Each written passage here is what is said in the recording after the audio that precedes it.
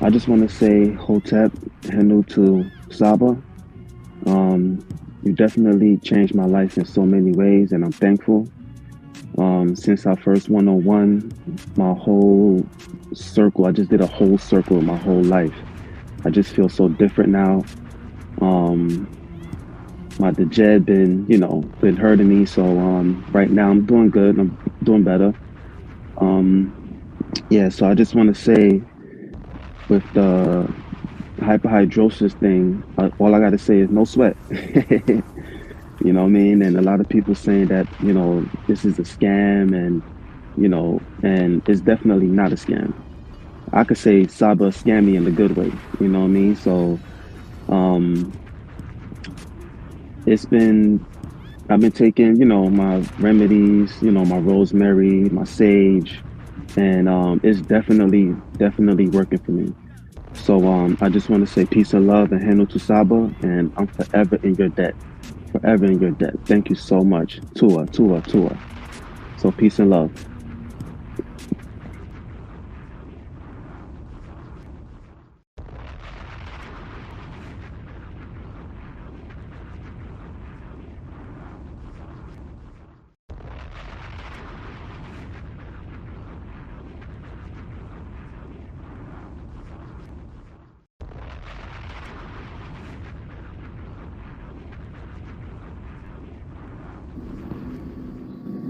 Hotep, Great Saba Tehuti, AMUN Hotep Ra. Health and prosperity unto you. May your monument be established forever on the foundations of Ma'at. May your posterity give you praise and offerings. May your goddesses personify devotion to you like the great goddesses Aset and NETERT. Tua Saba Tehuti, Amen. Hotep Ra. Uben Ra, Ma'at Hotep, glorious Tehuti Amun Hotep Ra. It is said good advice is rarer than emeralds. That led me to think Tehuti's advice and teachings is life's wealth. You are the doorway to Miao, the ancient conscious state. You are the wise one, an incarnating Ren that is breathing the Ankh, living from Ma'at, the Nefer, ancient Ba, the ancestor, Tehuti. I am incredibly grateful to have access to your podcast and guidance. Tua for your immortality and taking moments out of your day to help me. Tua for not leaving me to suffer in a world of matrix. Tua for teaching me truth, honesty, and teaching me that it is good to search for wrongdoings and make corrections. Tua for everything. May your exquisite NETERTs have a day as beautiful as them. May they always have clarity and never be under hypnosis. May they always be safe, never in harm's way. May they never receive headaches or stress. Their beauty like the sun's reflection on water. Their beauty like a snake wrapping itself around a harp. Their beauty like circumpolar constellations. And their beauty like luscious forests of green with cacao plants and bamboo. My greatest love and respect to your immortal Nefer Kemetic family. Tua. Yeah, we'll have to go through the details. Yeah, man, I'm just amazed, man. You're incredible, bro. You stand before us, yo. The Tehuti, the real Tehuti. I truly believe that. Word.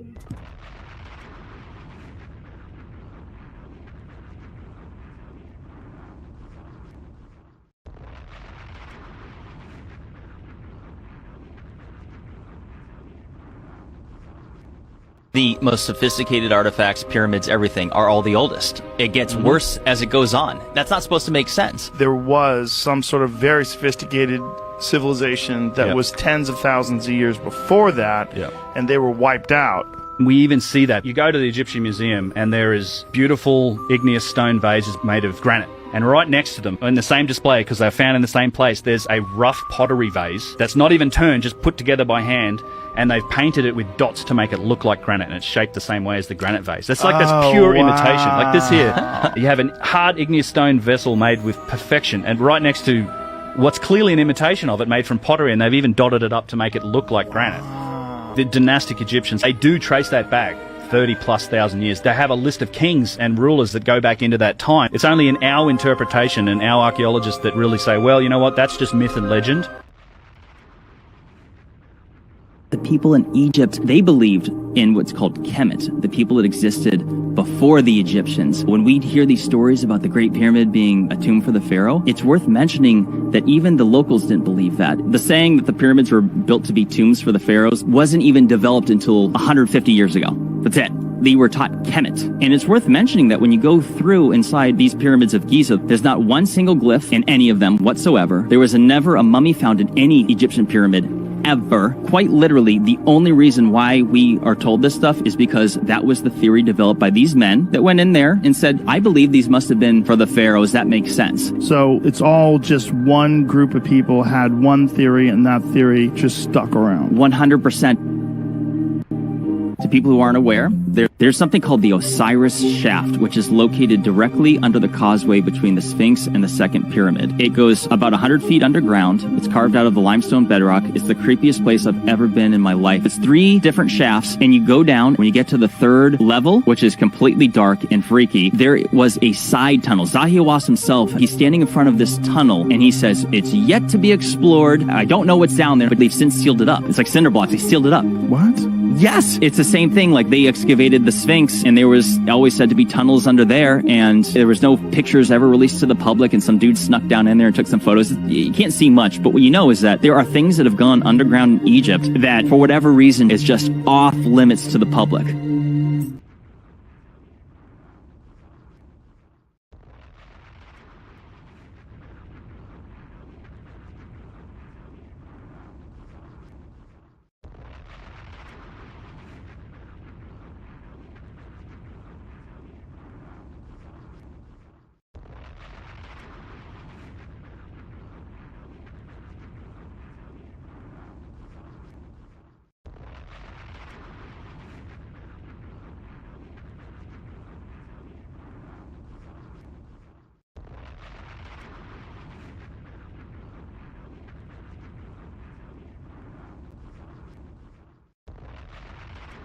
Correlation of her not being a literal person with having. If you're gonna take, but look, I just want to say, listen, yo, Tehuti is a close brother of mine, excellent scholar. You know, y'all better watch out because he's gonna be straight chopping some heads off. Man, you got possum in Hebrew, bro. The oldest known spiritual book to speak on the afterlife. Get that Palo Santos burning. Start burning that Palo Santos and that sage together. You can mix them together in the bowl. They gonna need some frankincense oil in there. Oh my goodness. What's going on? What the blood seed, Lord? Brought out the holy tablet. Oh man. It's on. The Per-M HERU.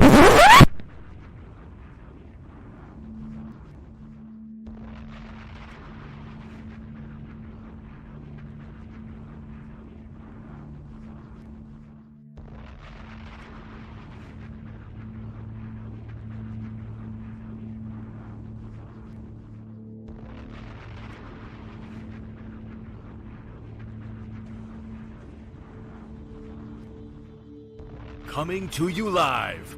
He has been teaching for over 20 years. A 9-0 record in official public recorded debates. You've heard many teachers out there before in the so-called conscious community, but none with the demeanor, calmness, and detail as Tehuti Amun Hotep Ra on such topics as breaking out of the matrix, truth on religious origins, underground conspiracies, secret societies, mental, physical, and spiritual health, the Anunnaki, the NETERU, Kemet and the origins of Ma'at, meanings and symbolisms of MEDU NETER, the only one who will stand in front of question of this wide range of subject matters, answer, question, and debate, Some have podcasts, but Tehuti is the teacher, so he has a pod class. Subscribe to the channel for updates, classes, and much more. Join the chat, call in, participate live. Get your notepads ready. Welcome to the Tehuti Podclass. Open your mind.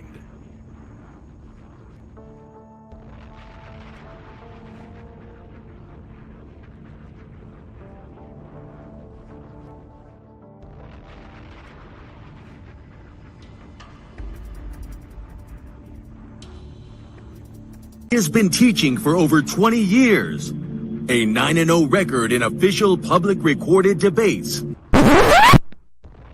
Correction.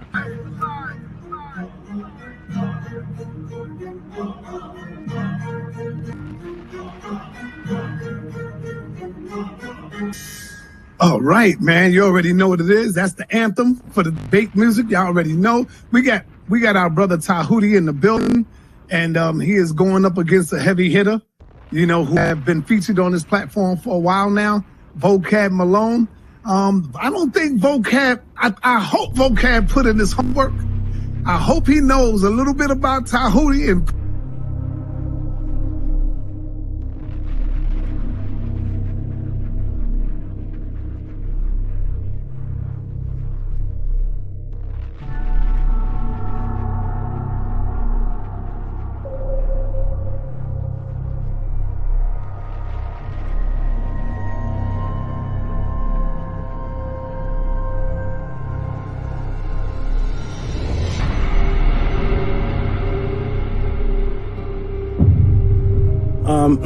I appreciate everybody. Press 1 for Tehuti. Press 2 for JJ, y'all. Yes, I appreciate always being here. It's fun, it's educational. It's good to hear all these crazy views and just hear where people are coming from. Peace and love, everybody. Check me out every Friday, 7 p.m. Pacific on the Tehuti Podclass on YouTube.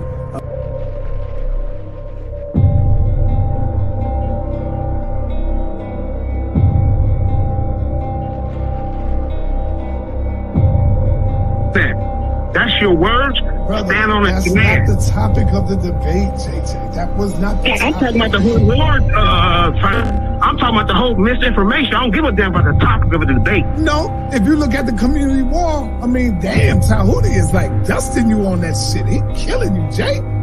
And this is why you upset.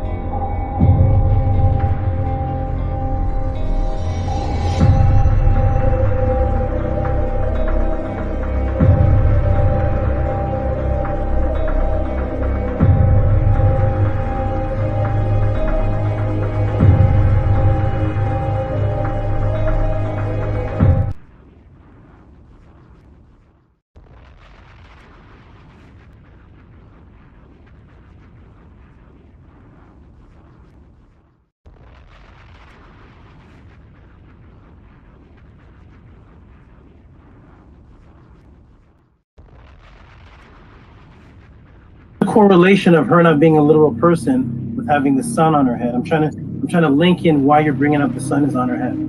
I'd love to know how you think that a literal person could exist with the sun on their head. So because this image has the sun on her head, therefore this cannot be a literal person. Is that your stance? That's exactly what I'm saying. And I also want you to recognize that I'm saying the same about a rule and the same about a star. Okay, great. Can I screen share, please? Yes, sir. So it's the brother Jabari. Remove Jabari. Sorry. Okay. The brother Jabari stance is that because this image has a woman with her son on her head, her stance is that makes this woman not real. When I asked him if that was his stance, he said yes. I'm going to screen share, please.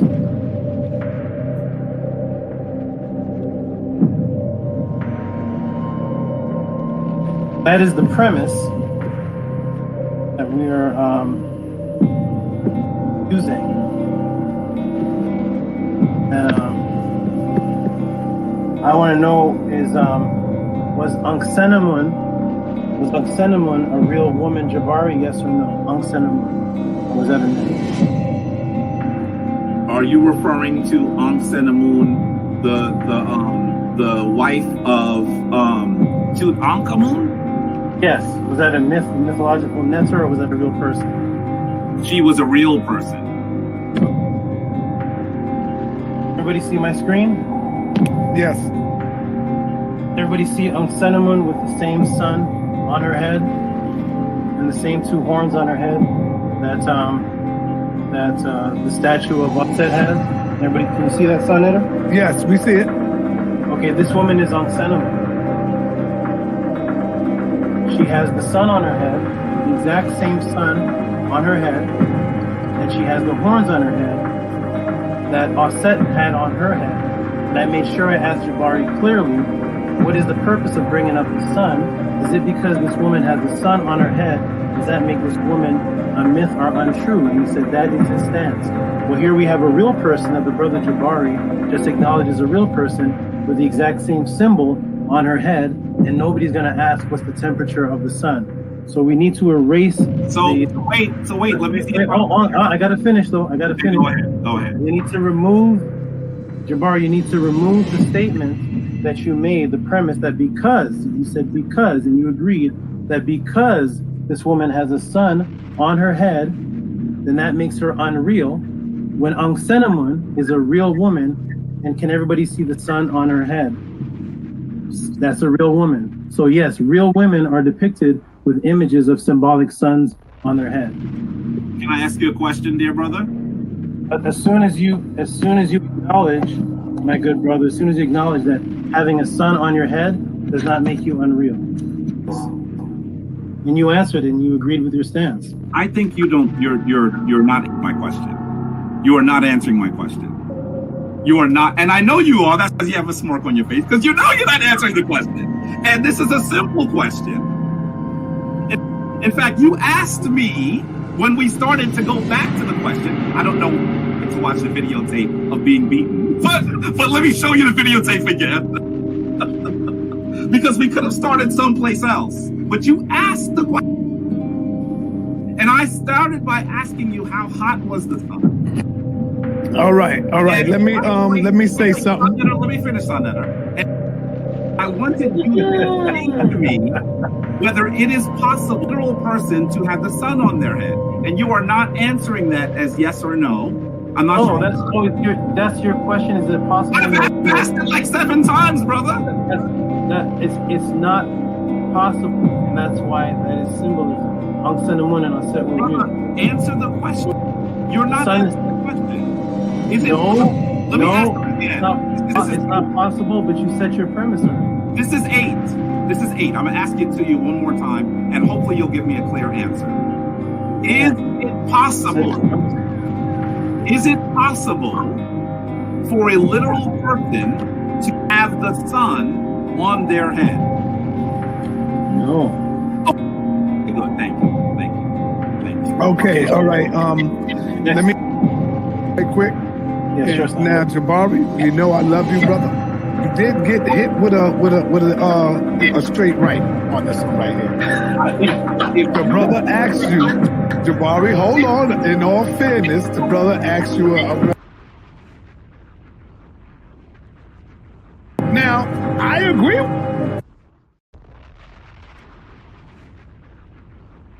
But because of the answer to you when he asked you the question, you definitely said the woman have a sun on her head, she can't be real. Brother then showed you a sun on the head of another who you did say was real. That's all it is. Hey, Jabari, Floyd Mayweather, the best of them gets hit with a jab, brother. That don't mean nothing. Come back and show the brothers and sisters out there why you are the Floyd Mayweather of the House of Consciousness. That's it, brother. It ain't nothing. This is the reason why you have to. All right. Hey, peace and black power family. Welcome to another Sonetta TV House of Consciousness, but y'all already know what it is. The brother making his way back to the House of Consciousness. He is now official House of Consciousness member. Welcome to the party, Brother Tehuti.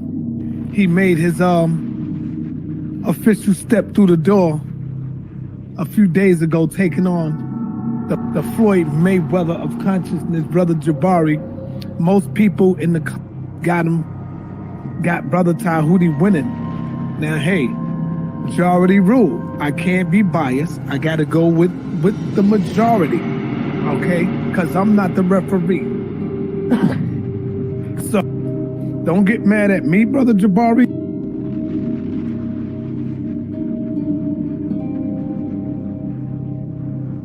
Oh, man. Well, I just got to keep it real. I'm going to keep it real, man. I can't be biased when it comes to this, you know. I got to show love to everybody because I'm bringing on the people on the platform.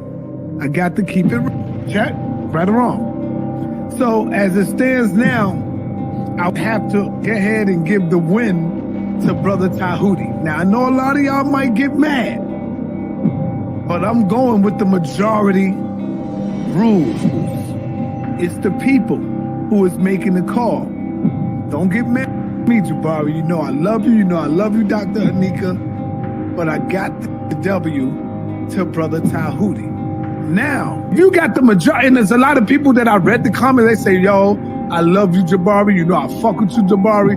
But I got to give it to Tehuti. I'm reading these comments. I'm like, God damn. You know me, I'm going with my man Floyd Mayweather all the way. But I got to be fair, and I got to keep it a buck. So as it stands right now, Brother Jabari has, hey, and you know the best lose sometime, man, you know? The best lose. Cigarette.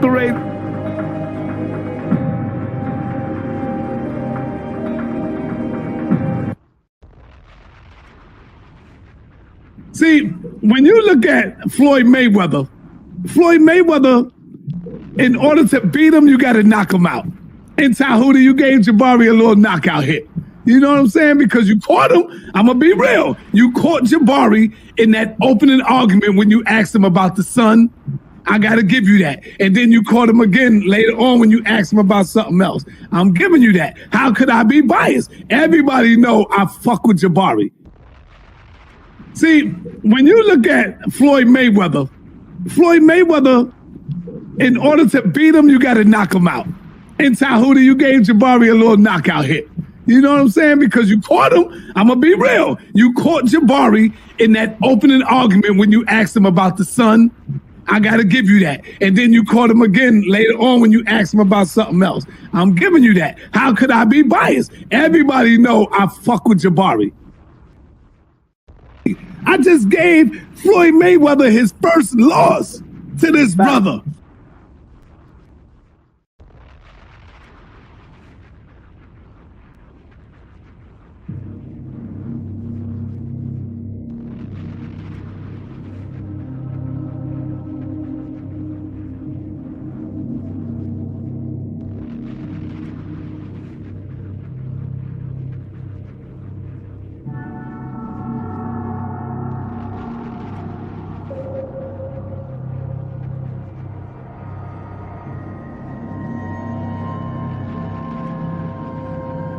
To be very clear, I have never had an official date with anyone.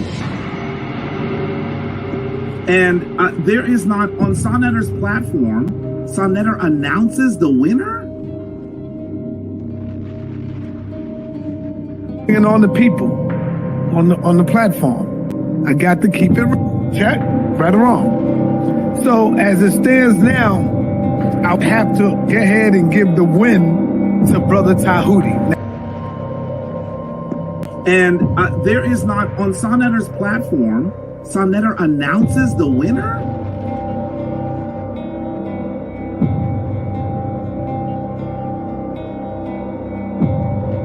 We got Zion the Lion, and of course, we got Tehuti making his debut, coming in the ring with Brother Jabari.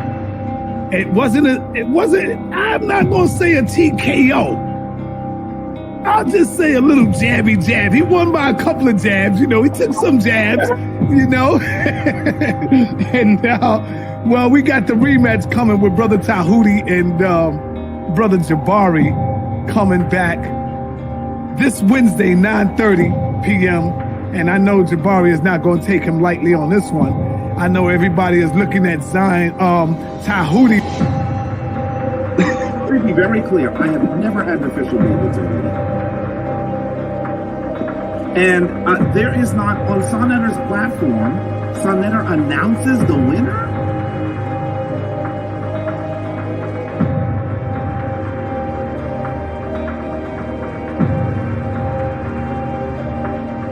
Damn. We have Tehuti and Brother Jabari is coming back. Brother Jabari will be back for a rematch coming Wednesday night. I think Jabari was a little unprepared, got caught sleeping with the brother.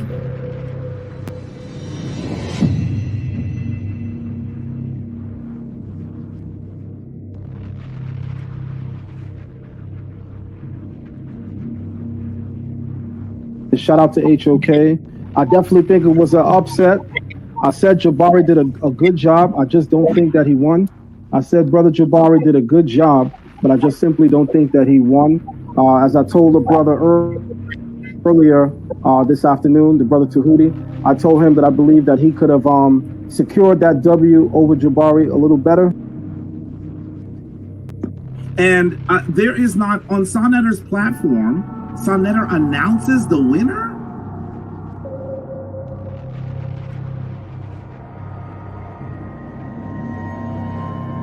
So, I just got to go with that. I just got to go with the win.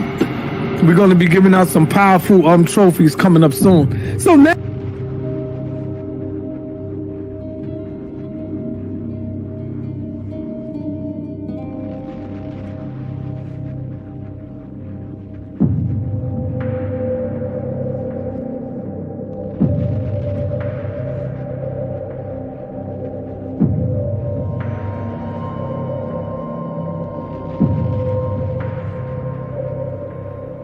So, I just got to go with that. I just got to go with the win. We're going to be giving out some powerful trophies coming up soon. So now, Zion Lex is coming out. Tehuti is making his way. He's jumping out, going straight to the top right now. Brother Shaka gave me a call the other day.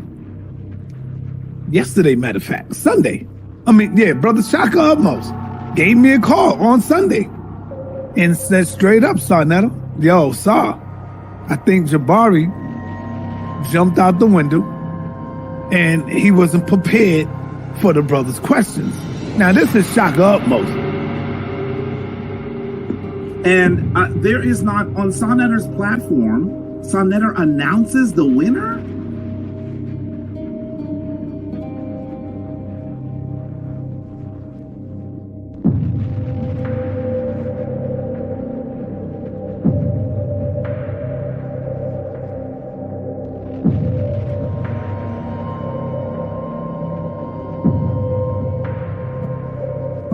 Yeah, we got Zion Lex. We got Zion Lex tonight going up against Tehuti. Could this be 2 for 2 for Tehuti? That remains to be seen.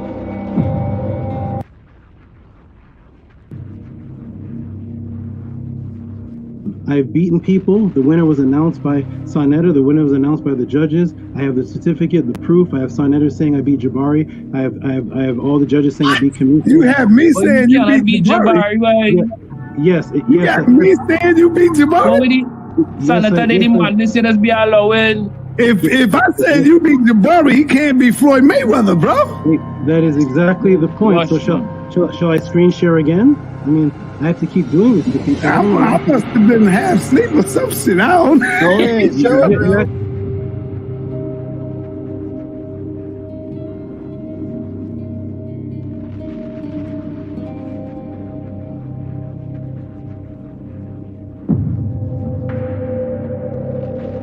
If I said you beat Jabari, he can't be Floyd Mayweather, bro.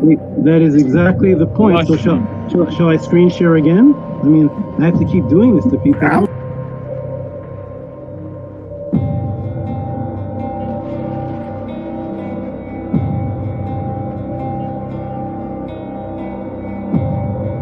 and I took out the Floyd Mayweather, so I guess I'm the House of Consciousness champion. I just came here for an interview. That's my you can't be the House of Consciousness champion yet. You got to go through some. You can't be the champion from one battle. You got to go through some scholars, brother. And now you face right now with Zion. So I'm sorry, when you beat Floyd, you don't get his title? I'm sorry. Go ahead, brother. I just gave Floyd Mayweather his first loss to this brother.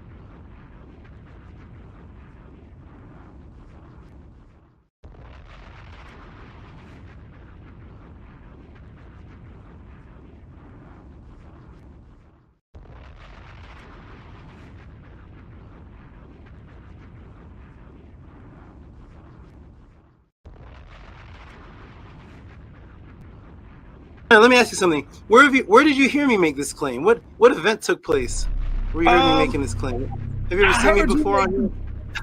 Yes, Was it any kind of debate that happened where I was making the claim, or you just saw me on Senator T? I think you was going at it with Jabari. Is that one? Yes. That's how you know. That's the reason why you know that I came in for my first interview and you immediately called it, were the NETERU real? And then Jabari came in, and it was the first and last and only debate on that topic in all of the Kemetic since Dr. Ben till now. That's never been debated. Me and Jabari. So thank you for hosting, making history. That was the very first debate ever took place on that topic, right here on Senator TV. Okay, well, in the intro of my podcast, I have sections of me and Jabari's debate, and you announcing me as the winner, and then you and Shaka Akmo saying that he wasn't prepared for me. Right. I caught him sleeping, and he wasn't prepared, so therefore we should have a rematch. Right. I've never heard you say that about Jabari before in any kind of debate. Well, sometimes we got to be honest. That don't mean Jabari is not the champ. You can lose one bout and still be the champ. You can. What sport is that? No, you can lose one and still be the champ. Like your record is now like 75-1. To be very clear, I have never had an official date with anyone. Maybe I think so. So you do acknowledge. Me and Jabari did have a debate, and I won the first one. Yeah, I'll give you that because I already done came out and said you won that. So I can't go back on that now. I give it to you.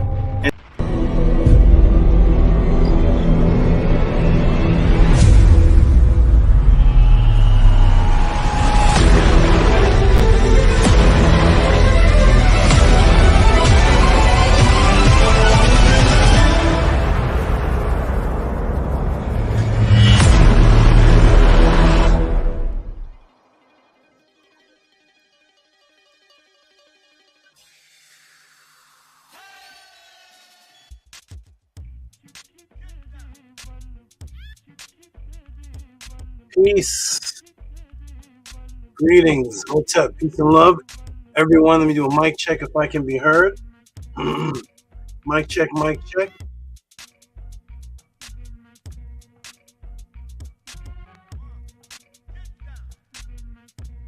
Mic check if I can be heard. Press the 9.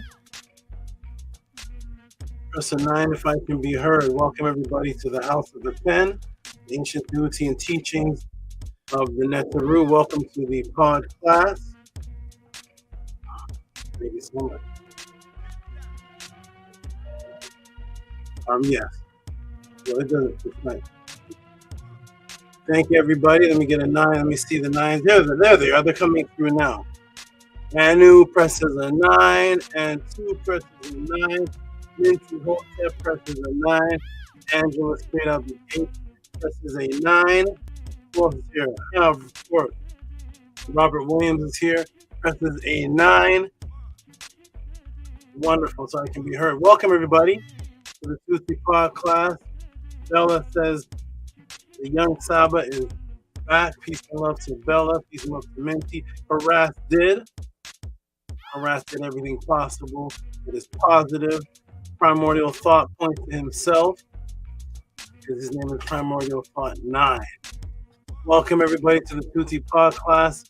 It's another one. Where's my brother Nook? I know he's in here somewhere. I gotta scroll up. There he is. Nook.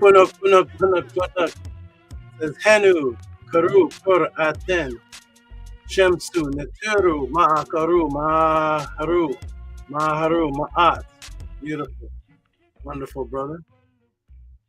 Let's get started. It's going to be a beautiful one today, as it always is, staying in the positive frequency.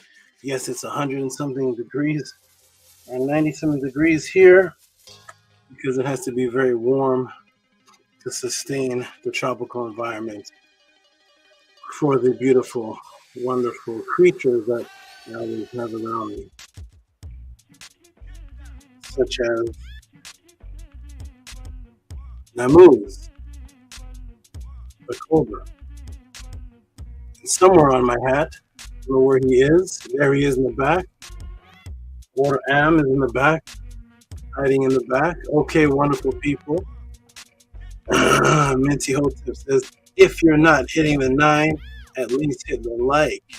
Hotep Mary Nefer Saba, Nefer NETERT. Wonderful. There's Menku. Menku is here today. Greeting Saba Tehuti, HOA, and the chat, peace and love. Wonderful. The operators are here. We're going to start off with the proper frequency. We stay away from Isfet energy. We stay away from negative chaos and agitation and controversy and contention and arguments and all the ridiculous energy that seems to possess the minds of the people. That's their focus. Our focus is breaking the matrix. Our focus is Ma'at. Our focus is peace and Marie, representing the land of love. Ta Marie. Okay, everyone, wonderful. Let's get started with the proper frequency. The proper frequency, of course, is the beautiful affirmation.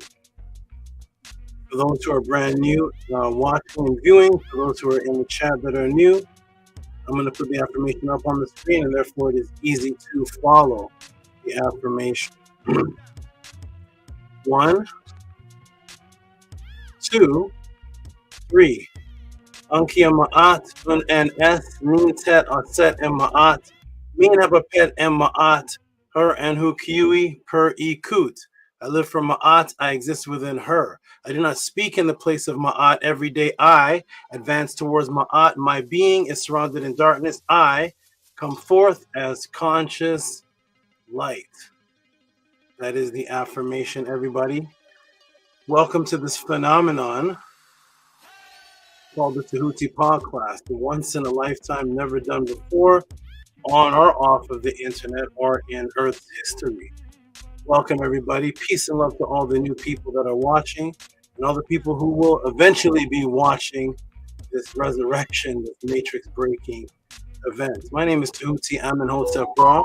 Now let me turn this down because I have the messages and things coming in while I'm doing the podcast. Let me go ahead and turn all of this down. Okay, here we go. Wonderful. I'll keep my eye on it in case I get an emergency message. Well, let me go ahead and get this, tropical environment here. Very, very tropical. All right, everyone. Welcome, everyone, to the Tehuti Podclass. My name is Tehuti Amenhotep Ra. For those who are just watching for the very first time, peace and love, Hotep Ma'at, and greeting. This is the symbol, peace and love, and greetings to all of those. My name is Tehuti Amenhotep Ra. I've been teaching ever since I was a mature young man. I have been teaching and breaking the matrix and helping people all across the world, because when I was very young, I grew up around these beings right here, which I've introduced to every class. That I actually grew up around the animals.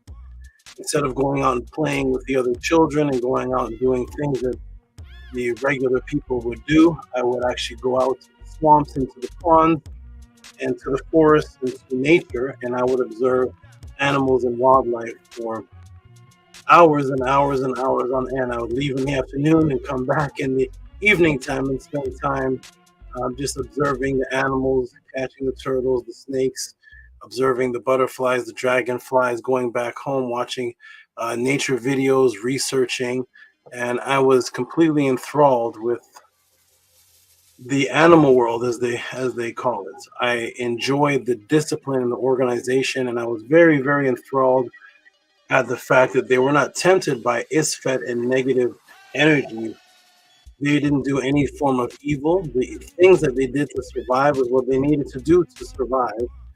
And they weren't tempted. They didn't seem to have any type of weaknesses that people have. They didn't need deodorant. They didn't need toothpaste. They didn't need eyeglasses and contact lenses. And they didn't go to the doctor and the psychiatrist for being stressed out and suicidal. There were no suicidal lions and suicidal turtles. And they didn't seem to be suffering the heart cancer and heart failure. I didn't see any STDs in the bat world. I didn't see any STDs amongst the caterpillars and the dragonflies. I was wondering, why was it that these beings were able to live such an organized, disciplined life, but yet at the same time, when I would come back amongst the people, they would push to me Christianity and religion and say that religion is actually the disciplined way of life for people in general, and that when you die, you will go to heaven with this entity called God. And I would look through the Sabbath School quarterlies and the Jehovah's Witnesses books, and I would look through, and I would find something very, very interesting. What I would find was pictures of animals in heaven, and I was completely confused as a youth. I was wondering, how did the animals get there? Because when I go out to nature, I don't see them with Bibles. I don't see them doing the prayers and loving Jesus. But in the Sabbath School and Jehovah's Witness quarterlies, the animals are right there in heaven with all the people that were dedicated for years and years and years and getting forgiven of sins. And I saw the lion and the giraffe there. And so I knew there was a state of confusion and some type of psyops going on since then. I would ask my mother and ask people in my family questions on religion. I would say, what was the original way of life for people, especially melanated people, before slavery? Because every time I go and research the ancient Aztecs, every time I go and look up the Cherokee, the Native Americans, the Zulu tribe, I'll look up everybody from south to western parts of the world, the ancient Chinese, the people in the Philippines, and I would look up the ancient way of life pre-colonialism. It would never be Christianity. They would never have any ancient images of them with Bibles in their hands. So I was wondering, where did this concept come from? And I started to realize that this was a form of control. It was a form of a matrix that people had. I found multiple errors in the Bible. I started reading extracurricular books that were not a part of the churches, that was formulating more questions. And it got to the point where it became very uncomfortable in the household. Now, one of the things that I observed amongst the animals, amongst these beautiful creatures here, this is Namuz. Namuz means to be enlightened. It means to brighten the mind, to expand the mind, because the cobra has the ability to expand its head. And to the ancient people of the Nile Valley, when they saw the expansion of the head, it symbolized the expansion of light and the expansion of consciousness. So I found that the animals didn't seem to have this way of life of Christianity or religion. I was questioning the people inside of the churches, inside of the mosques, just in general, and I would find that the ancient people used the animals as symbolisms for spirituality. And then when I got back into the churches used the animals especially the serpent and reptiles, as symbols of devils and demons. And it seemed to be quite an opposite between what I was seeing in the ancient world and what I was seeing in the modern day world. So this caused contention in the household. And one of the things I noticed in the animal world was their way of life was based on what's called self-preservation, biological imperative, meant that every single thing that the animal would do, whether it was a bee, an ant, a butterfly, a dragonfly, a bat, a cockroach, a wild fox, a puma, every single move that it would do would be based on its survival. It would be based on making itself healthier, making itself stronger, making itself self-sufficient or sufficient with the environment and evolve around it. It's based on camouflage, and every way of life that it had was based on the survival for itself. And some of the creatures, the family or the tribe, we'll say, around it, or the pride, as they call lions of pride. Everything was based on survival, self-preservation, and biological imperative.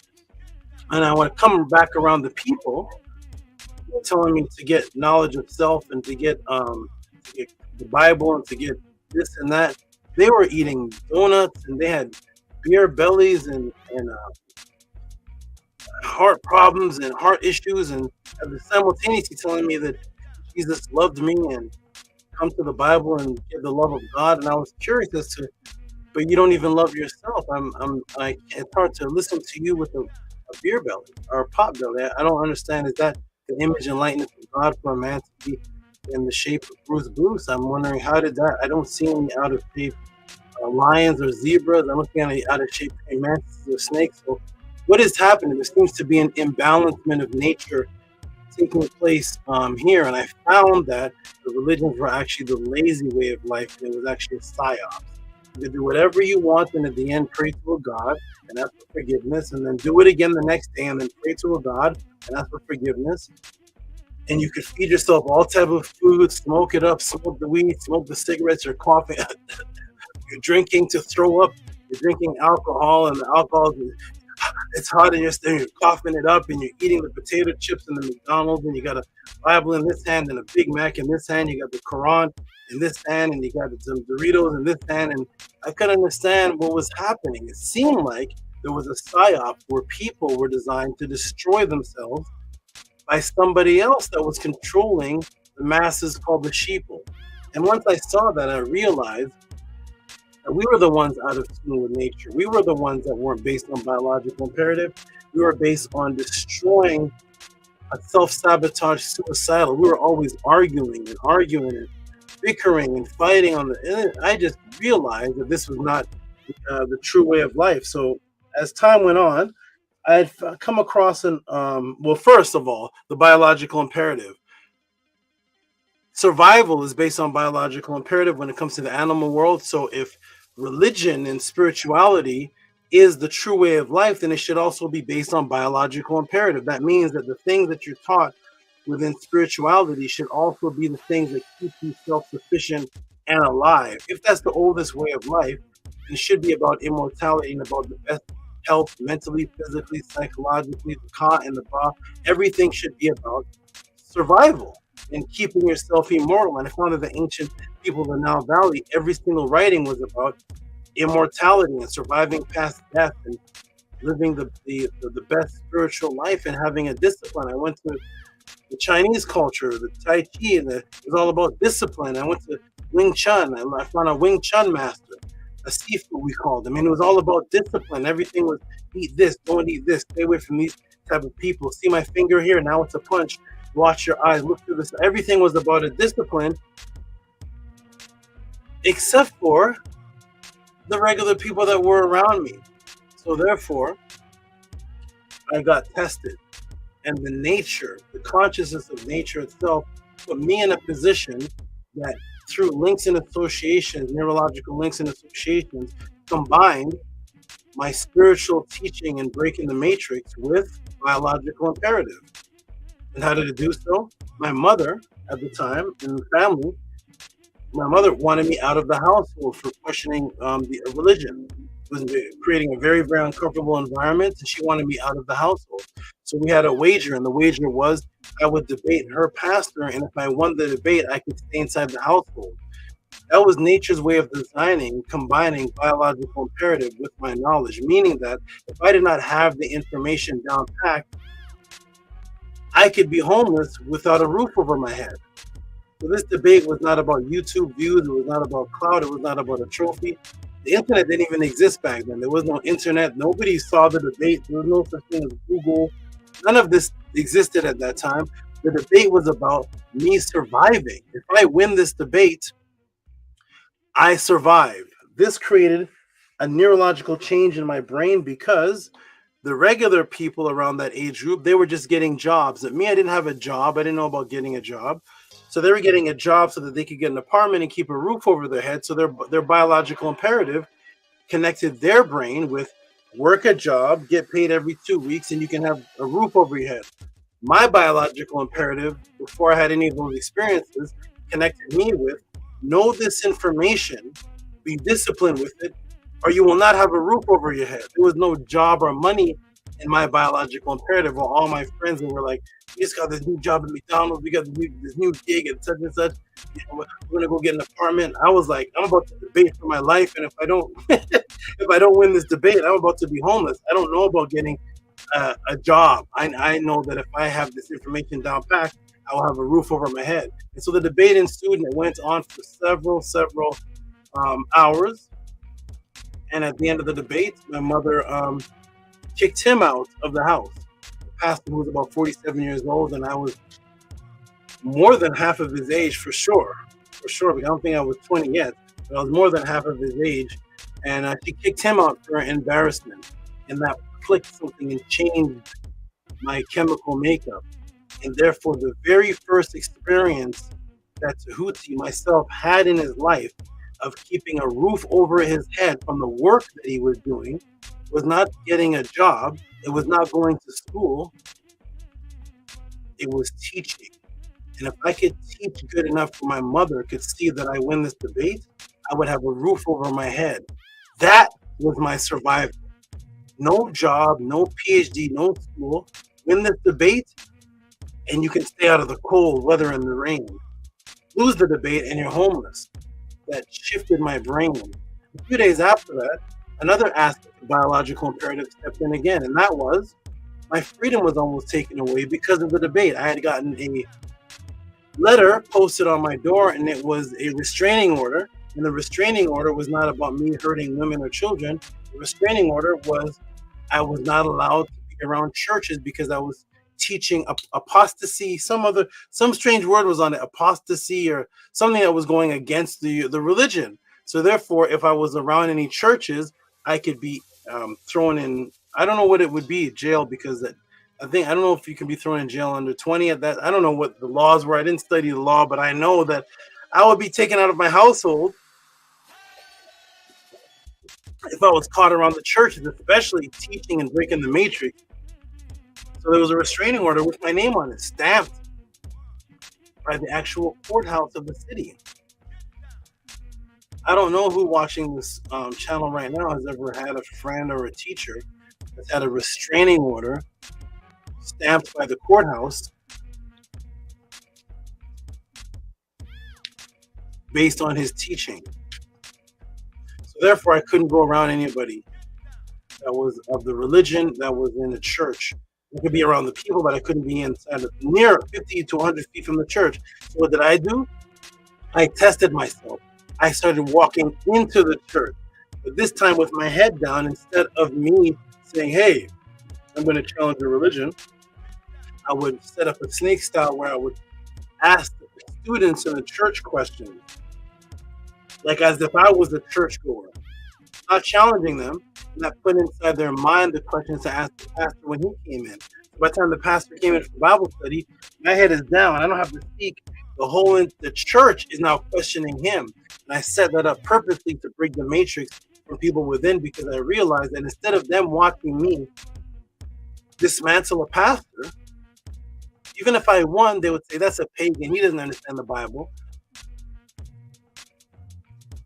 One second, Nana. One second, Nanny.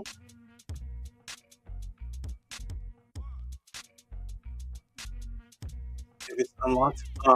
Instead of me being the pastor and I would be seen as a pagan, I would put the thoughts inside of the people's heads to ask their own question. The pastor wouldn't be able to answer, and that had a better effect on them because they're looking up at their own pastor who can't answer the question. So I was going around the city doing this, converting people by getting them to ask questions because they would see me on the street later and ask me the question and I would answer. So I was going around. No job yet. I've never worked no job yet. I'm just going and converting people. I have a roof over my head because I want to debate, and I was taking this time now to go and convert people out of the matrix and get them to just think.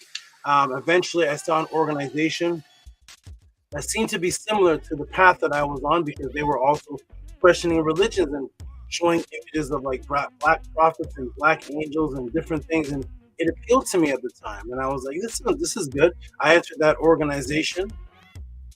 And I immediately, another thing too, was I entered the organization with no money, no job again, nothing. I took my family, my children, and I left basically homeless.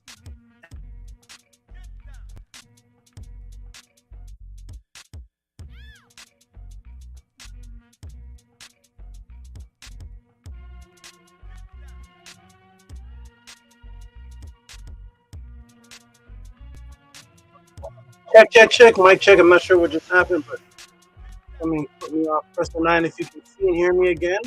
9 if you can see and hear me again. Can we have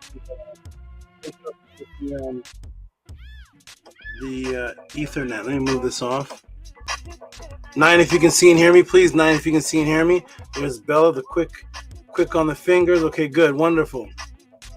So I had no job and I left with my family. For strictly for the mission of the truth. And I went to a completely foreign area.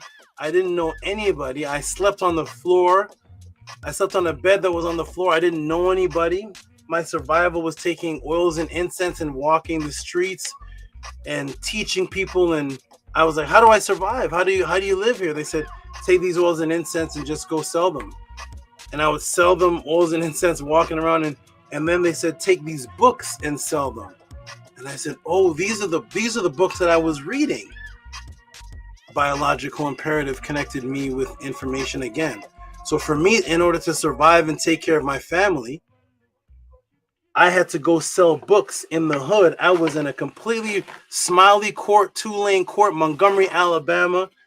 Girls walking up to me, what's your name, Eels? What's your name, Eels, shorty? What's your name? I didn't understand the language they were speaking. I didn't speak like that. What's your name, Eel? And I'm going to Smiley Court, 2-lane court, the most dangerous areas in Montgomery, Alabama. And I have to survive by teaching thugs and criminals. And I was surrounded by baseball bats and guys with chains. What you doing in the hood? What you doing in here? Yo, we just got our car robbed. Was it you? Was it you? What's your name? What? And I'm like, no, I don't know about your car being robbed, but your knowledge of self was robbed, good brothers. And I would just have to, I would have to teach my way out of death. Now I'm surrounded by goons and thugs with bats and chains that are there to kill me because I'm the only unfamiliar face in the most dangerous hood in Montgomery, Alabama, Smiley Court, 2-lane court. And they're gonna kill me, and I'm start breaking out information to them, talking about the system, talking about no, you weren't robbed by me, but let me tell you about the system of the matrix that's actually robbing all of. And I have to do this now because the guy's behind me with the bats. Listen, I don't want to hear anything from anybody. And now I'm converting gangbangers and thugs on the street who came to kill me. And this is how I have to actually take care of my family, by teaching in the most dangerous environments and coming home with a little bit of money. But they're selling the books. Guys would take my books and rip the pages out and put marijuana in the book. There was no respect. They would take the marijuana, put it in the book, and start smoking the leaves of the book. They're not in. They're like, you give me that book. What are you talking about? What is this? What you think you're self-righteous? You think you? What you think you is? What you think you is? Give me that book. They're taking the page out, putting weed in it, and smoking it in front of me with a gun. What you gonna do about? What you gonna do about it? I don't want to hear anything. These from people raised up on YouTube. No. I was not raised up on YouTube. I have to convert these guys with guns and bats, smoking guns up to my face with smoke. What you see? You saw that? You saw anything? Smoke coming out? No, I didn't say anything, man. But let me. And so I'm surviving. Now I'm in an organization where I take the knowledge of self with the knowledge that I learned from the animals, and I start combining it and teaching it. I also had a book called The Matrix book back in the 1980s, The Matrix book. And I'm teaching out of The Matrix book, a book called The Matrix, and I'm teaching from what I learned from going out with the animals, combined with what I'm learning about the mistakes in the Bible and origin of culture, and I'm combining all these things, and it gets to a point where the actual leader of the organization tells everybody that he's going to take information that I was teaching. He said, I'm going to take that because I don't teach that. That's not in my books. So he started taking, he took information from when I was teaching about a plant, and he said, yo, teach these people what you're talking about that plant from nature, and you use it to break down the Bible. And I started teaching it. He said, I'm going to take that. And he said, don't get mad at me. He said, you all take my information, I'm going to take his. And then he said, if you all want to learn how to teach, he said, go to that brother, Amenhotep. Go to Amenhotep and he will teach you how to teach. This caused a jealousy amongst the organization. I had excelled to the highest teacher in the organization because I was the only one that he referred to, that if anybody, that includes the other teachers, want to learn how to teach, go to me. And this caused a jealousy. So what took place was, as soon as that particular teacher left the premises, I was surrounded by the other teachers with fiery torches telling me to burn my books because the books that I had were not coming from this particular teacher. And I said, but he told everybody to teach like me. I don't teach just from his books. I teach from nature. I've learned from a child. I've learned from nature. I teach from that. I don't just teach from a particular book. I'm teaching from the actual multifarious sources, and they didn't like that at all. So this caused a completely strange environment. And then one day that particular teacher said, this brother here has a style with snake style. This brother here has a particular style of asking questions, and it traps me. And he told me to ask a question. He said, ask one of those trap questions you asked. And as I was asking it, he put his hands up in a crucifixion, and he said, see, he's trapping me. He said, the student raised above his teacher. And me and him had a talk that where I was mentally, he couldn't bring everybody there because he would lose followers, and it was more important for him to have the mass of people than just have me and a couple others. So he said it was dangerous for me to be around, so I left. Understand that at this time I still never had a job. I don't know anything about the world of working a job and making money. I'd already been expelled from school because I tried to burn the school down with a torch. I was fighting the teachers. I was completely a rebel against the school system. I would break into the school to go into the libraries to take the books. I would take the books, study. They would catch me in the library. I was already expelled from the school. And so I was completely rebellious. I couldn't get a job. My resume was like my job resume. I can burn schools down. So I have no job resume, nothing of that. I'm expelled from school to school to school. I'm putting teachers in jiu-jitsu moves. I was not meant to correspond with the Matrix. So here I am now, put out of that organization, or I had to leave for safety. And now I leave, and I eventually become a single father. I have my son. I become a single father, but I have no means of survival. My aunt helped me with a little bit of knowledge of mortgage and real estate at the time. I'm still not very good at it. I'm not doing very, very good at it, but I'm being helped out because my aunt loved me. And so I'm doing the best, but it's not really doing very well. Now I have no way to pay my rent. I'm digging in the couches for quarters. Still never had a job. Don't know anything about making money with this system. And so this gets to a point where I realize that I have to use biological imperative again. And so I started teaching people on websites about health and natural nutrition and how the body works and the symmetry of breathing properly and eating and acetyl-carnitine and alpha lipoic acid and how that works with the system and utilizing and rebuilding glycogen levels. And I started doing this on the internet. I started teaching on bodybuilding.com and all these different things. So I'm gaining followers. And then I said, you know what? If I ever sold products, they would all buy from me. I created a false product list. Well, actually, I took somebody else's product list and I put it out there as if it was mine. I said, would you all buy if I had these things? They said, absolutely. They started sending me money. I didn't have anything. I had no products, nothing.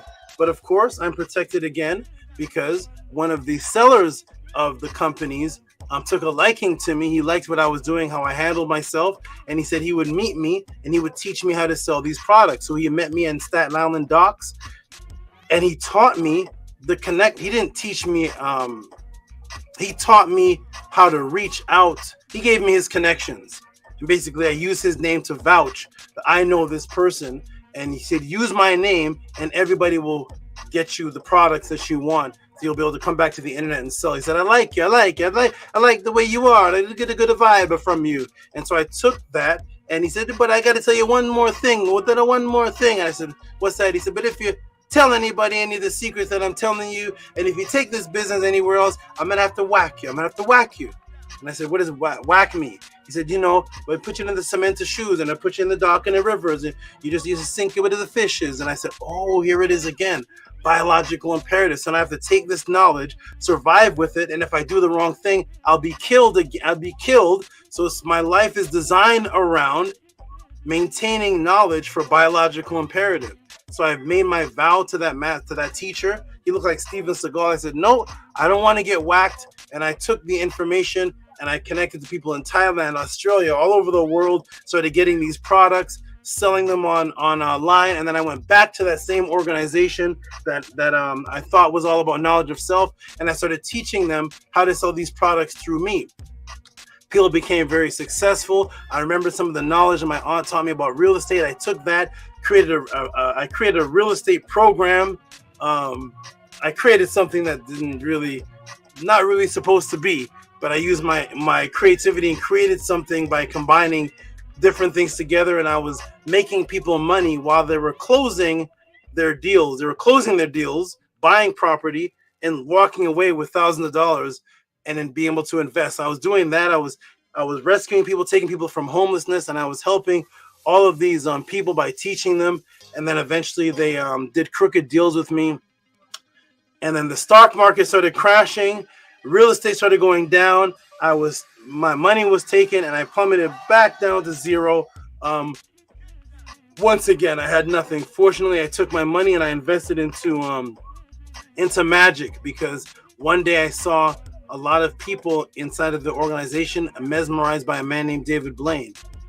And he seemed to be doing the things that people were just talking about. So what I did is I took a lot of the thousands of dollars that I made in real estate, and I found David Blaine's teachers, Chris Angel's teacher. Well, Chris Angel wasn't out yet, but eventually I found Chris Angel's teacher, David Copperfield's teachers, and I started giving them all this money. And I was learning, because I said one day maybe I'll have nothing, and I'll just have a deck of cards and a fork, and I'll have to survive by walking and doing tips. And that's exactly what happened. I started walking around Atlanta doing magic without telling anybody that I was doing magic. That means I'd walk in front of a club and there'd just be quarters flying around my head, and I would be asking for directions. Hey, I want to know how to get to Ashby Street. Where's Peach Street? Where's this street? And as I'm asking, they say, yo, there's a quarter flying around your head, dude. What the hell is that? And I said, I'm just practicing at the same time. Yo, what? Show us something. And boom, I started performing the magic. I eventually had to go to Canada. I had nothing. Went to Canada and I started performing on the streets. I developed my family there in Canada, reconnected with my daughter, reconnected with some of my family that I had not seen for years. Started single-handedly now taking care of how many women? 3 women, myself and a child. 1, 2, 3. 3 women, myself and a child, by performing magic. And I said, we're gonna eventually get out of here. I'm gonna work hard. We're gonna live off these particular these means right now, because I'm saving up to go to a place where I can perform all year. So now I'm saving up, taking care of this family by doing magic on the street from 4 in the afternoon till 12 at night, every single night in the freezing cold, my fingers like this. Take a card, pick a fork, my steam coming from my mouth from the freezing. I'm like this, but I have to do that because I have to take care of the future of what I'm trying to plan for my family. I eventually succeed, and I save up enough to move to California where I can perform now all year round. That was the goal. So now I can perform and I can teach all year round, and there's no winter time. So I'm doing that. I start developing students here in California by performing. I have my snakes with me. I have the big ankh with me, and I'm teaching on the beaches while performing magic. I eventually take people and make them as magical assistants. And we're doing this for a long period of time. So eventually, as I'm just teaching my family members and a few students, some of my students and my my NETERTs at the time, and another beautiful young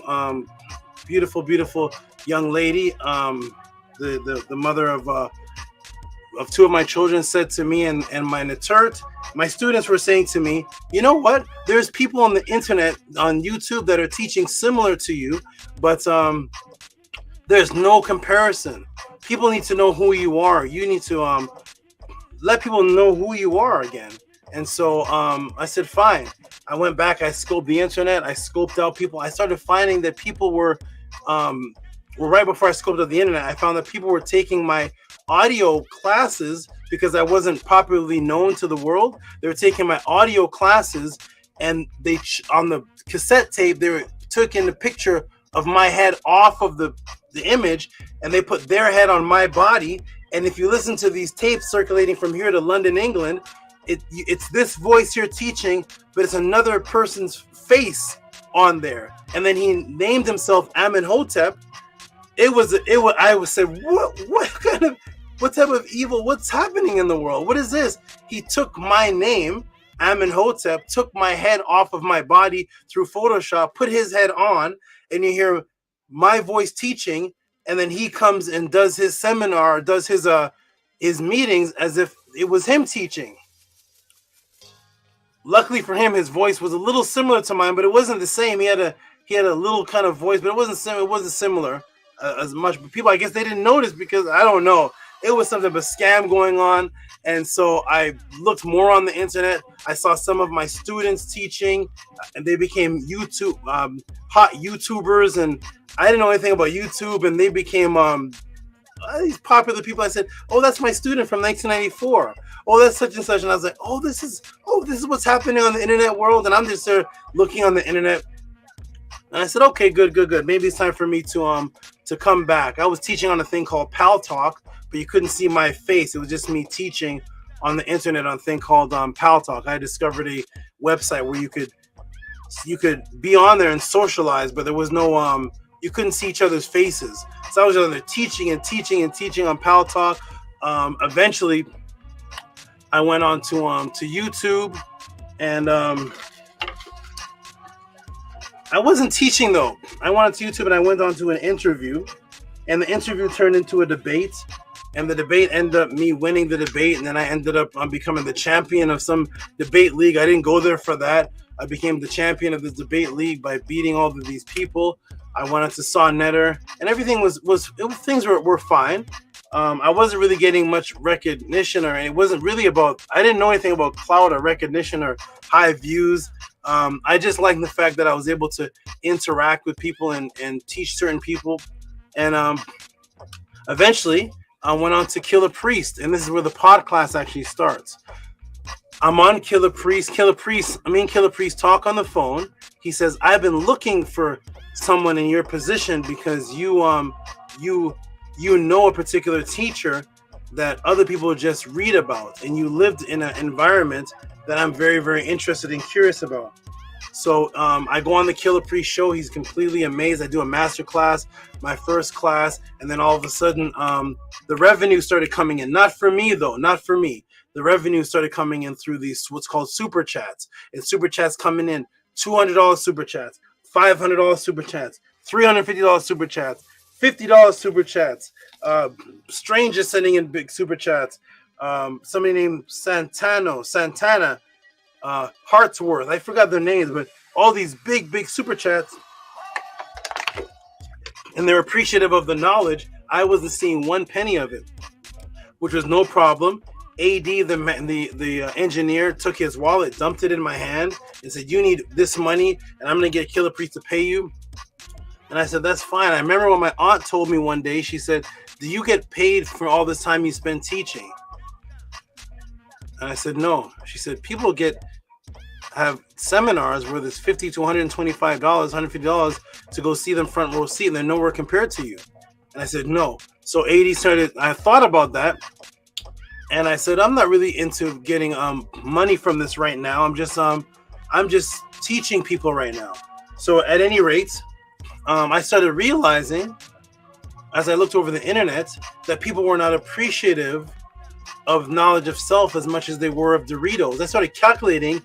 I started doing classes on the amount of money that people were spending on Christmas, Halloween, their new shirt at the Macy's, the new shoes, taking their family out to go see the Avengers, Spider-Man.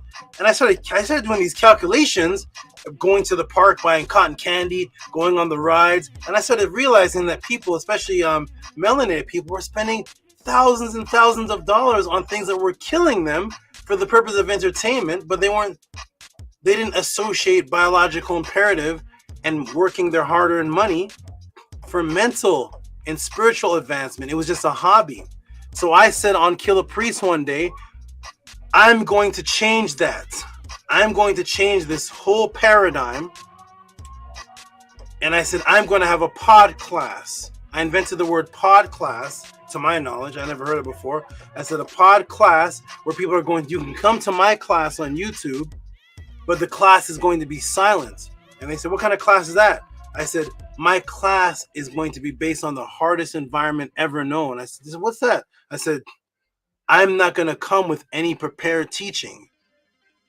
The people that are going to send in the question, and I'm going to have to do a whole class based on what others are interested in, not me. Whatever you want to know about upliftment of whatever culture, whatever it is that you may be into, out-of-body experience, the Navajo Native Americans, the computer shutdown, the internet takeover, aliens, extraterrestrials, the Sumerians, ancient Egyptians, meditation, whatever it is, I said, you send in that question and I will show you this gift that I have to be able to answer in a way that will change you within. People said, huh? I set up the pod class. A couple questions came in, and that was it.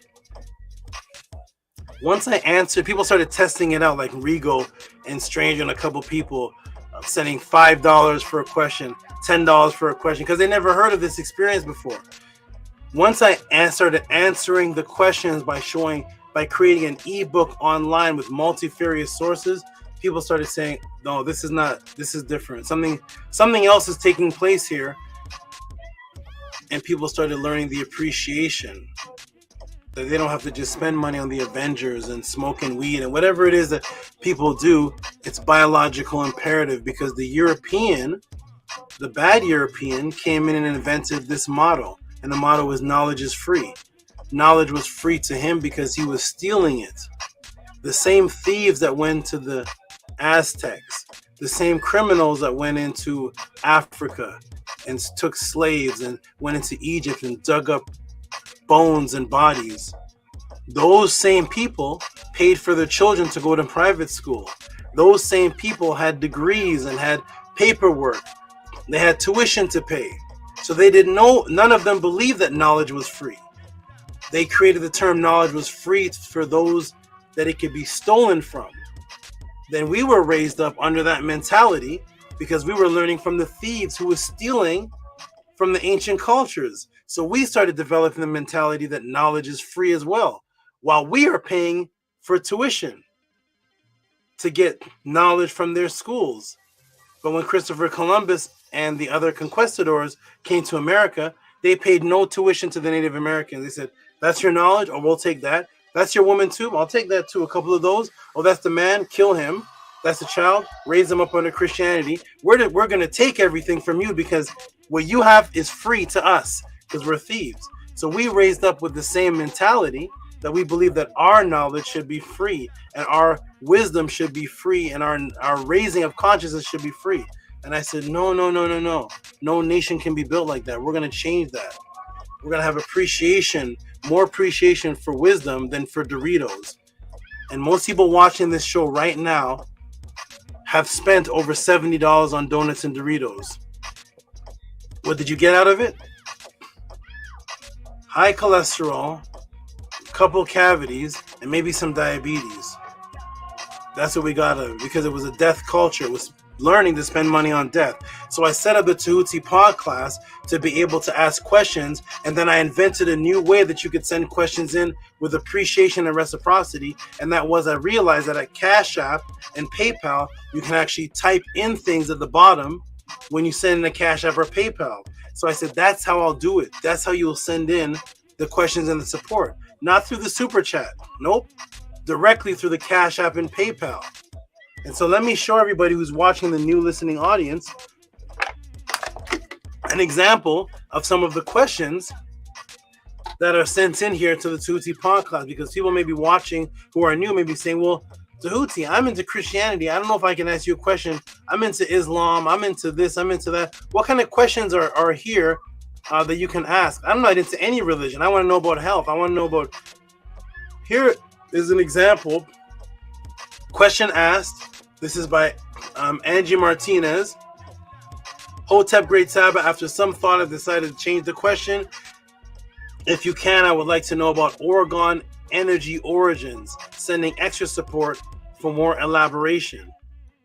Oregon. Another question. Sarah Jean, known as Harass Did, who's in the chat right now, sends in a question on feng shui. Does feng shui have anything to do with Oregon energy?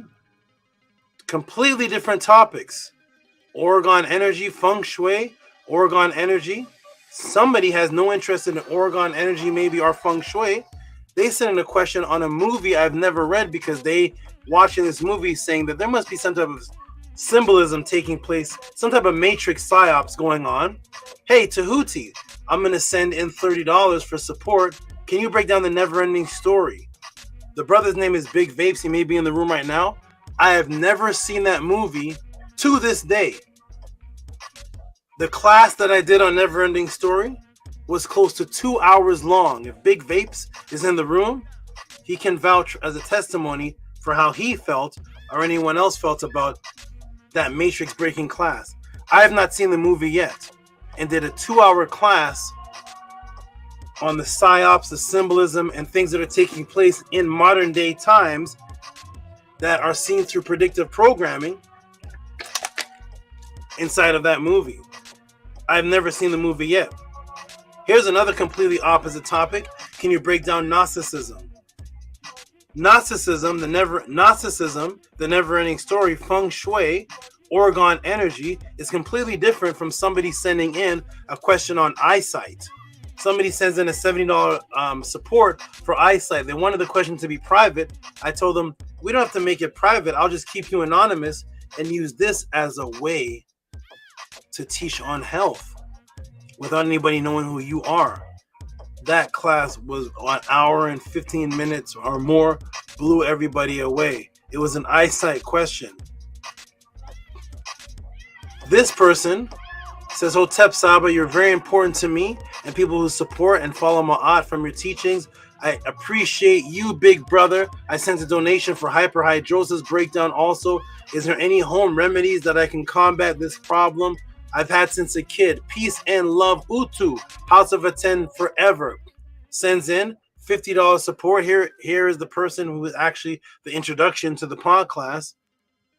$50. Can you break down hyperhidrosis? Let me find out, just from people that are watching, peace and love to you if you're watching.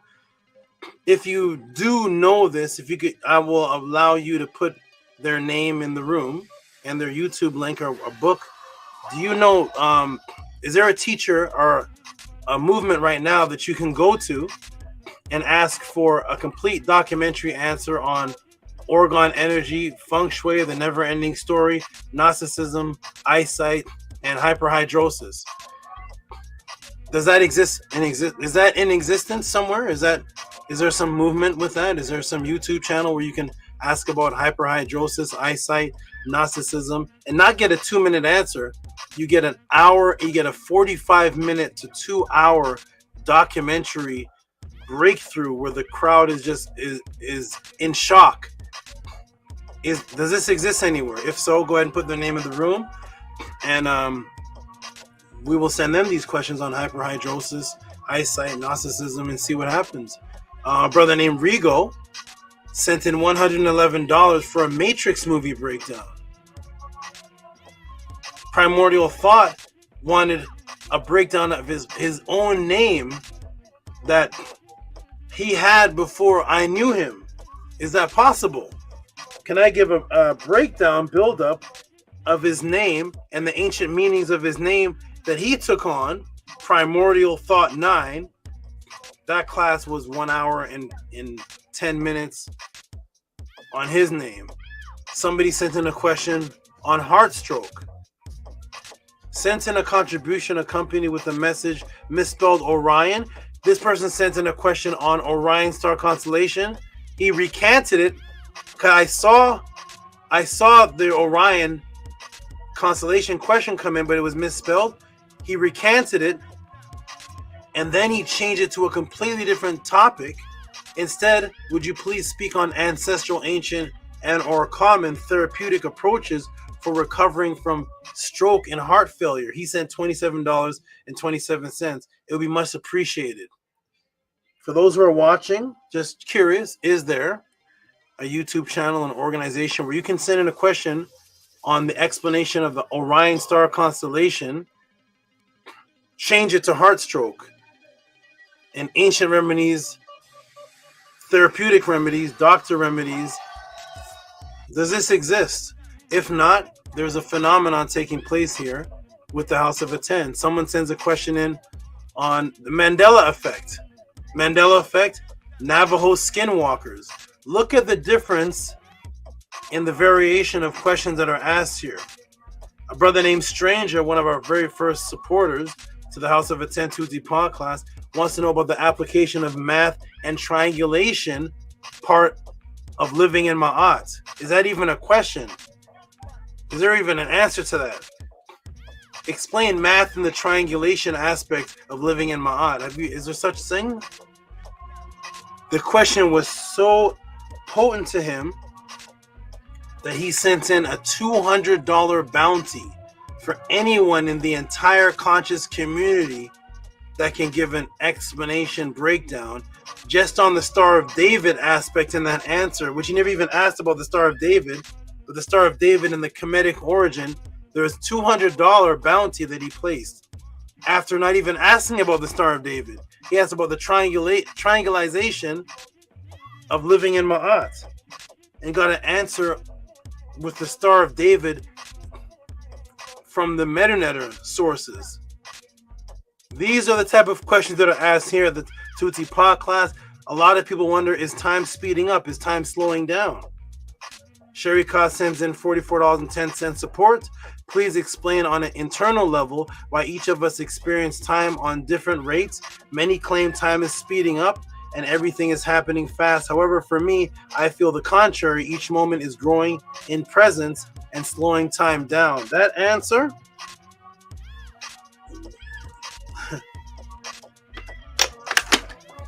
You can ask Sherry Koff, she's in the room, what she thought of that answer.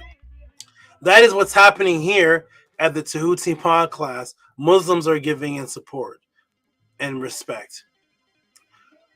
UFO Pentagon meetings from Raphael Gary. Peace and shout out to him wherever he may be. Black Elukar just sending $50 for thanks for the knowledge. This is what's happening here at the Tehuti Podclass. Welcome, everybody. We're about to get started. People may be saying, well, how do you support? Where do you send it in? If you look at the bottom, Cash App, TT AMUN, PayPal at Rocky SV. There's my AI moderator. Cash App, TT AMUN, PayPal at Rocky SV. We base things here on ancestral artifacts over religious opinions. For those of you who can't see the bottom or may not know how to use Cash App, if you have a phone that has the program in it, you can actually use the QTRI box and just wave over this, and it will immediately go to the PayPal. You don't have to type in anything. Worried about I misspelled it and send it to the wrong person. Just wave your phone over these QTR codes, and it will immediately go to the PayPal and the Cash App. And that is how you support the Tehuti Podclass. We are the House of ATTON, the very last representation left to represent the NETERU. We are the House of ATTON, the ancient Tehutian teachings of the NETERU. Welcome everyone to the Tehuti Podclass. We are going to get into the question, but first what I'm going to do is I'm going to take a small break. I'm going to put Namuz down for a moment, come back, and answer the first question of the Tehuti Podclass. And I want everybody to know, well, first let me do this. I'm going to put the link in the room for the supporters, the team, to jump into the room so that I can step away for just a moment. And here we go. Boom. That's the link for the supporters to jump into the room and jump on the panel. If anyone else wants to come in, give a testimony, talk about the House of ATTON, the brother also Annie. We'll talk about the website. I want people to know. Actually, I'm going to say that when I come back. I'm going to say what I'm standing on when I come back. I'm standing on something and I'm beside something right now, but I'll show what it is when I come back. Welcome everybody to the House of ATTON. Welcome everybody to the Tehuti Podclass. Team, jump in the room. I'm going to step away for just a moment. Put the Cobra down.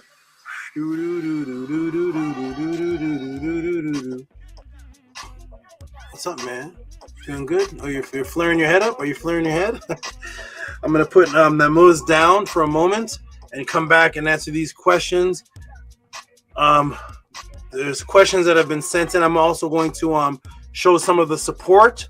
A lot of people gave support. This young lady here sent in support before the class even started. Several people say, there's Gabriel Lopez, sent in support before the class even started. Several people sent in some support already. So we're going to already kick the show off. This brother right here, shout out to you, Ox Effect. I will get back with you tomorrow. I saw you send in for your diet program. That's right, everybody. Those who are watching, I also do diet programs. I help people with their diet and their training. Anything that has to do with biological imperative, you can get here at the House of ATTON. Shout out to this brother here. Ox Effect, peace to you. Peace and peace and peace to you. Okay, good. So I'm going to come back, everybody. Where's the team? Did I put the link in the room yet? Let me check. Where is the team? Shout out to, here's a new name. I don't know if it's new because people change their name all the time, but I think I'm familiar with his name, but not with the TV at the end. But shout out to Matthew Daniel says, I've seen it before. Tehuti Podclass. Here's the brother. There is the brother ATTON Tehuti Sab at Ani PTAH. There he is right there. Peace, brother Hotep. Peace, Great Saba. Hotep. How are you doing, Great Saba? I'm doing good, man. I'm surrounded by a bunch of items, different things. I'm standing on something right now. My feet are soft. They feel good on the bottom of my feet. I'm going to be showing some things in a little bit, but I'm doing absolutely wonderful. I also wanted to tell people that are watching. Here is I think I see Belle on the bottom. I want to tell people that are watching. There she is. Bella, how are you? You look happy. Yes, I am very happy too. I'm great. I was just thinking about teleportation closets and film, so that made me very happy. And you're thinking about what, Bella? Say that again. I was just thinking about teleportation closets and film, so yes. that made me very happy. Oh my goodness. Teleportation and what else? Film. Oh, film. There we go. Nice. I see a rosy face. Oh my goodness. There she is, the future. I haven't seen her in years, and it seems like years. There she is. Sky is back. There, well, I see her shoulder. There she is. Hi, Sky. How are you? She's back. She's running away. She's coming back. Hair being grabbed. How are you, Sky? Nice to see you. You've been skateboarding? So I unmuted it. Hi. You've been skateboarding? He asked you a question, and she's purposely avoiding that question. What question? Have you been skateboarding? No. No skateboarding? Oh man, okay, we're gonna have to change that. I skateboard everything. I'll take it. Okay, go fix your plate. Oh. Nice to see you, everybody. Beautiful. I want to make an announcement too. To everybody who is Facebook friend requesting me. I'm gonna say this before I go. I have a Facebook, and I have over, I think, 2,000 or 1,000 friends. It's about to go down to about 25. I'm about to remove everybody from my Facebook friend, except for those who are promoting and supporting the podcast, because I never did comprehend I understand the transhumanism of the transformation of the term friend has become from somebody you trust, see, who helps you out, to just somebody you click online who you never talk to in your life is now a friend. That never was a definition of friend for thousands and thousands of years. Facebook has definitely transhumanized that into the AI version of a friend. But I want to tell everybody who's Facebook friend requesting me, if you Facebook friend request me on my Facebook, the first thing I'm going to do is I'm going to click on your name, and I'm going to scroll down for 3 weeks. I'm going to scroll down for 3 weeks. If I don't see shares of the Tehuti Podclass, if I don't see promotion of the House of ATTON, I don't understand what the foundation of the friendship is on. I am only about Ma'at, the truth. I'm only about what I teach on. I'm only about what you see here. So therefore, if you come across my name, it can only be from this. So that means you should be watching podclasses. Your name hopefully should match a Cash App. I hope it matches a PayPal. I'm going to match up names, but I'm getting friend requests from Patah Tariq El Bay. And I'm thinking, oh, okay, here's somebody who may come to class. And then a week later, have you heard about the new Cash App promotion? Have you clicked on the new program? Send me your Cash App. I'm gonna bless you. I don't care if your name is Patah, the black man from the NETERU. I don't care if your name is Bon Jovi.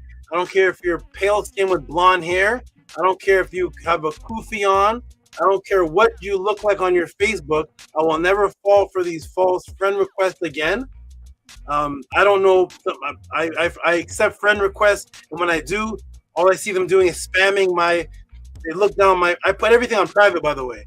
So if you can't even see my friends list or anything anymore. Everything is gone now. But they scroll through, find my friends, send them, I'm opening this store. Can you help me?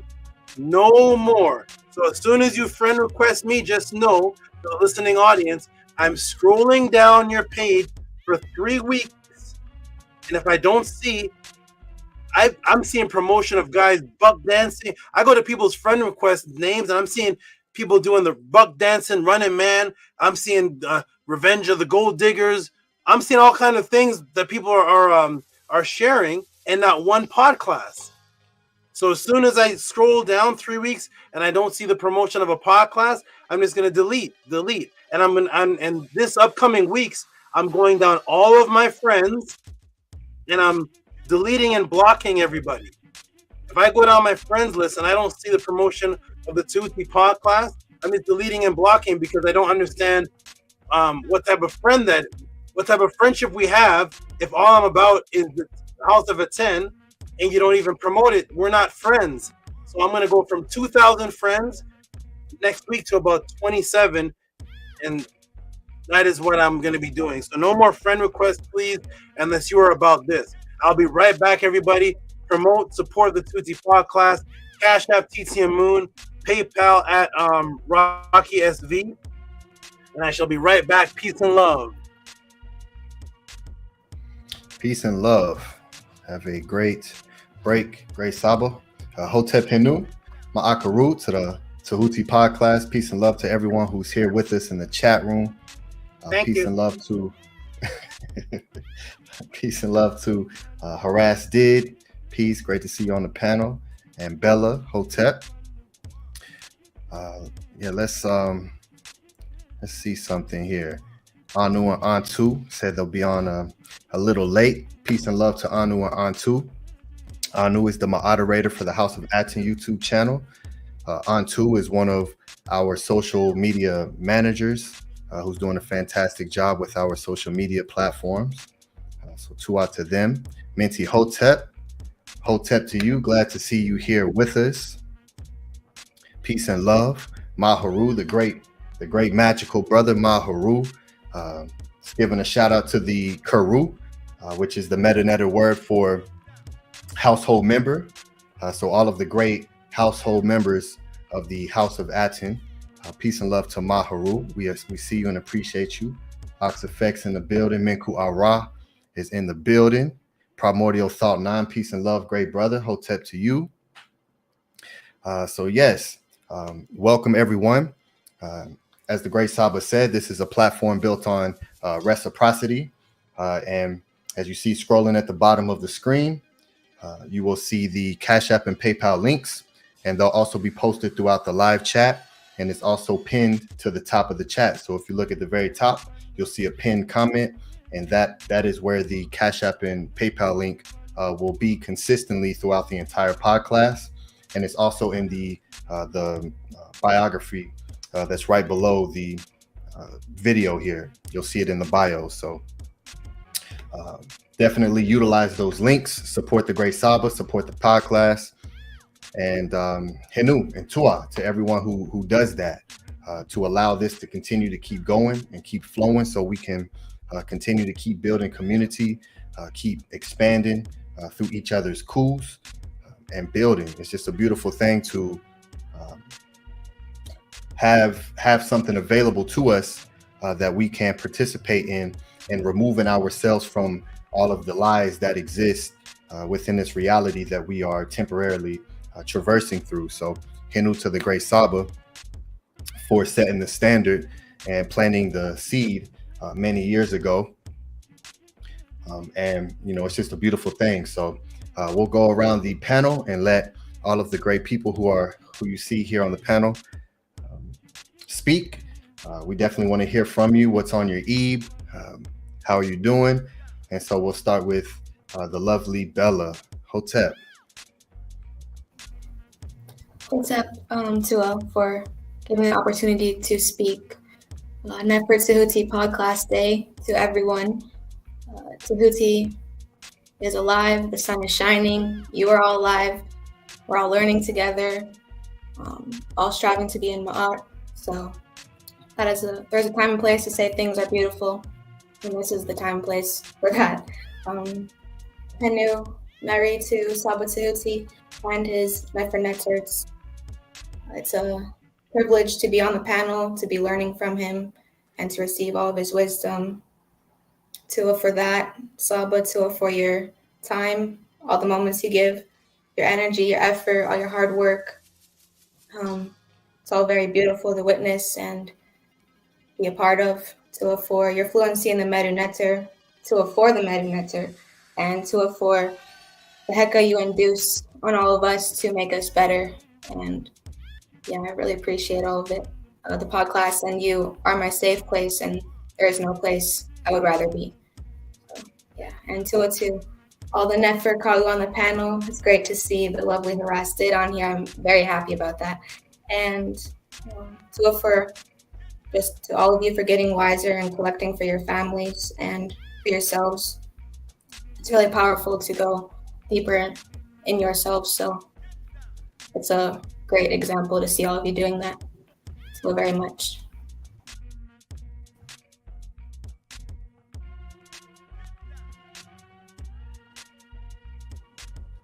All right, excellent. Tua, we'll go to you, great brother Minku Ara. Peace and love. Tua for those NETERT words, Bella. Tua. Yes, to Abella, those beautiful words. Peace and love to everybody on the chat. Good to see everybody. Want to send powerful energy to our master teacher as he continues to build us up and be a great example for us in this day and time. And I just laughed so hard today when Saba said on his resume is burning up schools. I feel like my resume needs to be upgraded. I'm not going to burn down any schools, but I'm saying my resume compared to his resume made me laugh. So that was hilarious. So Henu to you, great Saba. Looking forward to you being able to live out your purpose today and continue to guide us and show us leadership. So chest to you. Hotel.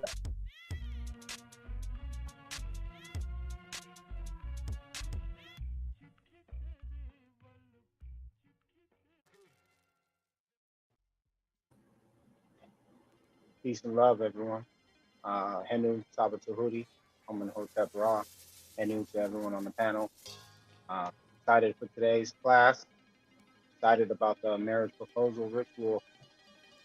Specifically, I was speaking to someone recently about marriage and the origin of it, and that it is an actual ritual. So very interesting.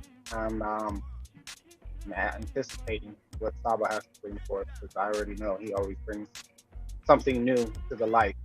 So very excited for this. And I'm glad to see you, Harass. Haven't seen you in a while. Glad to see everybody. And then to the house of ATTON.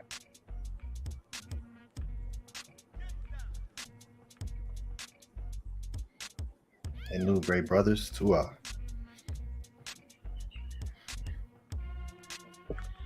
I'm glad to be here. Henu Hotep to everyone. First time up here, not my first time in the class though. Not this class, but the Monday classes. I just had to come up here. I think I'm going to be coming up here more. Saba continues to just prove himself that he is everything that I've been looking for my entire life, as far as leadership and guidance. I can't even express into words. If you know, you know. If you don't, you will soon. Glad to be here. It's not caused nothing but positive change in my life, not only in my life, but in my daughter's life. Even though she resisted, I don't care. I explained to her the other day, I sent her to the store with some money to buy some underwear, and she bought size 8. And I explained to her, you can't even pick out your underwear. You definitely cannot make the right choices in guiding your life path. So I'm glad to be here, and I will continue coming back. Thank you.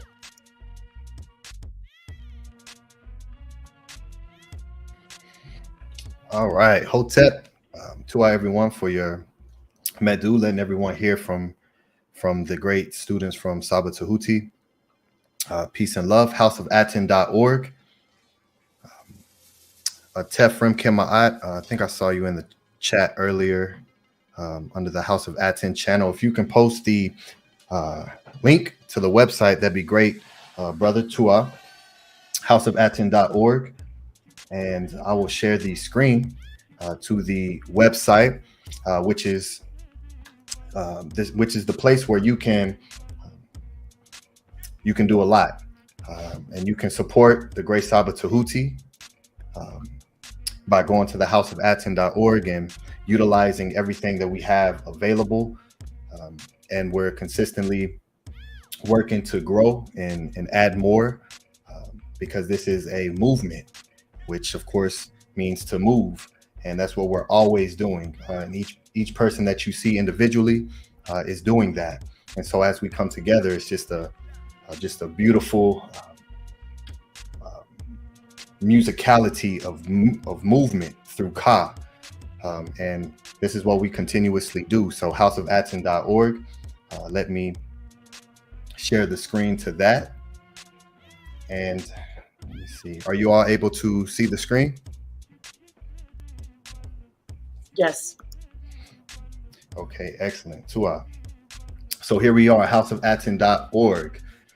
And as you see up at the top, there are a lot of links, a lot of different sections to the website. And if you look at the very top here are some of our social platforms as well that I want everyone to go and subscribe or follow, so you can help us to continuously expand. Everything that you see here on the Tehuti Podclass and the House of Atton YouTube channel, we take the classes and we cut them down into short form videos and we post them throughout our social platforms. So Facebook, Instagram, TikTok, X, which used to be Twitter. And we also stream live on these platforms as well for the House of Atton Sunday study guide class. And so here is how you begin to join in with what you are seeing and participate in the evolution of something that has never been done before. As the great SABA said, we're the only movement that is teaching and living through what the great ancestors taught and left behind for us, which is why you see House of Atton and the NETERU exist right up under there. So here's how you join us. There are 3 membership levels: KERU UA, KERU Sin, and KERU Kemet. UA Sin Kemet is the meta-netter words for 1, 2, and 3. And you can choose whichever tier that you would like to join. And by clicking on it, you'll be introduced by a Hepu and Ma'at, which is the real meta-netter word for laws of Ma'at, which is not the 42 Pekka Mku or the removal of negative light that people miseducate in saying the 42 laws of Ma'at. So you can go through here and read this, take your time to read through that. And here are the details of what you will receive from choosing whichever membership level you would like, whatever you would like to contribute to the House of Atton. And I host a free class for all the KERU members, which used to be on Wednesdays, which are now on Fridays. And it's a class that I host for all the KERU. It's a free class, and we go over the ancient Sabaite wisdom literature, such as Ptah Hotep, the oldest, what people recognize as the oldest book on the planet, the oldest writings on teachings of morality, and which gave birth to that.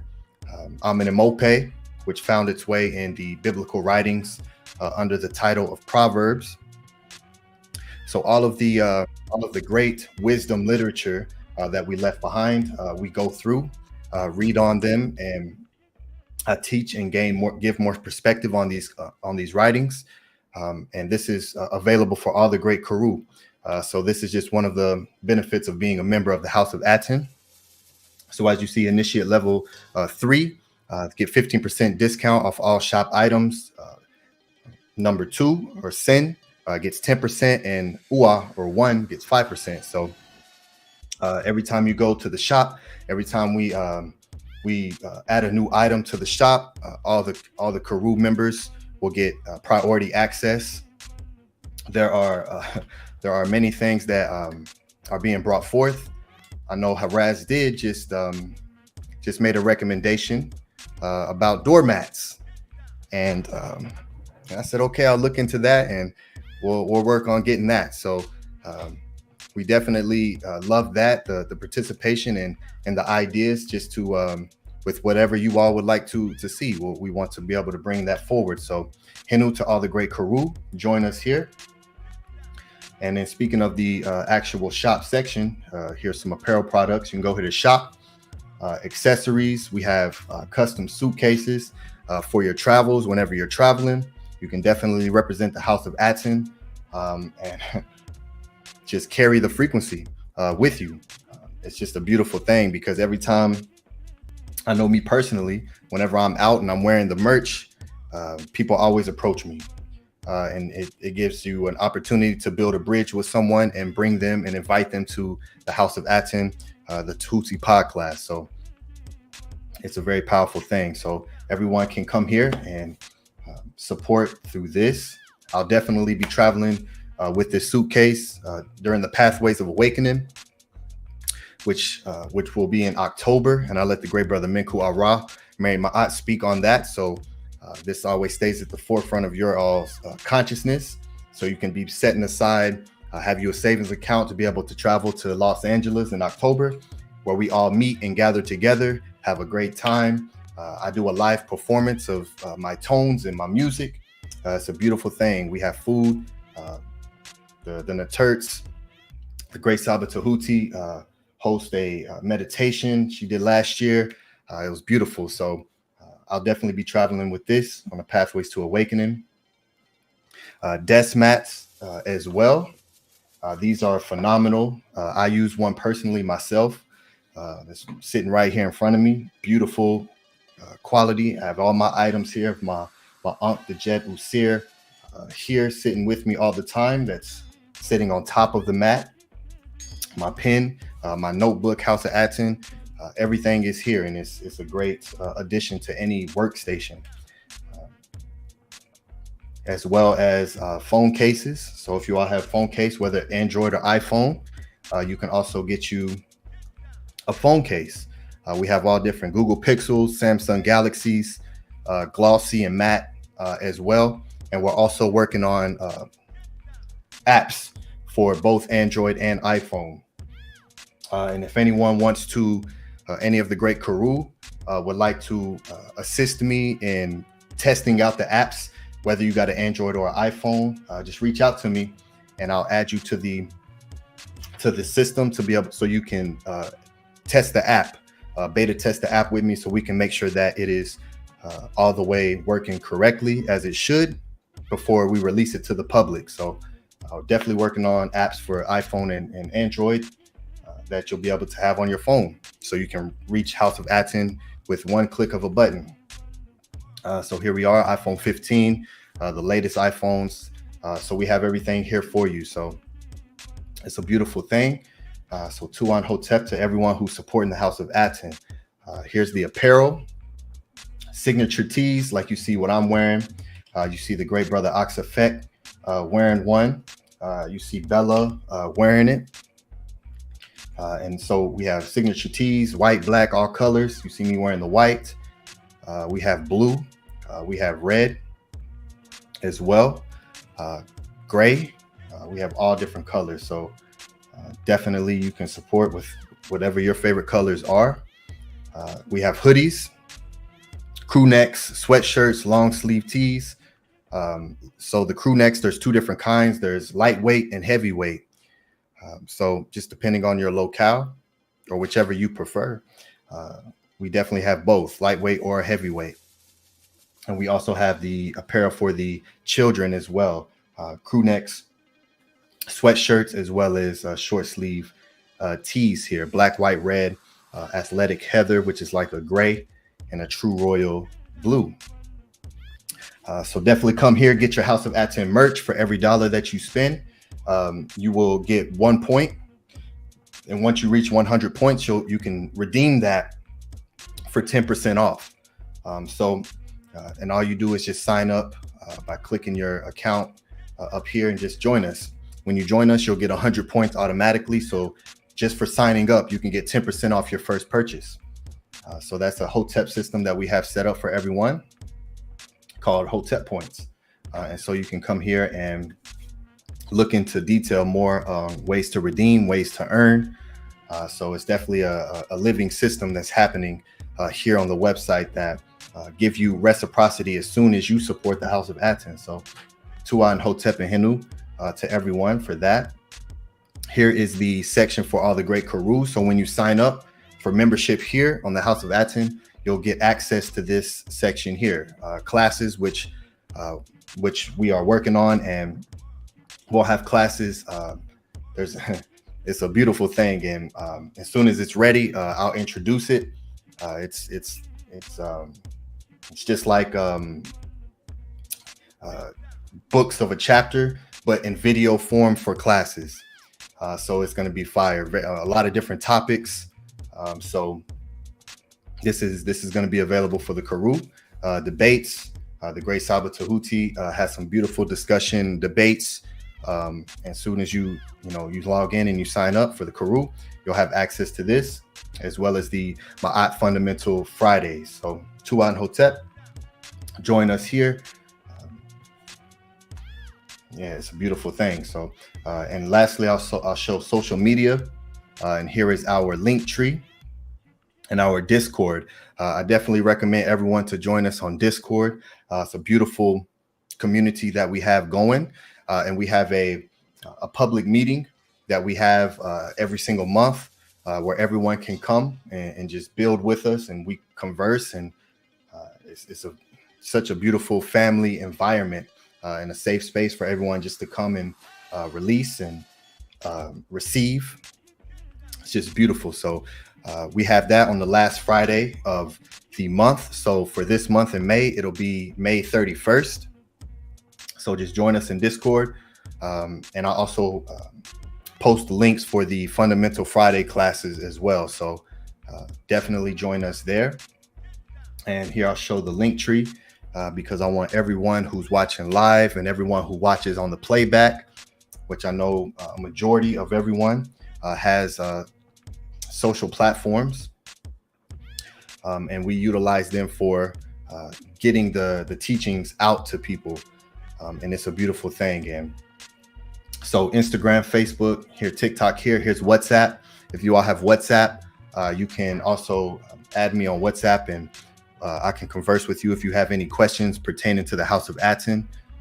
We have a Spotify as well, where the teachings are put in just audio form, and they are compressed to just the sections of the teachings and some of the classes, or some of the interactions between the teachings. So you can listen to us on Spotify as well, House of ATTON. So everything's here. So Tua to Sherry Ka for doing that for us. There is music. I produce music. I create music, and so you can follow me on here, SoundCloud. I also have a website as well, attontehuti.com or scribe.io. And you can listen to my tones, download my latest EP, which was Scribe Sessions Volume 1. So you all can listen to music based in the NETERU here. So everyone can come and support. And so Tua for everyone who supports on the music as well. And lastly, I'll show the Patreon. And here is the Patreon here. And so this is what is available for everyone, just like the Keru members. If you're a Keru member, you have this access from the website. But if you just want to be able to watch the private discussions or private debates or any of the private classes, you can follow us and join the Patreon. Here, you see one with Truth Ministries. This was a great one, as they all are. Yasha Ben Israel, where he was just firing off questions. He asked, I don't know, 20 questions to the great Saba. So this is a great debate discussion to watch. So you can definitely join the Patreon as well. And I posted this as well, the first debate before Sa-Neter with Jabari Osaze, and I made this public to the YouTube. So you can also watch this on the House of ATTON YouTube channel. And this was the free class that I just gave to the public. Thanks to the great Saba Tehuti for that. So Tuan Henu. And yes, that's all I'll show. TikTok, follow us on TikTok. We'll start going live on there as well. We just gained access to be able to go live on TikTok. So I look forward to doing that. Touching on that community, there's a lot of people teaching misinformation in those communities. And there's a lot of people waiting for the House of ATTON to reach these platforms. So we're going to go to where they are. So Tua and Hotep. And I will stop sharing there. All right, we got the great brother Primordial Thought 9 on the panel with us, Anu and Antu. Welcome. So we'll go to you, Primordial Thought 9, and then you can pass it to Anu and Antu, and just let us know how you're doing, great brother. Peace and love. Great to see you. How is everything? Hey, peace. Everything is going wonderful. It's always good to see everybody on here. Great to see the great SABA Tehuti AMUN Hotep Ra, another beautiful class. Can't wait. We feeling good, man. Everything's been in motion. And so we just staying focused one day at a time, keep purring through them fears, and continue to be disciplined and, pekka and cool every day. So it's good to see everybody here on the panel. It's good to see Sister Harass Did. It's always good to see you jump on the screen. Ain't seen you in a while. Great sister. So happy to see you. I see great brother Asafek. He putting in that. He clocking in. He clocking in. He at work. Always, man. It's just good to see everybody here on the panel. Much love to everybody. Hey, we here.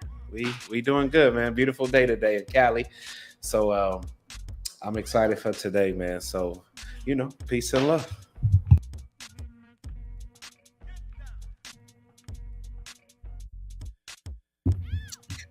Hotep Murdi, everyone. Henu to the wonderful SABA AMUN Hotep Ra. Henu to everybody on the panel. I'm happy that you're all here. I'm happy that we're all alive. We're all within mod, advancing towards mod every single day. Everybody support our SABA Tehuti. Send all that you can. Send your adoration, send your worship. What SABA Tehuti gives us is worth beyond comprehension. It is knowledge that you will need for the rest of your existence to be conscious within this life and within the next realm, and that is absolutely priceless. And please, nobody take it for granted. Spread the word as much as possible to people you know, so that way they too have the ability to really live in this life and live within the next life. And I'm personally very grateful for SABA AMUN Hotep Ra. I will be in debt to him for eternity. I will always be doing things for him in this realm and in the next. And I'm very happy and pleased that all of you are here. All of you are alive. Our SABA Tehuti's alive. It's absolutely fantastic. Hotep Marie. For words, I agree very much so with everything you said. To everybody who supports and takes this information seriously and applies it to their life daily. To everyone who stays consistent and dedicates their life to these beautiful teachings, these life-changing teachings. I'm so thankful for SABA Tehuti. He is one of a kind. He has completely transformed my life, as I say a lot of the times when I come up on this panel, because it is something that has never happened before and will never happen again in the way it did. And Tehuti is just a jewel. He is so special, and especially for the children who's watching or who may be watching in the future, they get to now have something on YouTube where a whole bunch of different things are on. There's a whole bunch of different things on YouTube, and now they can potentially find SABA Tehuti on YouTube. So it's something so special. Anyone around the world can find Tehuti, and I'm so thankful that he is here, that he's alive, that all of you are alive and healthy, and it's just another celebration of the Tehuti Podclass and being here and being able to transform. So Tua and Mary, Hotep, everybody.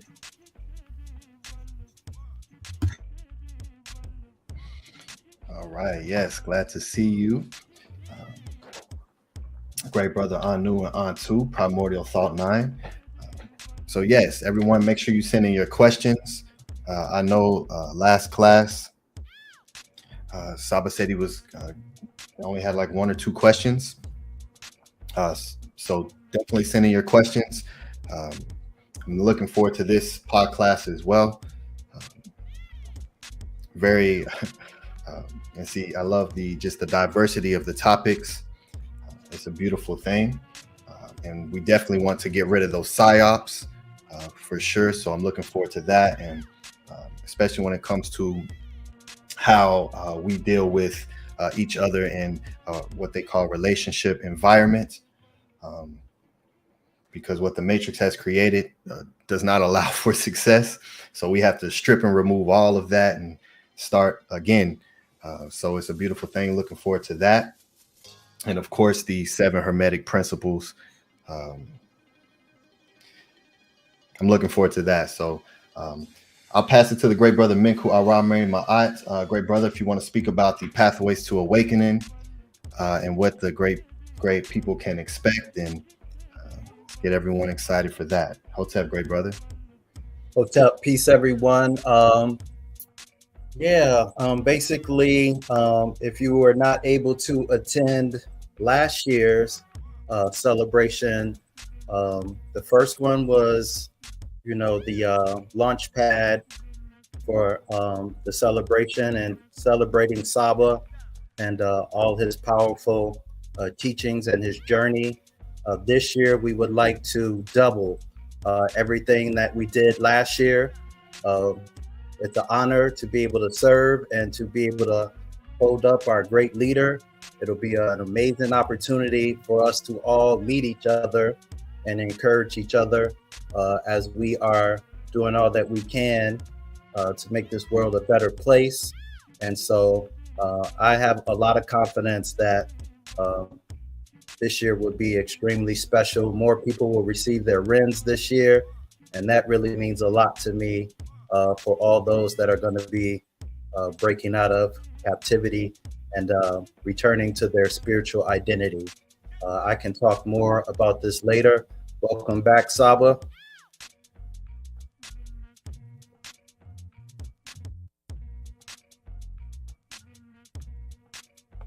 I think you're on mute, Saba. Yeah. One moment, everybody, hold on. Welcome, Menkura. Nice to have you. Nice to have you here. Let me just wipe these glasses down.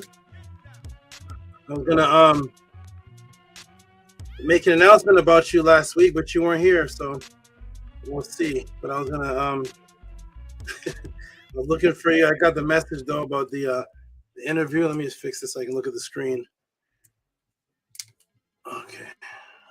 All right. So, but good to see you, my good brother. Okay, let's see if I can see now. All right, I can see everybody. Yes, so I was gonna make an announcement maybe later today or next week, but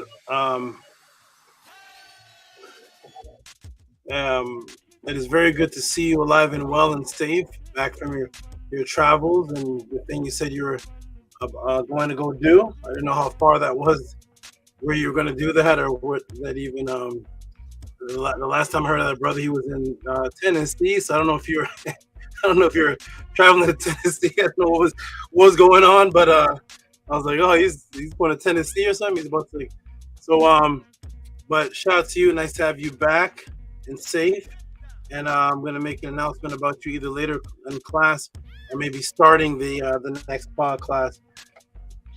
But nice to have you back, good brother. Peace and love, everyone. Nice to see everybody here. It's going to be a good one today. Anybody here ever been married in the legal system? Harassed? Ever been married? Stephen E. Primordial, ever been married before? You ever did the vows, man? You were scuffing your knees up, or were you on your knees, brother? You proposing? You done that? Yeah. Okay. Well, we're gonna be definitely married. You're married. Yeah, we're gonna talk about that today. A question was sent in about this is Maharu's question about dowry. I didn't even put dowry in the question, but in class number, I think 15 or 25, one of the MEDU classes, I said that the dowry, whenever people describe dowry, it's the man bringing money and finances to hold the woman's hand and to take woman into marriage. And I said, well, in ancient times, the woman was the one that brought the dowry. Everybody's like, what? So that's one of the questions that's coming up. I'll be answering. And the question I'm going to answer in this podcast question coming up right now, a brother named Rafael Ortiz sent in. He sent in two donations. One was, again, a question that I couldn't answer in the podcast because it deals with the how-to, and I don't only do that for MEDU classes. So I combined that donation with this donation, and I'm going to answer that one today. So maybe the next one that I answer. So shout out to all the great supporters. Eric G, That's It, Sincere Austin, Bijan Farrow, Vinci Hotep. I'm going to read off some of your supports a little later. Angela Gates, I see you. Nito Campbell's in here. I thought I saw the brother. I thought I saw him. Maybe he's below. I don't see on Hyphy. Octavia Sly. Octavia Sly, see you, good brother. Wonderful. Excellent. I'm going to be reading off all of those. So we're going to get into the first question. I want everybody to know. Get your pen and your pads out. Get your, speaking of pen and pads, although I don't use any notebooks, but if you do, you all need to get this. This is the House of a 10. The House of a 10 notebook. This will be my dream work book or snake book. I'll be using this to store magic dream work and information on the animals inside of here. That came in. My feet are very, very comfortable because from the House of a 10 came in this for my feet. My feet are very, very bad. I have my feet have been damaged because in the stories of me growing up, when I was a part of that community, I was building things from scratch. So we were making concrete, and instead of a concrete mixer, a vermiculite mixer, I had to mix it with my feet. So that's why I don't want to hear from nobody talking to me. So if you ever make concrete with your feet, raise your hands up. But in order to build some of the things that I was building, in order to build a community, we were building temples for the children in schools. I had to use my feet to stomp into the vermiculite, and since then my feet have been damaged by the chemicals, and my NETERTs have been helping out, but my feet are very bad in pain from stomping vermiculite day in and day out with my bare feet. And instead of using we had a cement truck. Somebody left the cement truck to battery to burn. It stopped spinning. The cement hardened up in the cement truck, so no tow truck could move it. So we're making it with our feet. So these are some of the things that I had to experience to build for the future. But so for my feet, I'm standing on this while I'm doing class, the House of a 10. This is my foot pad, and I'll be using this. It's a nice foam cushion for my feet. House of a 10, the NETERU exists. And so now I'm much more comfortable because I never told anybody about that before, that while I'm teaching the pod class, my feet are burning. My feet are burning because before I teach the pod class, this one today I do I have to do a set of squats for a workout with my feet burning. I just ignore the pain and I do squats. So shout out to all those diligent people, and shout out to the House of a 10 for the foot pad to help me, and that'll have me in a lot of comfort while I teach this class. Shout out and thank you. Just a little extra details. I don't think I ever told anybody, but some of the things I had to go through to get here. So I appreciate the support from everybody, because of course all that I'm describing I did for free. So the question that's sent in, everybody, I want everybody to know that while these questions are going, while I'm answering these questions, at the end, you can send in your support and donation appreciation for the question. While the class is going on, you can send in your support as a tip while the class is going on. If you find anything hits you, definitely support this, because last class I didn't have any questions. I think one question came in from Anu and Ant2, and that's because they heard me say I didn't have any. So send in your questions or send in support and keep the Tehuti Podclass moving. This class is based on you all. Without you sending in the questions, there is no podcast. I do not do prepared lectures. I set myself to only do answers to what is on you all's minds to help elevate you. So shout out to you. I'm going to show the question right now. That's going to be asked. Peace to you, Anu and Antu. You weren't here last time I was on. I'm looking down and seeing you on. Shout out to you. Are you all doing good? Peace and love. I'm doing good. Peace and love, Shaba. I'm doing NETERU. I'm happy to be here. Happy you're alive. Thank you. Appreciate that. And Primordial Thought, how you doing, good brother? Nice to see you. You got some more veins in your chest popping. Hey, Saba. Hey, all right. Hey, because them veins is coming. I see them. Especially in my arms. Especially in my arms. I need some veins. Give me some of those veins. I need some veins in my arms. Oh my goodness, we got veins in your arms. We working little by little. But good to see you, Saba. You are an inspiration for sure. Appreciate you, great Saba. You looking good and ready for this class. Thank you, good brother. Nice to see you. Glad you're keeping diligent with your training. I hope you're keeping diligent with the diet plan I have you on, and I hope everything is just focused. We're all about discipline and diligence here and representing the highest peak of consciousness. So nice to see you keeping that up. How you doing there, Ox Effect? Doing good, my brother? That's a brother there I named in a dream, he said. So how you doing?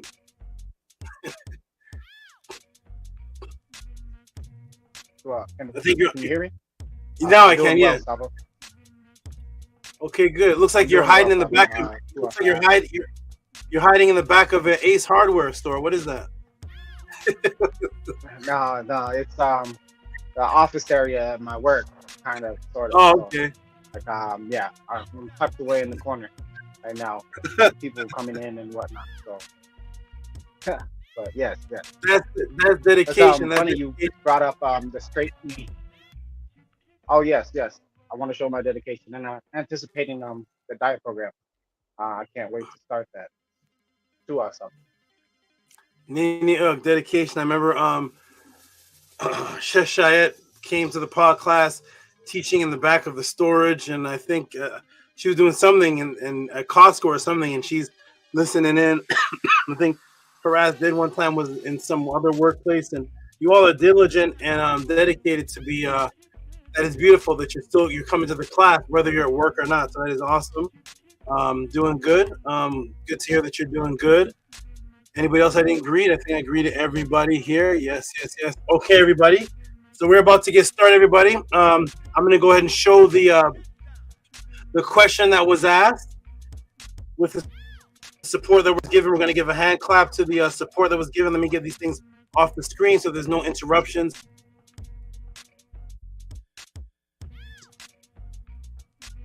When I get into these, let me get this off the screen. Okay, here we go. What is it today? What's the question sent in? Oh, this is gonna be long. Okay. This is another gift I gave because oh wait, what's going on here? No, don't create an archive. It's trying to put the question in an archive. No, I don't want it in an archive. I want to teach the question. I don't want an archive. And let me go ahead and close all these windows down, windows, dictionaries, windows down, windows. Go ahead and close. There we go. Close this. Okay, good. I'm going to expand this so you all can see the support that was given. And I definitely answered this question beyond the support that was given, like I did last time. But that's because I feel people really need this, and I feel that the support tips and a reciprocity after I answer this is going to be very good. Let me ask everybody a question before I show this. Let me come back to the room. Anybody here heard of the 7 Hermetic Principles? Anybody heard of that? 7 Hermetic Principles? Raise your hand. Anybody heard of it? Menkora, Bella, everybody. 7 Hermetic Principles, wonderful. So the 7 Hermetic Principles I actually have them in one of my books, Stepping Out of the Matrix. And this is a go-to, a default go-to that people go to in consciousness. And the question was asked: if this is this something that's actually from Kemet? Is this from Tehuti? Is this from the scribes? What is this? Where is this deriving from? So we're going to get into that. Has anybody in the chat ever heard of the 7 Hermetic Principles before? Anybody in the chat ever heard of the 7 Hermetic Principles? How about you, Robert Williams? Anybody else? 7 Hermetic Principles.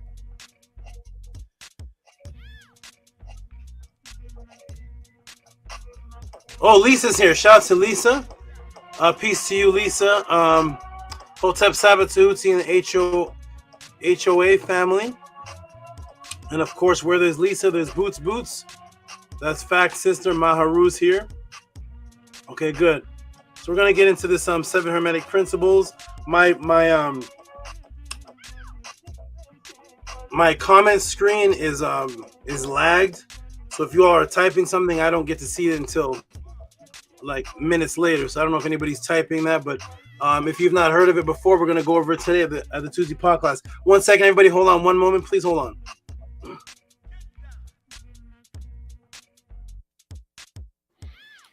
Everyone hit the like button. If you have not hit the like button, those who are watching on the playback, hit the like button. Help to get this out there in the algorithm so it can reach more people. Make sure you subscribe to the channel as well. Set your notification bell to all so you can always be notified. Okay, thank you, Scribe. I am back. Okay, everybody, I'm going to show the donation. We're going to give some noise to the brother Raphael Ortiz and the support and the question. We're going to go for the first question in the Tehuti Podclass. Peace and love to everybody in the chat. My chat must be frozen because I don't. Oh, there we go. Now I see somebody say the Kabbalah. Angela Gates says no. Okay. So the Kabbalah. Robert Gates, you're close. It's not the Kabbalah. The actual book sounds very familiar to that word, but it's the Kybalion by the 3 initiates. The Kybalion. I'm going to go over all of that. I'm going to show the first question here in the Tehuti Podclass. Until they put Kabbalah. So it's a Kybalion. Here we go, everybody. Let me go ahead and show the support. Let's give some noise to this brother right here sending in this question. Where'd it go? Entire screen. There it is. There it is. Okay, good. I'm not sharing though. Share. There we go. So $20 sent in from Raphael Ortiz, and the question is: did the 7 Hermetic Principles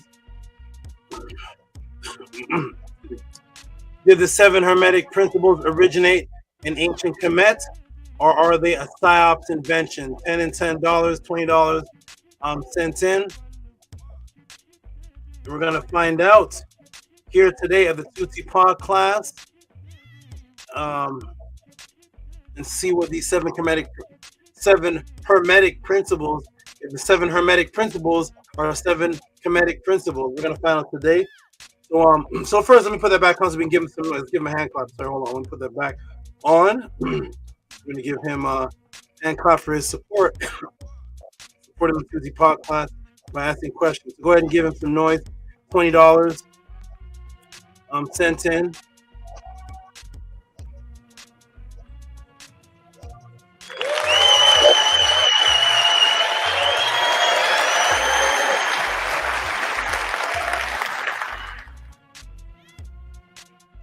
Okay, wonderful. Okay, everybody. Annie Pata, I'm going to see you in the room. Peace and love. Bella, peace and love. I'll see you in the room. Menkura, I'll see you in the chat room. See you in the chat room. Primordial Thoughts, see you in the room. Anu Antu, see you there. And Ox Effect, see you in the room. See you in the chat room. And Harassed, see you in the chat room as well. All right. Okay, everybody, I'm gonna put Octafed is having some problems getting out, so I'm gonna go boom. Press 9 if you can hear me, everybody, because you know once we get started here at the Tehuti Podclass, I'm gonna keep on going and going and going. So here we go. Press 9 if you can hear me and see me. We're gonna get into the first question of the Tehuti Podclass. Press 9 if you can see me and hear me.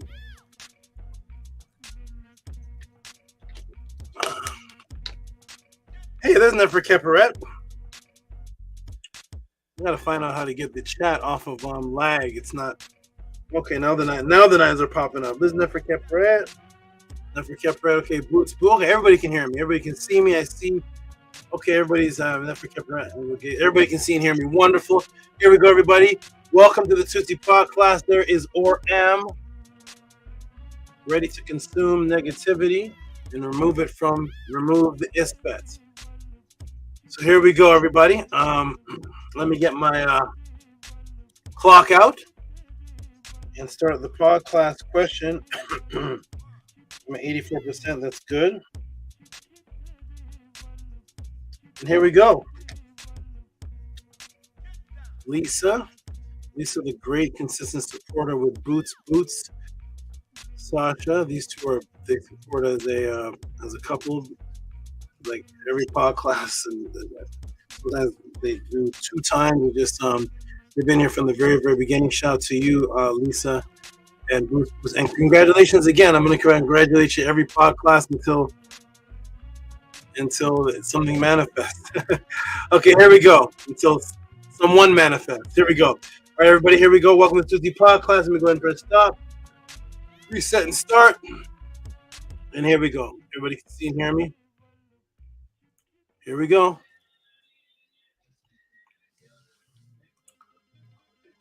Boom. Oh. Do that again. Hold on one moment. Let me fix that. Shrink this all the way down. And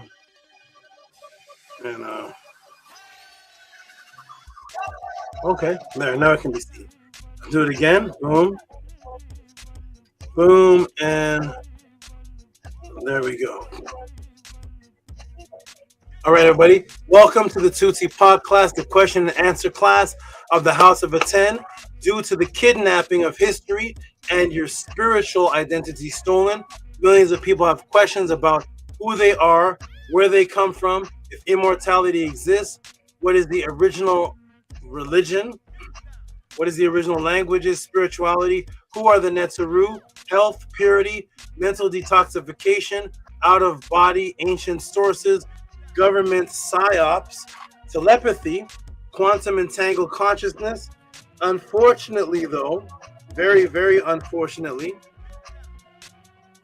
in the agenda of atheism, now today disguised in the form of black consciousness, the atheistic Kemetic teachers is disguised under Kemetic teachers as well, who will not have classes on the actual teachings, disciplines of the ancient writings of the indigenous people themselves and their spiritual beliefs, but rather teach from memes or only do quote-unquote debate, expose, or do challenge videos to other spiritual beliefs, such as the Hebrews are wrong, the Bible is stolen, the Egyptians are black, the pyramids in America are older than the ones in Egypt, we are Abos, we are American Indian, not African, attacking everyone but never giving you any indigenous written spiritual discipline in its place of what they adhere to in a daily discipline that they and their family practice, never showing what they actually believe in, because in truth, those quote-unquote conscious teachers, quote-unquote, and never showing you what they actually believe in, because in truth, those so-called conscious quote-unquote teachers actually don't believe in anything. That's right. They don't believe in anything. They don't live out or do anything daily of any form of discipline that's coming from the ancestors. They don't believe in anything. They just have the urge to like to argue and have discussions based on contention. Thus, to hide that they cannot answer, they have the urge to hide that they cannot answer. They have made you feel uncomfortable to ask any of these questions and then you're laughed off of the stage or kicked off of the chat, the panel. You're insulted for the above inquiries. Thus, the only platform class that exists on the planet where you can send these questions with reciprocity and get an ebook personalized documentary type answer, customized and taught live. With each answer, you get a subconscious matrix broken for you, is here at the Tehuti Podclass. What are the questions for this section that Tehuti will answer in this section?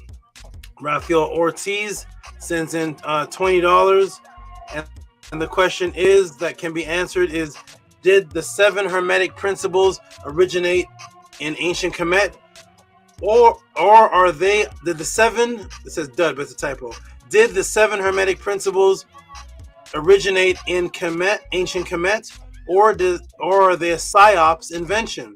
That's a very good question. The question on the Hermetic principles, and if they are really from Ma'at and the consciousness of the NETERU, is very important, because the brother had sent in an earlier question that cannot be answered here at the podcast, and we combined both donations and the $20 donation and answer the Hermetic portion of it. I did offer the good brother an opportunity to send in an extra $10 and get one of the NETERU classes on the actual practices, and this was the very next message I received, was another donation for another question. Thus, I will answer the 7 Hermetic principle questions combined with both donations, so the answer can get its due worth quality. For the actual practices on this manifestation magic, because I do not teach them here, you can request these MEDU magic classes. They are a free will offering of $20 per class for now. 3 hours of magical sessions on Hika attraction magic. And these classes, based on this attraction magic, as people call the law of attraction, but this is based strictly on what the ancestors spoke on. MEDU law of attraction manifestation magic classes sent upon order request, $20 each. Stretching, breathing, freedom, 72 ownership, numbers, control of self, open doors, the SABA, the light doors, that's NETERU class 61, NETERU class 15, real time body, proclaim desire, sound vibration, UTS command, class number 12, brain makeup, Sekau, shadow memories, class number 49, free second, Ant Neath boat of Ra, exists within Ant neurological thought patterns. Class number 39, Ta Land, Gravity, Prince Heck, Tuat, Set Mountains, Water Mao, Seta. NETERU class, NETERU Magic class number 41, Elongated Triangle, Makait, Heck Mao Waves, Seta, Drawing, Manifesting, Nursing. Class Magic class number 56, Superposition, Quantum, Gamma Waves, Future Prophecy, Heightened Sensitivity.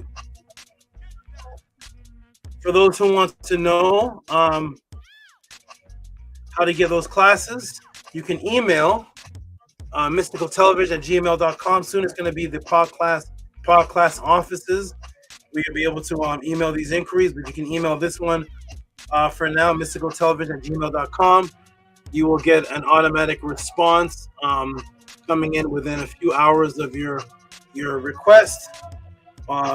Or in this class, it will come in automatically, and with the support donation sent into Cash App, TT AMUN, PayPal at RockSV, the magic class immediately comes into your email within a few seconds. Okay, everybody, let's continue. Here we go. Boom. So those are the classes you can get on the actual practices of the attraction magic law principles, and much, much more. Okay, when one looks up the 7 Hermetic principles, they're more likely to come across a source called the 3 Initiates, or what's called the Kybalion, which a lot of people mistaken for the Kabbalah. A lot of people do. It's a very common mistake. It's actually the Kybalion, and this is the 7 Hermetic principles by the 3 Initiates, also called the Hermetica in some cases. All right, but then as they see the images attached to the 7 Hermetic principles, you will see a combination of Tehuti from the Nile Valley and the conscious NETERU. So sometimes you'll see this attached to the 7 Hermetic principles. You'll see Tehuti and combined with a completely different looking character that is Greek called Hermes. So when you look up the 7 Hermetic principles, you'll end up seeing these two, which look nothing alike. But these are the two images that always seem to pop up. So what is the connection? What is the combinant? Why are these two images popping up whenever you look up 7 Hermetic principles? Okay, so how and why is this happening? And what is the authenticity? Why the merge? Why are they never called 7 Tehuti principles? Being that an image of Tehuti is usually shown, and thus the Psyops begins. You'll notice that when you look them up, you'll always see 7 Hermetic principles.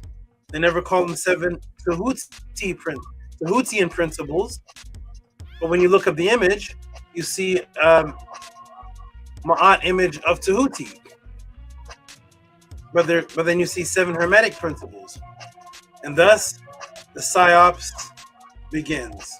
Here we go, everybody. Welcome to the Tehuti Podclass. And here we go. Boom, boom. Let's expand this. So what are these principles, actually? What are these principles? So when you look them up, you'll see principle of mentalism. The all is mind, the universe is mental. Principle of correspondence, as above, so below. So above. Principle of vibration. Nothing rests, everything moves, everything vibrates. Principle of polarity. Everything is dual. Everything has poles. Everything has its pair of opposites. Principle of rhythm. The pendulum swing manifests in everything. The measure of the swing to the right is the measure of the swing to the left. Rhythm compensates. Number 6, the principle of cause and effect. Every cause has an effect. Every effect has a cause. And finally, down to principle 7, the principle of gender. Gender is in everything. Everything has its masculine and feminine principles. Gender manifests on all planes.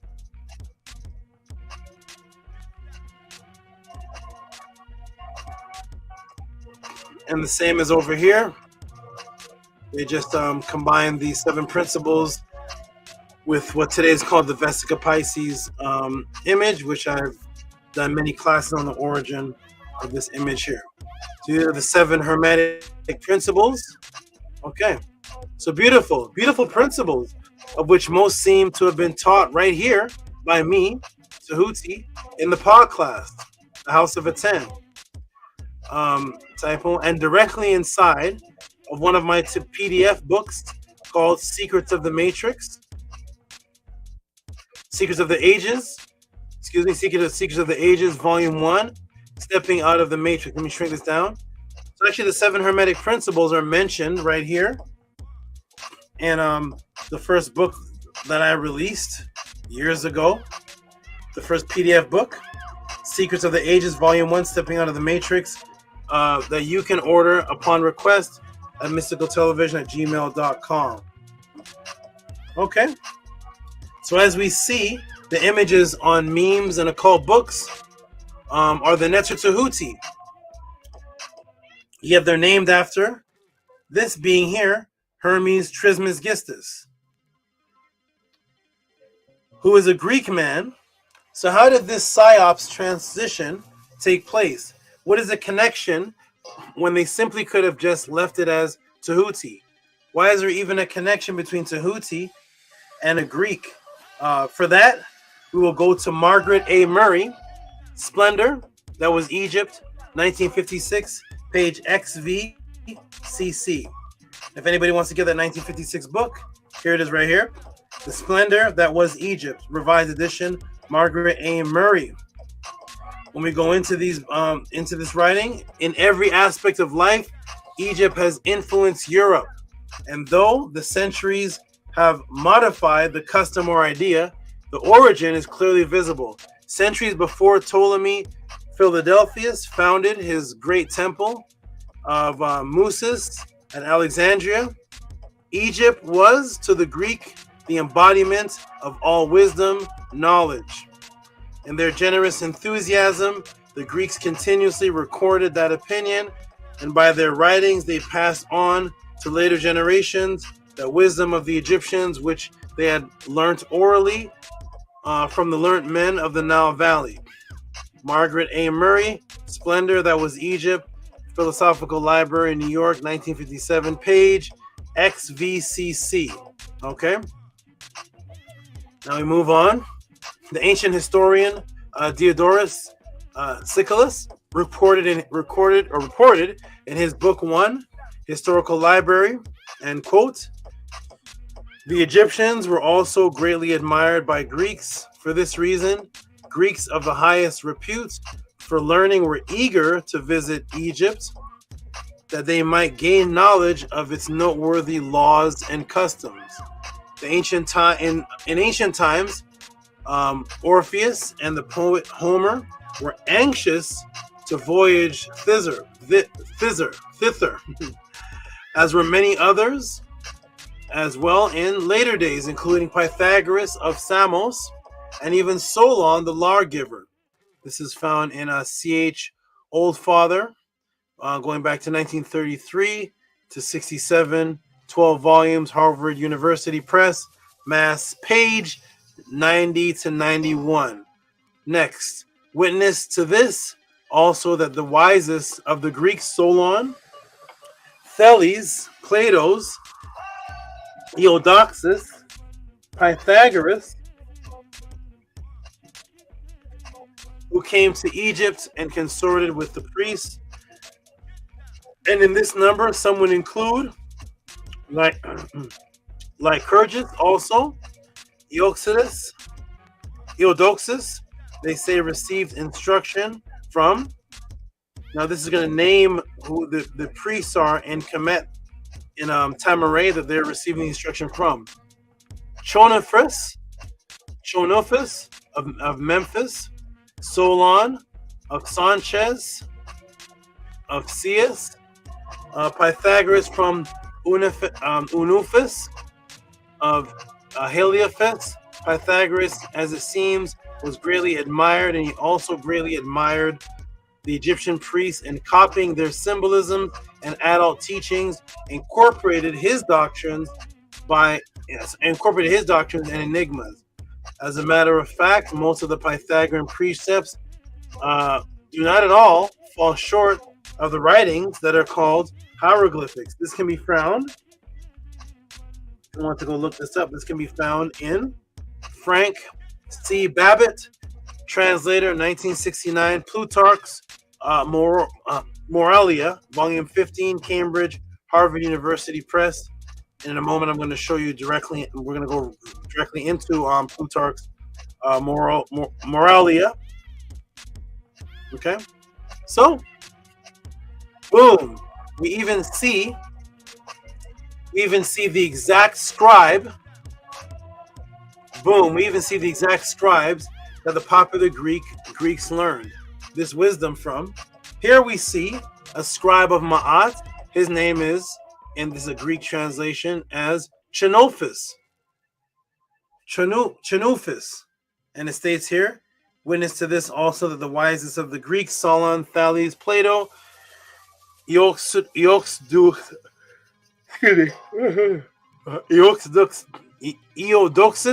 Pythagoras, who came to Egypt and consorted with the priests. And in this number, some would include Lycurgus, also Eudoxus, they say received instruction from, and here it is, Chenophis of Memphis. Okay, Solon of Sanchez. Remember this name, everybody. I want you to remember this name here. Chenophis of Memphis, who they're getting this information from. The Greeks are getting this from this scribe of Ma'at called Chenophis. Remember this name. Soon I will show you word for word what he taught the Greeks from Ma'at. Okay, here we go. So, did these principles come from Kemet?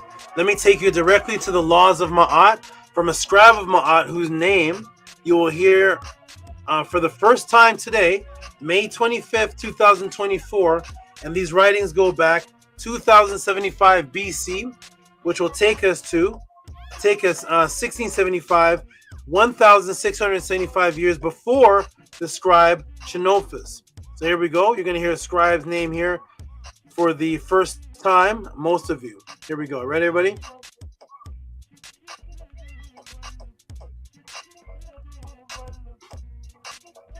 Here's the palette writing tool. Here's the palette writing tool of the scribe of the laws of Ma'at of Merikara, Orka Ucheti. So this is the actual writing palette of 2150 BC of Orka Ucheti. So when you look up the instructions of Merikara, a lot of new people think Merikara was the writer of it. Merikara was the receiver of it, but the original scribe of Merikara's time was Orka Ucheti, 2150 BC. And here's the writing palette, and on this writing palette is the Shen that has Merikara's name in it, showing who the scribe was dedicated and loyal to. Okay. Now here are the actual instructions from the scribe. Here is the actual image of the instructions of Merikara. Now this is also 2075 BC.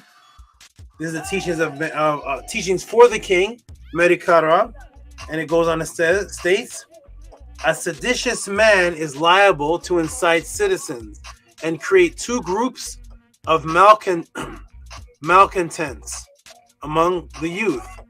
If therefore you find that there is such a one among the citizens whose actions challenge you, denounce him before the officials and get rid of him, for he is indeed a rebel, one who disseminates. Talk is a disputer of the city. Disseminates is from the word semen.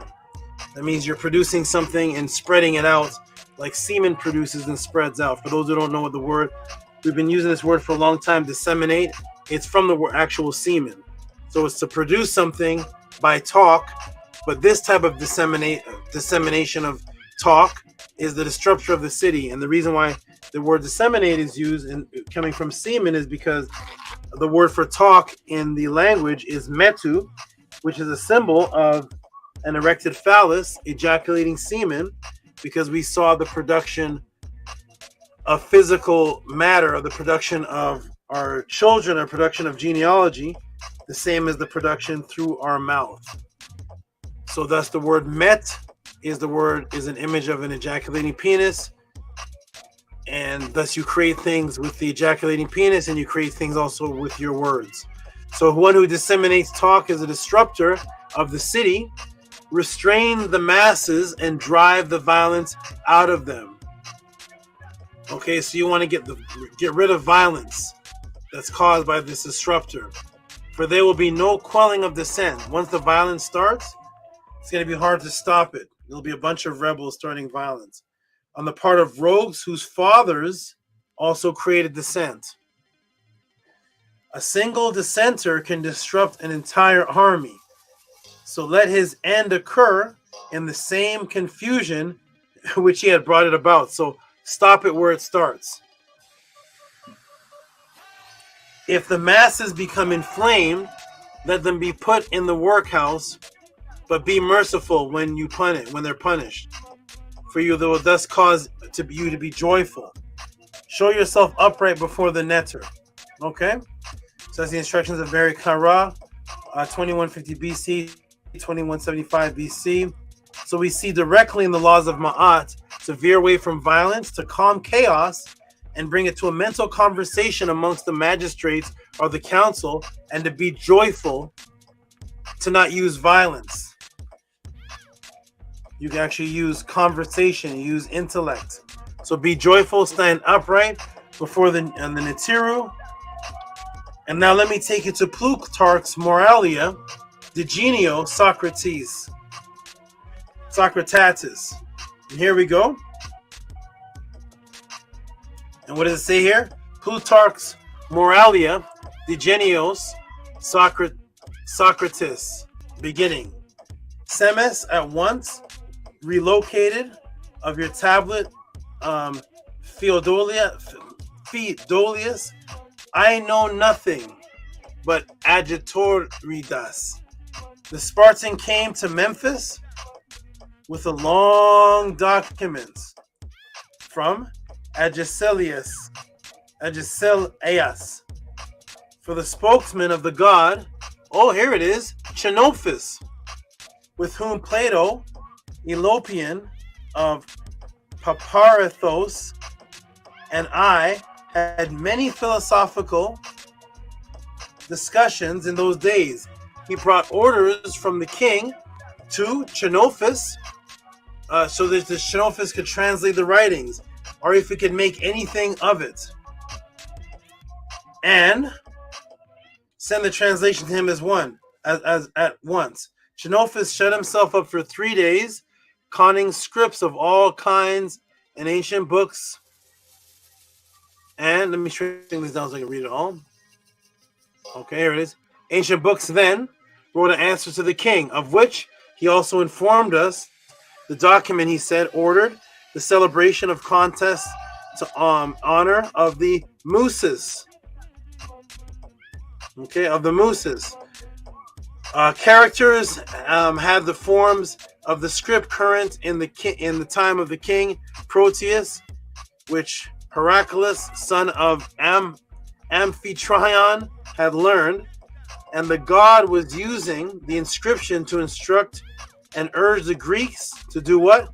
To live out enjoyment, joyful pleasure of leisure, and be peaceful by always taking the love of knowledge, philosophy, as their field of contention, laying their arms aside and settling their disputes about right or wrong in the appeal of the Muses and discussion. As for ourselves, we felt at the time Xenopus was right. We felt so yet more when our return from Egypt, partly Delanius met with Caria, and it goes on. It goes on. So here we go. So what happens here? Boom. There is Xenophus that we mentioned earlier. The scribe mentioned earlier that the Greeks sought wisdom from. We see the instruction to deal with contention in the mental arena and to put down your arms, which means to steer away from the violence, and to be joyful and relaxed, and to decipher the truth ma'at from isfet by standing before the Muses. What is Muses? Muses, one of the 9 Muses of classical mythology, daughters of Zeus, protectors of the arts, Old French muse, directly from Latin musa, Greek musa. Okay, so the Muses, a council of 9 associated with goddesses who are protectresses. So we see the same principle being taught, then passed down and used by Greeks. But what is the distinct difference we see here between consulting the NETERU and standing before the NETERU from the scribe, Urka Uketi, and not taking things to violence, but taking things to the council, and the Greek version of it, the Muses, the Council of 9. What's the difference here? The difference is Muses, the 9 Muses, classical mythology, daughters of Zeus. In line 30 of the writing over here of Urka Uketi, it says, for you will thus cause to be joyful. There's your joyfulness. Show yourself upright before the NETERT. What is the difference? Boom. The transference of supreme divinity from the NETERU Ma'at, the feminine protectress, NETERTs, to the daughters of Zeus. Divinity then transfers from being associated with the Nile Valley to the Greeks. And that actually was the psyops to keep the principles. The Greeks kept the principles and the wisdoms for themselves, but transferred where the divinity was coming from. Let me come to the screen for a moment. Oh. Let me come to the screen for a moment. Let me move this.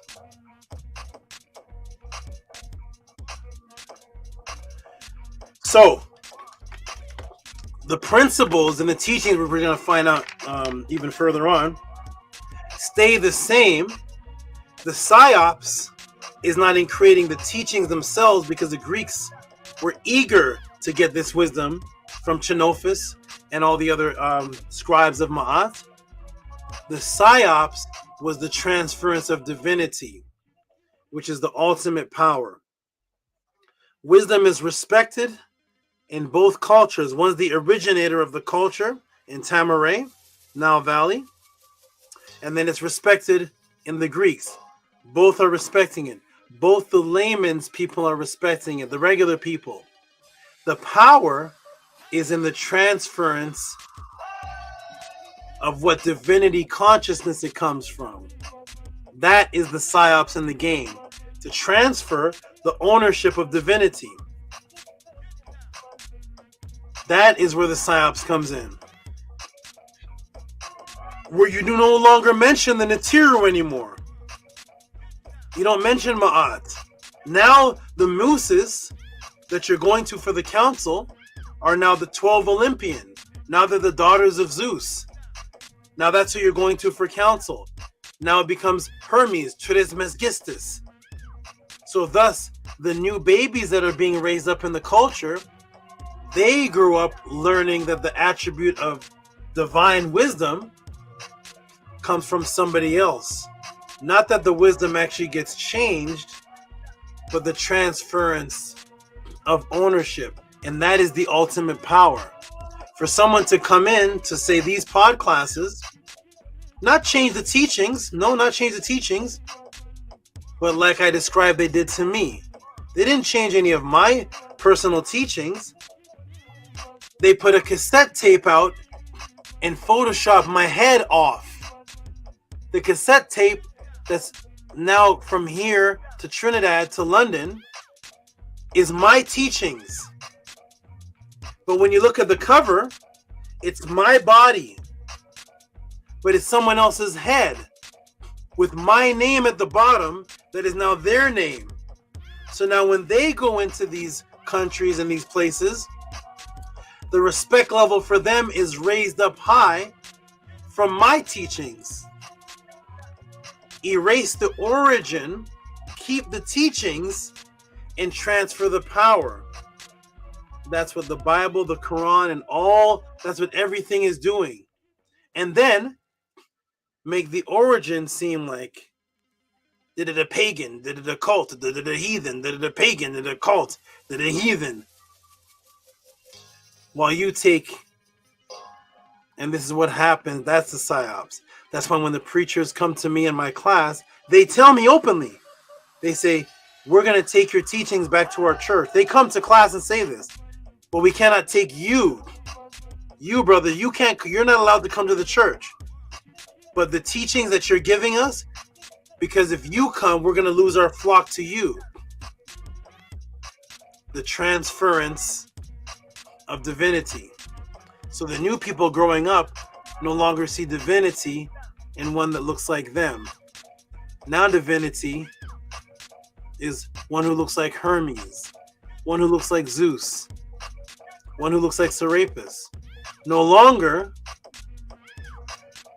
is it Tehuti, no longer is it the scribes, and that's where the psyops is. Let us continue, everybody. Welcome to Tehuti Podclass. Let's walk through how this happened and how the originals got destroyed and the continuation of the transference. Here we go, everybody. Welcome to Tehuti Podclass. There we go. Boom. So there's the original Orca Uketi. and you transfer it from, instead of standing before upright in front of the NETERU council, you stand in front of the council of the Muses or the Olympian or the Greek gods. Here it is. So now remember, this Muses were considered the daughters of Zeus. They were considered of Zeus, who was of the 12 Olympian. But where did the concept of the 12 Olympian derive? And that is stated in Book 2 of Herodotus. Here's Book 2 of Herodotus. This is the Greeks writing themselves. They said, moreover, let me string this down.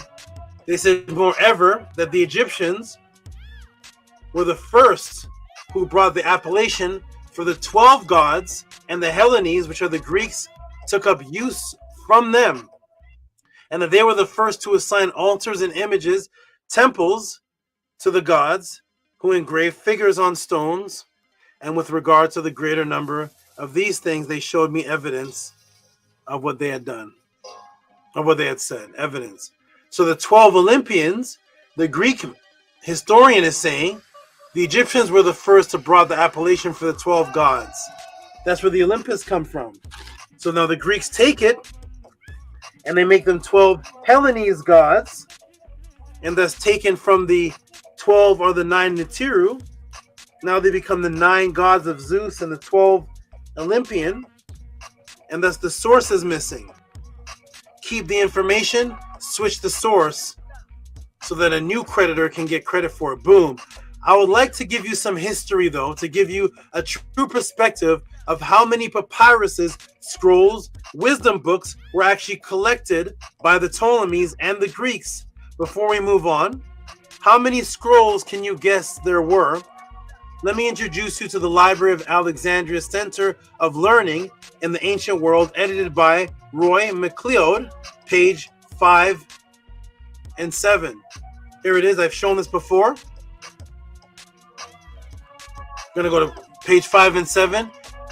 By the time of Callimachus, the library possessed over 400,000 mixed scrolls with multiple works, plus another 90,000 single scrolls. As the collection grew, so at least one satellite, daughter, some may say, branch, library emerged. The Serapean from Serapis, housed in the temple of Serapis, home to the new Greco-Egyptian cult established by Ptolemy III in the southwest of the city. At the same distance from the royal quarters, Demetrius was himself a convert of Serapis. And the new library soon held over 40,000 books. Eventually, many other smaller libraries sprang up through the city, foreshadowing the proliferation of the bibliothecas and the parchimentaries. In the Latin Quarter of medieval Paris and the university towns of Bologna and Oxford, following Demetrius, the first librarian, in which what remains a problematic and incomplete list, Zenodotus, Ephesus from 283 to 245 BC. Amongst his most famous assistants, Callimachus and Cyrene, who may never formally have held positions as librarians, began for the library the first subject catalog in the world, Penacus tablets.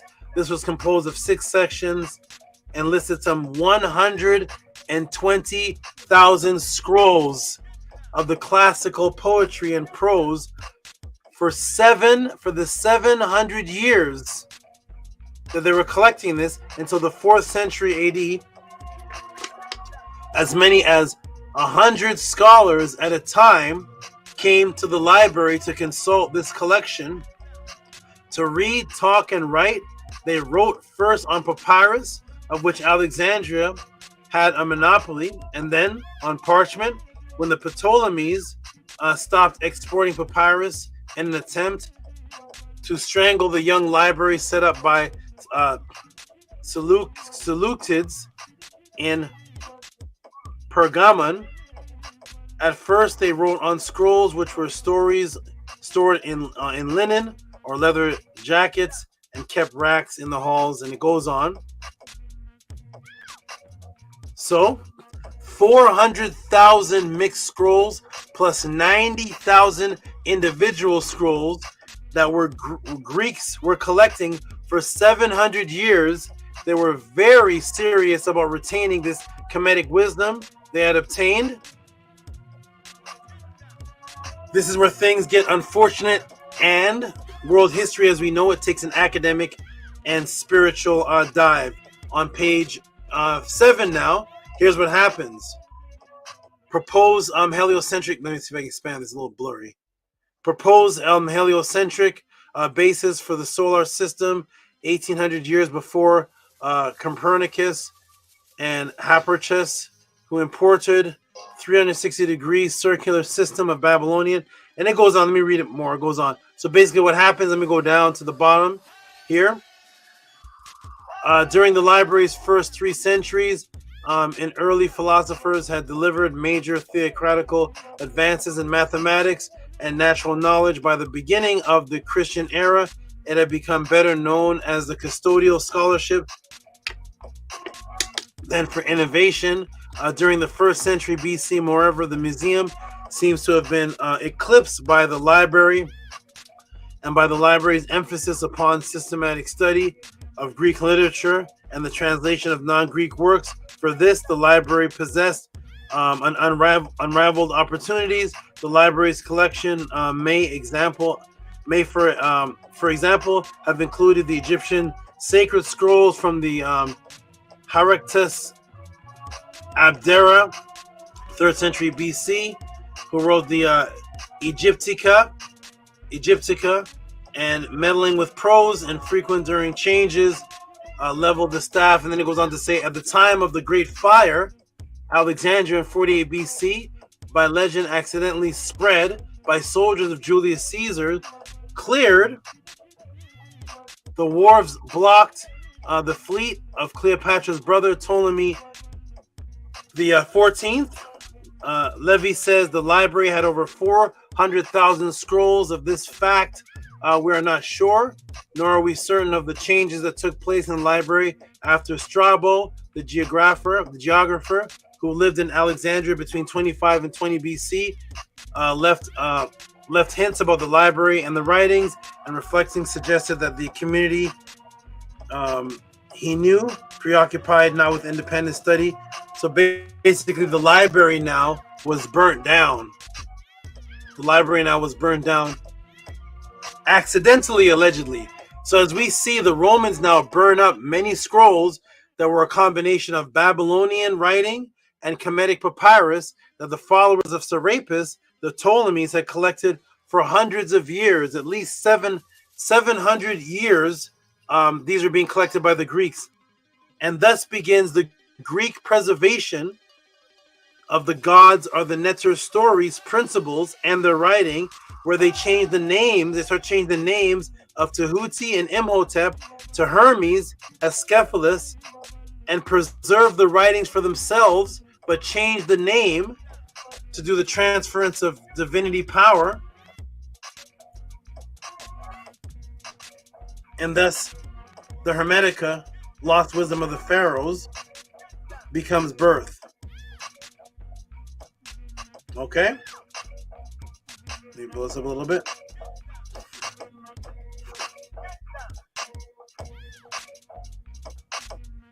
And thus begins the Greek collection of the god stories and their writings, where they change the names of Tehuti and Imhotep to Hermes, Asclephius, and preserve the writings for themselves. Again, I want to be clear, I do not promote these as authentic Kemetic sources, but Greek renditions of what they held sacred, trying to preserve what the Kemetic scribes gave them because they were very excited to preserve it, but switch the names. Although word for word, these are not Kemetic writings. Within them, there are remnants of truth. Thus, as a SABA, I have to unbiasedly open the door to all truths and take it as you may. With this overstanding, I will show you now that the Greek rendition of what they say the priest taught in Kemet, yes, indeed, a prophecy of colonizers, but here we go. Let me go back up. Let me shrink this a little bit so we can read it. So here's what happens. Here's what it becomes. This births now the Hermetica, ancient Greek and Latin writings which contain religious or philosophical teachings ascribed to Hermes Trismegistus.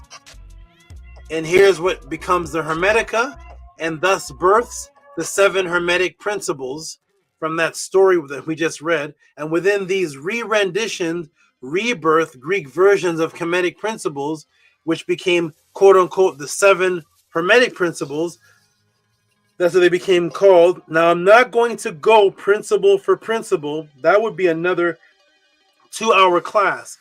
What I will do is I will go to principle number 1 and principle number 3 to show you or to see where they get this from.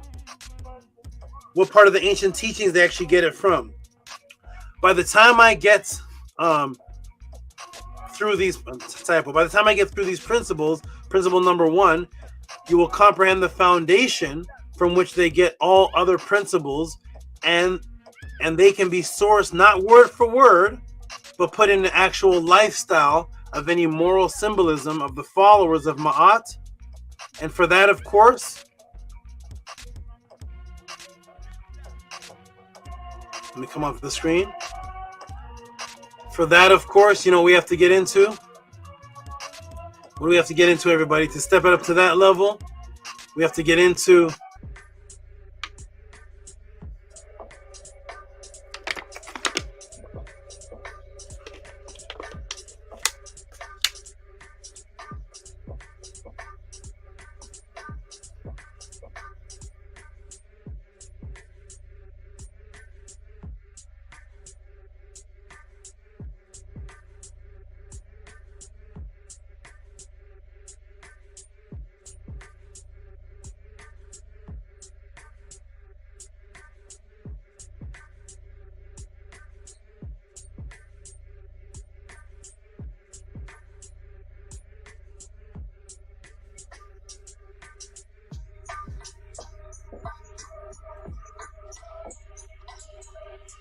Tehuti Overdrive. Here we go, everybody. Let's get into the actual real teaching. So here are the 7 Hermetic principles. Principle of mentalism, number 1. And I'm going to use principle of mentalism, number 1. The all is mind, the universe is mental. And principle number 3, principle of vibration. Nothing rests, everything moves, everything vibrates. I'm going to use those 2 principles. Principle number 1 is the all is mind. That's supposed to be an and the universe is mental. Principle number 3, nothing rests, everything moves, vibrates. Now in Ma'at, and the creative force of mental intention is also the netter of sound vibration. So we're going to begin off by letting you know that in the original teachings of the scribe, the same creative force energy of mental intention, which they took to make the first principle, is also simultaneously principle number 3, which is the netter of sound vibration. So the same creative force of mental intention is also the same creative force of sound vibration. That is the 2 in 1. And that being was net conscious, was known as PTAH. Recorded in the Shabaka stone, British Museum 498. And this goes back 702 to 716 BC. And here's the mental creation. There's PTAH right there. It is the tongue which repeats the thought of the heart. The heart is the mental Eve. That's why the word Eve in Lebanon is the word for heart, and it's also the word for mind. So the tongue, which is the vibration of it, it echoes and repeats the mental intent of the heart, is the former of all the NETERU, ATTON, and is 9. The original 9. Not the 9 of Zeus, but the original 9 called the Paut. And this is the Shabaka stone, which goes on to say, there took shape in the heart, there took shape on the tongue, the form of ATTON. For the very great one is PTAH, who gave life to all the NETERU and their cause through his heart and through his tongue, the sound vibration, in which Heru had taken shape as Ptah, in which Tehuti had taken shape as Ptah. Thus the heart, that's the intention, and the tongue rule over the limbs in accordance with the teachings that it, the heart, or he Ptah, is in every body.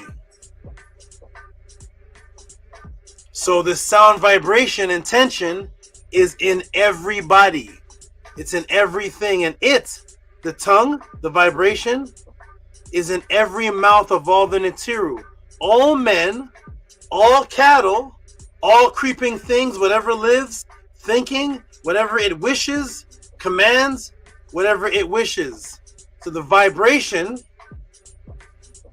and the mental aspect of creation, consciousness, is in all things, is all. Sight, hearing, breathing, they report to the Eve, the heart, and it makes every understanding come forth. As to the tongue, it repeats what the heart or the intention devised. Thus all the NETERU were born, and his paut, was completed. For every word, for every word of the NETERU came about through what the heart devised and the tongue commanded. That's vibrational creation and mentalism, coming from the SHABAKA stone. These sounds manifest as shapes in the electron fermion world that we call today the physical. And I've shown you this many times, and I will show you this again. It is the truth that is it true that sound vibration can actually create shapes? Because if so, and geometric shapes form our reality, then vibration is within everything, creates everything, and thus the ancient writing of the followers of Ma'at, which became what is known today as the third Hermetic principle, is true, just of course, without the mention of Ptah. And that is the Psyops. Let me come to the screen a moment. So thus you'll notice in the original writings of sound vibration, manifesting through intention of consciousness, it mentions a tomb, Ptah, the NETERU are mentioned. In the Hermetic one, with the sound vibration and the mentalism, none of the NETERU are mentioned. That is the Psyops. That's the Psyops. The same teachings, it says that the Eve, which is the mental intent that goes through the tongue vibrational sound, is in everything. That's the all is mental. Everything is mental. Consciousness within everything. And everything is created from sound vibration. Except for, in the original teachings, we give attribute and mention Ptah by name. Mention the Paut by name. Mention ATTON by name. It gets into the Greek Hermeticism. Not one name mentioned. No NETERU mentioned. Just the Hermetic principles. But these principles seem to have existed with Ptah. There was no Hermes. And it mentions Ptah by name. So remove the name, teach the exact same principle, and then slap a Greek face on it. And that's a transference of power. Is it possible for sound vibration and intent to create this reality that's around us? Is that principle real? Let me go ahead and show you, everybody. I've shown this many times, but of course, there's always new people. And for the people who have not seen this is just to reinforce it again. Here it is. Let's see if sound vibration has an effect to create physical matter, especially geometric archetype shapes, because it's geometric archetype shapes that creates all of the reality around us. So let's go ahead and see. Here we go. I'm going to go to the screen share. And here we go. Scientists made a liquid drop star shape using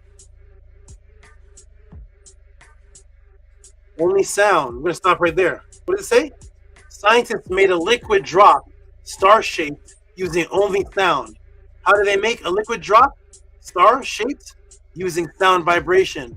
That physical matter that you see in front of you, levitating and moving, that's manifesting now as water, scientists made that using what? Sound vibration. There is your water. There's your levitation defying the laws of gravity.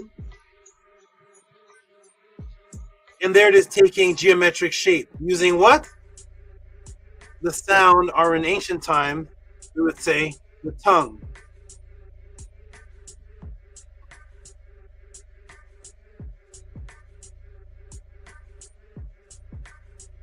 Using only sound. For the drop, this liquid droplet is floating in an acoustic field. So that sound, let me see if I'm on the screen. Let me see if I'm here. Good, I can be heard. Yes, I can. Okay, good. You go back. The sound causes something to defy gravity. The field's ultrasonic waves flatten the levitated drop, but its surface tension keeps it together. So sound is keeping physical matter together. Now what they're doing is they change the harmonics to a number. We think that numbers are something on a piece of paper, 1, 2, 3, 4, 5, 6. Numbers are actually shapes before they're 1, 2, 3, 4, 5, 6. So that was the first harmonic. So the first harmonic comes out as the origin, which is what? A circle with a square at the bottom of it, and a square and the rectangle in the middle. I want everybody just go look up the word paut, look up Ra symbol, the circle. That's the number 1. Now they're going to use number 2. It flattens out. Number 2 does what? The waves start to move and form radially around the droplet's field strength is increased. Look at number 3. Number 3 produces 3 different angles. It's forming the shape into the 3. There's the number 3. And who's controlling this? Scientists. Through what? Intention. That's consciousness. They're putting their consciousness into an invention that's causing this shape to change into the numbers they wanted to change into, 1, 2, and 3, simply using their tools and their consciousness and sound vibration. What does 4 harmonic look like? 4 harmonic turns it into the number 4, which is a 4 geometric shape. 4th harmonic. How about 5? There's your 5-pointed star. The frequency of the harmonic is matching the number of what we're calling geometric shapes, and the geometric shapes and polygons that are creating everything that you see in existence.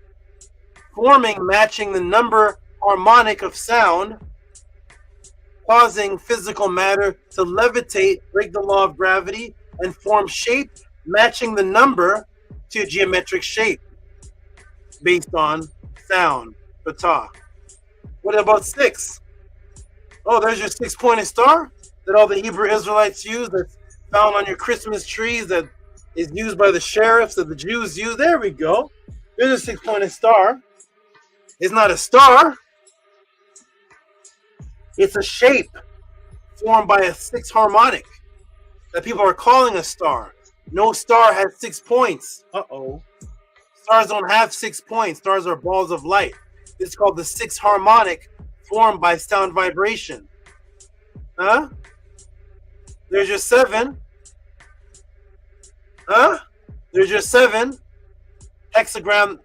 Not hexagram, that's the 6. There's your 7 septagon that I taught about in the tool class. There's your 7. There's your 8. 1, 2, 3, 4, 5, 6, 7, 8 harmonics. There's the 8. Now what happens? What's happening right here? Increased frequency too high. the droplet disintegrates. So by sound frequency, you can hold physical matter together, cause it to shape in whatever consciousness you send out the frequency by whatever technology and tool you have. And you can also destroy.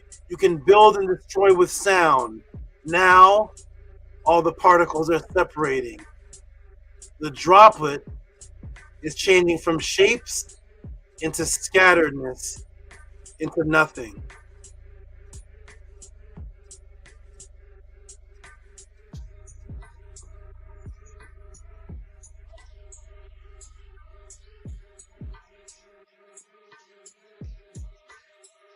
Is the principle true? Absolutely. Welcome everybody to the Tehuti Podclass. Here we go. Boom, boom, entire screen, and boom. You just saw physicality created through sound, through intention.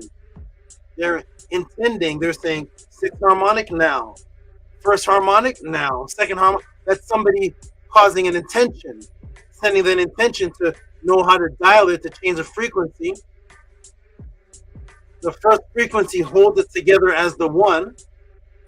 The last frequency causes it to separate. No more shapes. That's sound as it's vibrating.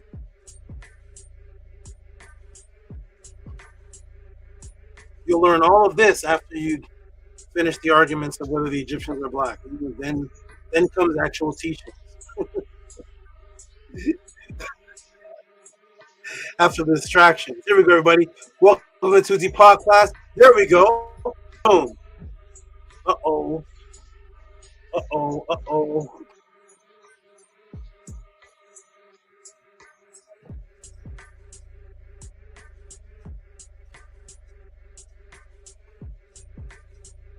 Oh, there. Okay, scroll down, down, down, and here we go. Boom. Boom. And can these water molecules be altered by thought consciousness without the tools? What if you don't have the scientific tools? Can you reform the shape using just your consciousness intention? I've shown you the experimentations of Dr. Emoto, and I've done many classes on the intention and the thought changing the water molecules. Here are some examples again. So yes, Dr. Emoto had no tools when he went to Lake Baja. And the same water molecules that you see levitating and forming shapes based on sound harmonics, forming number 1, 2, 3, 4, 5, 6, 7, 8. The shapes are changing without the high technology of the scientists by thoughts of love, thoughts of appreciation, reciprocity. Look at hate. Everything disintegrates. Everything disintegrates. Beautiful shapes, love, reciprocity, hatred, disintegration. This is the frequency right here that most people in the conscious community and around you are based on. This one right here. Their body that's made of 70 to 75% water is filled with this. I hate you. I don't like you. I don't like this. What about that? I disagree. No, I don't agree. I ain't gonna go with that. I'm not doing it.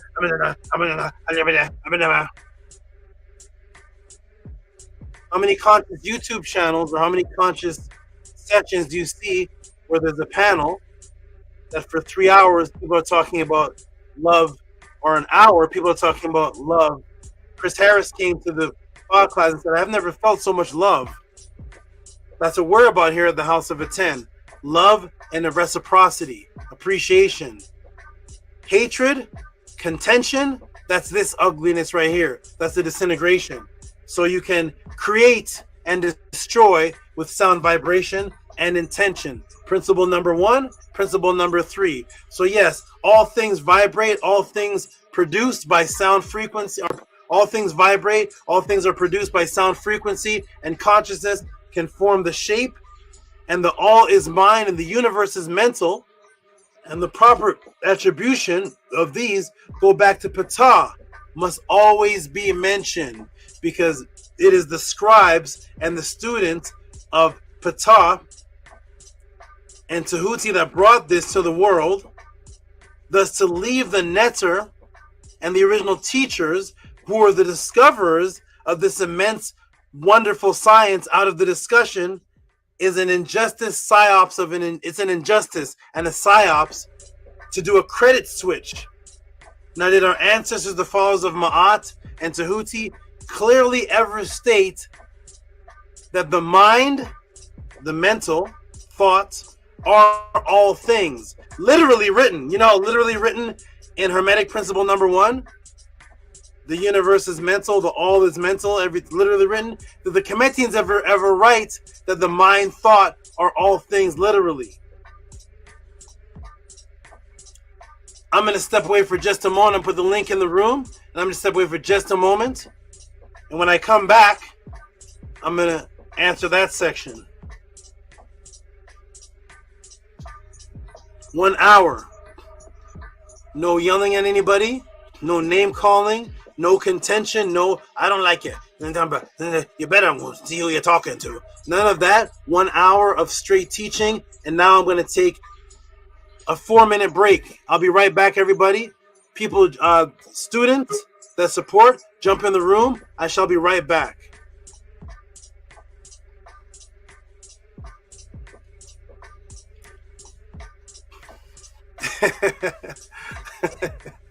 I see smiling faces. I'll be right back, everybody. I hope you're enjoying this. I'll be right back, everybody, in a couple minutes. I hope Annie jumps in, because Annie's the one that can allow others to come on when I'm away. So hopefully he jumps on so he can nobody will be able to come on until he comes on. So I'll be right back, everybody. Give me a couple minutes. Tell the world what you think of this so far. SHABAKA is doing an excellent job. Great job. At first, there was a lot of thievery he was breaking down, psyops that have been happening since before I was born. And then when the overdrive kicked in, for me personally, then it got really interesting. And then it got into the culture and the power of sound vibration. And I love how SABA would say some stuff, and if you've been listening to Ani's music, you're like, wait a second, whoa. Those are some lyrics right there. Start to see the magic come together when he talked about Patan, and he was like the scribe, and I was like, whoa, this is getting magical. So Tua SABA, and Tua Ani as well. Yes, Tua, very much. I'm very appreciative of this. I love hearing about sound vibration.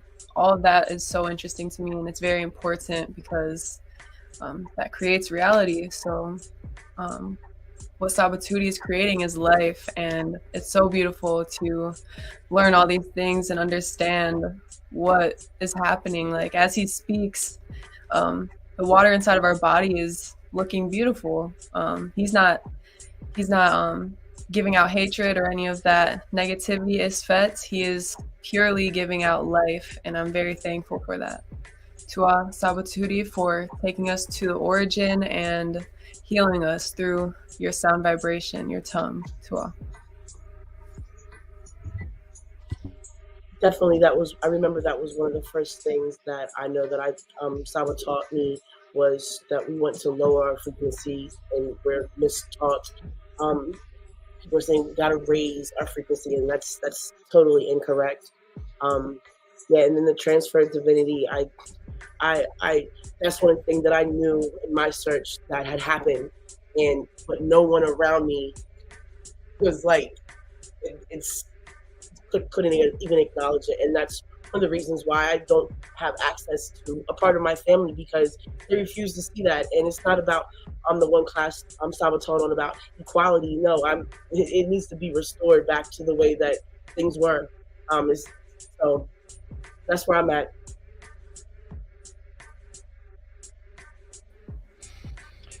Yes, Hotep. Yes, Tua to the great SABA Tehuti for bringing this forward and teaching the origins. And this, I love this question because this is a question I had similar early on. because one of the first books that I came across before learning about Tehuti was Thoth, is the Kybalion. And the Emerald Tablets. So those were two books that were filled with knowledge that made a lot of sense, right? So it wasn't until, as you continue to dig, because to reveal the psyops and the matrix takes digging and a lot of time and always asking questions, always wanting to get to the source. If you always want to get to the source of something, you'll always have a question. So coming across that, and then when SABA Tehuti started giving his MEDU NETERU, what's now today magic classes, that really opened up an entirely new realm of sound vibration for me, and going to the root language and starting to learn the tones of the teachings that connected me to Tehuti, the NETERU, when I knew as Thoth in the first place. So there's a lot of beautiful Heka'u that's happening. So it's a beautiful thing. I love how going into all the Greek writings, like Plutarch and the Moralia, and I think there's 15 or 16 volumes in that series. And a lot of the Greek writings that they compiled into these, like this source here, the Moralia, a lot of it starts in the first chapter, first book of them being in Kemet, and then it starts to expand. So it always interests me how today people always give these people, the Greek philosophers, the founding fathers of knowledge and math and science. But when you go to their books and you start to read them, you see they tell you they didn't hide where they got their knowledge from. But it seems that that the people today who seem to be teaching this information like to keep that hidden. So it's a beautiful thing that today we have the great SABA Tehuti to come and show it in such a beautiful way that makes it easy to digest and understand, as he's taken us through and showing how these principles that were created and are widely infamous. There's a lot of books. There's a lot of information. There's a lot of people today who are utilizing these principles to bring forth their businesses. Bring Bella to the stage, and they teach on them, but it's never the source. So that was something that I made it a point to start putting together writings to always just build it back to where it comes from. So for this to be a class and the great SABA Tehuti to show, as he's showing the first and the third principles, is very beautiful. So Tua to the question asker for this, because this needs to be known. So we'll pass it. Great brother Minko Ara Mary Ma'at was here. The great SABA Tehuti just came on the panel. Hotep, great SABA. Okay, yes. Hotep to you. We're about to get right back into it. Everybody, I want to get right back into it and finish this up, everybody. Glad to see everybody jump on the panel. Who's here? Menkor Ra Harasted. Ella's here. Anipita. Okay, wonderful, everybody. We're going to jump right back into it. And then I have, after that, then you all can jump right back on the panel again. Thank you for holding it down. Yes, Hotep. Thank you for holding it down. I'll be right. Let's get right started, everybody. Here we go. Let's get the momentum going. Peace and love. Here we go, everybody. Ready? Press a 9 if you can hear me. Let's do this. Boom. Another sip of water. Hotep, Jeffy, Hotep. Enjoy this. Gonna be. Let's go. Ready, everybody? That's right, Lisa. Tell them. Support the great SABA Tehuti. Tell them, Lisa. My brother Boots wrote something, but it's way scrolled up. I can't even find it. There's VRI. Yeah, I'll read it later. Here we go, everybody. Ready? Here we go. Ready? Boom. Everybody can see and hear me. Angela Gates, fast on the keyboard. Robert Williams, Octafect. Let's get back into it. Everybody keep the momentum up. Here we go. Boom, boom, boom. Entire screen. And here we go. All right, everybody. So we showed the thought frequency change. We showed that you can do it without the tools, that the frequency of thought can actually change the shape of water. Because consciousness is connected everywhere, and this form of consciousness right here, the contention, the hate, I don't like, all of that creates, this is what's flowing inside of people's brains, inside of their body. This is this is what they have inside of them, as opposed to this, the love and appreciation, reciprocity. Okay, here we go, everybody. So boom.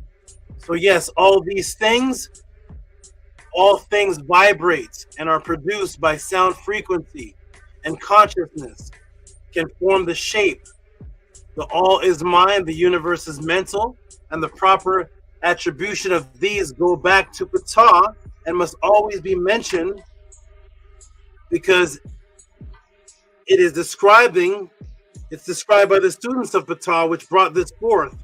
Thus, to leave the netter and the original teachers or the discoverers out of the equation of the all is mind and the universe is mental and all things vibrate, to leave PTAH out of it is a psyops and an injustice. You would never leave Albert Einstein out of his inventions. You would never leave Elon Musk out of a Tesla conversation of who brought the science of a Tesla car. You would never leave Elon Musk. You'd never leave Bill Gates out of the computer world, Microsoft conversation. You would never leave the inventors of something. But when it comes to this, the psyops is to change the hands over to the Greek and thus leave out the PTAH. That's the psyops. Not even changing the all is mind and universe is mental. That stays the same. That's ancient teachings. And everything comes through conscious thought and vibration, sound vibration. That's in the teachings. Except for in the Hermetica, you don't see any NETERU mentioned. That's the switch and bait. Now, did our ancestors, the followers of Ma'at and Tehuti, clearly ever state that the mind, thought, are all things? Is that literally written? Yes. Again, I will take you to the oldest spiritual writing of immortality on this planet Earth, the Otter MEDU, or what people are calling today the pyramid text. The text of the Otter, or the text of the Ak. This is the pyramid text, which all of your conscious community teachers hate. All of them hate this. They like the pictures on the walls of the so-called black people. They love that. They hate what's actually written inside of the pyramid text. That's why you'll never see anybody do a class on what's inside of the very first write. Imagine this, everybody. Imagine this. Ask the conscious teachers, ask your Kemetic, the priests and all the people, ask them. Ask it, what's the oldest writing that you know of the people of what they're calling Kemet? And I'm going to break that down soon one day too. What they're calling Kemet. What's the oldest writing? They'll have to say the pyramid text. So the first thing on this culture's mind, what was the first thing on the people of the Nile Valley's mind? Is it what you're talking about? Because you're talking about the Nile Valley. What was the very first thing on their mind? The pyramid texts are the oldest. That's the original thing on the people's minds. Why are none of your classes about any verses in the pyramid text?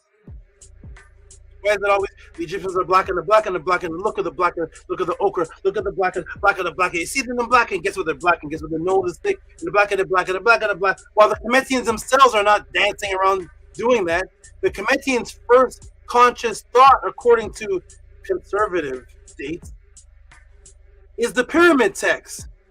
So why aren't you starting the class there?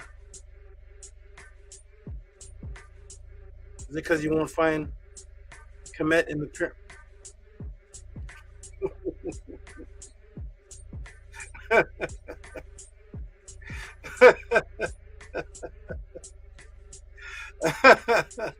Here we go, everybody. Welcome to Tehuti Podclass. Here we go. We'll never read from that. No.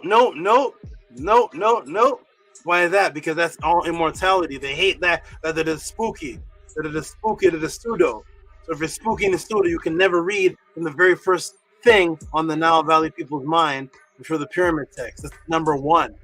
You never talk about it. You never open up you never read from, never talk about anything in there. Because you're ashamed of it. You're not proud to be black. Here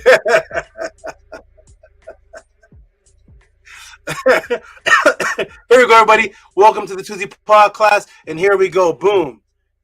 So we go back. Did they ever say it? We're going to go back to the very first writings. Here we go. Here we are. What the Europeans call the sarcophagus chamber. North wall, east wall, south wall. Here it is. Ra. We're going to go to 50. Ra, you are adored in heaven. You are adored for Unas. Lord of all things. For what? Your body are all things. For your Ka of Unas are all things. His body are all things. His Ka, his body are all things. So here we go. Let's find out what's happening here. And what is another definition of the Ka, the Kat, Kai, spirit that they're hiding from you? Let me take you, the type will take you to page 782 of an Egyptian hieroglyphic dictionary. Now we see the word Kai. What's this? To think, consciousness. Kai, meditate, to speak out. Ka, Ka with the feminine T at the bottom. Ka, there's Ka, thought, meditation, thought of the heart. The same thing mentioned where? Where is that mentioned? The thought of the heart. Where's that mentioned, everybody? Where do we see that? Is it over here? In the same writings that speak about the thought, the heart, and the tongue sound vibration manifesting the intent? The same sound, because the meta-netter is based on sounds and images. The Ka, Kai, Kat, that sound that you're hearing, that people call their spirit when they say, my spirit is more, I feel it within my spirit. That's your consciousness. The Ka are all things. And when you see the Ka, or the Kat, with a T at the end, Kat, it's thought, meditation. That's consciousness. And the pyramid text says the Ka are all things. It literally says that. Your consciousness, the meditation, meditate, to focus, consciousness, to think out, thought, the thought of the Ebe, that which created everything, are all things. Boom, the Kai, the Kat, thought, consciousness, spirit are all things, according to the ancient writings. Thus, what do we see in the Hermetica, Kybalion, page number 26? Back to the 7 principles.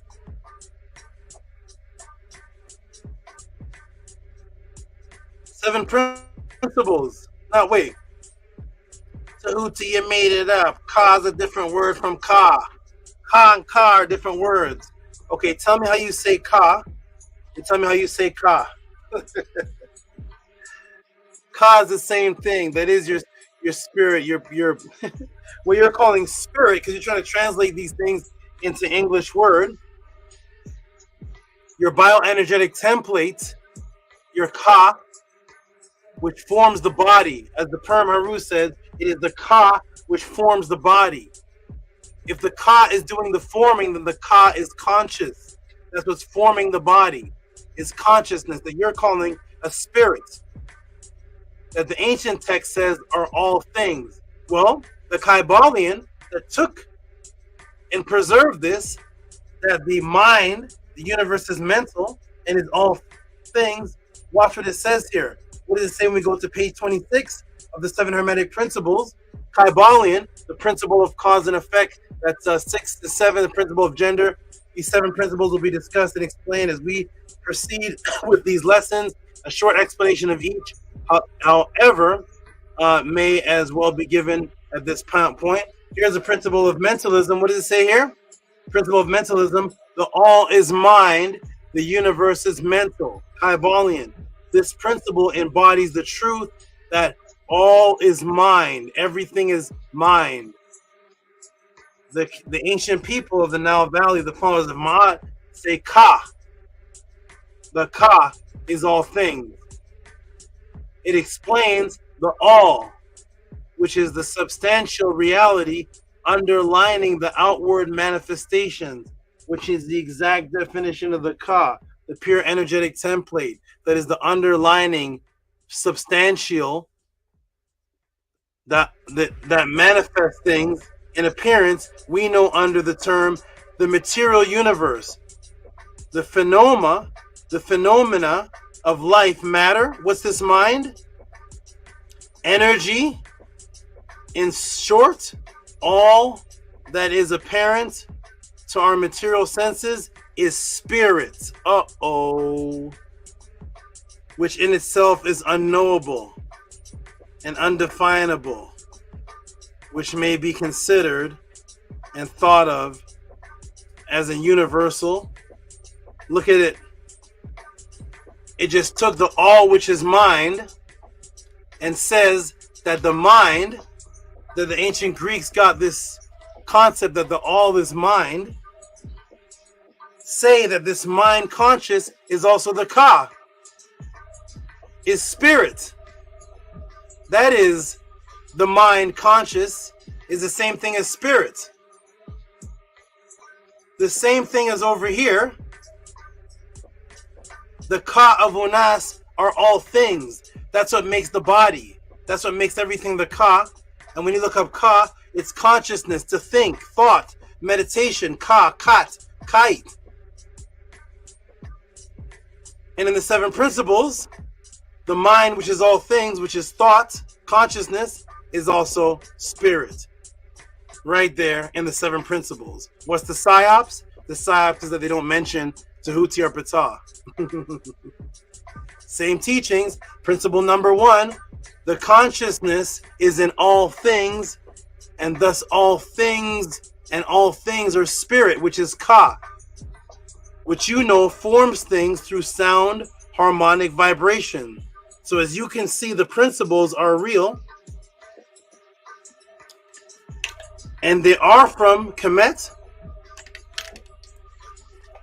The 7 is the word and was taught by Tehuti and his students over 4,000 years ago. The Psyops is that nowhere in the Kybalion mentions the NETERU. Thus the theft is cemented and the appreciation is shifted. The same teachings, but the Psyops is the shift of where it comes from.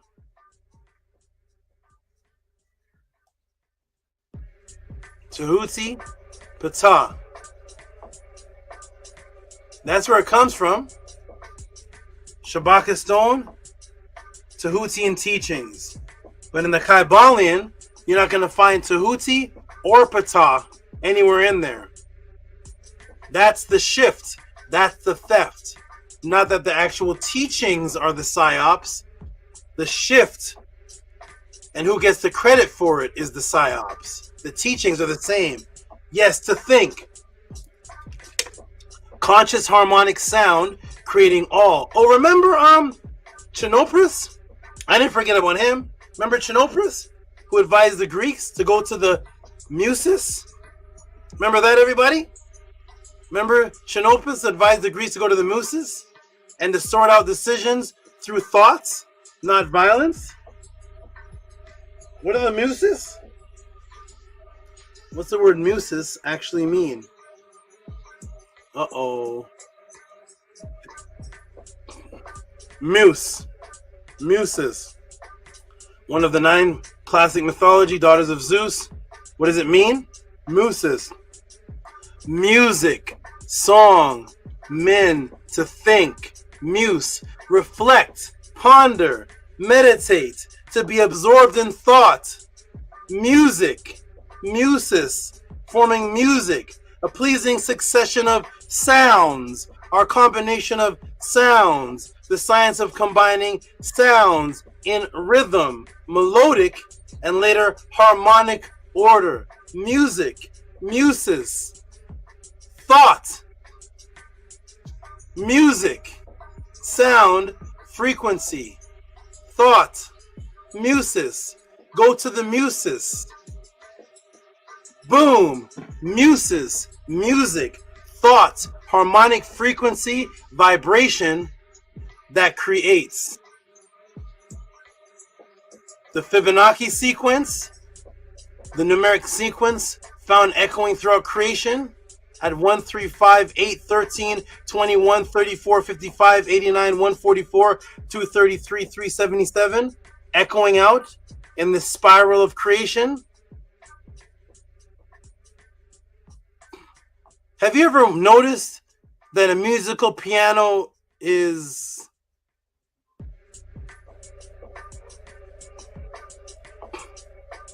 (34, 55, 89, 3, 5. You know what? Never mind. Hotep, I am done. Matrix broken. For those who appreciate it, this more than the waiter that you have tipped, and if you have learned or if this has had any type of impact and has advanced your recent current understanding of this subject matter, please send your tip of appreciation. So if this has advanced you in any way, if you've learned, what is it, 1 hour and 18 minutes? If this advanced your recently current understanding of subject matter, send your tip of appreciation. You can call it All is Mental, Ma'at, Mind Music, MMM, Ma'at, Mind Music, or any creative title that you can come up with to Cash App, TT AMUN, PayPal at Rocky SV. Hotep, I am done.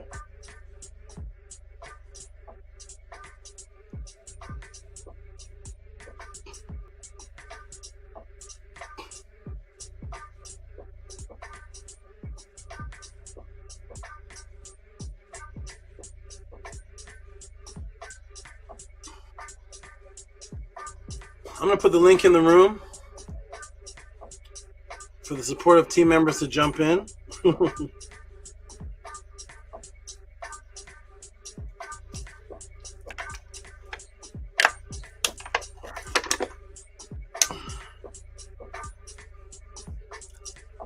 Bedroom. Let me check the chat to see what you all liked. If you have fire signs up, if you all enjoy this. We got J Dub is here. J Dub is returned. Bedroom poetry. Peace, my teacher. I am back home in Grenada since last year. That's why I have not been in touch. I'm pleased to see you're on fire as usual. Is this my brother from Canada? He had so many names. Is C Moss? I don't know. Who's Bedroom Poetry? Shout out to you. Is that a brother I've been teaching since 95, I think? Shout out to you. Ox Effect put that was fire. Robert Williams put, wait, what? What about pianos? Next class. All right, Ox Effect put fire. Eric G, that's it, put Hail Saba. Never kept put fire. I hear people jumping in the room. Let me go check. Boots put fist. Fire. A crown. And something else. I don't know what that is. I don't know what that is. All right, let me go ahead and see who's in the room here. We got Anu, Antu, and Bella Peace. Woo! Yeah, that's another class. Oh, yes, sir. Golden One. That's what I know you as. Golden One and CMOS. I did see the bedroom one time, the bedroom poetry one time, but Golden One and CMOS. Go ahead and type in the room Golden Moss bedroom poetry when I started teaching you. Just type the year. That's all. Type the year to see if YouTube was out. Peace and love, Anu, and I'm glad you're safe too. I was wondering where you've been. Peace, Anu, and peace, Bella. You all build. What'd you all think? And I'm gonna check the Gmails. I'm gonna check the Cash App support. Cash App, TT Moon, PayPal. For those who saw this, and appreciated it, everybody. Where's my AI moderator? Where is she? There she is. Support with Cash App, questions, TT Moon. Support everybody. If you all like that information, if you all have ever tipped a waiter before, if you have ever bought a cotton candy, if this has any value comparable to the candy apple you bought your children, support Cash App, TT Moon, PayPal at ROCKSV. I don't know if your waiter has ever served you 1 hour and 18 minutes of straight uplifting information. Peace and love, everybody. How you doing there? Annie Patah, how you doing? How you doing, everybody? That may be a great idea to create a restaurant where the server comes and drops knowledge with the plate. I'm doing excellent, great Saba. Yeah, two out for that very Nefer breakdown and build up, and yeah, I love these teachings. These are some of my favorite topics. I love how you concluded it with the musicality of the scales and the of the piano. But yes, Tua, I hope everyone is supporting this class. Support the Great Saba, support the Podclass, because you're not going to find anything on any Hermetic principles anywhere else of showing where it actually sources from, and so support this. Yes, to our Great Saba for that. Nini Uk, yeah, I know you like that. Go to the muses. What? Go to the muses.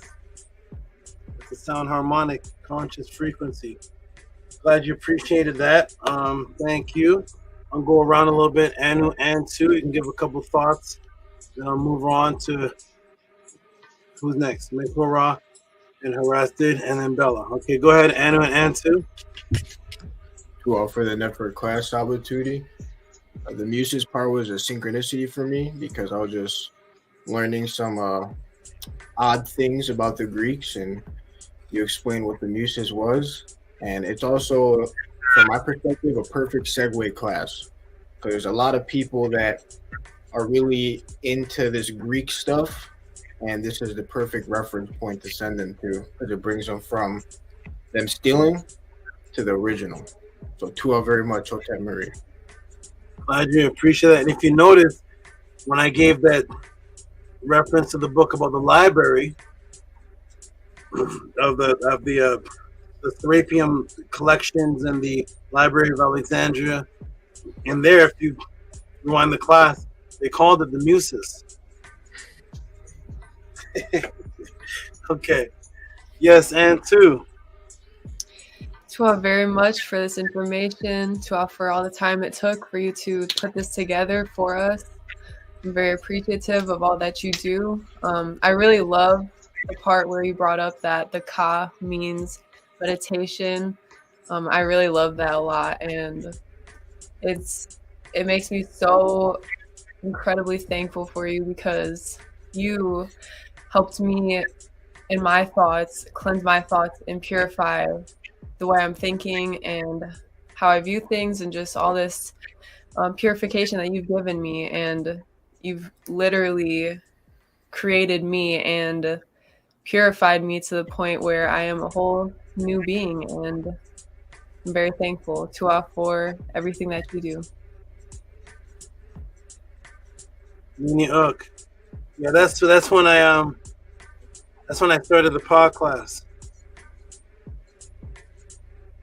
That date that you see right there, that's the foundation of the podcast. When I was teaching this brother here in 1992. That's from 1992 until the podcast. All I've taught for free. Well, there it is. There's brother right there, and thank you, Anto. I'm glad you appreciated it. Glad you liked it. But glad you enjoyed it. Glad you appreciate it. We're gonna move on to and I like the ka part because I've shown ka means so many different things and so many different symbols. People just think it's just one thing. It's and spirit itself is not even one thing. Okay, so Menku Ara Marie Ma'at, speak to us. Hinu Saba for this wonderful lesson. I really like how you touched on sound vibration can create shapes and how sound shapes things. So everything that we've learned and everything we listen have shaped us. And so what you're teaching us now is reshaping us back into alignment to our true spiritual identity, which is really powerful. And I love how you touched on the 6-point star is not a star, that it's a shape. Yeah, that it's a shape. And no star has 6 points. And it's amazing how much clarity that you give us. And really it's healing, right? So all the things, like I'm starting to rethink of what is therapy, because what you give us seems to me to be the real therapy, because therapists don't teach this. So I know this is therapy for me, because too, like, sound shapes environments, right? So the environment that we're embedded in the matrix, if you're just in the matrix and have not come in contact with you, that is shaping people, and that is shaping the chaos and the isfat, and so many people are trapped into that. So Tua for taking us out of the horrible music of the matrix and bringing us into the beautiful sound of Ma'at. So Hinu and Kes to you. You're the greatest. Thank you, brother. I'm glad you appreciate it. See the shape of your body right now? The shape that you're in, not the physical shape of your health shape, but just the position that your body's in right now, sitting down. Yes. There's something that can change that shape. And you can't see it. It's playing in the background.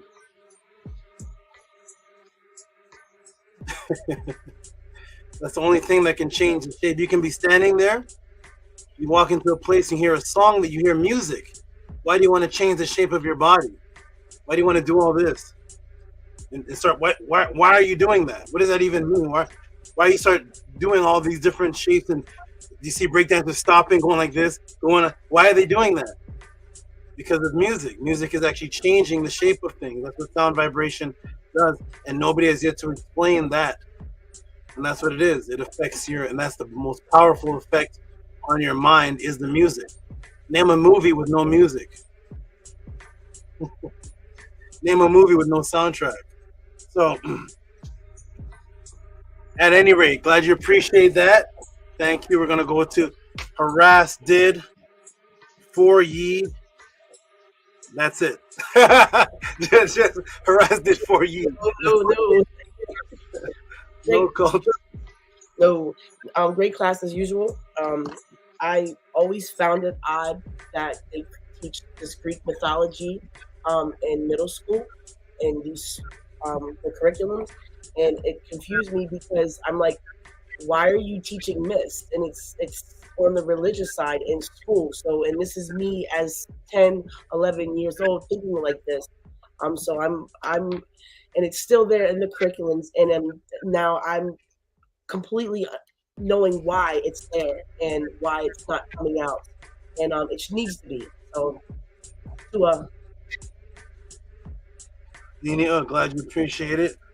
I'm glad everybody truly appreciates this. We're gonna go to look at the appreciation.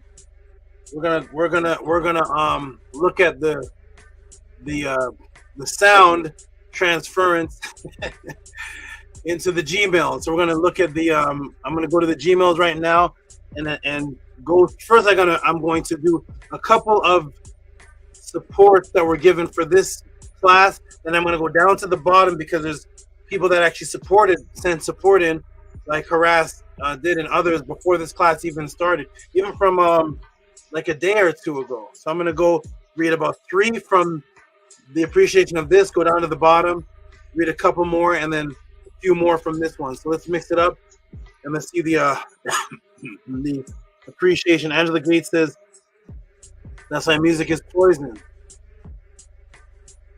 Absolutely. Absolutely. Music is poison, and music is the greatest thing ever. And it's the worst thing ever simultaneously. So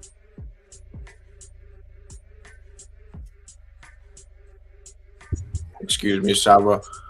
Bella didn't get to speak on the class. oh, thank you, Bella. Sorry about that. Go ahead, Bella, and yes, tell us what you thought, Miss Bella.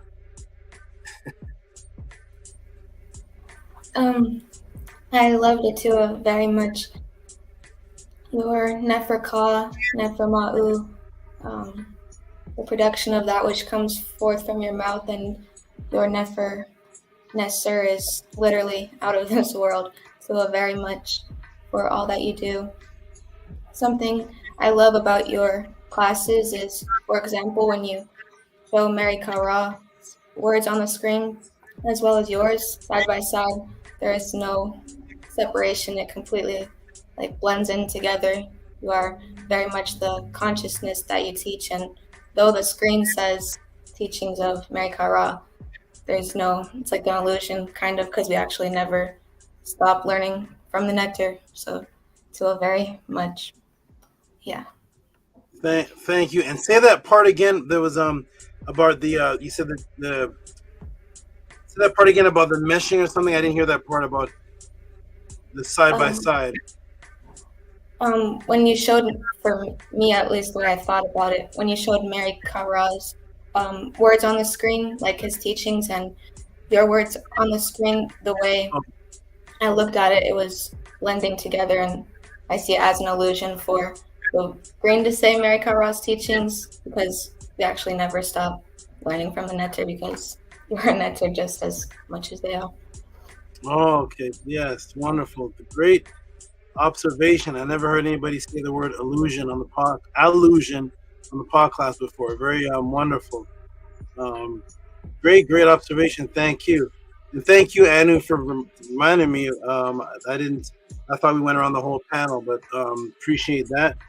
Thank you, Bella. Your words are very Nefer and beautiful, and greatly appreciated as always. Wonderful. You're welcome. All right. Well, very much to you. Nini Uk. And Primordial, another class for you. Yes, Saba, you know I love when you speak on anything that has to do with thought. Especially the ut that fire off. I like because that's attached to my name as well, Saba. So I appreciate that you bring that, and everything is mind. Everything is it starts from within here. It's those primordial waters. It's those neurons firing off, links in association, right? So to you, Grace Saba, I appreciate that, and definitely beautiful, and definitely something to continue to play back and continue to listen to. So Hotep to you, Grace Saba. I appreciate you. Thank you, Primordial Thought 9. Actually, that was more breakdown. You got more breakdown of your name Yeah, again. it was. Yeah, it was. Well, no, yeah. You got the thought and the 9 was in there too. Okay. Wonderful. Thank you. And here is. Oh, I hope so. It's just spinning. I see Minty Hotep, but it's just we'll wait a few moments. There we go. On the screen. It spun her into existence. Minty Hotep is here. I don't know if you can hear us, but we. Hotep, can I be heard? Yes, you can be heard and seen. And seen. Beautiful. Yeah, I was just closing out like 7 different windows. But yes, Hotep Henu, Saba Tehuti. I just wanted to come on and show some support and some love for you restoring this Ma'at consciousness. And now we're rewriting history and erasing the Greeks. Because that's what they do. They just want to totally eliminate the NETERU and claim what is not rightfully theirs as theirs teachings. And this is exactly what people need as we're awakening to this consciousness. The Greek worship, it needs to stop. Absolutely wonderful. That's absolutely.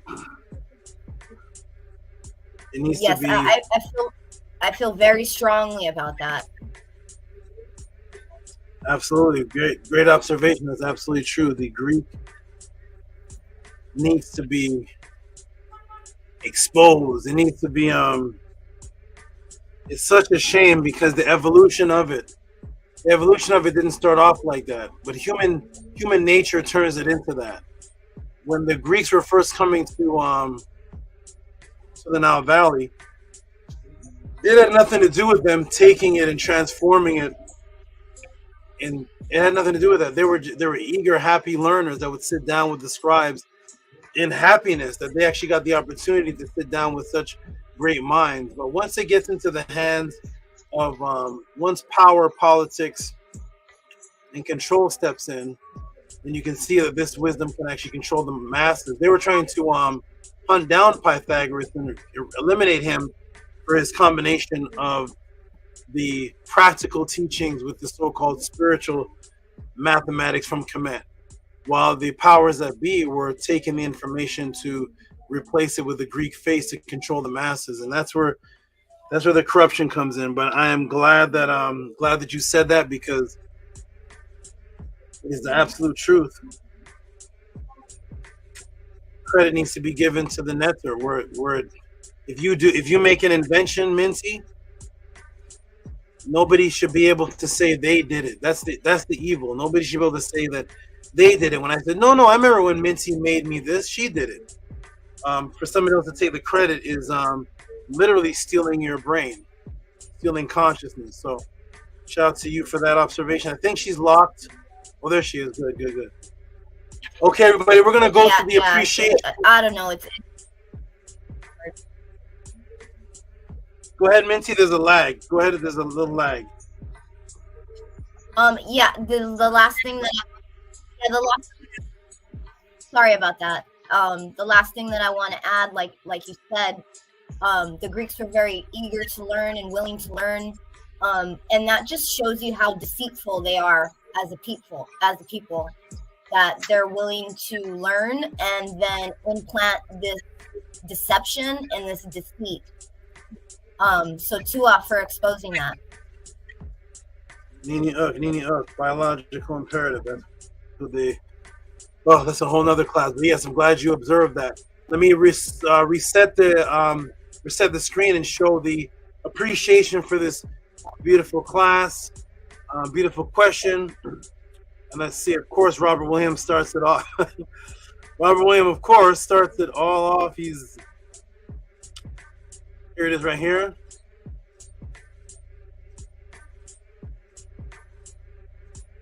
We're going to make some noise for Mr. Robert Williams in a moment. Let me get to this, put it on the right screen here. Okay. Yeah. Okay. Here we go. Grab the right screen. I'm not screen sharing, am I? No. Okay. Good. Okay. Good. Let me now let me go to the screen share.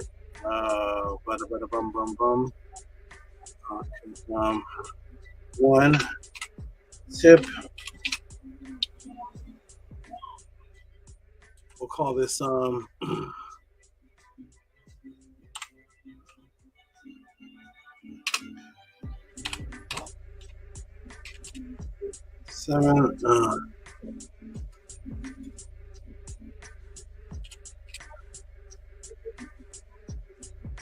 Seven principles. Come on. Principles. I do not like the English language. It's like English language is strange. Okay. Shout out to Robert. I remember I was spelling to make the screen share, this post reminder, setup reminder, and I was typing marriage, and I was like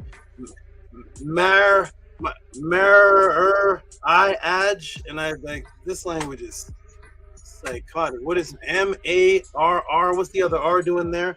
Sound it out. These words. What's that? They lied to you and like just sound it out. You can't sound out words. Not the way they spell them. Mariage. All right, here we go, everybody. So marriage.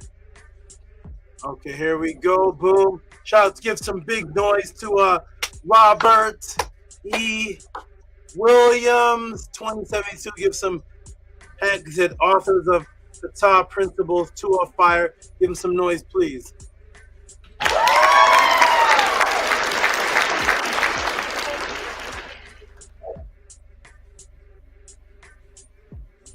Thank you, Robert Williams.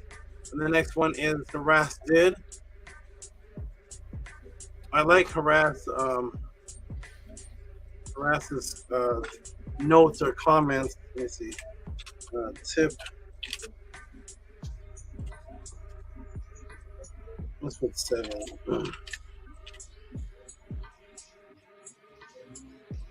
Shout out to Harass Did for the next tip.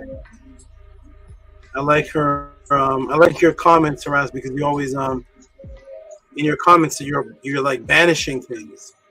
You it's always some type of removal of negative energy somewhere in there. I like it. Let me go ahead and show this. Windows. Where'd it go? Harass Did. Oh, there it is. I see it. Oh. Cancel. Where'd it go? There it is. Okay.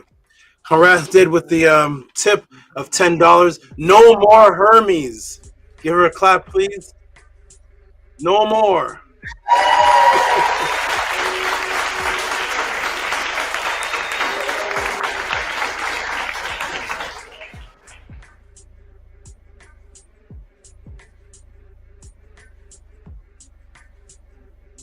What is even a Hermes? What is a Hermes? There's the mystery. There's the mystery, man. What is a Hermes? What is that? What word is that?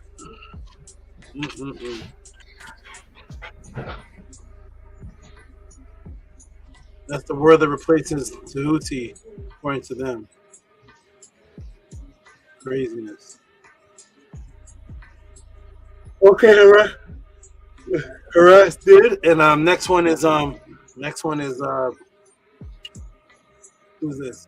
Oh, Octafek, who is actually studying this principle of teaching even before he came to the podcast, and of course my teaching just enhanced and specified and sourced it.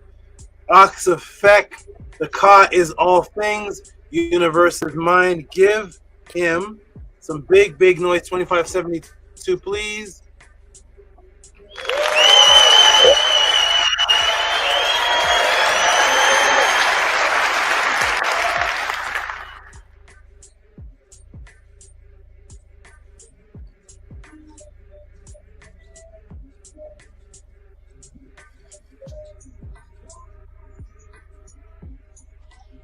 Okay, we're gonna boom.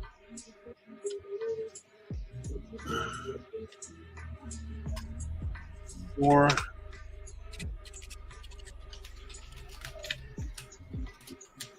And the next one to give a tip for this lesson, the next one who appreciated this lesson is none other than, are they on the screen? Yes, they are. The couple known as, soon to be formally known as, Anu and N2, $22 tip for bringing us back to the origin. Give them some hand claps, please.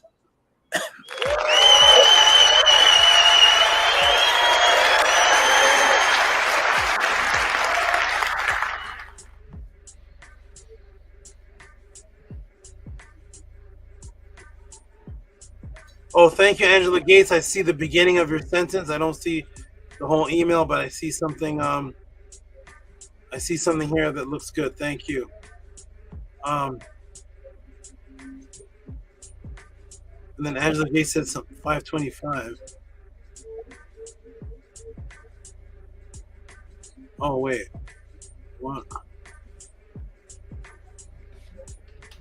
Angela Gates. Wait, what? Angela Gates, $10. Okay, I'll get to that. Okay.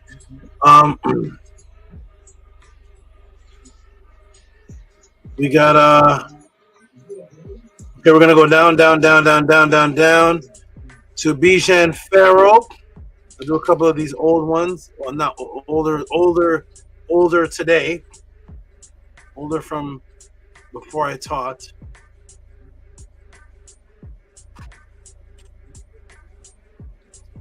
And that is from the good brother Bijan Pharaoh, who's in the room right now. I'll do a couple more, then I'm going to step off for just a moment. Bijan Pharaoh is very appreciative. He sends me a lot of personal messages of just testimony and appreciation. Shout out to him. Shout out to Bijan Pharaoh. Give a clap to Bijan Pharaoh. Support, rewatch, and rejuvenating for my mentor. Give him some love, please.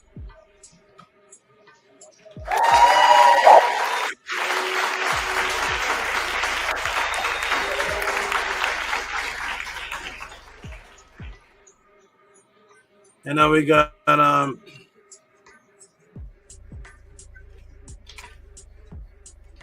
Eric G. That's it.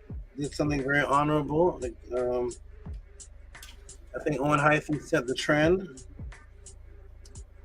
And where's the six? I think Owen Hythen set the trend, and others are following. And so this is Eric G. That's it. It sends $3.33 for 5-8 podcast. Wonderful work, SABA. Hail SABA O. Okay, and then he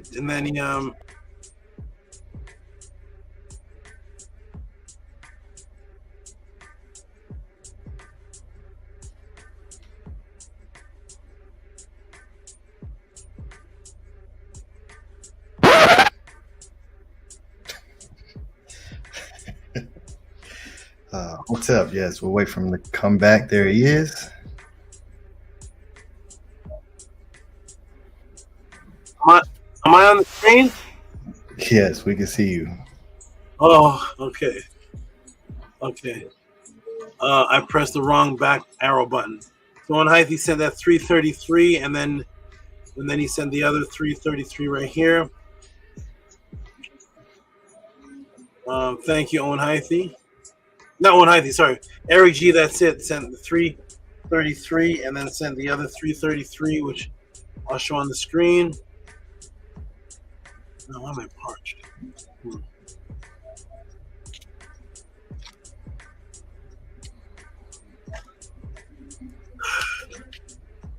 Okay, here it is. Shout to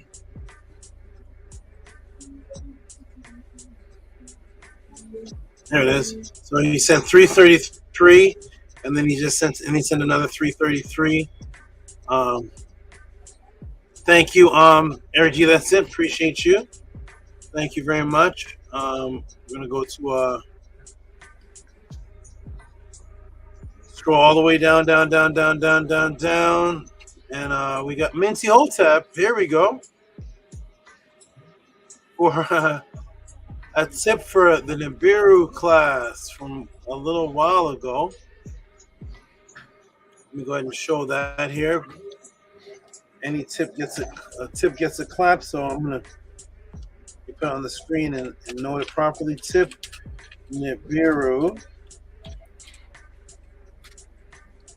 and make some noise. Give a hand clap too.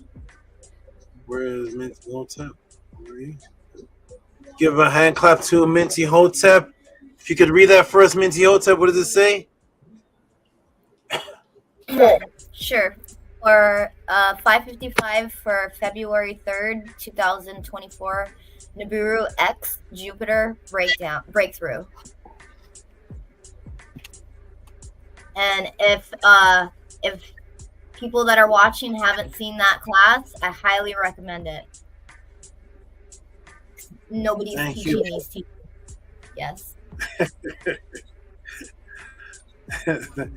Thank you, Minty. Thank you. Yeah, Minty highly recommends it. So everybody type it in. It should be under maybe Tehuti Nibiru. I don't even remember what the class is called, but type it into YouTube, Tehuti Nibiru, and should pop up. Nibiru is in the title. Okay, nice. Okay, I'm gonna show this and one more, then I'm gonna take a little break. Harass did blowing us away. I want some transformer noises. There's not even writing attached. It's just nothing to read. It's a knockout of 50. Give some big noise to Harass did. Thank you.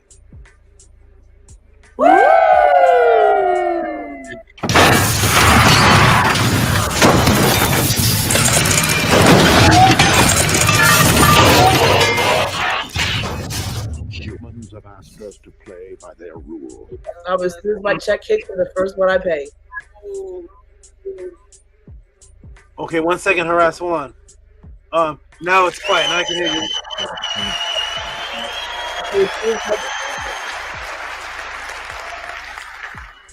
Okay, now you can say it. I said, as soon as my check hit, you're the first person I paid. Oh my! Thank you for your great appreciation, Harass did. Appreciate you. And I saw something else you sent too. It's in here somewhere for a minute. Oh, say it again, Harass. Say it again. I said, I appreciate you more. Okay, thank you. Okay, so I'll do one more and then I'm gonna take a little break. I see Primordial here. Let me go and see. Did somebody get bumped off? Yes, it was Minku. What did you say? It was Minku Aran. I brought him back up. Minku, you look. I can see you now.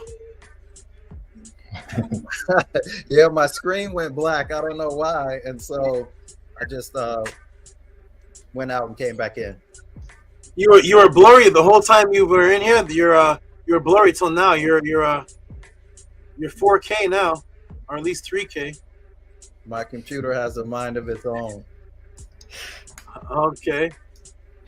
I'm gonna give a shout out to this good brother here, Octavius Sly, and then I'm gonna take a break.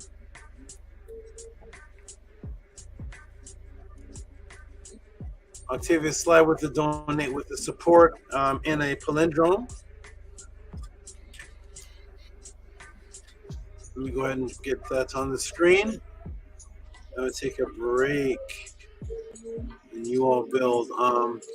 Is it on? No. Huh. Share screen. Where is it? It's gone. Let me go ahead and try to reset it again. Boom, boom. Windows. It's gone again. Let me go here. There's Octavius slide. See it, and then I'm gonna go try one more time. Octavius Sly is becoming very, very consistent. Every podcast he's donating now. Everyone. Octavius Sly, thank you, 1661. Appreciate you very, very, very much. Thank you, Octavius Sly. Actually, I'll do one more and then I'll take a break. One more because some just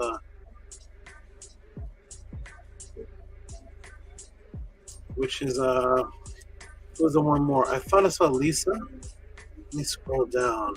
Angela Gates, where are you? I saw Angela Gates somewhere. Oh, here we go. I see Angela Gates. Here we go now. Shout out to this statement, Angela Gates. This is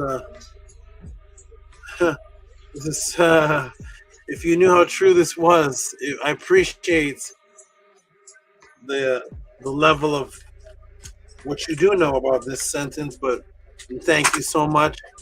We're gonna give her some big, big noise. If anybody knew how true this statement actually is, I don't know. Let's see. Where is she? Where'd it go? Okay, here we go. Shout out to Angela Gates right here with this wonderful statement. This is my life. Go ahead, Bella. I'm going to get you to read that for me, Bella, please. What does it say?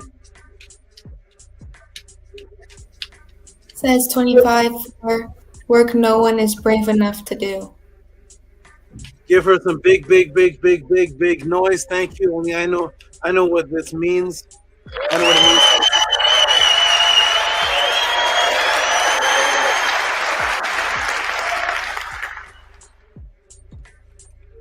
Thank you so much. You are so true. You're really, really right. I am thank you, Angela Gates. I appreciate that. And every day that I'm here to do this podcast for you all, I appreciate and give HERU for every day that I'm here, because I'm not here like everyone else. I'm not here like all the other people teaching. And I have to go through all kind of different protections and things. So thank you. Appreciate that. I'm going to take a break. You all build, and I'll be back. Peace and love. Support the Tehuti Podclass. Peace. Enjoy your break, Saba. Thank you.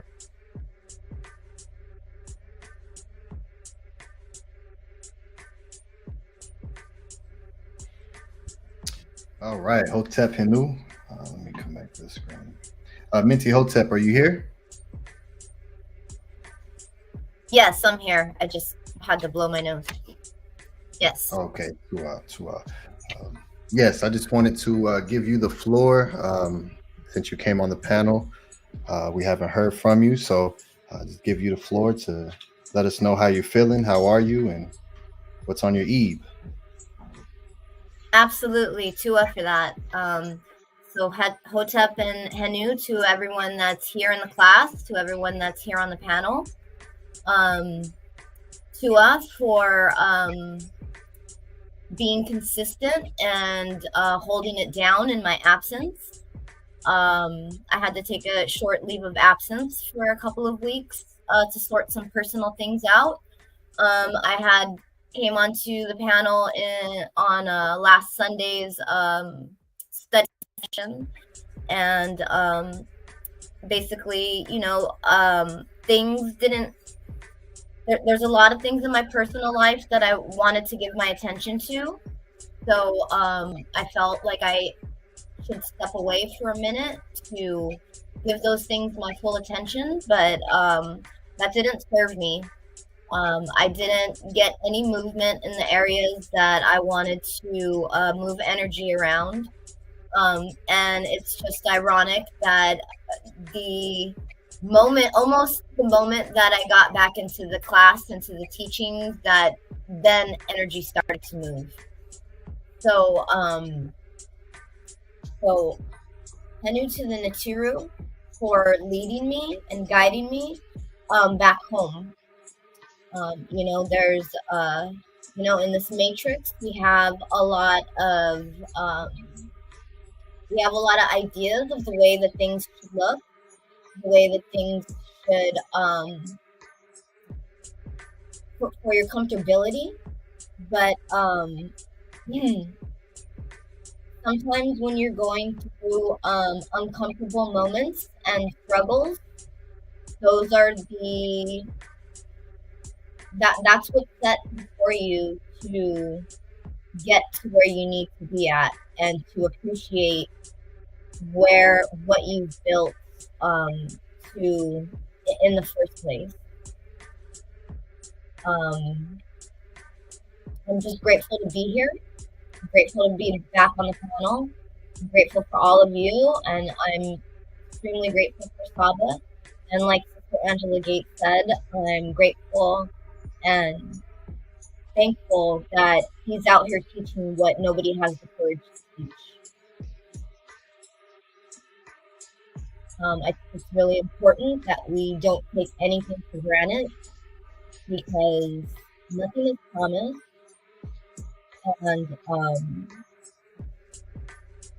And I'm just very grateful to be in this space. So Tua and Henu to all of you.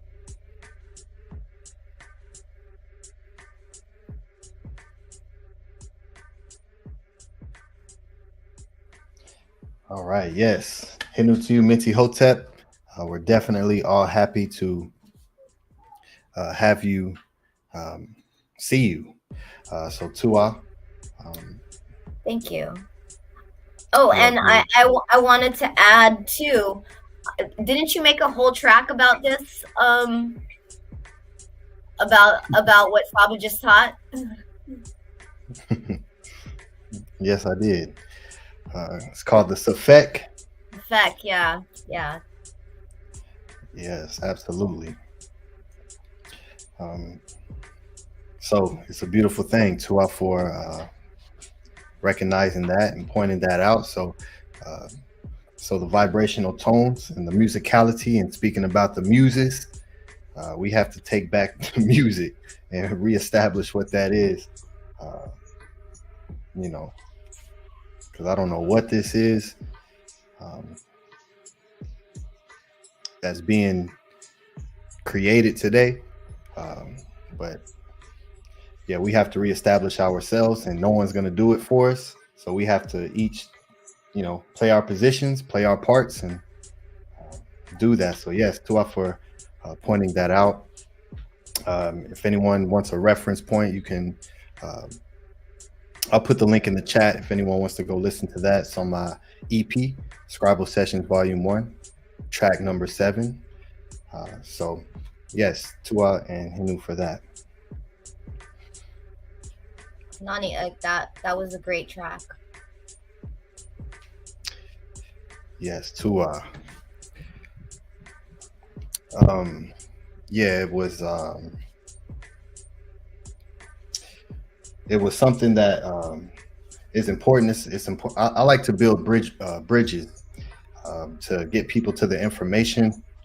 I could just go out there and just start speaking meta-netter, and people be like, what is he talking about? What is that?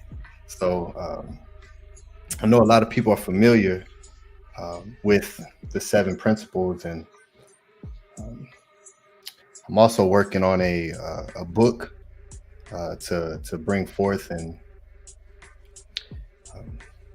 go into what the great SABA just did, and to really go through each principle and show how these weren't just this was a way of life, right? And it was built into our stories, and it was built into everything that we created. And with that type of intention and affection and love, and putting that type of energy and effort into something to create a language, and then to create a civilization with the same language, and to have the language echo the actual civilization itself, is so magical. And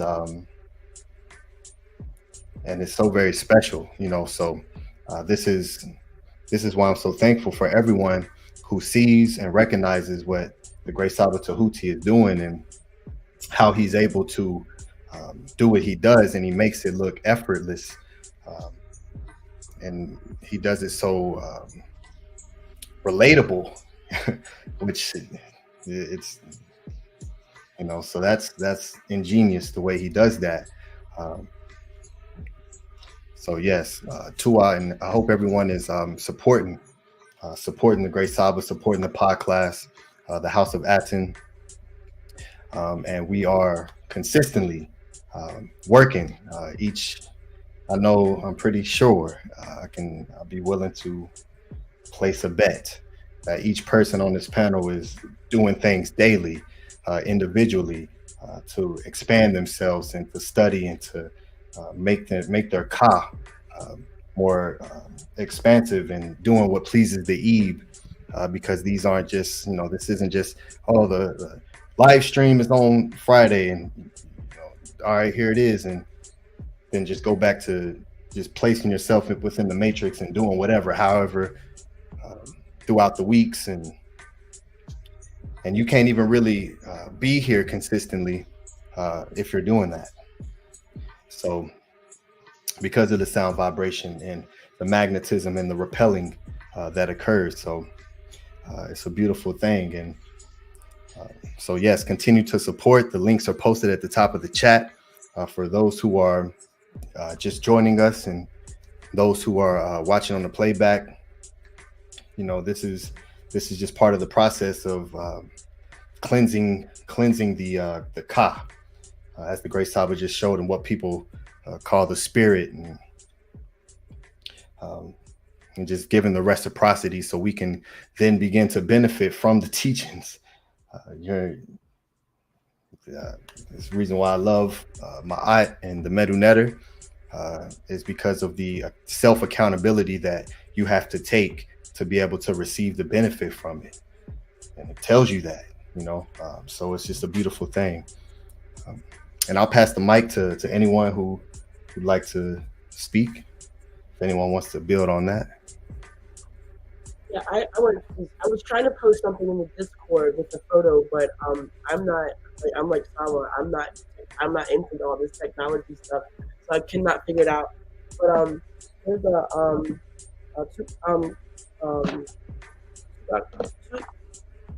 Yeah, I thought I saw you attempt to post something, but when I went to look, I didn't see it. I don't know how that I'm supposed to post it, but anyway, trying to get my kids into just where I'm at, and there's a AMUN Expo in DC that I was going to buy tickets for.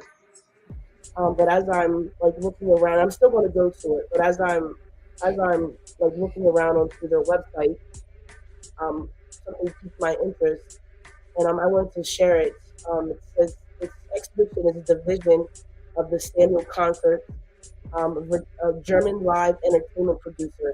It produced experiences that travel to venues around the world, blah blah blah blah blah blah, and then it goes down to and again, these are recreations.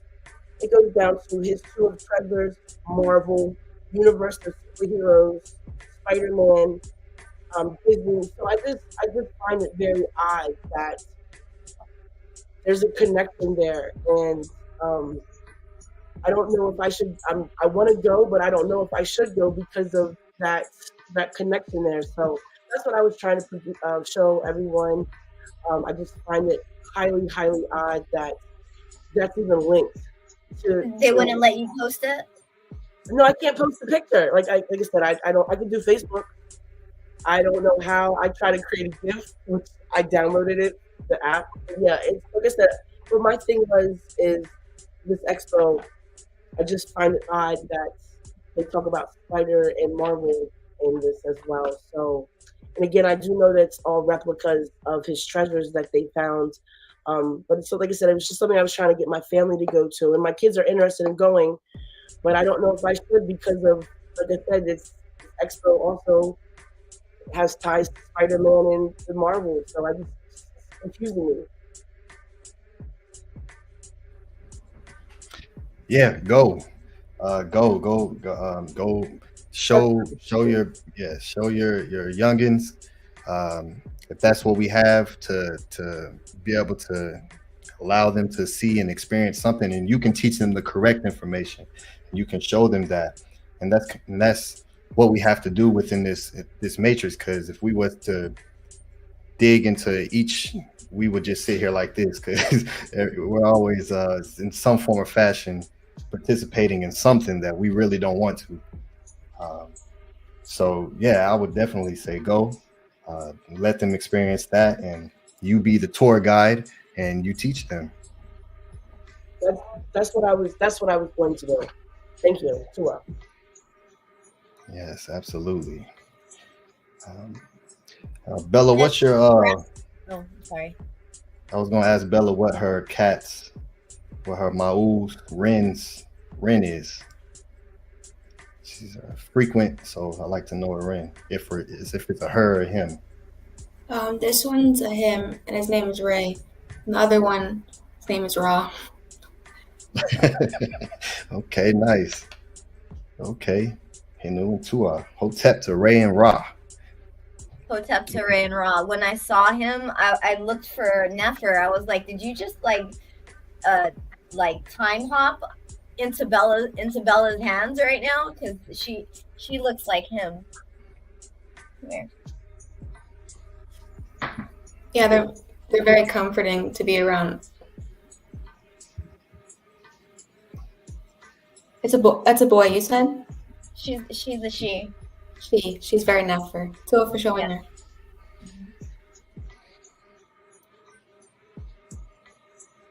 All right, great primordial thought 9. What's on your mind, great brother?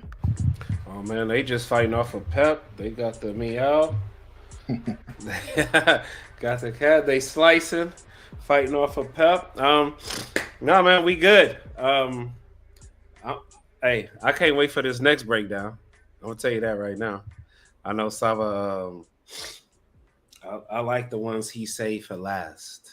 Those are the ones that send you to the Upesh with a certain state of mind. So I can't wait for this next one. I am excited, very excited for this one, because it's definitely needed to be understood. So hey, no, Tua, man, we doing good.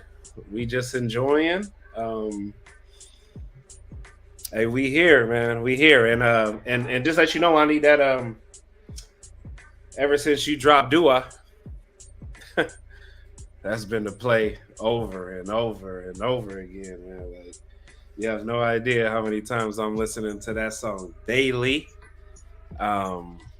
Definitely one of my favorite tracks, and just appreciate you, great brother. Appreciate you for creating. Like when you do small releases like that, like just give us little, while you working on an album, you still, giving snacks. You know what I mean? You still out there feeding, man. So we appreciate you, great brother, for that. Absolutely. You are very welcome. Yeah, it's a beautiful thing. I did some experimentation on that track, so maybe you can hear it in the tones.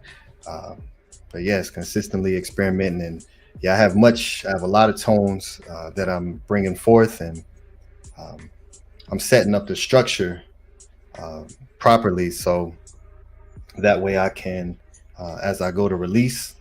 Because my project, Scribal Sessions Volume 1, was my first project that I actually wanted to release to the public. And in doing that, I learned there's a whole process, and when it comes to releasing. And so that's why I started to, that's why I just put it on SoundCloud. But I've been researching and learning and digging and just figuring out different ways to release. So now I'm creating on my website to release my tones there, and create a system to independently be able to bring forth the tones without having to utilize these outside sources that really is no benefit for the artist. So there's a whole process as artists, especially when you're independent and bringing forth tones. So there's a lot that's happening behind the scenes and bringing that forward. So to our great brother for appreciating the tones, and everyone who does and who listens to the music. Yes, Henu, welcome back to the great SABA Tehuti. Peace. You're on mute, great SABA. Yes. Can you hear me now? Peace. Greetings, everyone. Can you hear me? Yes. Yeah. All right. Wonderful, wonderful, wonderful. We are back in effect. About to get into this. Thank you all for building and sharing your thoughts amongst each other. It's a beautiful system. I remember one of Primordial Thought's questions in the very beginnings. He said, "What's the system?" you have the class, and then the people come in like the deacon. But this is a beautiful system that I created. Yeah, now he's one of them. How'd you do it, Primordial? Did I initiate you into this? Did I give you the script? Hey, Salva, it's working phenomenally. Hey, however you formulated that, and whatever your HERU have seen, hey, Salva, just keep doing it. You doing it. And every month, I feel like there's something like you're just implementing.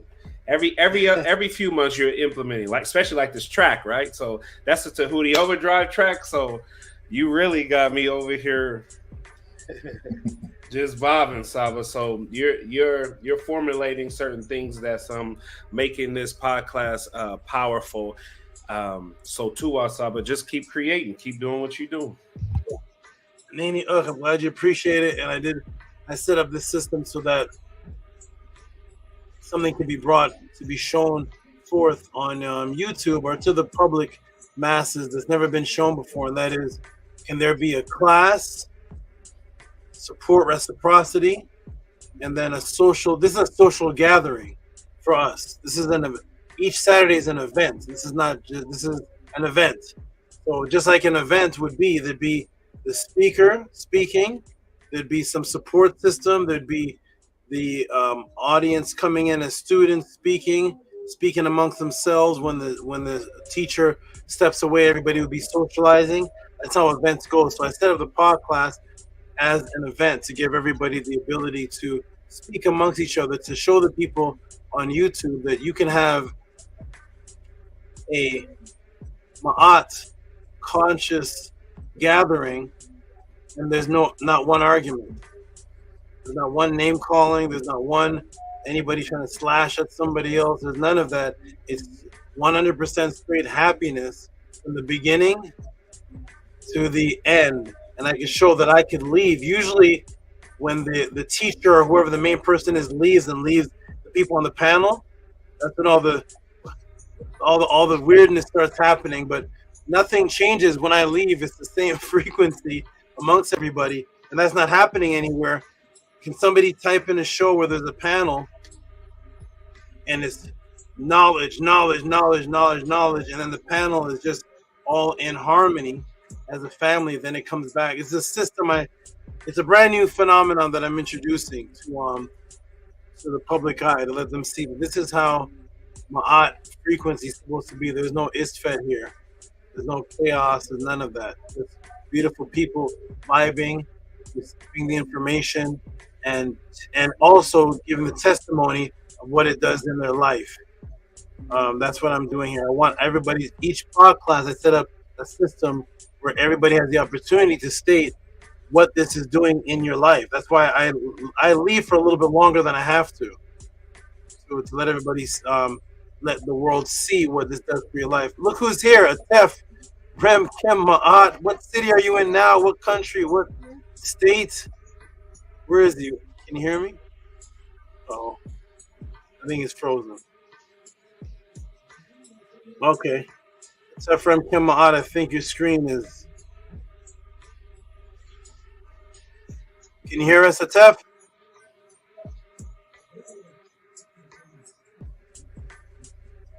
Okay, he's having some difficulties. All right, what I'm gonna do, I'm gonna read a couple more supports and donations, and I'm gonna get the next question here. So shout out to lovely, beautiful couple, Lisa and Sasha, if they're still in the room. I'm going to read off this one here. And then I'm going to read off, I got a fella putting it down. Give some noise to this beautiful, beautiful duo, the dynamic duo, known as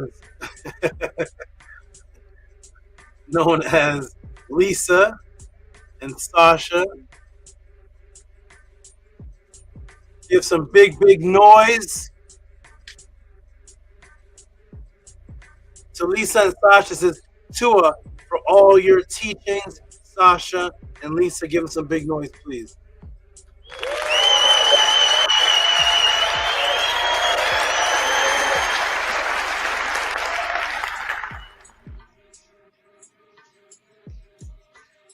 Anonymous person, I see you. I see you shutting it down as well.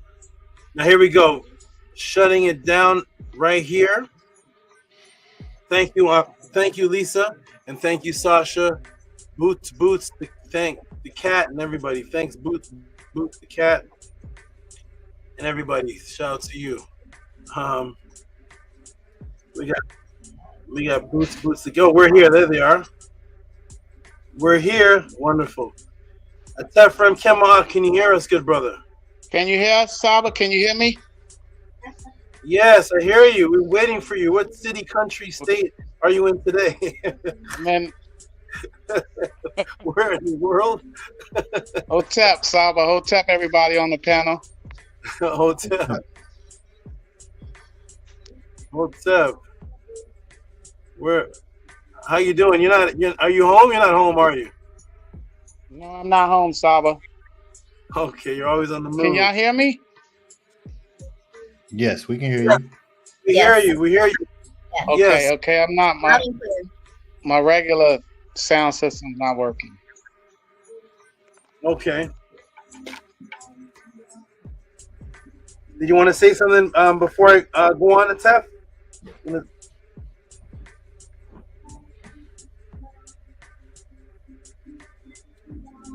I think Atef is having some. I don't think he can hear us. Okay. Oh man. Yeah, it doesn't look like he can hear us. What in the world is that? Okay, we're gonna go on to what in the world was that? That's very. What the heck? Hold on a second, everybody. One moment. Hold on.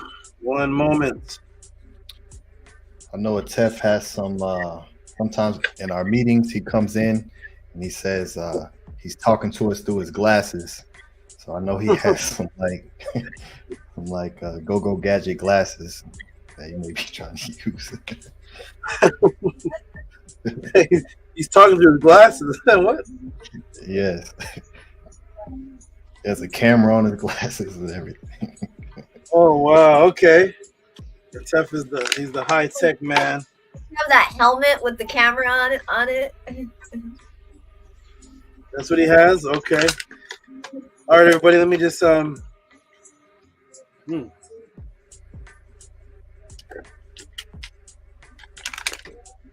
spicy. Okay, I don't know what that was. Okay. All right, everyone, we're gonna go to donation support from the wonderful young lady here. She's on the panel.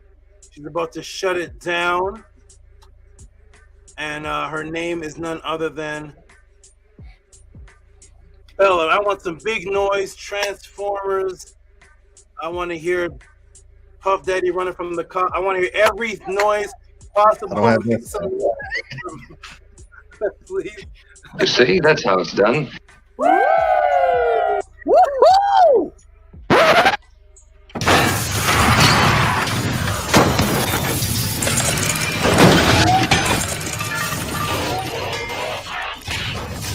Humans have asked us to play by their rules.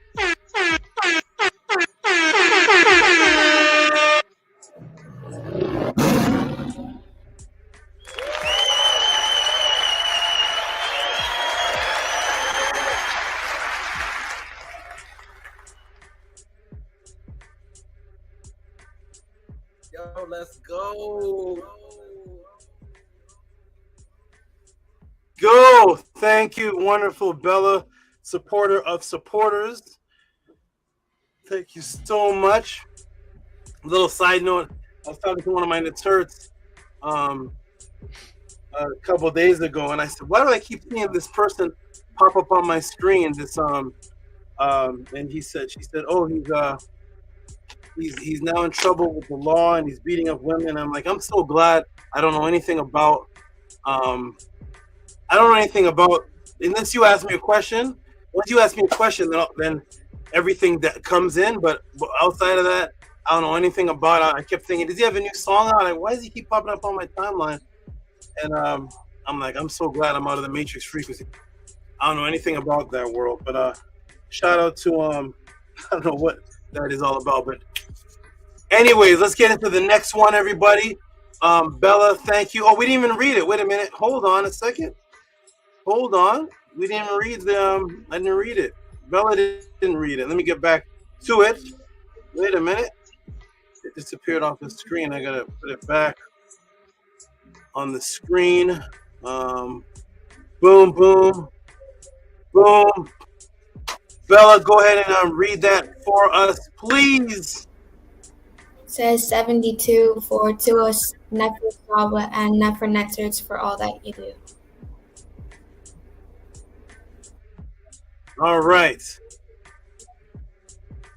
Wonderful, wonderful. Appreciate your great support. Appreciate you. Thank you so much. Minty Hotep, can you hear me? Yes, Saba.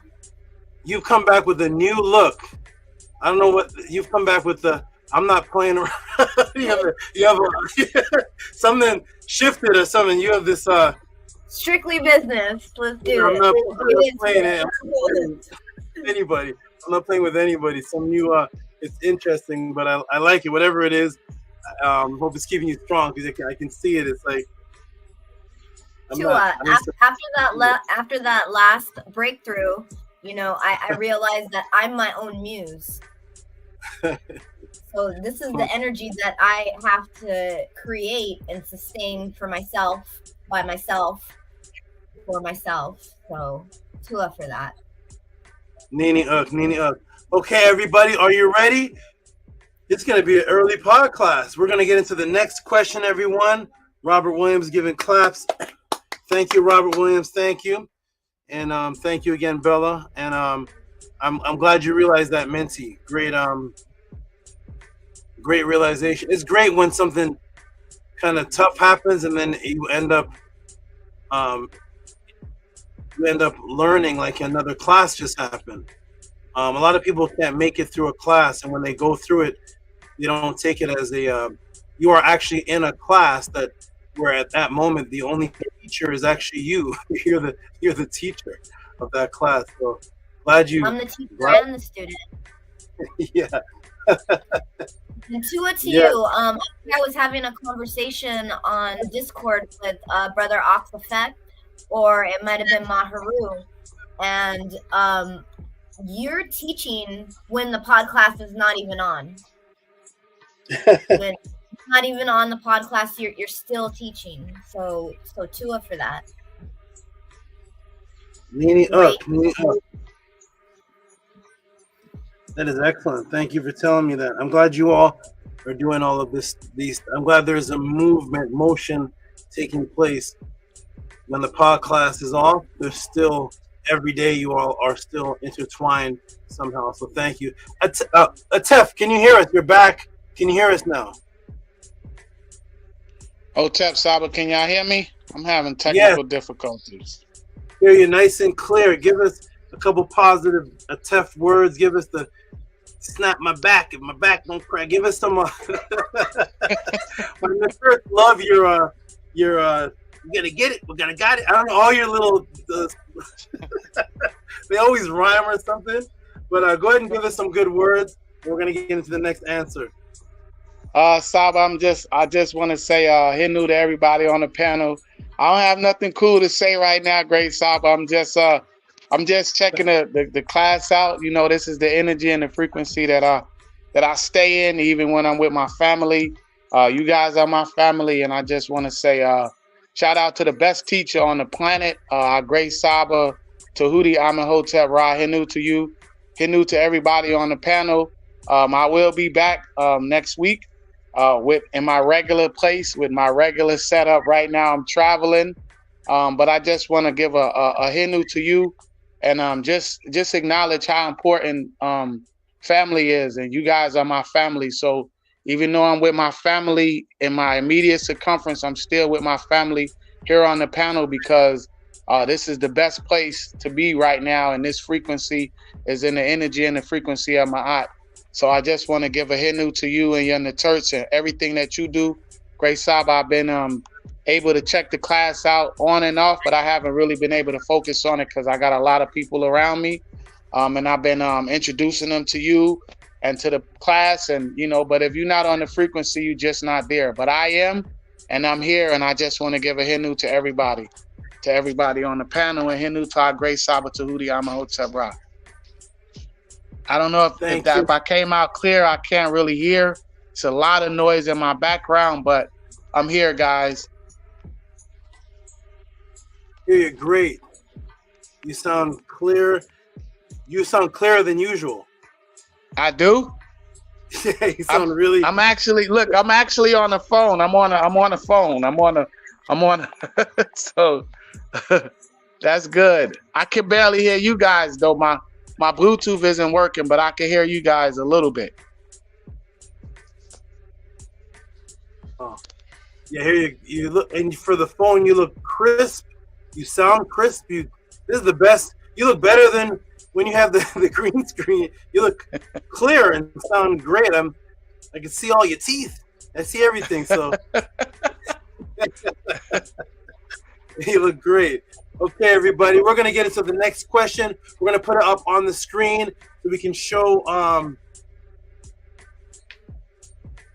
What is this? Question from Maharu came up. He asked about dowry. Men giving dowry, and I said in ancient times, before the Matrix, it was reversed. And let me go ahead and put that on the screen. Then I'm going to interact with everybody on the panel and see what everybody says about this. Let me go ahead and put this on the screen. Here is it. Here it is right here. He actually sent. Wait a minute. Where'd it go? He actually sent 2 supports for it. Let me see where it went. Where is it? Yeah, begin. There it is. Oh. Okay. Let me load it up on the screen here. Put it in the proper file. Here it is. So first, here is Beged Leisure's question. And then he sent in another support on top of this. And here it is. So some of you all see this. Is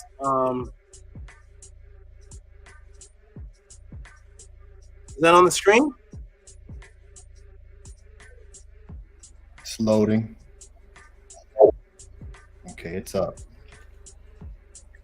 Okay, it says, friend Hotep Saba, in one of your previous MEDU classes, you said women paid family dowry in Kemet instead of the man. But in the Matrix, the man gives a dowry. Can you please explain why in the Matrix? So first, give him a big noise for that.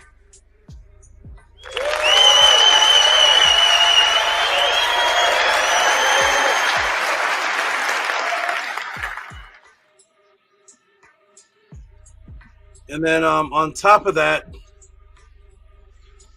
this was sent at the same time, and I'm thinking he's adding this on to the dowry question. Let me see if I can put this on the screen for you. So he sent that, and then on top of it, whoa, what's this? On top of it, that's the same one. Hold on. On top of it, he sent dowry 2. Is this it? On top of it, he sent this, so we're gonna give him some big noise. Let me close this down.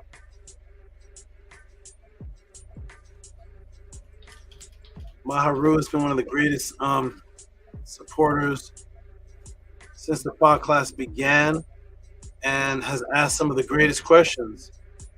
Let me get it back. Here we go. Okay. Oh, that's Bella. No, all right. Oh, let me do this. I'll screen share from the Chrome tab. It should show up on the Chrome tab. Here we go. Okay, here we go. All right. And he sent this friend Hotep Saba his reciprocity towards the question I sent you, Henu Tua. So total, that's $50. Can we give him some big monster noise, please? Yo, let's go.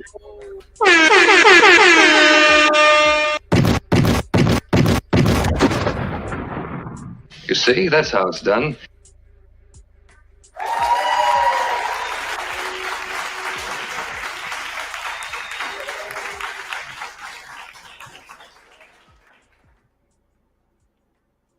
Wonderful, wonderful, wonderful. Excellent. Let me get that off the screen. So Tua Maharu, if you're in the room, we're about to, where am I? There. Tua Maharu, if you're in the room, we're about to get to this right now. First, I'm going to ask the panel a couple of questions to interact. Ani Patah Aten Tehuti, how you doing today, good brother? Doing excellent, great Saba. Okay, good. Let me ask something. In the pre-marriage,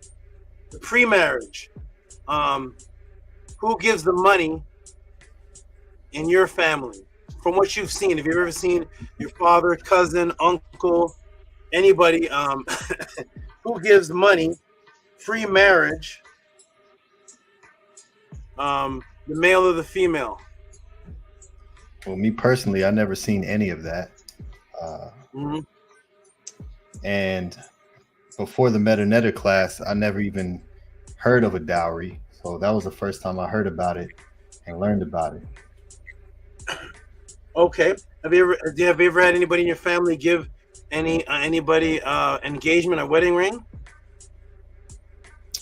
Anybody ever heard of? Well, for me personally, no, I was never exposed to any of that. Like, I've heard of it, but I never witnessed it or participated in any of that. Yeah. Okay. Do you have any friends that have ever been married or know anybody offhand that has ever been married or gave a ring to anybody? Yes, I know people who have given rings and been married. And the people that gave the ring, would you say it's a male or the female giving the ring? The youth. It would be the male giving the ring. Okay. All right. Anu, I know you've been married about, what, 16 times now? I don't know, but Anu, what you know in your family or friends or anybody you've known who presents money first in the pre-marriage, the engagement, meaning that you have two people, they're in a relationship, and now it's time for a marriage to take place. So something is given to another partner before there even is a marriage. What is that thing that's given usually? It usually costs a ring. Who usually gives it, the male or the female? The male. So he gives money in the form of jewelry pre-marriage, and that's what begins off the marriage. One starts off with money, one receives it. Okay. And so you've seen the same? Yes. Okay. Primordial thought. You said you've been married before? That's correct, Saba. Did you give anything for the engagement? Do you remember giving anything to the person, or just say, we get married at the court tomorrow? I mean, did you give anything at all? You definitely gotta give a ring. Yeah, that's what the Matrix teach you. You definitely gotta bring something to the table. Okay, what kind of ring did she give you? Oh no, Saba, she didn't give me no ring until the marriage. So you gave the ring. I had to come with it before the marriage. You gave money up before the marriage. Correct. Okay. All right. Have you ever been married, engaged to, given any kind of? Have you ever done anything like that, or been involved in anything like that, or your friends? Which what you said. I got pregnant, and the man that I married pretty much said we're getting married, and we went to the courthouse. And what? And we went to the courthouse. Okay, no ring, no he got, of course, he got rings, but that was after. I think that pretty much he got the rings after we got married. Like I said, I got pregnant, and we went to the courthouse. He said we were going to get married. Okay, interesting. So did he give you a ring, or you gave him? Oh, he gave me the ring. Interesting. Did you primordial or harassed? Did any of you ever ask why? No, no. So it was just you always feel like amazing. It's part of the culture. But I did hear that the woman's side of the family is supposed to pay for the wedding. That's as much as that I've heard. Okay. I noticed you said heard, not experience. Your woman you married that time, her family didn't pay for you all's weddings? No, that's when I first heard it because yeah, they paid majority of it for sure. Okay, interesting. Okay, there you go. Okay, Harass, you gonna say something? I was going to say I got mad at him because the ring that he bought himself wasn't the traditional wedding band, and I was like, no one's going to be able to see that you're married because it just looks like it was like a big ring, not your traditional wedding band at all. So I do remember getting upset with him because of the band that he chose for himself. Man, okay, that's good. Bella, I don't know if you've been proposed to or a ring put on your finger. You went to the courthouse. I don't know if she got rice thrown at you, but have you ever witnessed or had any family member or friend or anybody you noticed receive anything prior to marriage? Receive a gift, a ring, or anything? Yes. Who gave it, the man or the woman? The man. Okay, interesting. All right, Mincy Hotep, I don't know how many weddings you've had or proposals or engagements or experiences, but have you ever been in a relationship where someone gave you a ring, or ever had a friend or a sister that's been married where a ring was involved, given? Yes. Yes, I was proposed to and I was given a ring. But the wedding never happened. But I have also heard of the, like Primordial said, of the bride's family pays for the wedding. And I also heard that in some traditions, it's tradition for the mother to give the son the ring and to keep the ring in the family. Okay, good. And when you got that ring, when the marriage, I'm sorry, did you say something? Yeah, the wedding ring. When you got that ring and the marriage didn't end up happening, where did that ring end up? Back with him, or did you keep the ring? Broken. Oh my God. Okay, we'll end the story there.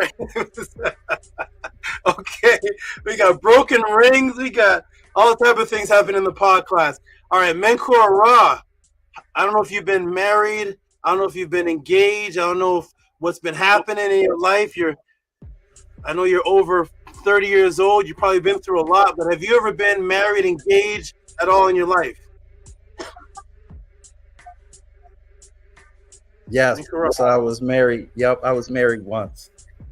Okay, was there any kind of jewelry or stones involved that was exchanged from anybody to anybody? Was it? Yes, what did you get? There was an engagement ring that was given, and then another ring that was given. And 2 rings? The wedding. She gave you 2 rings? Well, so the ring that I bought. Sorry, I got a little bit of a lag. Can you hear me? Okay. Yeah, I heard you. Some of the ring that you bought, yep. Yeah, so the engagement ring. So the ring that I bought was there was 2 parts of it. So there was the ring that I gave for the engagement, and then for the ceremony, there was another part that connected to it that was given at the wedding. Oh my goodness, and it was you giving it, right? That's you? Yes, it was me. Yes, I gave the ring. I bought the ring. When you gave this person the ring, did the person ever ask you, why are you giving this to them? No. They just took it. Okay, no problem. Atef Rem Kem Ma'at, have you ever been in the marriage world, engagement, giving rings, getting rings, on a knee, anything like that before? Hotep, can y'all hear me? Hear you clear. Okay, yeah, I've been I've participated in that a few different times, a few different ways. I'll just speak about the more recent one. It was a little Western traditional where the bride's family did pay for the ceremony, but I, the male, did purchase the rings. Okay, interesting. Okay, good. Okay. Master K said, I'm sorry. In Indian culture, the female family gives dowry to the male's family and relatives. Okay, wonderful. Interesting, everybody. I've heard from everybody, and very, very interesting. One thing I've noticed in the questions and answers I've received is in nobody's stories did the female give a ring. And nobody ever questioned that. So we're going to get into it today. We're going to break the matrix. We're going to find out what this was, if it was switched, if there's a psyops going on, and if there's any kind of mind control, if this has a root in something ancient and then was distorted. We're going to find out. I'm going to grab something real quick. I'll be back in a minute, and then I'll get into the answer to this question. I'll be right back. This is going to be so interesting. No, this is like trigger warning. It's gonna reshape your reality. It took a lot of effort to break that ring. And FYI, yes, and when we got divorced, he did take it off of this hand and put it on this hand. So it was not a traditional ring whatsoever. You were right. You're right. The whole time.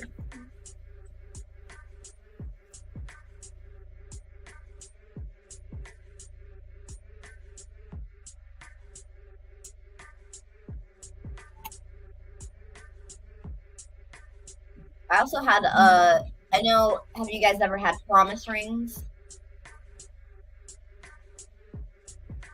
I've given away promise rings to men. Yes, most definitely. That is definitely common. Very common.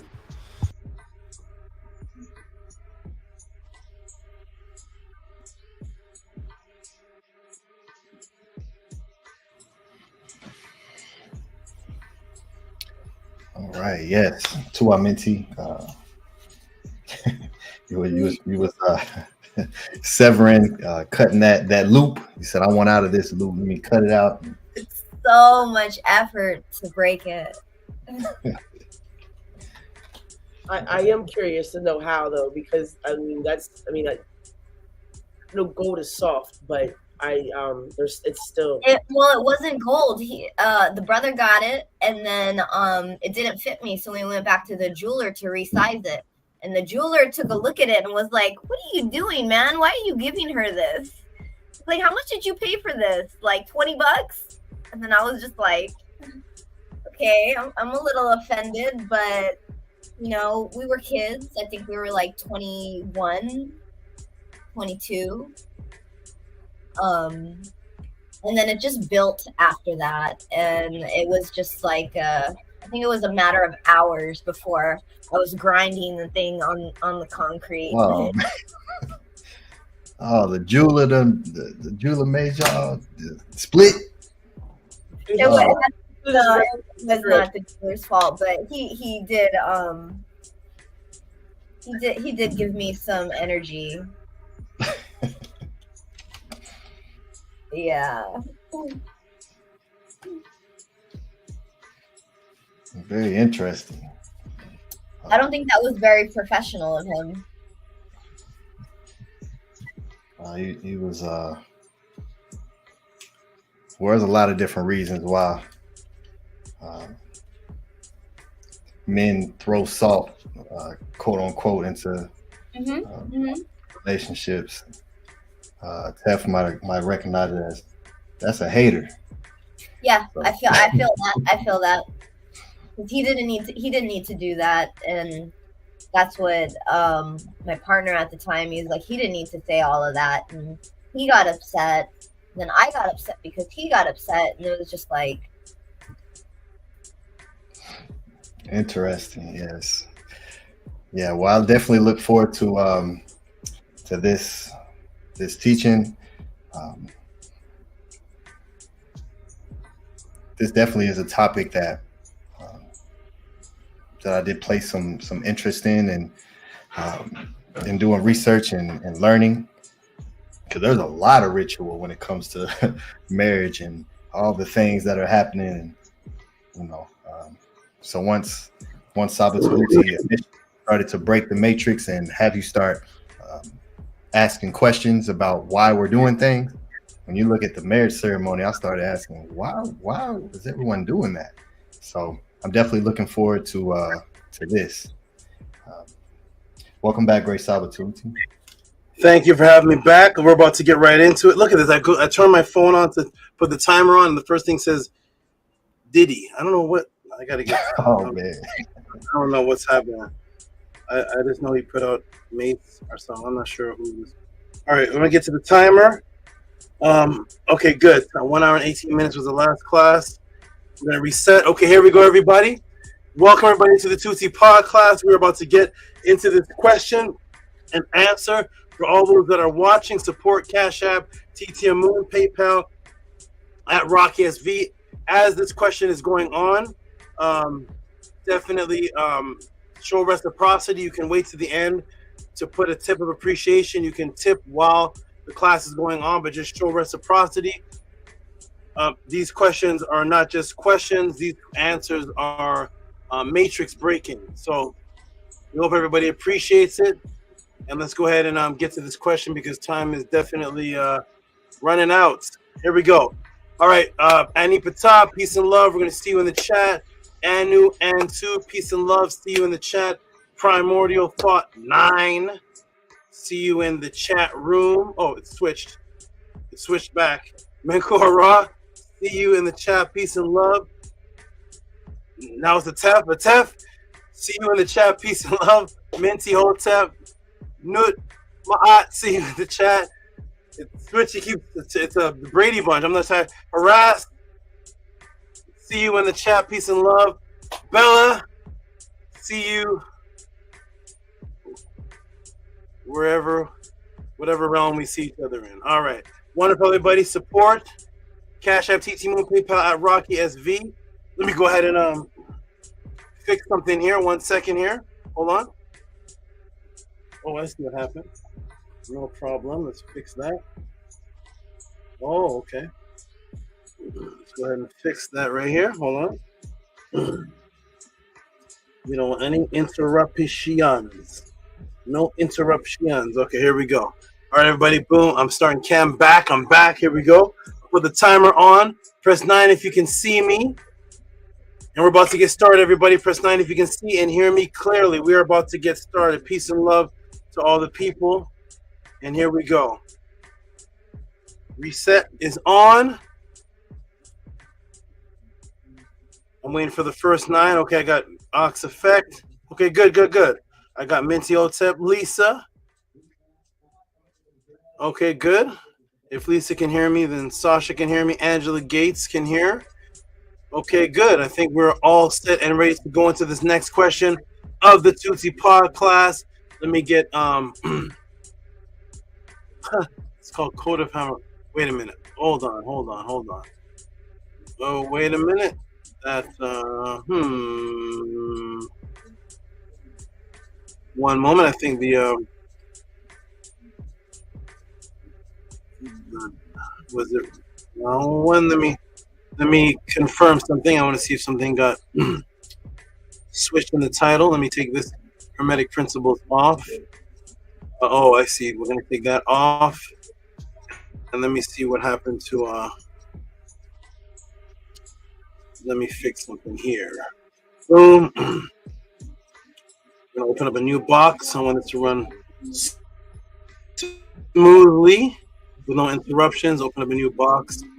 Going to go to, I thought, 12:18 p.m.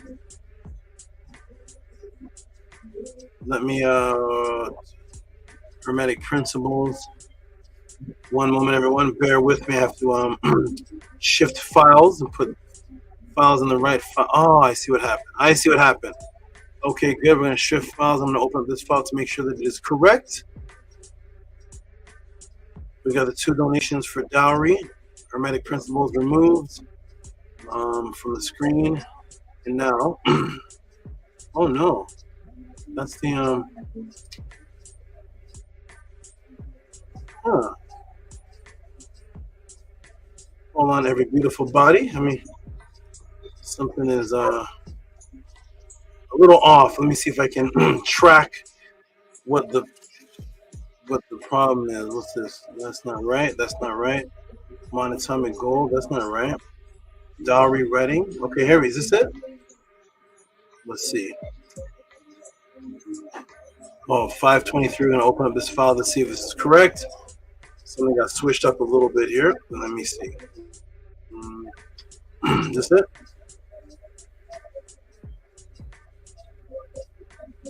Is this it?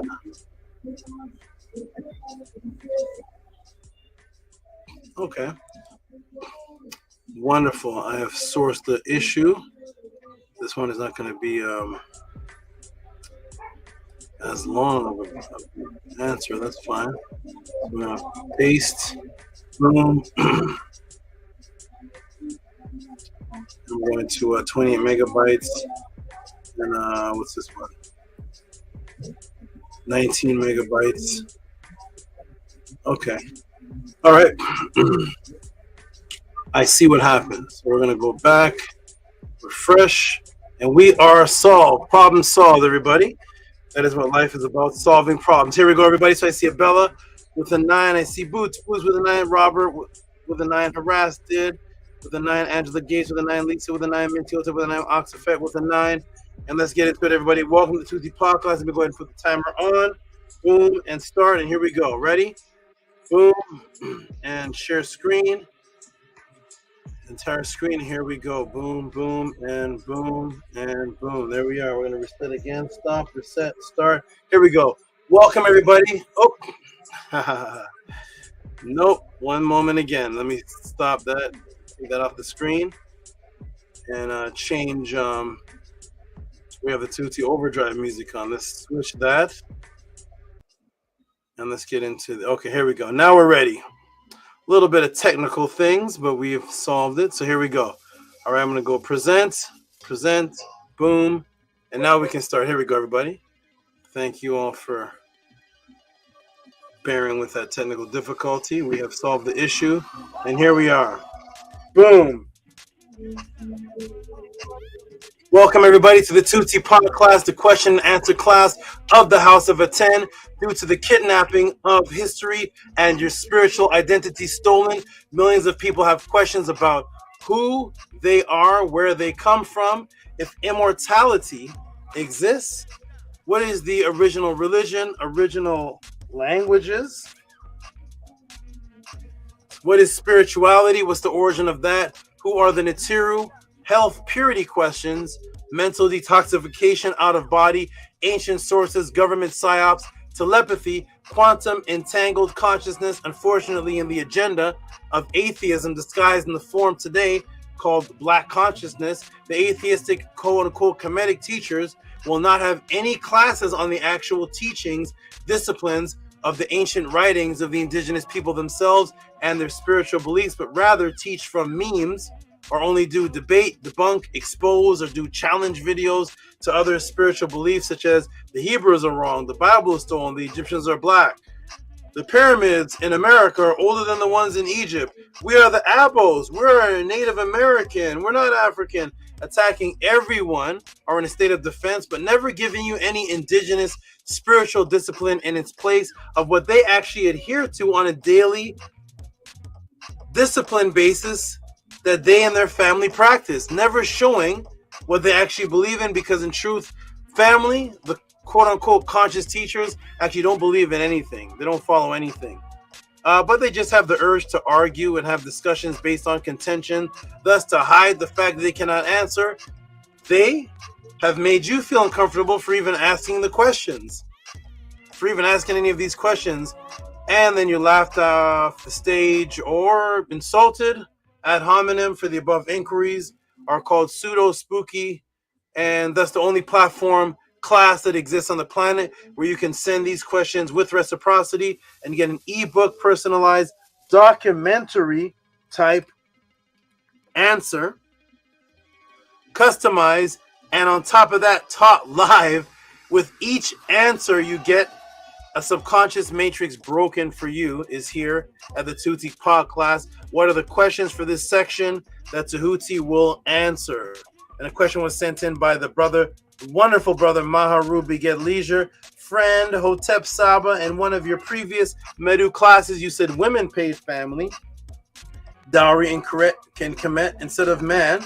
But in the Matrix, the man gives dowry.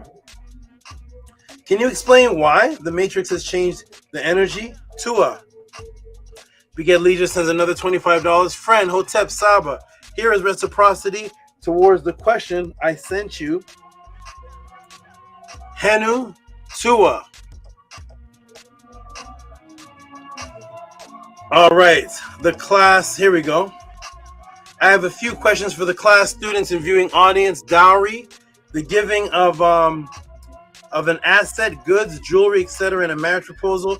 What did you as a woman receive or your mother received prior to the marriage or engagement that was the value that was a value or significant, or to signify that was a value or to signify the future marriage? And I asked that live on the panel and everyone answered.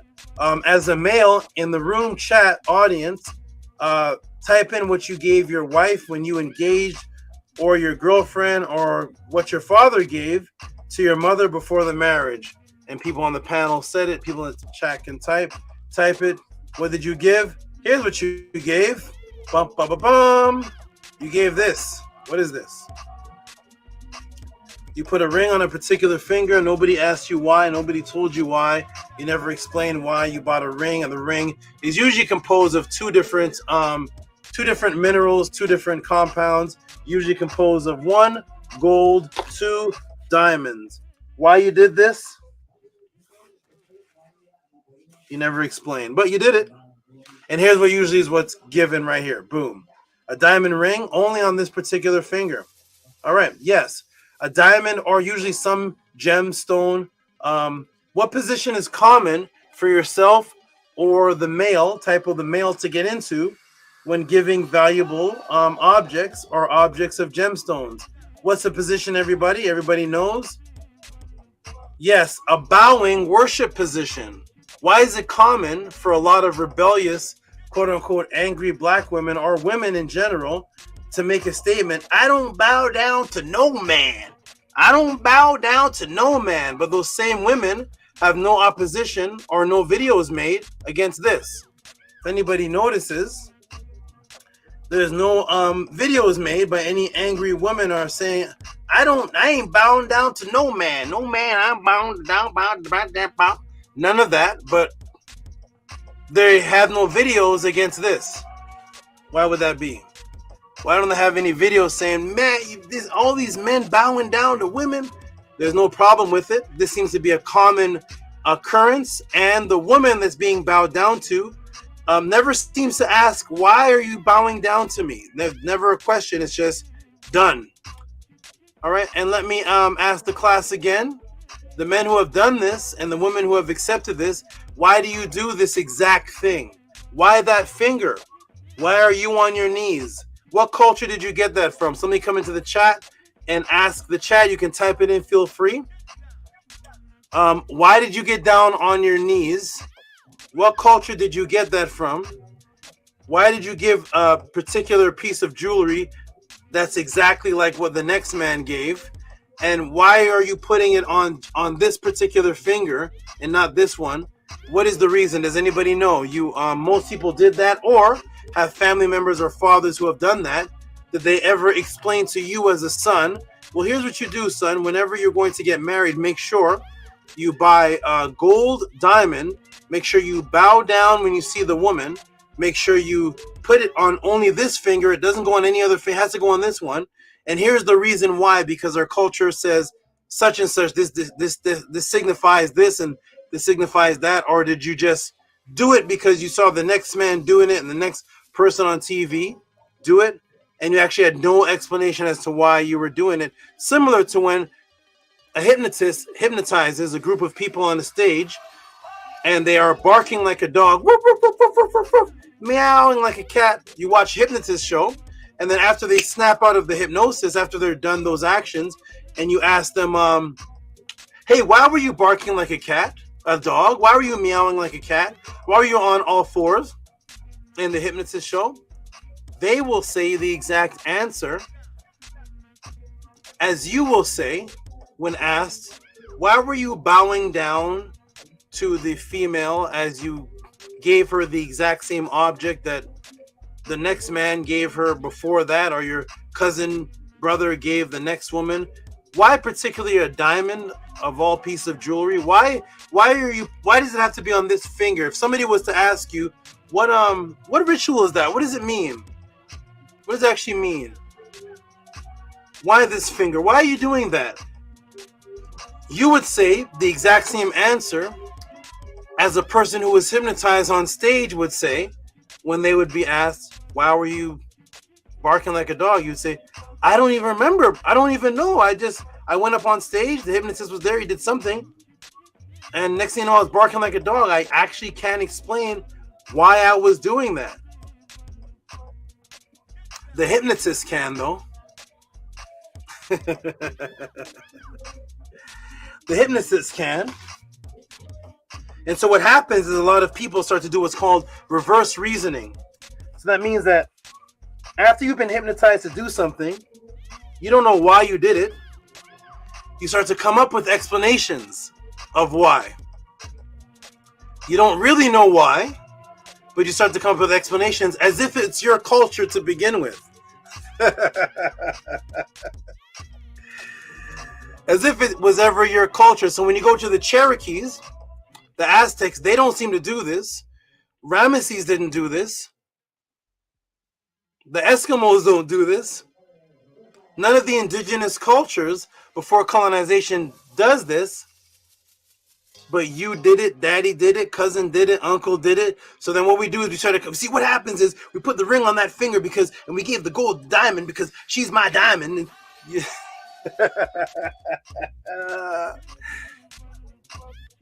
And I say, could you show me that in culture? Where did we ever teach that? Where did we ever do that? No. Nobody has an explanation of why they did it. Why? Because it was never a part of your culture in the first place. It was never part of anything that was ever explained to King Tut, Ramesses.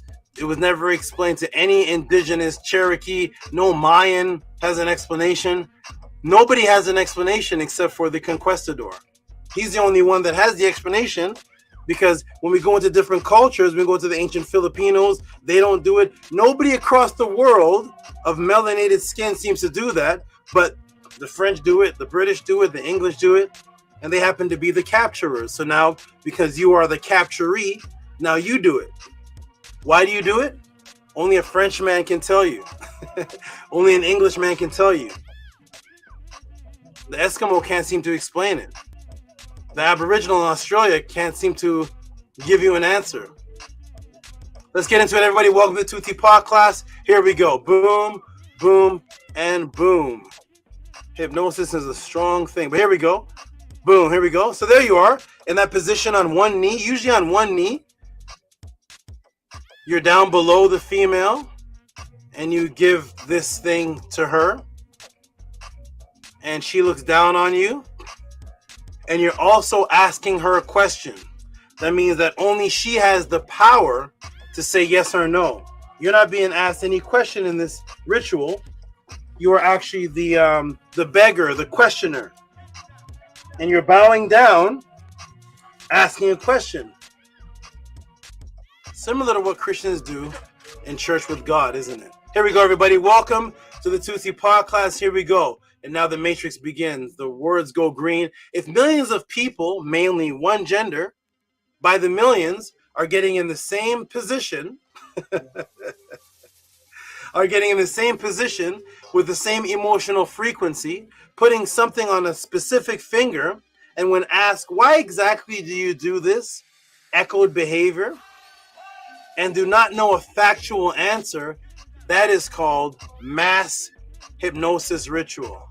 And that is why you are here at the Tehuti Podclass, to break the matrix, to know why you put your energy into something, to know why, so that you're not a puppet under someone else's agenda, and you have the mental capacity to control your own culture and spirituality and family values, not to be controlled emotionally, linked to a ritual. Then you start to create 1,000 excuses for the ritual maker on his behalf of why you do it. He never explained it to you, but you start explaining it to others in his behalf or in the behalf of the matrix. And thus, the Psyops begins and never ends unless you break it. Here we go. Let me take you to Brides Magazine, where we can see where the money goes. You know, once you become so-called black success, you know, support black business. Once you know the support black business matrix, once you're a part of the support black business matrix, because, you know, once black people get money, that's success, right? That is the freedom. When you support that success in their business, and when you ask them for the most successful people, for examples, they usually give you people that have made the most money when you ask about success. Simultaneously, though, just having more money to spend on the same matrix rituals. So let's see where this black business money goes. You know, the successful black people that become millionaires, you know, support black business. Let's see where the money goes, and see if it's still within the confines of the matrix. Or let's see if this money goes to building new culture, to starting new school systems based on ancient spiritual systems that we had prior to slavery. Let's see where this money goes, and see if it's within the confines of the matrix. Without proper culture and frequency, the money goes right back to where you said it should not go in the first place.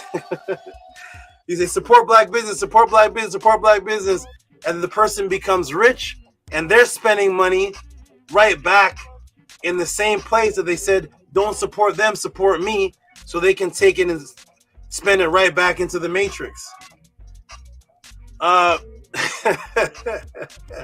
So let's look at Brides Magazine to see the new concept of dowry, because dowry, as everyone described on the panel, dowry is the giving of something valuable pre-marriage. It's the giving of something that is valuable. So let's take a look at Brides Magazine, and let's see what dowry is today. Let's see what's given. Let's see here, Brides Magazine. What's this? Brides Magazine veering deeper into pricey celebrity engagement rings. Sierra's left finger totes a massive diamond sparkler from Russell Wilson, believed to be worth between $2 million and $2.5 million. The 1-2-step singer sported a similarly gigantic rock during her prior engagement to the rapper Future, but the 15-carat gem was only thought to be worth $500,000. Here we go. There we go. 2.2 million or 500,000. A mere 500,000. There it is. Wonderful, wonderful. Let's go to the next one here. There we go. Let's go to the next one here. Let's see how expensive this ritual is. Here we go. Who are these people? I think this is Kanye West and Kim Kardashian. Here we go. This is a live proposal, keeping up with the Kardashians, a live proposal at a stadium in front of hundreds of thousands of viewers. And what happens at this live proposal ritual? Let's see what takes place. The list would be nothing without Kim Kardashian's Rock from Kanye, which clocked in at around 4 million. 4 million when he presented it to her in his stadium proposal in October 2013. Unfortunately, though, the 15-carat sparkler was amongst the jewelry stolen during Kim's infamous Paris robbery in 2016, 3 years later. Here it is. 4 million. 4 million. 2.5 million. 500,000.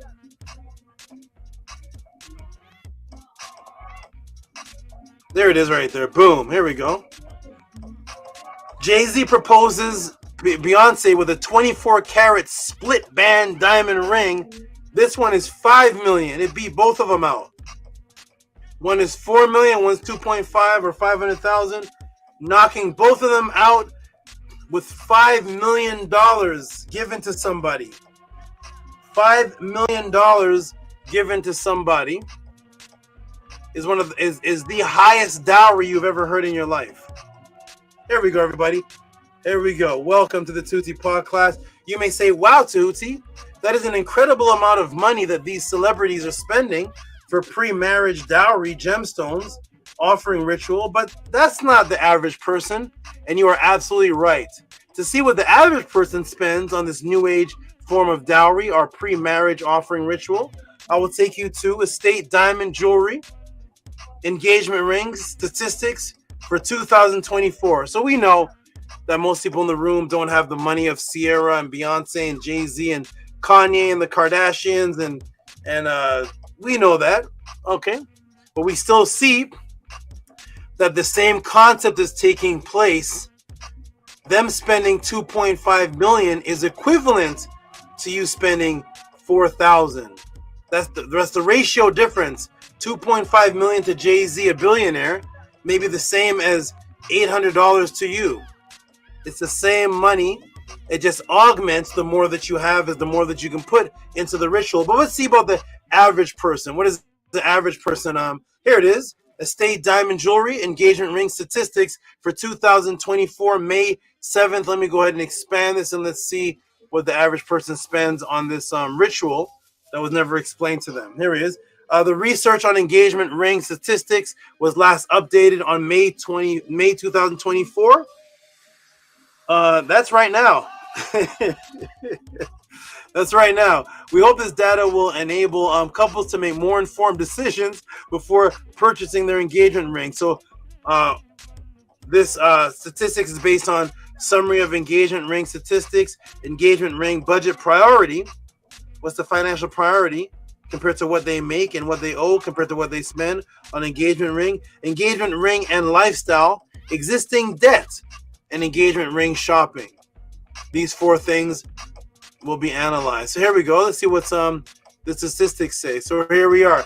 Here's a chart right there. How much do engagement ring buyers already have? Very little, average, no debt, a lot of debt. May 2024, which is right now. Like some of the earlier graphs, this statistic chart gives comparative rather than numerical data. The amount of debt isn't a set amount, but rather a relative amount is defined by the survey takers' expectations and opinions. There we go. All right. So only 28.4% of couples surveyed had no debt. The remaining 71.6% of people looking for engagement rings already had existing debt. Here are some of the statistics that we compiled based on our own research. See below for sources and techniques for gathering our data. One, the average engagement ring budget in the United States during 2022 is $9,500. This is higher than the 2019 average of $7,400. Only 20.9% of those who answered our questionnaires would set aside a large budget towards their engagement ring. The average couple in the USA spends 3.5 months searching for their engagement ring. Over 70% of people searching for an engagement ring already have existing debts. They already have outstanding debts. That doesn't matter. The ritual must continue. It doesn't matter if you don't pay off your debts. Boom, the average male gives reciprocity to the multi-trillion-dollar diamond industry of $7,000 to $9,500 as a ritual offering. If you were to ask them why, they would not have any form of cultural, pre-slave, pre-colonial answer, just as most of the people viewing this class also did not. This programmed ritual supersedes the male's critical thinking mechanism as demonstrated through the statistics. It is irrelevant that even with unpaid debts, and 71% are still spending thousands, but they don't have money to pay off the creditor. They can't pay off their $600, $2,000 debt, but they are spending 3 months shopping for the $7,000, $2,000, $9,000 ring, which is actually more expensive than this. The average person in America spending $9,000 on a wedding ring is actually spending more money than Kanye and Jay-Z and any of these on their wedding ring, because again, $500,000 to Kanye West, $500,000 to Sierra, $2 million to the billionaire Jay-Z is a drop in the bucket compared to the average person in America who's already in debt, spending more money than the debt that they're in at 71.6%, spending thousands of dollars in comparison to somebody who has billions of dollars spending 500,000 to 2 million. Yet the ritual must continue. The determination to continue this ritual is extremely strong, and it actually supersedes most males' critical thinking mechanism. It doesn't matter to them what they owe. All that matters to them is that they must perform this ritual, of which they'd have no idea why they're doing such a thing. All right, so we're going to find out, everybody, why this is superseding. Let's go back to here. So this program ritual supersedes the male's critical thinking mechanism as demonstrated through statistics. It is irrelevant that even with unpaid debt, they're still spending thousands. So where does this actually come from? Where does the actual concept come from? Why is there money at all associated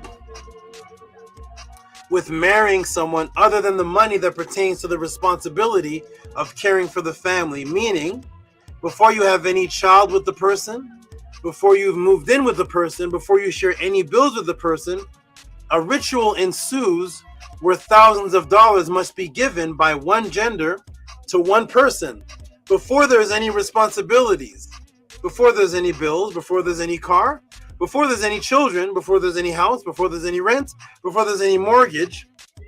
There automatically is a ritual where one gender goes down thousands of dollars and gives it to the other gender, while that one gender bows down, and the one ends up $7,000 to $9,000 to $800 to $4,000 richer than the other one before the relationship of marriage even begins. Who established this? What culture is this? Where does this come from? Nobody asks, but everybody partakes. And who benefits? The diamond companies, the gold companies. The other person put themselves in further debt. We have not gone to the section of wedding rings being bought through credit cards. You know, when people pile up their credit cards and connect them all together, They pile up their credit, and then they use that to buy the wedding ring that costs as much as their car. Their car is $5,000. The wedding band is $4,000 to $6,000, and they put themselves in further debt. And they give it to a person who ends up with it on this finger, who is $2,000 to $9,000 richer before the relationship even begins. Where does this even come from? Where does it come from? Nobody knows. That does it because nobody's explained it to their future wife. Here's why I am doing this. Here's the custom of what this means. Here's why it has to be a diamond. Here's why it's on this finger. Here's why it has to cost money. Because, as Harass did explain, she got mad when the particular wedding band didn't match what the traditional wedding band was. Harass got upset. Some females get upset when the wedding ring is the engagement ring is produced and it costs less than they thought it would cost. Who is controlling the emotions of these expectations and creates this? And is there any record of this happening pre-Ptolemy?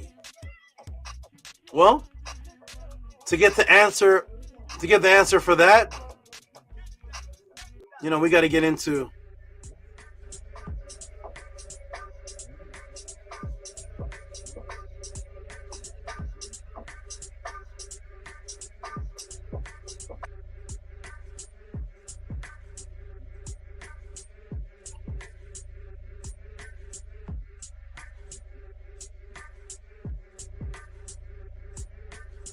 here we go.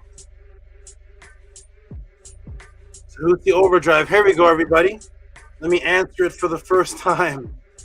Let me break this matrix. If you analyze what is actually happening here, if you analyze this whole ritual that's actually happening here, it's an echoed state. It's an echo of something else. A female is being given something of worth that she can hold on to before the agreement. So that means the engagement ring is given, and then the agreement comes afterwards. Because remember, the female can say yes or no. She doesn't have, like Minty said, you can take the ring and never get married. So before there is even an agreement, there is something of wealth being given to the female. And something she will have during or and after the agreement. You will also notice that the item given is an ancient stone. It's some type of stone. Nobody proposes with giving money, or here's our engagement car. Here's some engagement shoes. Here's an engagement leather coat. It's always an ancient stone which had its value prior to money even existing, which represents the real worth, the real world's worth at one time. The dollar bill used to say silver certificate. It was worth its weight in gold and silver. Now, ever since 1972, Mary Ellen Withrow rewrote that this is a legal tender for all debts, public and private. So therefore, the dollar bill is no longer worth its weight in gold, because gold, diamonds, jewelry, as we're calling it, precious stones, that was the real worth that was shared amongst and agreed to amongst the world before money was created. So this most ancient symbol of wealth, gold, diamonds, and other gemstones, that seems to be what's given during the engagement, and never a pair of $800 shoes or a nice $300 jacket, or here's a new $3,000 laptop with a $500 computer screen. Take this for the engagement. It's always some type of stone or gem or gold.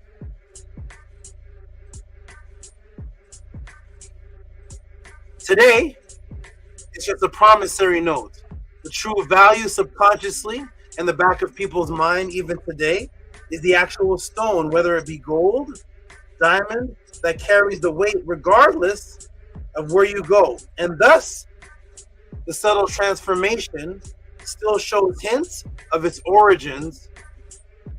In other words, if you're of the status of receiving one of these $2 million pieces of jewelry, if something were to go wrong in the marriage, she still has this $2 million or $2,000 or $9,000 or $500,000 or $8,000 piece of stone combined with a prenuptial agreement. Seems to be designed for the female to be taken care of even after the marriage if it doesn't go through. This concept has actually been mutated to the male being the one giving these items. The actual origin goes back, in this context, to 3,755 years ago to the Code of Hammurabi.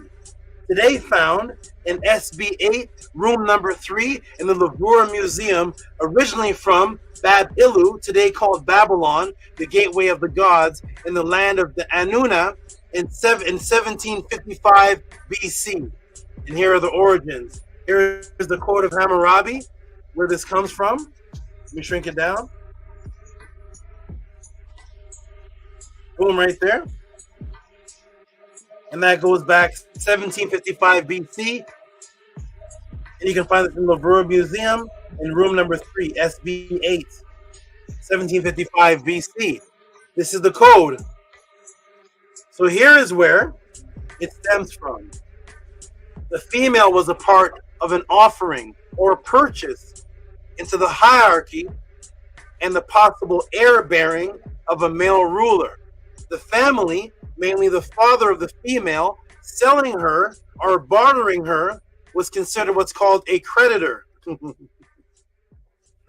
The future of this relationship was not guaranteed. So the woman, if the woman was left, so the family would give an offering. Typo. That would take care of the female and her children that were separated. The ownership of the male, meaning if there was a separation, she would be secure. During the time of the relationship, the dowry enriched, she was a part of the dowry, became a part of the new household assets, as such administered by the husband, but legally it had to be kept separate, for it was designed for the support of the wife and her children if anything was to happen. As seen here in section 151 and 152 of the Code of Hammurabi.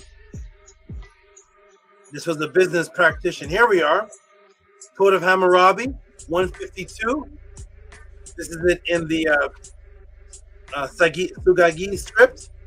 We're going to go to the English. If a woman who dwells in the house of a man make a contract with her husband that a creditor of his may not hold her for his debts and compel him to deliver a written agreement, if that man were in debt before he took that woman, his creditor may not hold his wife, and if that wife were in debt before she entered into the household of the man, her creditor may not hold her husband. This is a business transaction that would take place. There would be different types of creditors. A creditor of a person you are in debt to, and also the father that would give the money. We'll get into that shortly. Boom. Yes, ladies, it originates as a business contract in which you are a part of the purchase with a security clause that they call today the dowry. It was in the form of cattle, stock, land, and high-valued stones, such as diamonds, rubies, gold. Well, most brothers today and most people today in the new version out there are not privy to the value of land, a flashy car, new Jordans. They know about new Jordans. That will do. No one today is really investing in cattle, and it doesn't seem impressive to bring a 1,200-pound cow up to the apartment of the new woman you're engaged to, dropping manure on the living room floor as he gets down on one knee to purchase you. So what's left in this day and time? Of course, the stone, diamond, and gold, which in your subconscious is you're still familiar with, which is why no woman says, wait a minute, are you trying to purchase me? Why are you bringing an expensive stone in exchange for me in this relationship? You're bringing an expensive stone and you're giving it to me in exchange for a relationship with me. No woman says, are you purchasing me? But that's originally what it was. That is immediately creating a psychological subliminal imbalance that there's some type of transaction taking place. There is a financial transaction taking place, but it's only one-sided, which starts a relationship off with an immediate unaccountability on the female side. The male offers, the female does nothing. It's in its original context, as we saw in the Code of Hammurabi. It makes perfect sense that it was not the male offering, but the father of the female to secure her while simultaneously purchasing or buying his way into the king's family. Now it's turned into a psychological psyops having no neurological links and associations to any explanation in the brain. And this is the very foundation of the relationship becoming serious. The very foundation of the relationship becoming serious is an apparent business transaction of value being given for the love of a person or for the person themselves. A purchase being made. You're giving something to someone, and what are they giving you back? This is, if you give something to someone, if you walk up to someone, your son, a friend, and you offer them something, you say, take this here. I want something from you. I'm going to ask you something, but you take this. It's worth about $2,000 to $2 million. It's extremely expensive. Can you take this offering from me, please? And I'm going to ask you a question. And this offering symbolizes the answer yes. But the person answering yes, what are they giving in return for the expensive object that the other person is giving? In every transaction where there is something expensive given to a person who's inquiring to get something from another person, it's a two-way transaction. In this case, it seems to be a one-way transaction, where prior to the relationship even beginning in its serious state, which is, they say, from boyfriend to marriage, one person starts off with a very expensive thing on their hand, which represented the original value of money, diamonds, gold, jewelry.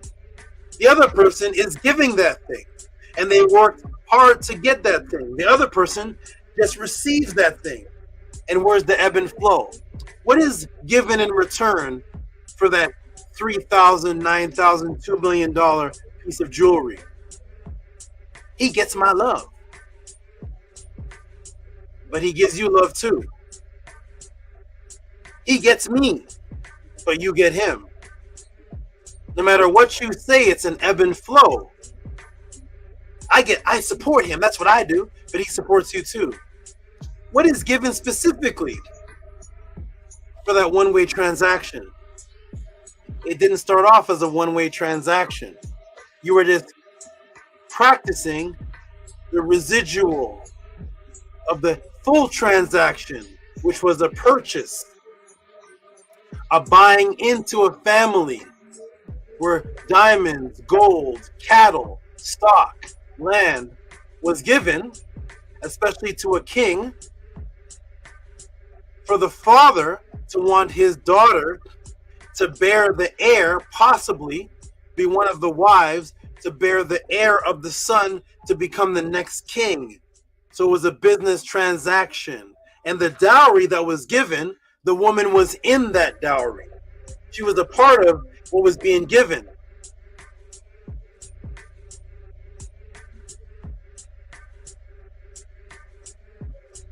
Yes, you're being purchased.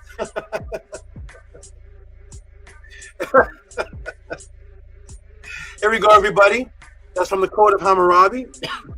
So, there's no neurological links in association to an explanation in the brain.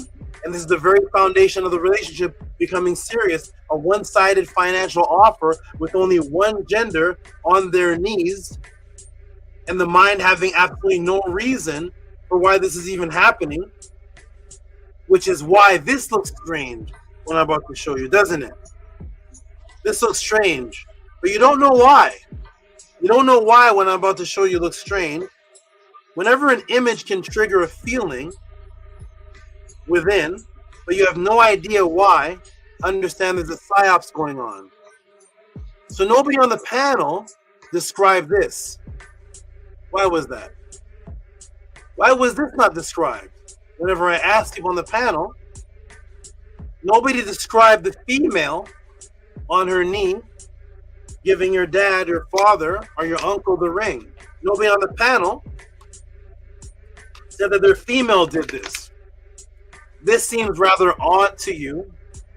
And the reason why it seems odd is because it doesn't represent the origin of what was taking place for thousands of years with the dowry principle. And that was, dowry was given, valuables were given to secure, one, to secure the female in the relationship with the children, and two, to purchase, the father would purchase her way into the relationship. It didn't happen this way around, and that's why this gets so much social media play and so much views, because people say, wow, I've never seen that before. But you can't explain why this is strange. In this culture, there's no explanation. When you trace it back to the Code of Hammurabi and Ramesses we're about to go to, you'll understand why. And that was because it was a dowry, it's a purchase. Whenever an expensive object is given to somebody in exchange for anything, that is a purchase being done. You can't say they're giving it to you because of love. He's giving me this because of love. Then you say, well, you can't buy love. Why is the ring 2 million? Why is the ring 9,000? Why can't I just give you, why am I giving you anything? Why is one person giving anything? Is because it was originally a transaction. If you ask a Christian, who do you bow down to? They will say, only Jesus. Bowing down to anyone else is blasphemy. You don't bow down to no one else. That's what mom told us, right? That's what grandma told. You don't bow down to nothing but God Almighty. You don't bow down to nothing but Jesus. Only Jesus. Don't bow down to no idols. You don't bow down to nobody. You bow down to Jesus, and that's it. It's one of the laws. You don't bow yourself down to no man. It's blasphemy. If you ask a Muslim, who do you bow down to? They will say, Allah subhanahu wa ta'ala. Only Allah. Bowing down to anyone else is blasphemy. Yet no one has any qualms with bowing down during this psychological ritual of the foundation for the transition and transaction from regular relationship to serious marriage. Then bowing down to a female human being or another human being is completely acceptable, unchallenged, unquestioned, and even done within the church. That grandma told you, you don't bow down to anybody but Jesus. That's all you, Jesus. And here they are in church smiling while a man is on his knees. And outside of this relationship, outside of this ritual, the only time a Christian is on their knees in this building is to who? Jesus. Only Jesus that we bow down to. And here they are in church bowing down to another human being. And if you ask them, what does bowing mean in religion? What does that mean? What if you saw me bowing down to a cow? No matter how much I tried to explain it. What if you saw me bowing down to the sun? Bowing down to a river? You say, you cold pagan and heathen, you're worshiping, you're bowing down to the cow. You don't bow down to nothing but sweet Jesus. Yet in the same church, everybody's happy and crying while they see an individual bowing down to another human being. Something is triggered, telling them, in this case, it's okay. Muslims doing it, Christians doing it in the church, it's okay. It's A-okay. We don't know why, but it's okay. Just don't bow down to no cow. Don't bow down to King Tut. Don't bow down to no pyramid, no river. Y'all pagans, but you can bow down to a woman when it's time for marriage. And that's it. Other than that, only bow down to Jesus. How can this be? How can this possibly be? Have you ever wondered what makes this particular thing an exception to bypass the very number one rule in both religions, which is not to bow down or get on your knees to any other god or person or animal or physical object or thing other than God himself? What is a psychological connection in everyone's subconscious with the marriage ritual and the position of spiritual worship? This position of marriage ritual, the only time somebody gets in this position is when they're in a state of worship. You don't get on this to your boss at work. You don't get on this for the waiter that brings you food. You don't get in this position to the guy that pumps the air in your tire. You don't get in this position for the clown at the circus. You don't get in this position for anybody other than worship and when you're proposing. What is the psychological connection and what is the source of that? Why does that seem to be acceptable? And that is what you're going to find on here at the Tehuti Podclass. The psychological connection and everyone's subconscious with the marriage ritual and the position of spiritual worship. And bowing for the breaking of this matrix, you will only find this here at the Tehuti Podclass. I will take you to the ancient stela of the possessed princess of Becton, which surprisingly for you all is actually one of your very first attestations on the planet of a possession exorcist ritual story combined with one of the oldest dowry stories linking dowry into spiritualism, and you will see the prostration, how dowry and prostration combined in ancient culture and why. The bowing position from the Temple of Kanzu at Waset, now in the Bibliotheca Nationale at Paris. Here it is, everybody.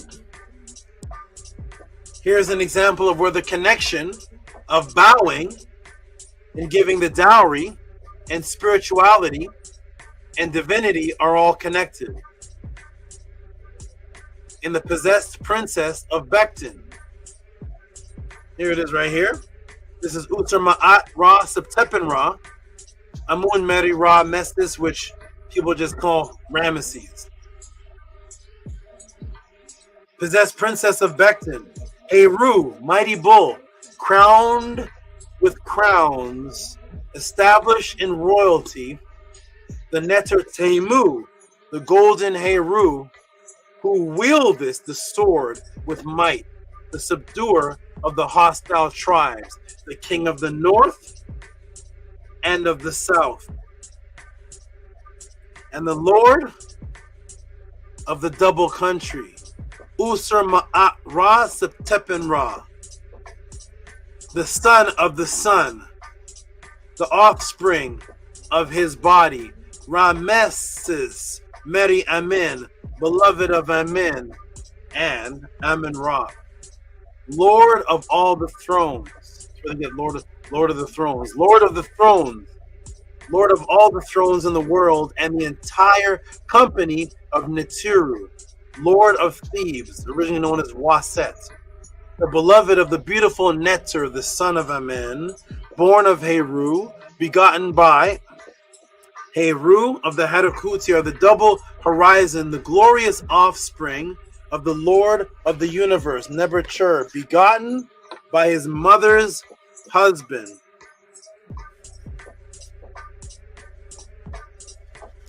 the king of the country of Kemet. Oh, let me blow it back up. The king of the country of Kemet. The ruler of the ruddy deserts, the prince deserts, the ruddy deserts, the prince who has led all hostile tribes captive. And as a newborn babe,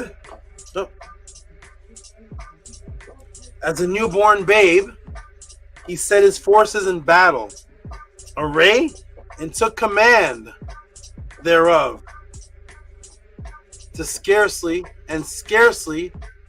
was he born before, like a valiant bull, he drove all before him. The king is a bull, and like a NETERU does he show himself on the day of battle. He is great the mighty strong, son of Nuts. Now behold, according to his wont year by year, his majesty, king of Mesopotamia, the king of Mesopotamia, and the chiefs of all the lands, there came to pay homage to him. So the king of Mesopotamian, as they call Mesopotamian king, came to Usur Ma'at Ra, Septepen Ra, Amun Meri Rameses, to come pay homage. And all the chiefs of the land there came to pay homage to him and to entreat his goodwill and favor. And the people and the countries round about brought him their offerings of gold, lapis lazuli, turquoise. This was the expensive gems. So gems were brought from the king of Mesopotamia to Ramesses, offerings of gold, lapis lazuli, turquoise, and every kind of thing which that divine land produced upon their backs. And each chief sought to outdo his fellow. They all wanted favor with Ramesses. And it came to pass that when the prince of the country of Becton was bringing his offerings and tribute, he placed his eldest daughter. Here we go. Here is where it happens. Amongst the offerings of the gold and the gems, he placed his eldest daughter in front of Ramesses to show his reverence for his majesty and to gain favor before him. This was the dowry. Presenting the offerings to get in favor with the king, and then you also place your daughter as a part of the transaction, in which hoping that she becomes a part of the royal family and bears the heir of Ramesses, or whichever Nesubiti it may be. How does it describe her? She's from Mesopotamia, right? She was very beautiful. She was a very beautiful girl, and His Majesty thought her to be more beautiful than any girl he had ever seen before. And the title of royal spouse, mighty lady, Ra Neferu, was straight away given to her. And when His Majesty had arrived in Kemet, she became in very truth Ma'at, and she became the royal spouse. And when he had been led into the presence of His Majesty together with the offerings, he spoke words of fealty and homage to him, saying, "Glory and praise be to thee, O Son of Nations, S-U-N, grant that we may live before thee." And when he had given utterance, the Mesopotamian king to Ramesses, words of homage, at the same time, bowing down himself with his head down. Bowing himself down with his head down to the ground before Ramesses, he spoke again and said before him, "I have come unto thee, O my sovereign and Lord, on behalf of the lady Bent Rashet, the younger sister of the royal spouse Ra Neferu. For behold, an evil disease has laid hold of her, and I beseech thy majesty to send a physician to see her." And His Majesty said, "Let the men who are learnt in the knowledge of books and in the books of the learnt ones be brought to me.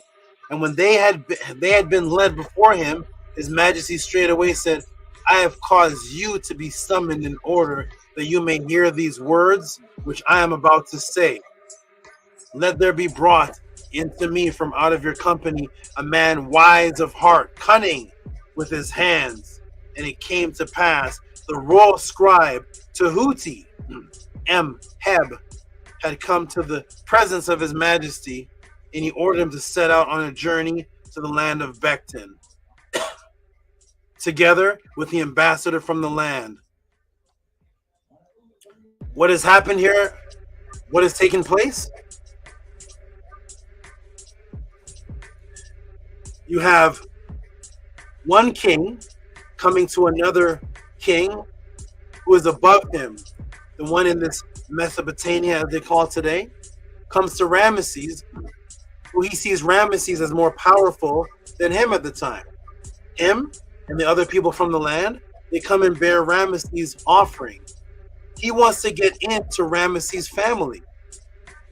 So amongst the gold and the offerings that he's given, he brings his daughter as a part of the offerings. In order for her to become a wife. And now, when she becomes a wife through this transaction, this financial transaction of offering, now she bears in good favor. And now he can ask for a favor because the daughter who has been a part of the purchase offering is a part of the royal family as the royal spouse. So now the other daughter who is being possessed can be helped by Ramesses Tehuti. None of which would have taken place if Ramesses never accepted the dowry, which included NETERU, the female from Mesopotamia, who was the most beautiful.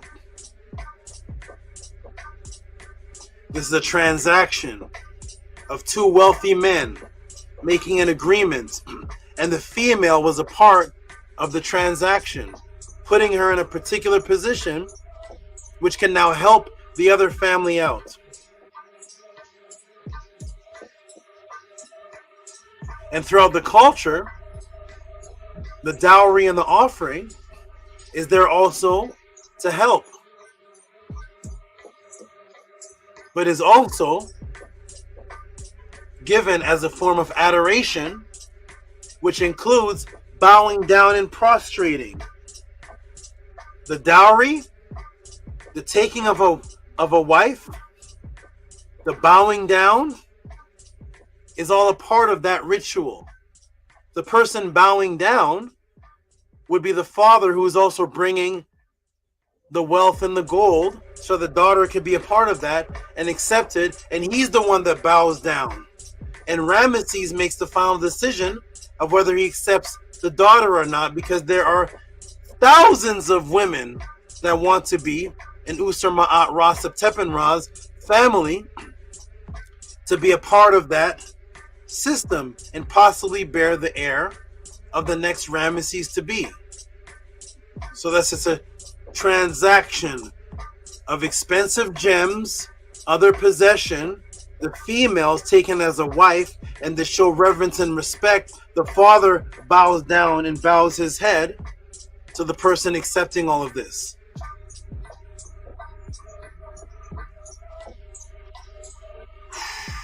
Here we go, everybody. Boom, boom, and boom. Let us continue.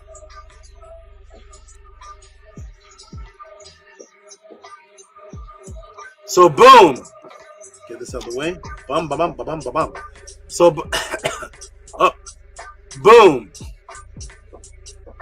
You do not see Ramesses on one knee giving a ring, but there is your connection and contacts directly from the stela, direction and source directly from the stela. There is your dowry.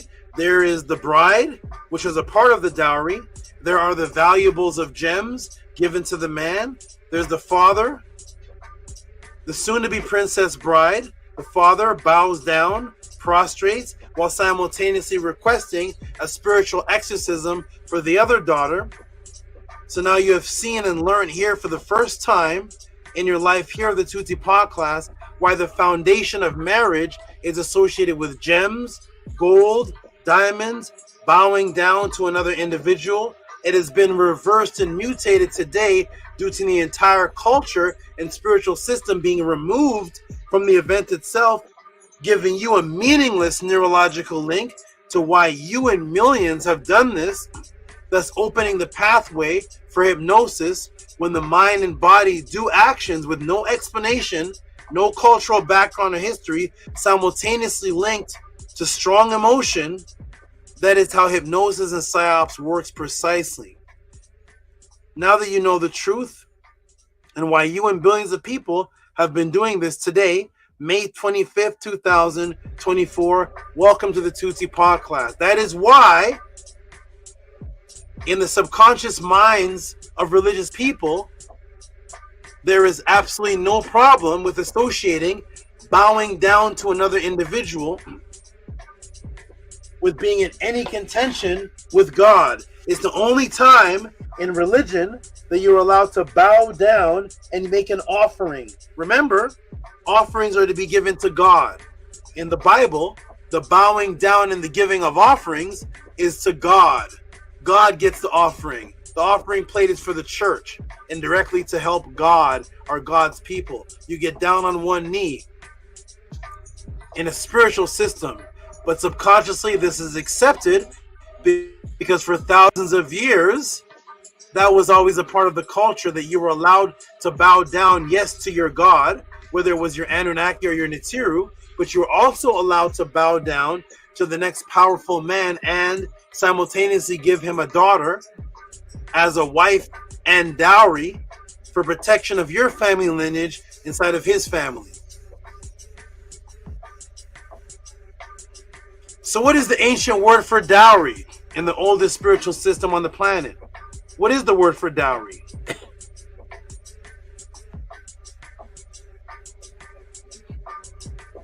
I will take you to page 736 of the Egyptian Hieroglyphic Dictionary, and I will shrink it down and just look at that for a second. There it is, dowry. One moment, hold on a second. Let me come off the screen for a second.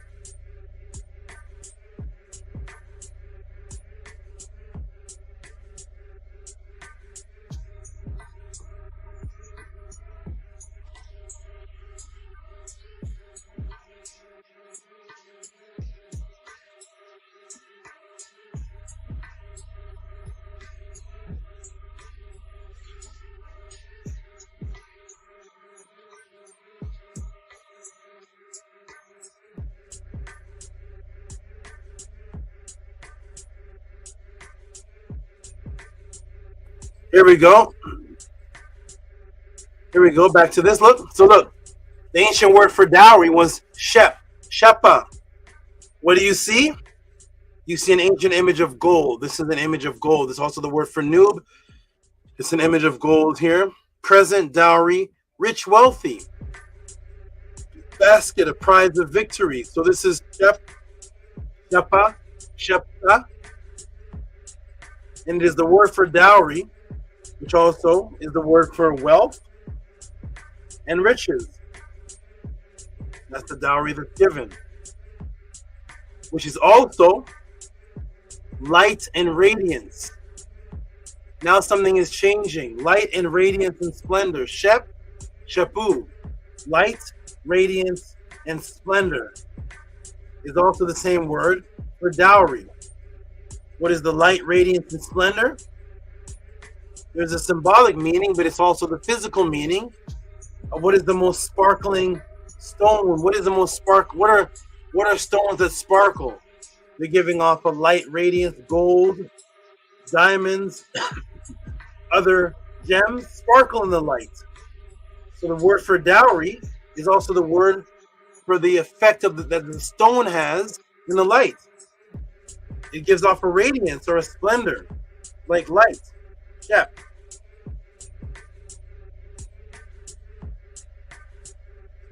That's why Shep or Septu whether it is pronounced as Shep, Shepa, Sheptu, Shep, Shepu, Sep, Septu, it's all the same. That's on page 663, the Egyptian Hieroglyphic Dictionary, which is what? Goods, well-to-do, wealthy. So Sep, Shep, it's the same thing. Sheptu, wealth, wealthy.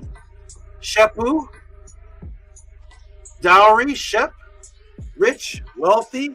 Shep, light, radiant, describing the actual gold and the actual stones when the light hits it. Who provided goods, well-to-do, wealthy. Septu. And remember this, wealth, dowry, was brought with the woman, which was actually hers and her family's.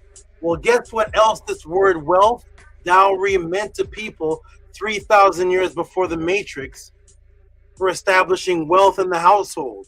Because remember, bringing the wealth in the woman was to establish her and her children, which would be the children of Ramesses or whoever the king was, to be a part of their household. The story literally says that now that their family is accepted in the household, now Tehuti can be sent to heal the other daughter, because now Ramesses and the royal spouse are family, and thus her sister is now a part of Ramesses' family also, and also gets access to Ramesses' personal physician, because she's a part of the wealth in the household. She was given to the house of Ramesses. So the word for wealth, dowry, means to people 3,000 years before the Matrix, for the wealth inside of the household. Septet, the same as Septu, Shep, Shepu, Shep, Shepit, Shepa. The word is, Septet is what? A woman or goddess with child. A form of HERU. Now it gets deep. Now things start to change. Now a woman or a NETERT with a child is the same definition as the wealth that's brought into the household. Why? Because she was a part of the dowry. She is a part of the wealth, especially when enacting biological imperative, producing the child, which was the whole purpose of her being offered in the first place to the family, was that so she could also bear the heir for the royal king, and thus combining the two families together under the son who was the heir of the king. So thus the septet, the definition of wealth and the definition of dowry, was the woman who was pregnant, a woman with child. She's a NETERT with child, which was also a form of HERU, because that is what HERU means. Het, hor. Hor, which is the child, to be in the het, the pregnant room, the pregnant womb and room, because it's drawn as a room. And there is the statue of Aset and HERU. This is from the late period. This is the same time period, 664 BC, dating back to, which is the same time period. Sorry, 664 to 30 BC, which takes us back to the time period all the way to the Nesobiti past the Ptolemy. This is in Metropolitan Museum art, and this 664 BC is the same date as the written story that I just read. Here we go, everybody. So boom, the female in the state of biological imperative as an echo of Het Heru, and also as the embodiment of wealth and dowry, which was given, she takes on the position of what's called NETERT and AMUN. NETERT and AMUN, which they have translated to as the wife of the Neter or the wife of Amun, which is actually NETERT. N means to be imbued or to be with something, and then Amun. She becomes God's wife, which really translates to the NETERT with Amun. Let me introduce you to Amun and Tachas. Here's what happens when you become the royal wife or the wife of God, or God, the Neter's wife. This is the Neter's wife. This is the stellar of the wife of Amun, as they call it. This is from the 25th to 26th dynasty, about 670 BC, the same time period as the statuette that I just showed of HERU. And this is now in Medinet Habu, from Medinet Habu. If you remember my class I did on Medinet Habu, you can go back to that class. That was another amazing class. Here it is.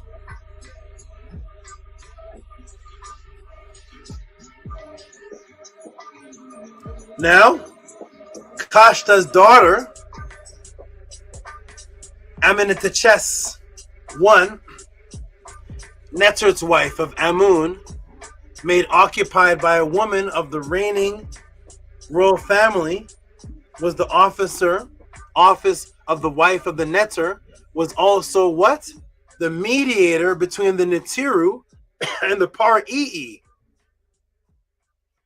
When this woman came in as the royal wife, she became the mediator between the gods and man. Uh-oh.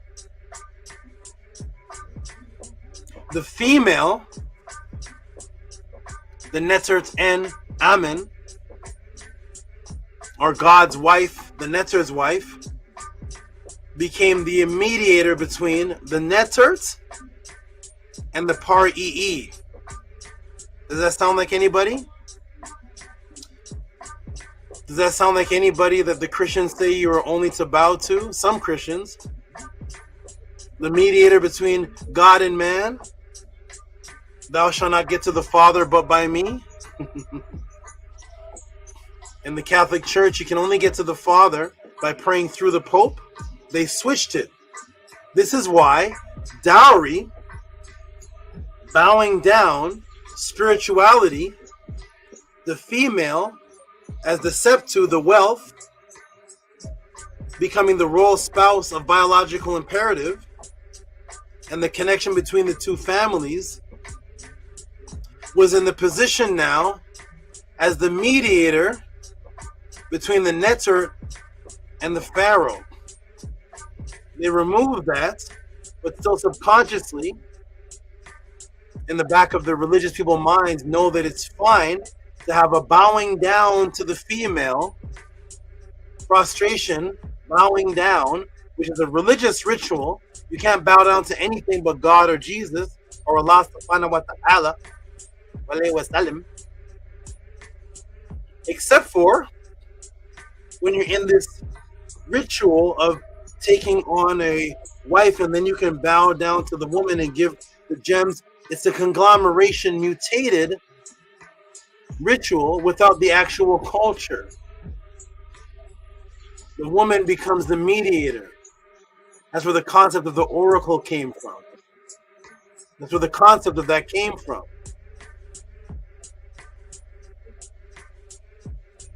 This is why, as time went on, in modern day warp society, the women were the psychic readers. They were the ones that could mediate between that world and this world. They were the palm readers and the psychic readers. And when originally you were the wife of the NETERT, Amun's position, Amun's wife, or hemp, and that was one of the most divine positions you could be in, because you're the mediator between divinity and man.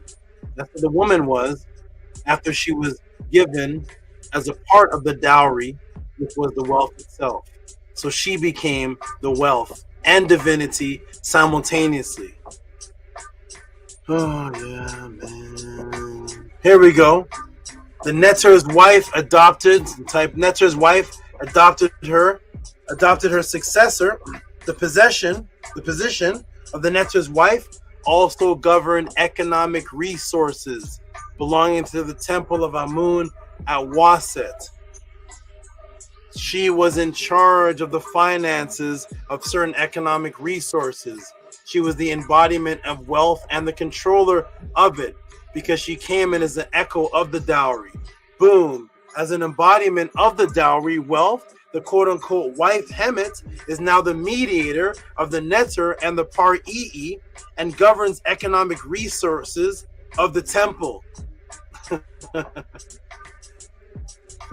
And here's another example. Karo Mama, that they have as the divine worshiper of Amun. This is the bronze inlaid with pink, gold, silver, electrum, 22nd dynasty, as they call it, from Waset, that they call today Thebes, acquired by Juan Francois Champollion in Kemet in Tamaray in 1829 from Giovanni Jan of Athanasi. This is now in the Louvre Museum section entitled under N500-N500.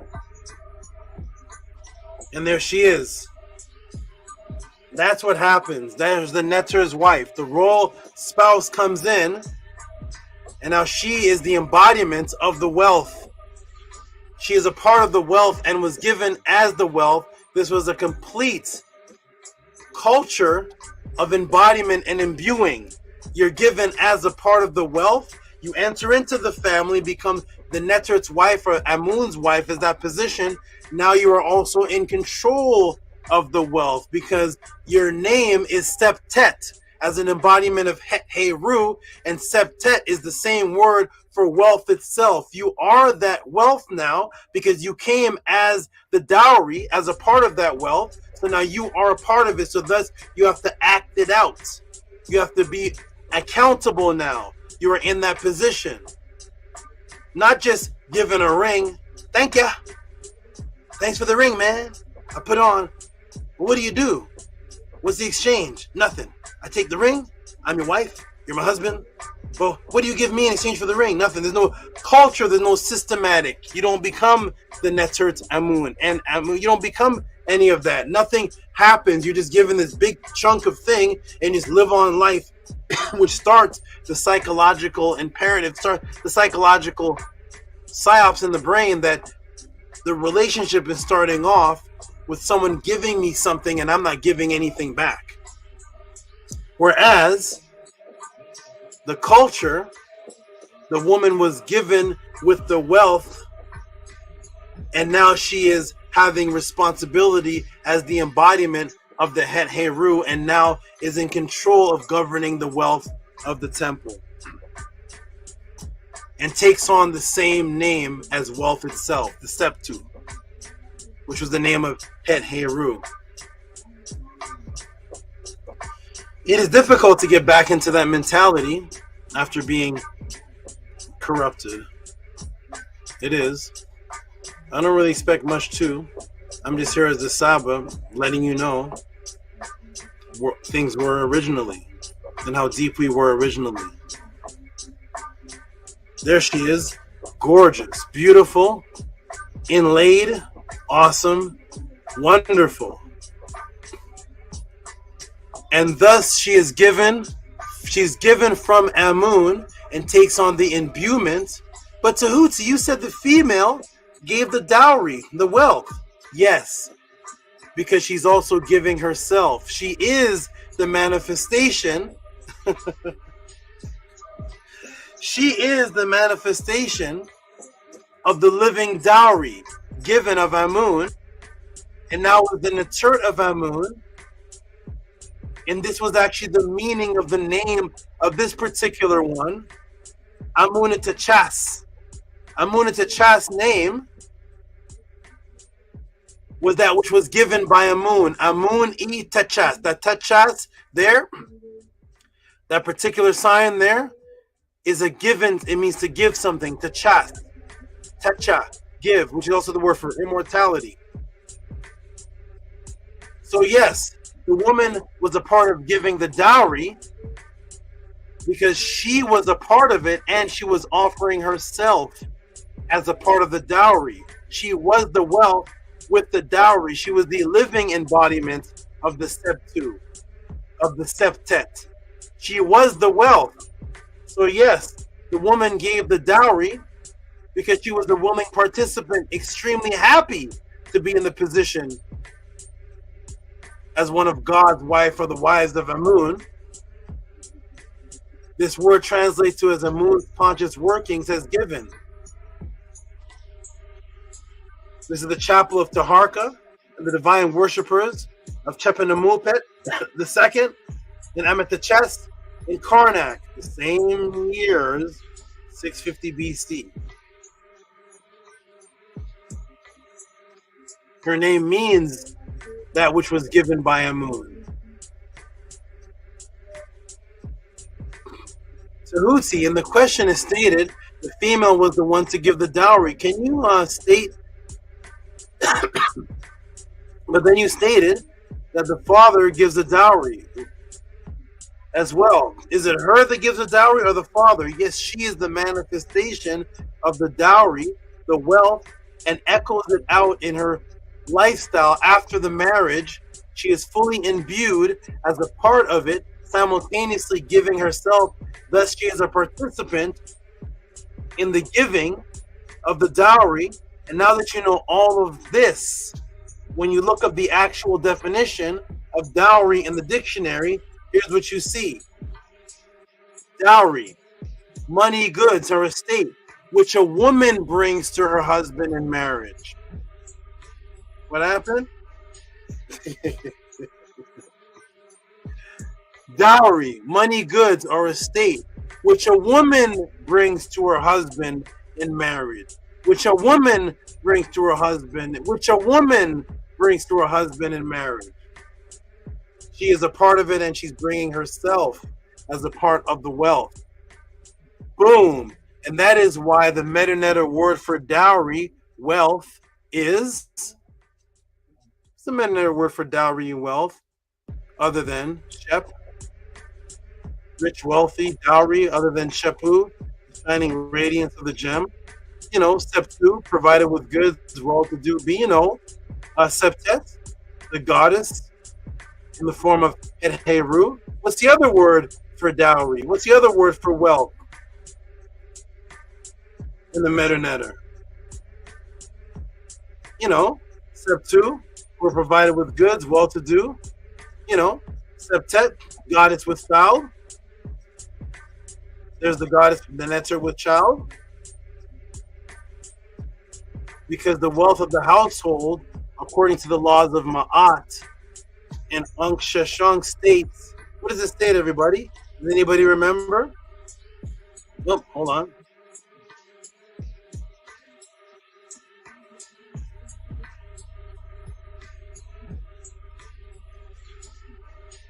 What does it state in the laws of Ma'at and Ankh Sheshang? Here it is. Papyrus instruction of Ankh Sheshang was a political prisoner in the late period of Egypt, from Egypt, late Ptolemaic period. The wealth of the household is the wise woman. The wise woman was the wealth, and given herself, she is the dowry, and then becomes in control of the governing of the finances in the temple, because she's living out her manifestation as that which was given by Amun, the dowry herself, in living manifestation.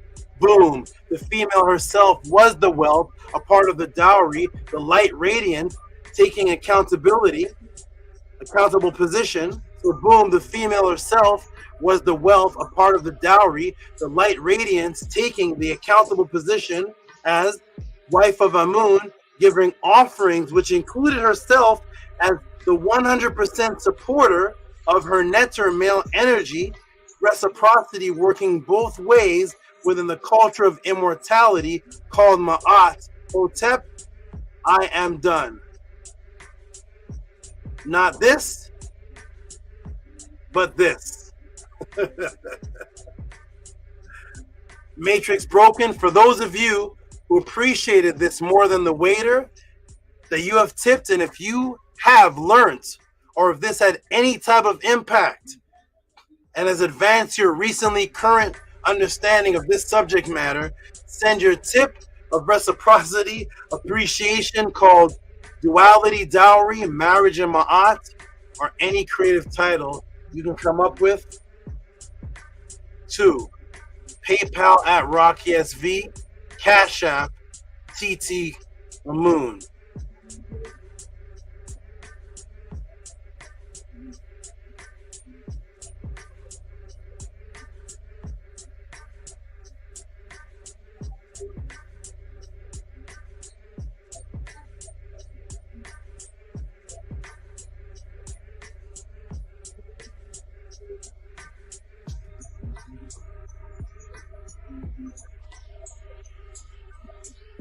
I'm gonna put the link in the room for the team to jump in. The team, the supporters, to jump in. I'm gonna also go to the Gmail.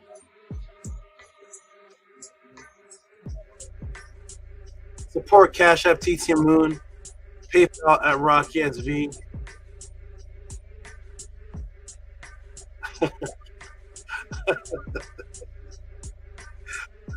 Oh man, how you doing, Anu and Antu? Doing absolutely wonderful. I'm feeling very grateful and blessed to have you. That was an absolute master class. Yeah, you were going in within like a minute, and then you get halfway through, and it was already so much, and then you just gave us even more jewels and gems. I'm very appreciative for that class and building NETERU neurons in my mind.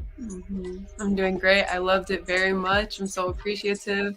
It's a gift to know this knowledge from you. I'm so happy to be here, and I'm happy that you're alive and healthy and able to provide us with such beautiful, important information from the source, the origin, to us so much, Saba.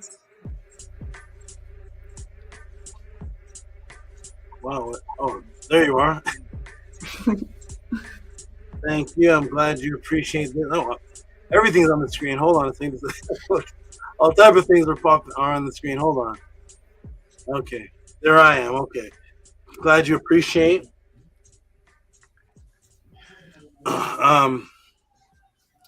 As you can see, the switch transformation, the mutation, it makes sense within the culture. It doesn't, what people are doing today, which is the residual, it's a money-making business plot. It has nothing to do with love. It has nothing to do with a culture. It has nothing to do with the belief system. It's just a hypnotic system that has people spending thousands and thousands and thousands of dollars in the jewelry, but having nothing to explain, and starting the relationship off completely irresponsible, completely unaccountable and one-sided. I get. What do you give? Nothing. For that thing that you got. Not that you give nothing in the relationship, because what you give in the relationship, the man can say, I give too. I'm going to give him love. Man, I give her love too. I'm going to give him lots of sex. The man says, I'm doing all the work in the bedroom. What are you talking about? So what are you giving for the ring? The $9,000 ring. It starts off subconscious, putting the female in that position. Whereas, as soon as the royal wife came in, wife is actually the sick word. Wife is a word for dog. But as soon as the hemps came in, she lived the manifestation of how she was brought. I am the dowry. I'm a part of it. I'm giving myself. And now I will enter and I will help control the finances, economics, and I have to be wise enough to be the mediator of the NETERU man. A lot different than Kim Kardashian ring. How you doing there, Primordial Thought?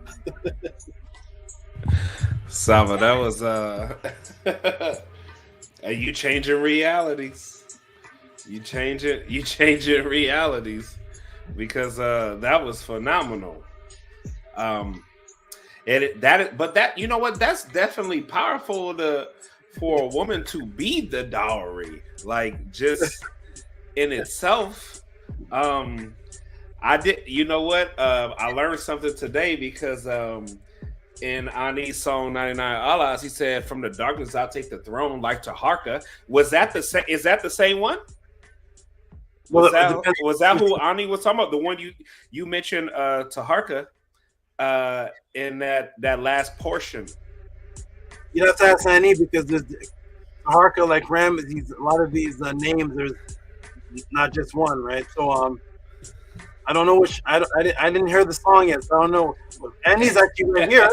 Annie actually heard the song, but I will say though, brother, that that was phenomenal, Saba. That was good. I'm glad that you appreciate it because when you said the wife was a part of the dowry, I want to sing this in your head too. Yes. That the woman today is given the ring. That means the ring has the value. The ring is what the person's purchasing to impress the female. I got it. This one's $2 million. Jay-Z, I could beat that. My $4 million. My 2.5. The woman is the same. The expense of the ring is what's impressive. Whereas in Tamaray Kemet, the woman was the thing that was valuable. The woman was the value. Yes. Not the ring. She was the value. She is what sustains immortality to keep producing. She is the dowry. That was phenomenal, Saba. Tua to you. I'm glad you enjoyed it. We go to Mentu, Bella. I'm gonna take a break. I'm tired. Menku Ra, how you doing, good brother? You ready to get married now to the wife of God? Doing great, Saba. All I know is if you can't respect the perspective of the NETERU, then your perspective is whack. So, to you for the breakdown. That was eye-opening. Glad you appreciate it. Thank you, Bella. Bella, how you doing there? You like learning about that? Yes, still. I loved it very much. I have to go back and rewatch it because it was so wise, and I want to gather more than I did. Because it's just very important for advancement, and yeah, I really like how you showcase the female. I have so many great examples. The NETERTs, your NETERTs, to them for imbuing this teaching and for being so mesmerizing. Yeah, to it very much. Me, glad you appreciated it. And yeah, that's definitely one you have to watch over again. That class, I designed it where it looked like it was going a certain way in the beginning. And then something happened. And it turned into something else. I did that purposely. How you doing, Scribe? How's everything over there with the wife of AMUN? Hotep, great Saba. Yes, I'm very thankful to have come into your presence and your teachings before doing any type of ceremony when it comes to binding together of the cause. I'm very thankful for that.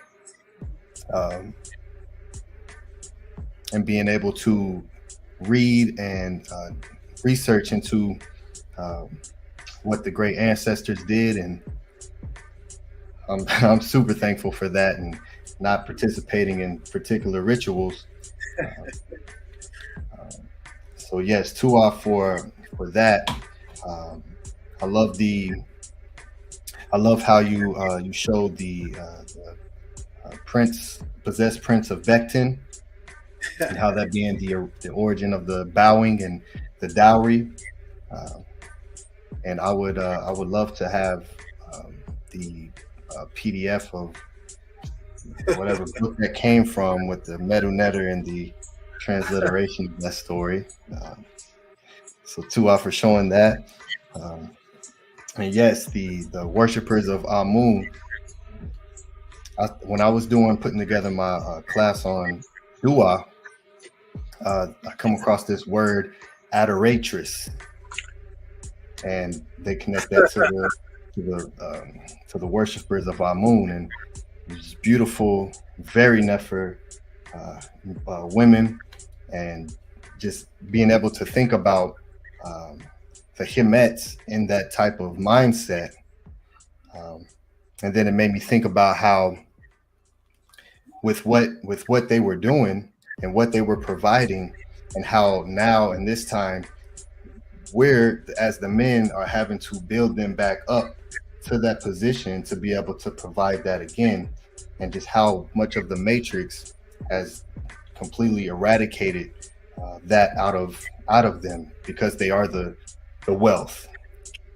So Tua for this class, and I'm very thankful. So Henu and Tua. Nina, I'm glad you appreciate it. And yes, that I did a class on that, on the attack of the woman, which most people watching seen that. I'm glad you appreciate that. And yes, that was her title. The English translation, adoratress, whatever that word was actually the title of the woman that I showed. That's what she was called, the adoratress. You can't even find that word in the etymological dictionary, but that's another thing. All right. Do we have an adoratress that just stepped into the room? Gabriella Lopez, how you doing? Are you one of the adoratresses? What's up, Saba? It's great to be here. It's great to be able to jump on. And, well, thanks for blowing my mind yet again. Oh, man, they really have us thinking that marriage and proposals and I don't know, day-to-day things is really what we should be doing, and it definitely shows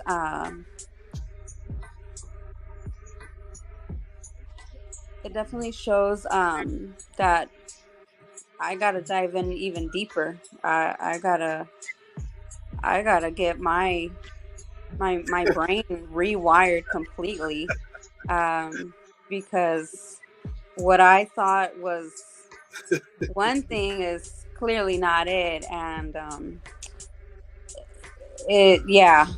you just I don't know, it's crazy what they do to us, especially the women, because we think that when you found your mate, that is what they should do, that is the right thing to do, even if to a certain extent you don't believe in marriage or something like that. You still it's almost like they've wired us to still want a ring, even if you don't believe in marriage. And so this class has taught me that that ring is nothing if you're proposing or if you're trying to become married. Yeah, I gotta rewire in here and just erase everything that I thought was right or that was what it's supposed to be, and just restart, because clearly I'm wrong, they're wrong, and it's very interesting, because this is something that I've thought about. It's crossed my mind, like, well, I wonder where this originated from, and what did marriage, quote unquote marriage or proposals, look like in Kemet? What does that look like? Was that even really what is the same thing as today, or how different is it? I'm listening to you. I'm going to come off the screen for just a moment. I'm listening though. No worries. So it's definitely something that's crossed my mind, that I've questioned, and something that I've even had to sit down and reflect and say, I think this is a question you need to ask because, like I said, it seems like we're so hardwired and so, like, it's almost like embedded in us to believe and to really think that, well, I'm with you, so you should give me this because that shows how much you love me. But I'm realizing now that can mean nothing. How many celebrities do we see that ends up with these beautiful jewels on their hands, and their marriage, their relationship is done within months or years? So clearly the gem means nothing if you don't even have respect and true compatibility. And I thank my mate because of him. I've learned what true compatibility is. I've learned what a harmonized relationship is, and so it's a beautiful thing. It's truly a beautiful thing to have someone who shows you true love, who shows you respect, and then I also have you who shows us the real truth, who shows us how to be redirected into the right path and what is true. So I'm more grateful that you keep coming on to these to the Saturdays, and you're showing up and you're teaching us, and you're literally breaking us free from the matrix, because it's I don't know where any of us would be if we didn't have if we didn't have this knowledge. We'd still be thinking like, yeah, I need that ring before anything. And it's just not it. It's not it. So if it's about purchasing, then I'm okay. I'd rather not have a ring to mean that I'm being purchased. That's almost like being traded off. It's crazy. It's crazy how they make it seem like, yeah, this is normal. This is okay. Let me purchase. Let me purchase you. I'm gonna tell Primordial side. Primordial, can I purchase you? So thank you, thank you, Saba. Thank you, because we're becoming free more and more each time with your classes. So thank you. You're very welcome. That was your heart. Your heart just came spilled to the whole podcast, and that was good. I must have hit you in a certain way, and I'm glad I can prevent a lot of future arguments, because how come you haven't got me a ring for a morning, y'all? Where's my 24 karat? So where's the ring for Primordial? I need a better one. So I'm glad this one is a good one. Yeah. Saba, shout out. Hey, bring your mates to the class. Saba's changing. Hey, Saba, you changing relationships. You changing the perspective, the coup. It's happening. And you hear it live in effect, Saba. So I'm just giving you adorations as you heard for yourself. To you, Grace Saba. This is what it's all about, right? And you're building. you're building. So you got me right here on camera saying Tua, Grace Saba. Peace and love. Nene, I'm glad you appreciate me. I'm glad your mate appreciates me and what I teach and what the truth is, because once I said to my one of my, I say this all the time, but I said to my NETERT recently is we would look at a plate, a wall from a book in the Nile Valley, like what's in the back of MENTERU right now, what's in the back of his background. I said, see all the details that you have to memorize and know, and everything that it takes to put into that. If your mind is occupied with that, you'd have no time to be arguing. You would be imbuing yourself so much in every little intricate detail of all the things that are around you in Kemet, in Ma'at, that you wouldn't have time to argue. These things that are placed inside of relationships are placed there to separate the relationship. That's what it's for. It's not placed there. Nothing is placed there to benefit you. It's placed there for tax purposes and to separate the relationship. The more divorces, the more money. The more divorces, the more money. So it's there to for that. I'm glad you all appreciate it. Gabriella, one of my NETERs was just asking about you. Said, did anybody say anything about Gabriella? I said I didn't. I said I don't know. And then you popped up. So she's here. We're in sync, I guess. My NETER says, yay. Yeah. I appreciate your NETER.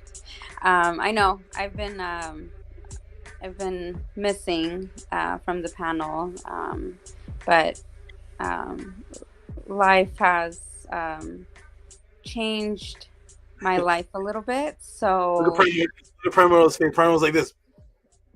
I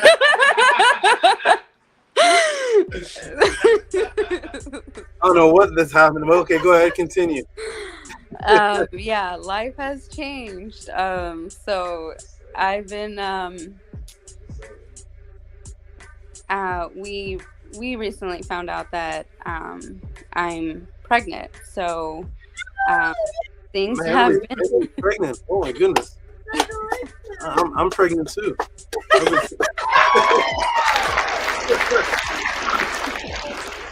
Everybody's pregnant. Whoa. Hey, whoa. Hey, stop. So let's put some perspective to this, right? So okay. So you know that she's been watching a lot of the class from the past, and things has been transitioning on. So, so we've been together for years. So there was a lot of things that needed to Pekka and cool, and so we watched the sex magic class, right? You broke it down. You did the whole thing, right? So hey, we on live right now, right? So things. So let's just say, when we became one, the Hekau that was being spoken for the first time, it was all affirmations. It was all MEDU NETERU. It was all that's all it was when we became one. And then when she found out, she surprised me. And then when she found out how long she was pregnant, I said, hey, that was exactly after you came off of your cycle, and we spoke that Hekau on that night. And what's that noise? What's that? Oh, okay over there. I'm serious. You reliving? Are you reliving? I'm serious. Hey, I'm serious. Hey, everybody in the chat, everybody watching this video, the Hekau is real. We spoke it and it happened. Wow. And okay. And that's live. That's real. It exists to this day. Man, that whole conversation was so coded. Thank you, Primordial, and wow, congratulations, Gabrielle. That's you, Lisa also. Lisa and Gabrielle. I don't know if you're in the class, but a few classes ago, Lisa announced that she was pregnant also. So this is beautiful because you have the opportunity to bring someone in the world without the matrix. They don't have to retrain themselves for the. I don't know if you're over 30 yet, but for over 30 years of however long the matrix, they could come right into the knowledge immediately. Yes, I try to make sure that I'm continuing to watch your classes, and I wouldn't be surprised if at the Pathway to Awakenings, the baby starts to kick when you're around, because he'll recognize your voice. So, we we just want to say thank you, because without your knowledge, I don't think any of this would be possible. So it's the reason why I haven't been showing up, because pregnancy symptoms are very, very surreal right now. And they are, I'm no longer in charge of my body. So there's times where I'm not feeling my best and I'm not doing my best. So yeah, that's the reason why I've been a little absent. So surprise. How far are you now? How far does that go back to the night of the Hika speaking? Tomorrow I will be 8 weeks. Oh, wait, okay, recent. Okay, 8 weeks. Okay, good. Well, congratulations again. Everybody give her a clap. Congratulations again. And you come to the pathway of awakening and the baby starts kicking. I'm going to come up to your stomach and give the baby a little podcast. I don't know. I'll think of something. I'm sure. Baby talk. Enjoy that. Okay, this turned out to be what a night. Yes. So thank you, Saba. Really. You're welcome. Wow. Yeah. Well, all right. Well, ladies and gentlemen, what I'm going to do is I'm just going to announce. I'm going to do 2 donations, and I have to take a break. I have to go rejuvenate. But wow, what a class! I don't know what the chat is saying because I'm not the chat up, but I'm sure everybody's happy for you. Let me go ahead and do 3 supports, and then ladies and gentlemen, as you can see in the in this podcast here, this is an event. This is a family. This is not any type of YouTube channel that you're just watching a bunch of people talking and arguing back and forth. The House of Atten, the ancient Tehutian teachings of the NETERU, is a family vibration. I want everybody to support when we get to the pathways of the awakening. Support Gabriella with beautiful words. Say something wonderful to her womb. Touch her stomach and say something beautiful to the baby. Let the little one hear our tones first. Say some good words to Primordial. That's what we do here at the House of Atten. So I'm gonna check and see how many people actually appreciated that hour and 26 minutes of dowry class. I'm gonna read a few of them, and then I'm going to take a little break. Everybody support the Tehuti Podclass. This is not happening anywhere else on the planet. This good vibration and this information. Okay, so I'm gonna that's in my throat. Okay. What is this called? Dowry. Okay, good. We're gonna give a shout out to, of course, who pops up first is Robert E. William. What does it say here? If somebody would say 20. Bella, could you read that for me, please? Robert E. Williams. It says 2072 for I should have talked to you 20 years ago. What does it say? Say it again, please. 2072 for I should have talked to you 20 years ago too. Oh my goodness. Okay, Robert.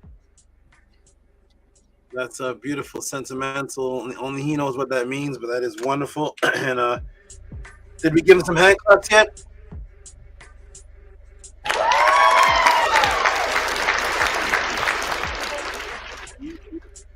Hmm? No, he didn't know. No. Kill Priest All right, shout out to you. We're gonna read. I'm gonna do 2 more. You all send your support. But this does take a lot from me. I hope you all really appreciate what's happening here. Menti Hotep.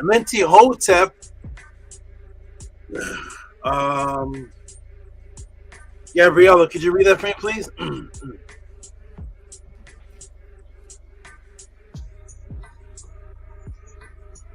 Is Gabriella? Maybe she's step off. Primordial, I think Gabriel stepped up. Primordial, could you read that for me, please?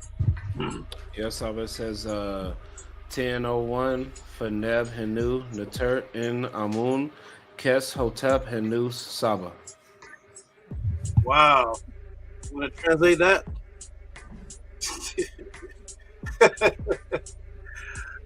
Okay. Yementi Aklat. That's actually, I think, her second tip I announced.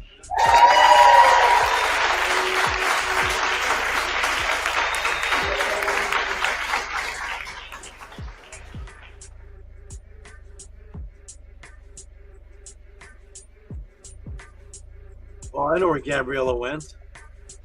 Gabriella came off the screen. I'm on my phone, so they're way smaller. I can't see them. They're way small. It's way smaller, right? Yeah, so I was like, I think I'm gonna jump on Primordial screen real quick. Oh. But he took over. Oh, okay. Okay, well, guess what we got? We have Gabriella is the next supporter here that I see pop up on the screen, and we're gonna give her a huge round of applause. And boom, 4444, 4444, and Gabriella, go ahead and read us that, please. I see you changed the color. Can you wait? You should be able to read that because it's on your phone, right? I don't know. Yes, yes. It's $44.44 for breaking us free and your superior knowledge, Blue Heart.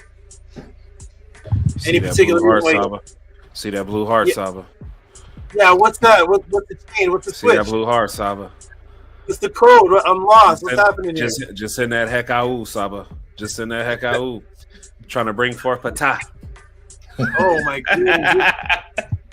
This whole class is coded. I don't know. It was awesome. Give us some big noise if we haven't already. Some huge noise. We're bringing forth Patah. Yo, let's go.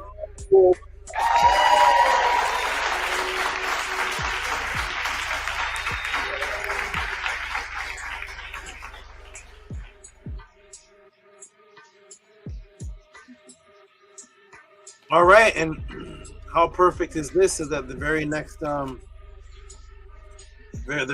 support is from her mate. This tip. The very next support is from her mate. How perfect is that? So we're gonna give a shout out to Primordial Thought, and I'm gonna step off for just a moment. I have to go recuperate and restart. And there's a tip from Primordial Thought. What does it say there, Primordial, please? Yes, it's $15 tip for marriage made plain to a Saba, to a great Saba. In new fits, Black Heart, the great Ra. To you, great Saba. Give him a hand clap, please.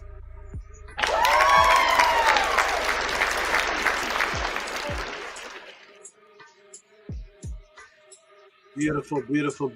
All right. Wonderful. Excellent.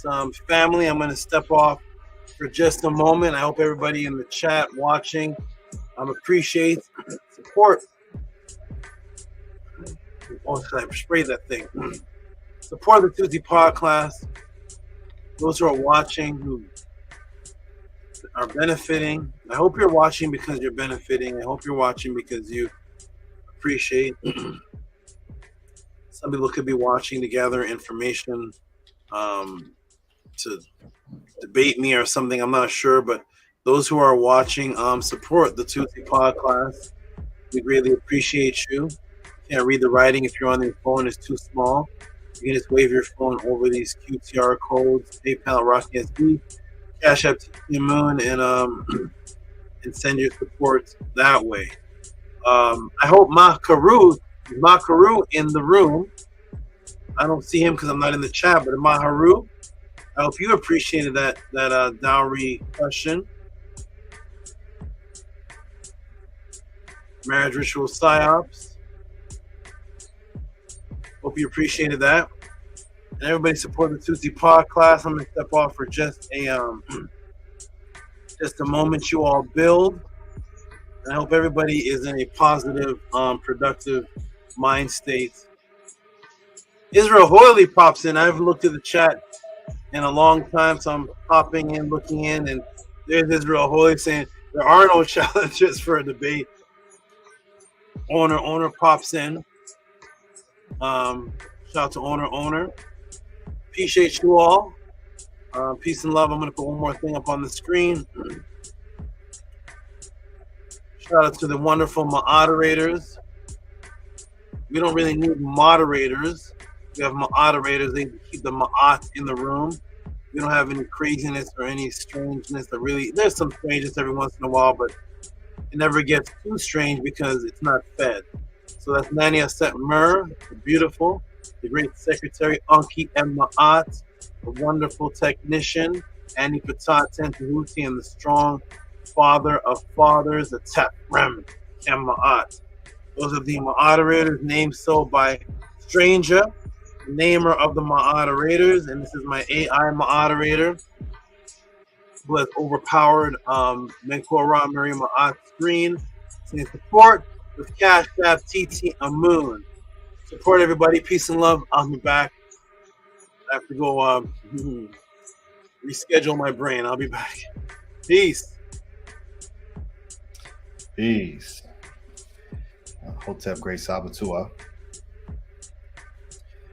Hinu, Tua, everyone. Make sure that you're supporting the great Saba in the Podclass. The links are pinned to the top of the chat. For those who are watching in the background, like the great brother Tefram Kema'at likes to say, the sneak watchers, send an anonymous support. Support because you're here taking in the information and you're watching. So support the great Saba Tehuti. And yes, Primordial Thought 9, congratulations, great brother. Gabriela Lopez, congratulations, great sister. Bringing forth young NETERU, the young NETERU coming up. So excited for the young ones to be birthed into this original matrix of Ma'at and Mut. And just to have them just be raised up in that, and 3 years old walking around saying Hotep, I'm super excited for that. Speaking meta-netter, so it's a beautiful thing. And yes, to answer your question, Primordial Thought 9, that is the same Taharka that I was speaking about when I was in that song, 99 All Laws.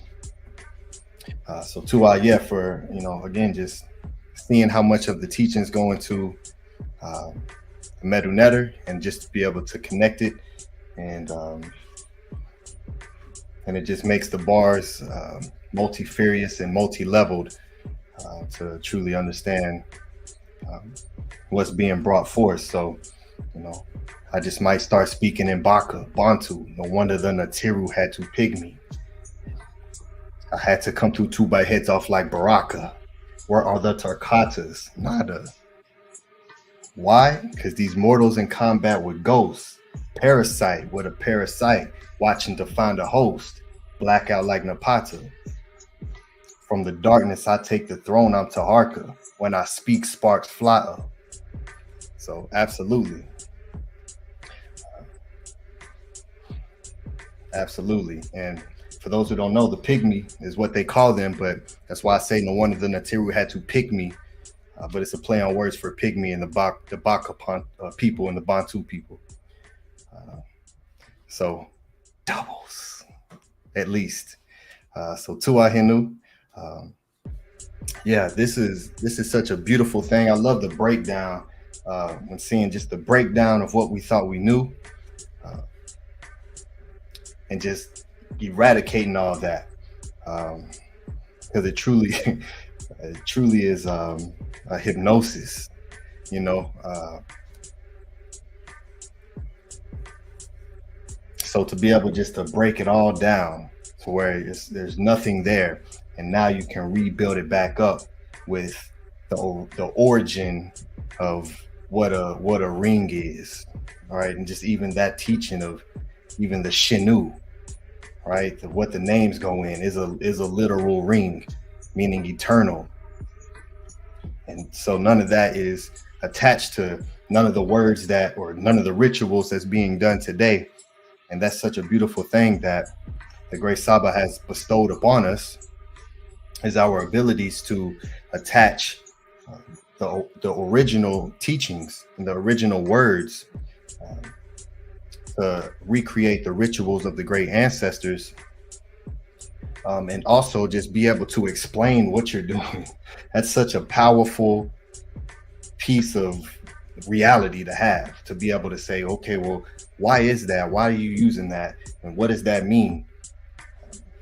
And you can make everything just so intentional in what you're doing, and you see the hekau that comes forth, being able to do that when you're intentional.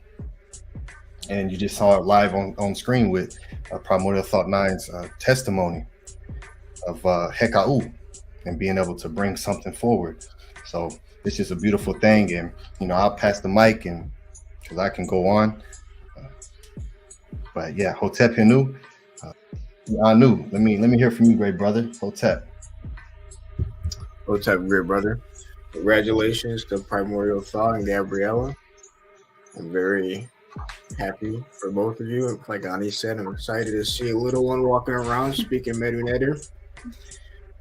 Most definitely gave me ideas and gifts to give both of you at the pathways. That helped a lot. And I'm very appreciative of the both of you for raising up your child in mind, because that will change the world, of creating echoes to create echoes, and echoes and refinements are refinements. I'm very happy, very magical, and very synchronized with the class as well. So yes, Hotep, Anu, very into the little one. Yes, congratulations. I'm very, very happy to hear that as well. And I agree with what he said. It's very important that you guys are here. I'm so happy that you're here, and you're taking in this information, especially the beautiful Gabriella. She's taking in this information, and the little one is going to be getting this in the womb. So that's very powerful, and I'm so happy for both you guys and the little one. So off for your consistency. Yeah, you're going to be a great person to look up to, both of you. They're going to see you on the panel. It's going to be like some super nostalgia stuff. Who knows what we'll be by then.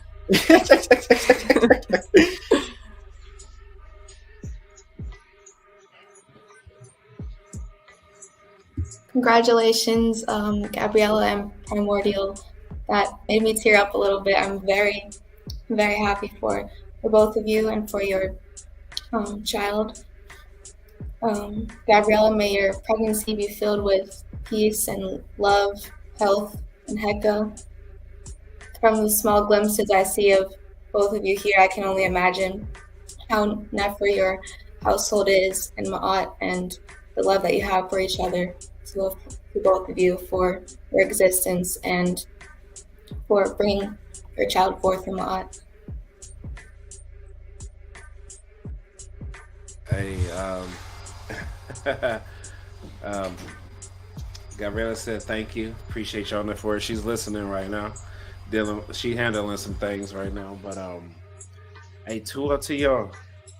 Hey, just know this, like, hey, send all the heka. Like, if it's a Sa, his name will be Patah. Like, the great opener. And that will be his name. And it's needed within our families. And that's what we've just been speaking. So who not but to ask the House of Atten to put that in your day-to-day ritual. Just speak that heck out, because that's what we striving for. But just know right here on this channel, like, his name will be PTAH. That's without question. And I appreciate y'all so much. For just the NETERU words, the energy. It mean a lot. And yes, the Hekau really works. And like I told y'all, it was a lot of Pekka and Poo that needed to take place. And you have to rid yourself from the Isfat, from the thoughts, everything. And I'm telling y'all, man, when she told me and they told us how long, I said, man, that was the day. And she thought about, she was like, oh my God, like, you know, she was just mind blown, right? And I'm like, yo, it wouldn't have never happened if I'm on here and she's not a part of this, right? If the both cars have to be on the same page. And once she started being disciplined within it and started learning and started watching SABA and started, you know, breaking free of that matrix,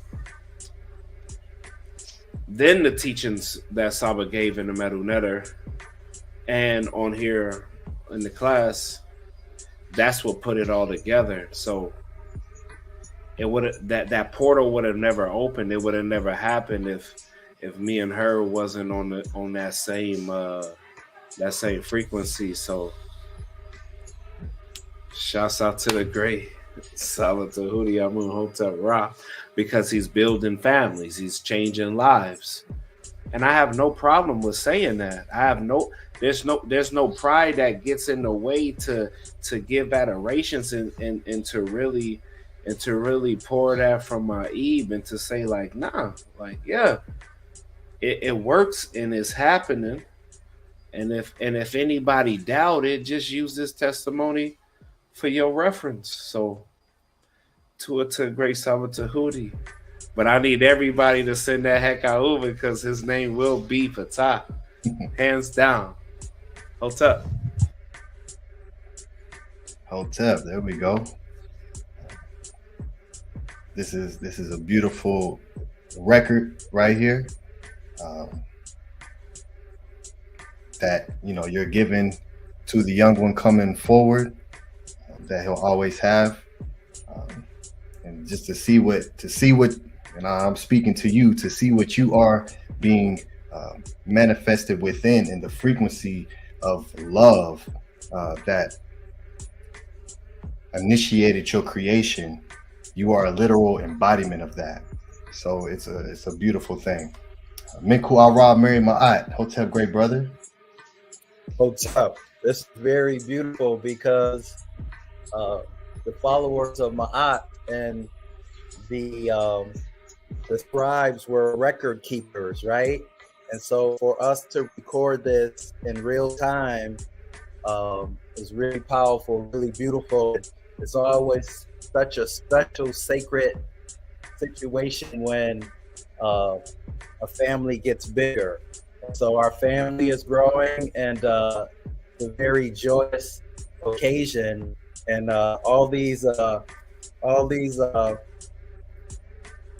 feminine energies that are with child is evidence, right? It's the proof.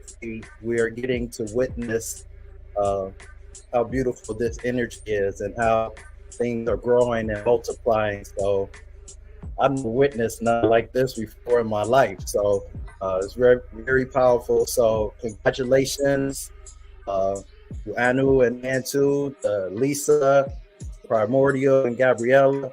It's a very beautiful thing to see family, right? It's like, and to see community, to see it being built by all of us, but see it being led by Tehuti is really beautiful. When I first witnessed him on Killer Priest, I did not know all of this was going to happen. And so for things to continue in this way, it's really powerful. So I'm definitely looking forward to definitely seeing you all at the Pathways to Awakening. And it's going to be really special. It's going to be a lot of good things are going to happen. So this is very beautiful. So congratulations to everyone. You said Anu and Antu? Is it Antu with child? You said Anu and Antu? Oh, I'm sorry. I thought Antu. Okay. No. Hopefully soon. Hopefully soon. Oh, okay. Yeah, Cool. not yet. Okay. With the guidance of SABA. Hey, let me tell y'all something. Hey, yeah, it's real. It's real. So, whatever you got to peck him cool, hey, peck him cool that. Straight up. I'm serious, y'all. I'm serious. It's real. and hey, I can't be more serious to y'all. I'm serious. Whatever that is. It ain't even got nothing to do with the internet and y'all business. Whatever you need to peck him cool that and speak that heck out, I guarantee you is real. And that's without question. I need to know what because every time I hear dua, you know, when you listen to music, right? Because it needs no invitation from within, right? It penetrates through. That's exactly why I listen to your music. And you know, and I'm only going to use this as a reference, right? You know, when you listening to ISFET music, right? People feel real hard when they riding and I don't care if they talking about choppers or flashing money or whatever, right? It gives a little dopamine, right? So people live on that, right? But I feel a lot of power on that portion of dua when you say, Ani Patah, don't compare me to Steve Jobs, call me Patah Sakar. So, hey, I feel a lot of energy when I hear that part right there, right? Because that's powerful. So, if you can just do a class on Patah Sakar, I gotta know what that is because, Ani, that just might be a part of his name. Because I feel the energy. I feel the heka when you say it. I feel the power when you say it. But I gotta understand what that name means before I give it to him. And I'm here on live, honey. I gotta ask you, brother. I don't care if that's the next class. If that's scribal sessions, let me know. And we gonna make it happen, bro. I just gotta know what that is because I feel a lot of power inside when you speak that tone right there. And it's full of a lot of heka, and I can hear it. That's why I asked you about the verse about 99, you know, all lost, when you spit that verse because it has a lot of power. From the darkness I take the throne, I'm Tahaka, and it just make you feel like like yeah, I'm Tahaka, like what's good. So when Saba broke that down, I was like, oh, is that who he talking about? At first I thought it was like the anime, like you told me about the you have the what was that line? I forgot about it, but you were talking about like the beast, and then I was like, oh, you mentioned like, oh, that was from anime. If you don't know anime, then it's this. So when I heard Tahaka, I was like, I had to remove the beast from inside, call me Gara. Yeah, so Naruto. I never heard of Taharka. So I never heard of that name. So I was like, I want to know if that's anime, but nah, now because that's one of my favorite parts within that song. I could feel the hekau within that ren, and that ren just kind of spoke to me. So when Sawa broke it down, I was like, oh no, I gotta ask that. Is that who he talking about? Because I need to read about that, right? So that's how I'm feeling right now when, talking about Patasakar. And so I'm gonna just throw that out there. I mean, yeah, right there. But yeah, absolutely. I'll add that into Scribal Sessions. It's definitely one of my favorite teachings because I'm all about doubles, right? And those are one of those. The word itself, Sakar and Patasakar, is a palindrome double word. So absolutely, I will be absolutely happy to add that into Scribal Sessions for you. And it's a beautiful thing. And I'm glad that you asked that and you bring that forward and you bring the lyrics forward to bring more clarity to it, because that's something that I definitely want more people to do, because when it comes to the music, and as the great Saba just showed with the muses, and if anyone wants to go back to the class that I did on the House of ATTON, the origin of music, and showing the muses and why it's knowledge in itself, and what the music brings and how it the sound vibration creates that. And we're supposed to, because I remember just me personally listening to lyrics and going and looking them up and studying and seeing what is this, and that's something that I want to bring back into the music, and to where we can ask questions and say, okay, well, what did you mean by that, and create interviews around those. With these artists who go and do these interviews, no one ever asks about the music itself. It's always something else, so absolutely, to our great brother for that.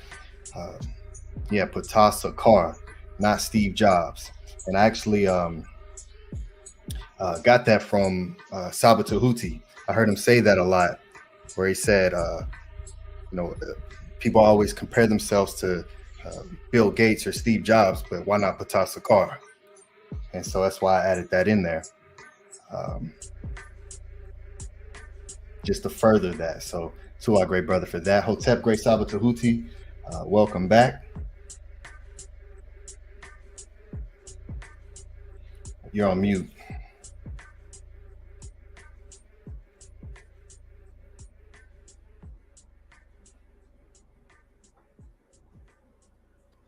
Hotep, peace and love, everyone. Glad to be back. Wonderful you all could build and share that love for such a long time. Our immortal is very excited tonight. And this is a great class, great connection with everybody. This is absolutely wonderful. I'm really, really impressed at the camaraderie and the love that everyone has here. And keep it up. Keep up the love and the camaraderie, and you will achieve exactly what you visualize you want to get. All right, here we go. We're gonna go ahead and go into the rest of the appreciation and see if we can end the podcast within 9 hours. That would be a record. Let's see if we can do that. It's 8 hours and 11 minutes. We're gonna go ahead and get into the appreciation. I'm gonna scroll all the way down because there's some original donations that are way down here. Let me go ahead. Where is Anu and Ant? Oh, there. Here we go. Okay, here we go. I'm going all the way down. Scribe, send MEDU class 1 and 49. That's going to be coming up soon. Okay. Thank you. 1 and 49. Okay, here we are. Nito Campbell. I see you, Bijan Farrell. Yeah, popped up with a donation. I see you. So we're gonna go Nito Campbell for now. Nito Campbell. I put this here. Next Champ, are you okay? I had to retire. I moved. Had to retire. Okay. Next Champa now. Okay, so Nito Campbell. Much respect to you, and we're gonna hand clap you because you are Mr. Consistent, man. Every single podcast in the numbers of 9. Go ahead and give him a hand clap, please.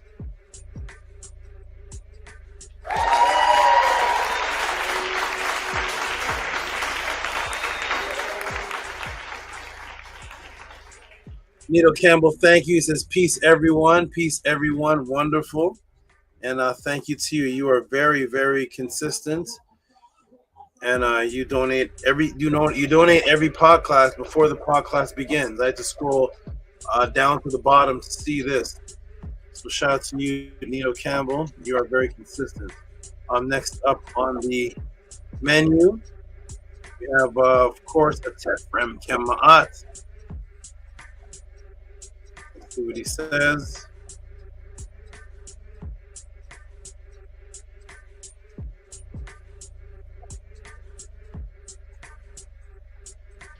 Okay. Tefrem Kemaat, $7.77. Thank you, Tefrem Kemaat. And I'm gonna put his next one up right now, and we're gonna give him a clap because he did 2 of them as he always does. So let me go ahead and put the next one up that he gave. Next support for Tefrem Kemaat is here it is right here.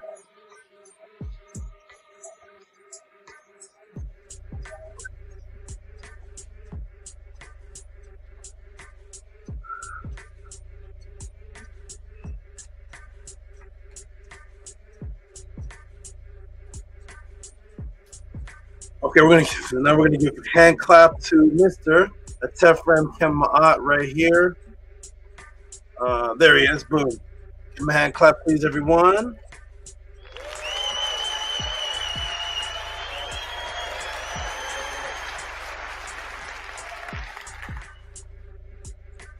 $20.72 plus $777.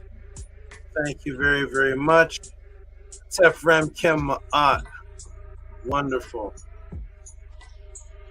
Okay, we got NETERU, of course, here he is. NETERU all the way down there at the bottom. If you're listening, NETERU, peace and love to you. You're also consistent every single podcast. Look at this here. Every podcast you are you support every podcast. You are very, very consistent. Thank you. Let's go ahead and put him up on the screen.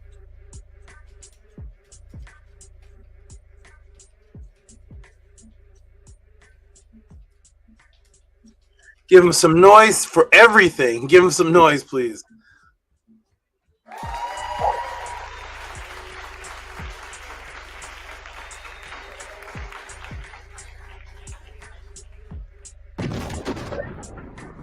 Thank you, thank you, thank you. Anu and Antu, are you wearing House of Attend shirts? Oh, okay. Bella, you wearing all black or you wearing a House of Attend shirt? Oh, okay, nice, nice. Okay, and everybody has nice. Okay, great. Anybody have any House of Attend jewelry? Do we have such yet? Any bracelets, Bella? Let me see your wrist. Any jewelry on? House of Attend? No. Okay. Any jewelry on? Do we have such a thing? No.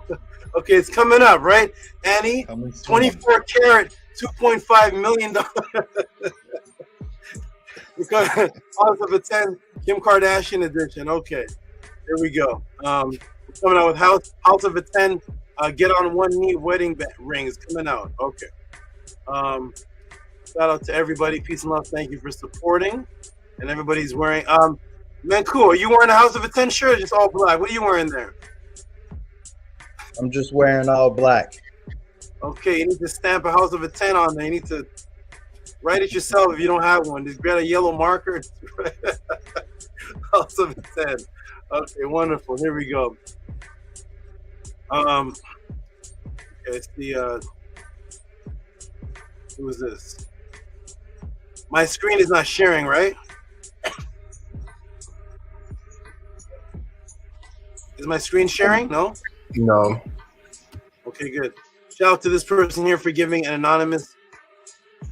I have an anonymous supporter here. Shout out to you.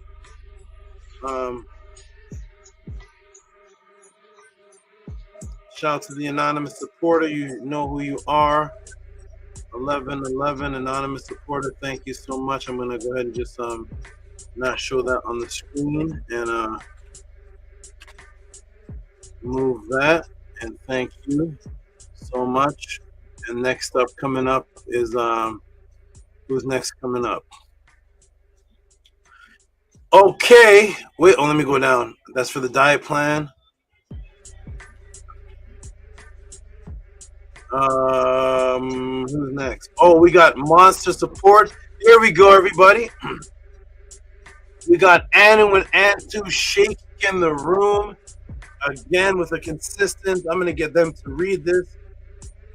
Going down the barriers, shaking the room. I'm going to put this on the screen. What's going on over there? Okay. Let me see. What's happening? Okay. Here we go. Okay, good. There we go. Anu and Antu shaking the room. Give some. I want to hear all the noise possible. I want to hear the transformers. I want primordial thought moaning. Every noise possible. Every sound effect. Go ahead and give some big noise to Anu and Antu, please. Yeah, we're here, and we're the best. You see, that's how it's done. Woo-hoo!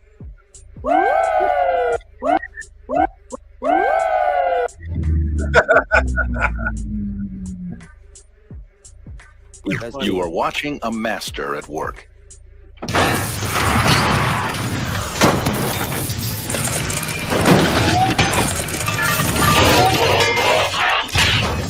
Humans have asked us to play by their rules.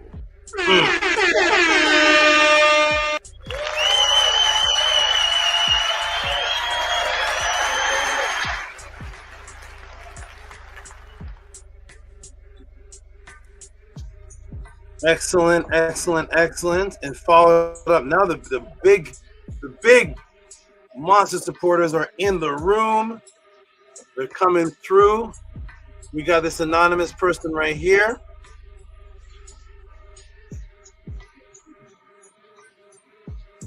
Let's see. Makes some huge noise. Here we go. Huge noise. $90 cent. Give some biggity big noise. Oh, also, wait a minute. Hold on. Sorry. Anu and Antu, did you read your report? No, we didn't read it. Oh, hold on. Let's go back. Let's go back. Hold on. Wait a minute.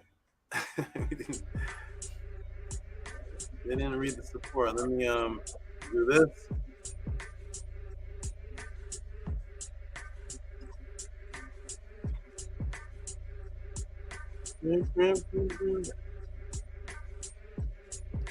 Okay, okay, I'll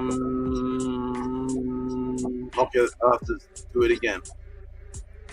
Okay, Anu and Antu should come up on the screen in a moment. Let me see what one. Let's do the same person. 1, 2, and 3. That should pop up now. Go ahead and read that for us, Anu or Antu or both, or however you all want. $155 for E. Hail Tehuti, victorious, and Hetep, peace, worshipped upon Geb, earth. Wow. Thank you. Great supporters of the House of the 10. Great supporters. And that's wonderful. Next up is Mr. Owen Heisey. The man that watches in the shadows. He pops up with the support every single podcast. If he doesn't support, they'll pop up the next week with the date of the date that he did not support, plus that we support Mr. Honorable Man, none other than Owen Heisey. Give him some big noise. He says, "For my royal brother, destroyer of the Matrix." Give him some big noise, please, Annie.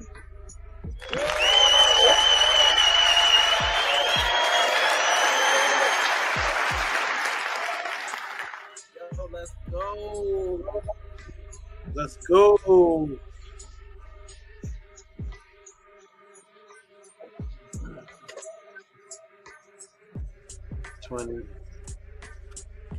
Was it May 25th?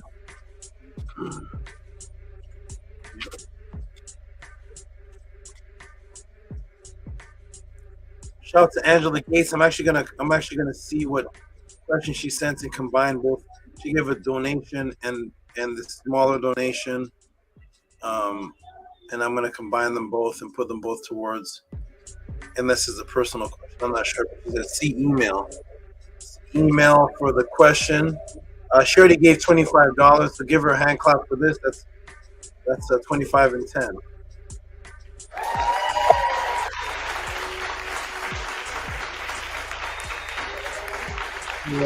Okay. Somewhere in the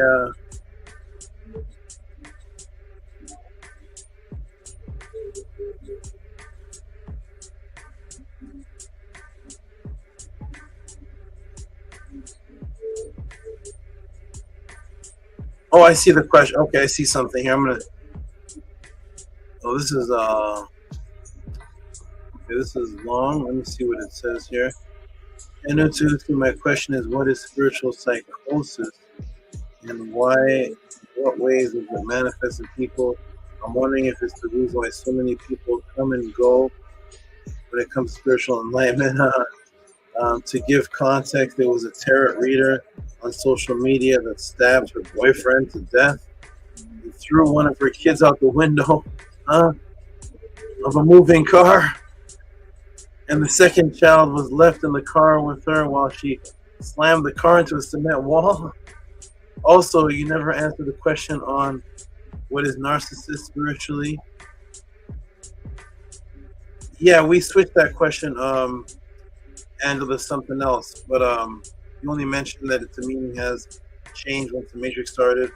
Religious people call them demonic. Okay, so we're going to deal with I have the notes. I have to go back to that, Angela, on what happened to that question, but I remember discussing with you why that wasn't answered. But I'm going to go ahead and put this with his here. And we'll get to this one. But yeah, the narcissist question, that was a long time ago. There was a reason, and I don't remember right now, but I have to go back to my notes. Okay, who else here? Annie Patat Tehuti. Here we go.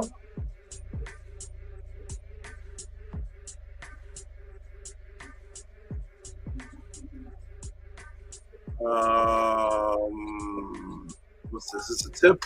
Annie, did you send a tip, or you just send support for you and Nefer? It's support for the podcast. Okay, thank you. Oh, it is a tip. It says Kybalion. I see it. Okay. Let me disable that. Tip. Okay, shout out to good brother Annie and Nefer Keperet for this tip here. Support to the podcast. and the particular class is mentioned. It's not showing. One second, I'll try it again. 1, 2. Oh wait, cancel. Let me try it again. Shout out to Annie, Nefer Keperet, the dynamic couple, for sending this as they supported the podcast in the tip for the marriage class. The what does it say? Oh, sorry. What does it say there, Annie? Can you read that for us? Yes, marriage and Kybalion buildups. ATTON and Nefer. Kybalion. Okay, give yourself some big noise. I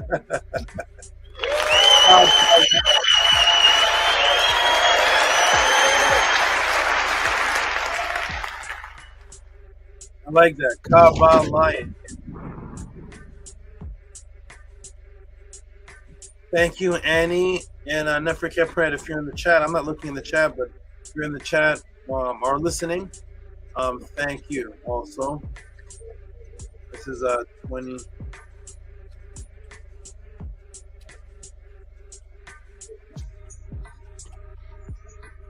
And this one here is from my screen is locked, sorry, hold on. Oh, and Anu and Antu again. Here we go. Anu and Antu again for another tip for the dowry class. This is $22. Go ahead and read that, Antu, please. Tua Mary, tip for shedding light on Shep. Give them some a round of applause, please.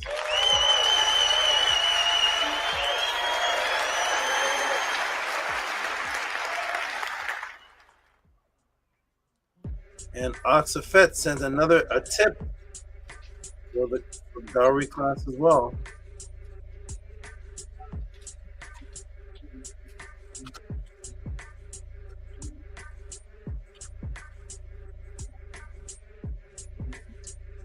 Okay, shout out to the good brother, great supporter, who said from the beginning he's going to be very interested in this marriage dowry type class, and he gave $20.72 for duality dowry, Henu Saba Tehuti with the two hands like this. My other hand is occupied with two hands like this.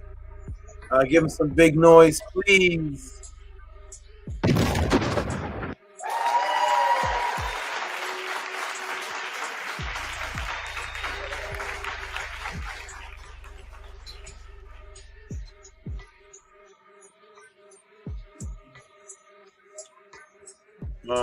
Okay, and next up is who's this? Wait, Sarah.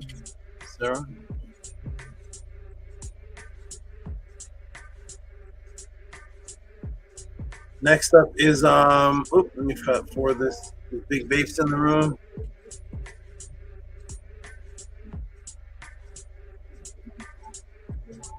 Okay, let me go back. All right, next up is I thought I saw Big Vape. There it is. Big Vapes. Give for class number 49. Perfect. We're going to give Big Vapes a round of applause.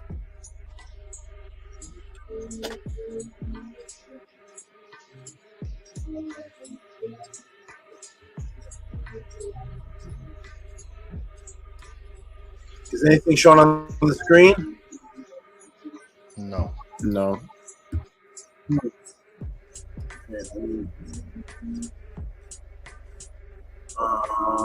Present.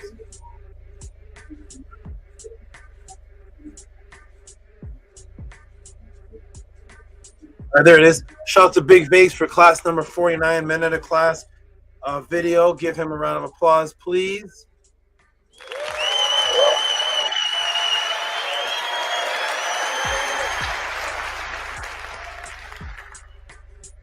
And Big Vapes, you have the class right now. If you're in the room listening, you have the class right now. And the next order of MEDU class, starting off from the very beginning.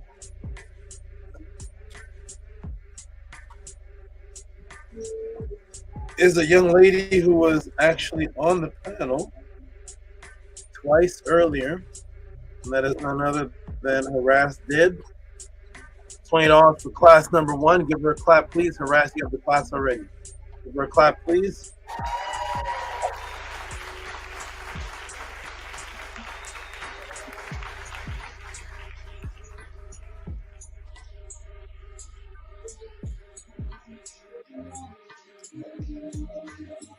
Oh.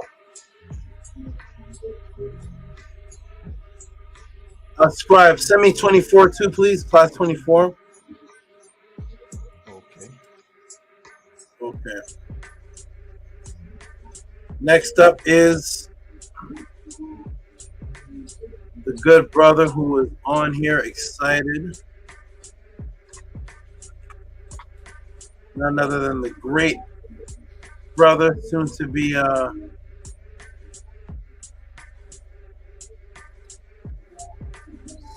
he is on the panel still. Yes, he is. Soon to be Papa Prime. Papa Prime. He gave for tip for thoughts made plain. Give him a hand clap for that.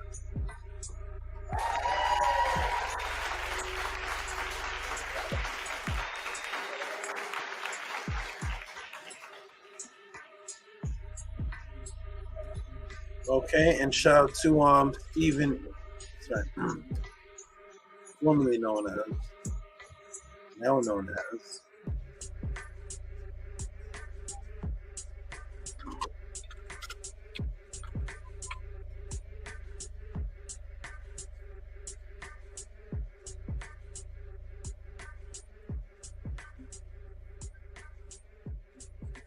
shout out to Ox Effect for class number 24. Give him a round of applause, please.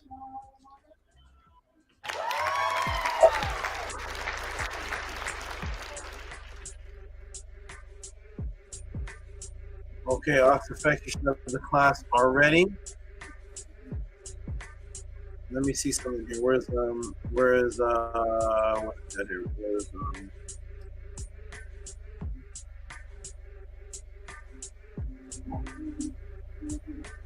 That's okay, I'm not just going to do that. Nook.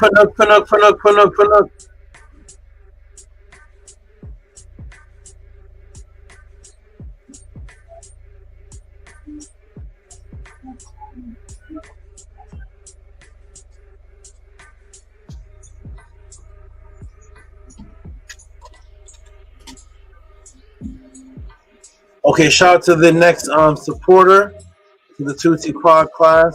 I'm gonna get it on the screen right now. The good brother, Nook. And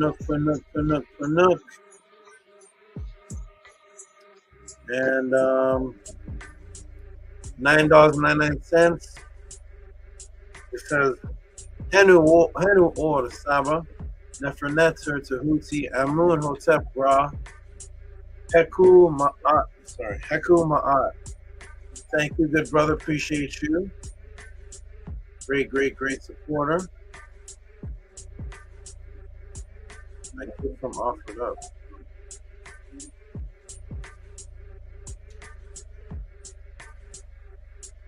Is that it? Wait a minute. Is that it?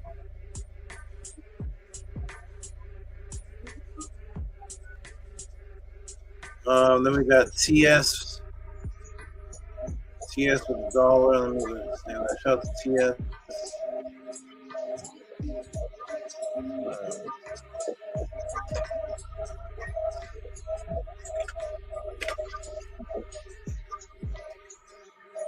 TS with $2. Well, $1. That's interesting. He did $1, and then he did $1 again. Show the TS for $1. Anybody? Emmy, scroll.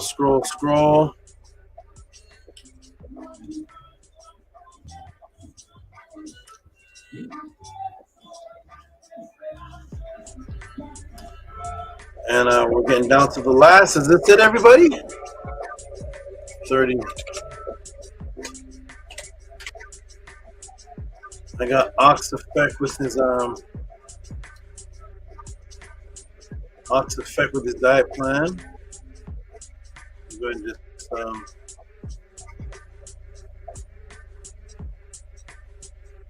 Ox Effect. This is really for the podcast, but Ox Effect word a diet plan. Shout out to him. I'm gonna go ahead and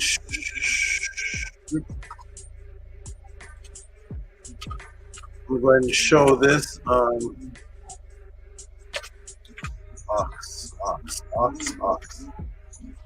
Shout out to Ox Effect, who invested in a diet plan for himself. This wasn't really for the podcast, but I just want to show the students in the viewing audience that House of Attend is not limited to just information. Also, you can get diet plans. We do cover health as well. Give Ox Effect a big clap for this. It wasn't really for the podcast, but I wanted to show it, to give Ox Effect a nice clap for that.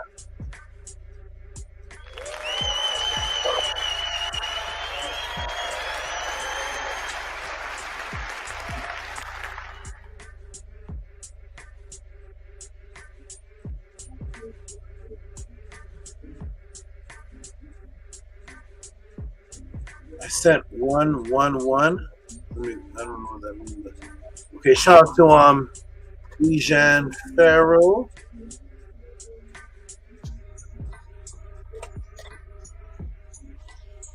Let's make some big noise for the good brother Bijan Pharaoh, popping up on the scene and then popping up with a big donation that says, Hotep Saba, you can read my email. I sent 111.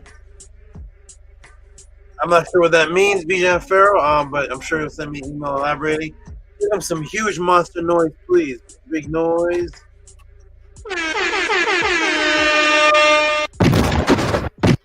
Yo, let's go.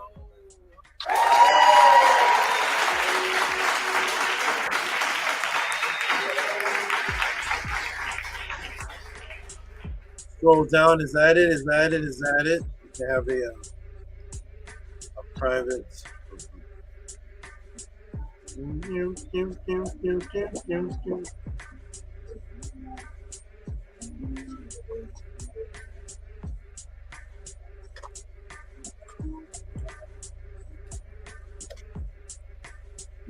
Okay.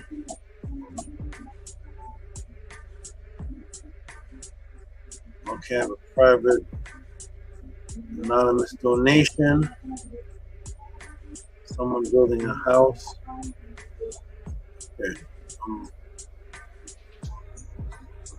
Okay. I think that is it. I think that is it, everyone. Let me scroll down all the way down, see if there's anyone else, anything else. I think that is it. Let me refresh the page. Is that it, everybody? All right. There was some big supports given. It wasn't as much as usual podcast, but some of the ones that were given were pretty large. But shout out to all the great supporters. Thank you, everybody who supports and realize that we are here. And you know, it reminds me of my my managing company, the company that managed me. I was gonna say we're the dominant ones. Our company is called the Dominant Factor. That was a company that managed my my magic class, and we are definitely the dominant factor here, as far as information, as far as guidance, as far as anything anyone has seen. We are definitely the dominant factor. So shout out to everybody for making that possible, because it is all of your questions that give us the ability to give us these beautiful, wonderful classes, and let me have the ability to open up to answer these wonderful classes. Support everybody. Cash App TT AMUN, PayPal at ROCKSB. I think that is it. I'm going to reset the page one more time. If not, I'm going to let everybody close out. Let me reload the page, and I think this is it. Is it it? All right, this seems to be it. All right, everybody. 8 hours and 42 minutes. Let me go ahead and get a wonderful, beautiful words from everyone. Starting from the good brother Ani Pata Aten Tehuti.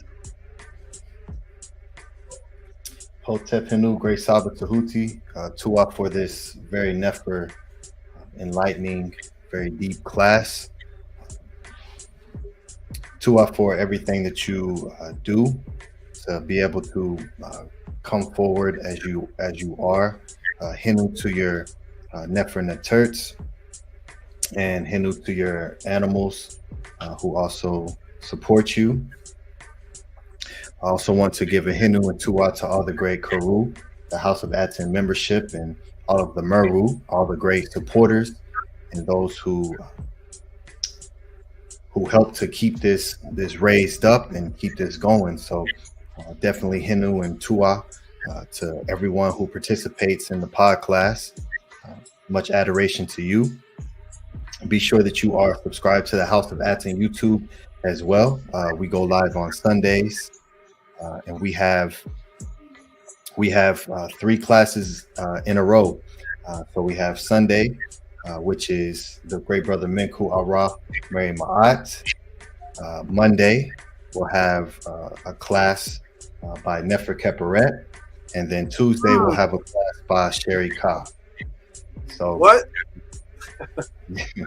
We have 3 classes in a row. Yes. Did you say those names right? Is that right? Yes. Yes. Formerly known as. So we're going to be some introductions. So it's a beautiful thing. And so make sure you subscribe to the House of ATTON. Join us for these beautiful classes. And as the wonderful Nefer ladies come forward and begin to teach, it's a beautiful thing. So Hinu and Tua, Kim M. Arit, Murder Ka'a, Simu Hatu NETERU, Pert Int Hetep. I obtain the power to do what pleases my Ka. May the hearts of the NETERU lead me. I come forth in peace. Ankh the Jed Usir, life, stability, and wealth. Peace. Hey, Ani, you said something about formerly known as. What's formerly known as? Sherry Ka. You saw her name in our meeting. Remember, he was like, "Who is that?" I saw her name in our meeting. Oh, okay. Oh, I see where I see what you mean. Yeah, I saw that it written. Yeah, she was at the meeting. Yeah, it was written somewhere. Yes. Okay. Yes. Yeah. Interesting. Shout out to Bijan Pharaoh. I did get an email from you a couple of days ago, thanking me for everything I did in your life. And is that for the one-on-one changing your life?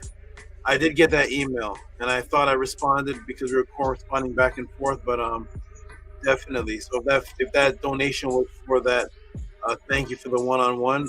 Definitely appreciate it. And yes, I knew I had to change your life. I knew as soon as you popped on the screen, I said that you can't. I can't let them be. Yes, change. So shout out to you, Bijan Pharaoh. Appreciate you, and I'm glad your life has changed since that one-on-one.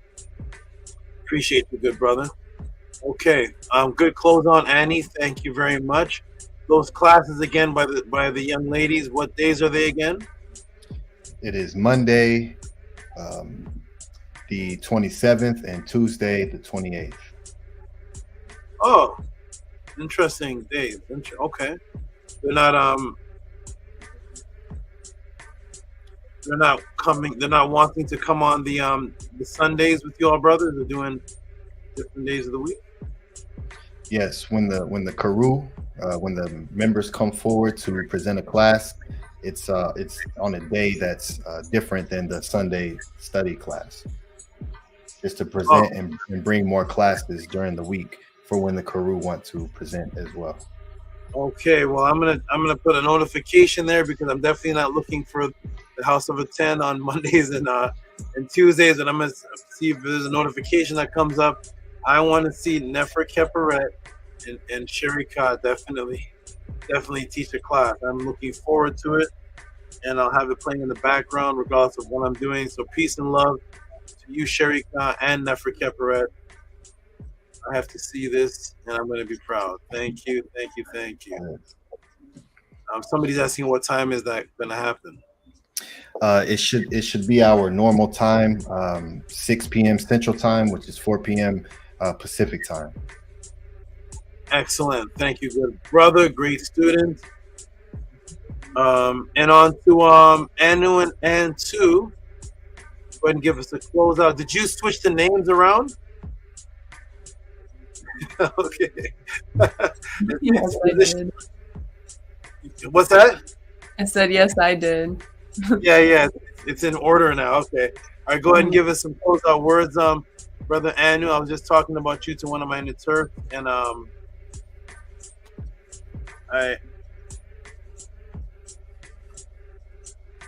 very pleased with your turnaround. I just discussed with one of my NETERTs, not in too much detail, but just where you were mentally about a year ago and what you are now. So shout out to you, and go ahead and give us a good opening and summary, young brother.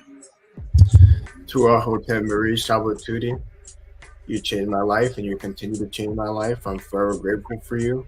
I'm grateful for this Tehuti Podclass and this class in general as well. It was a master class, as all classes are.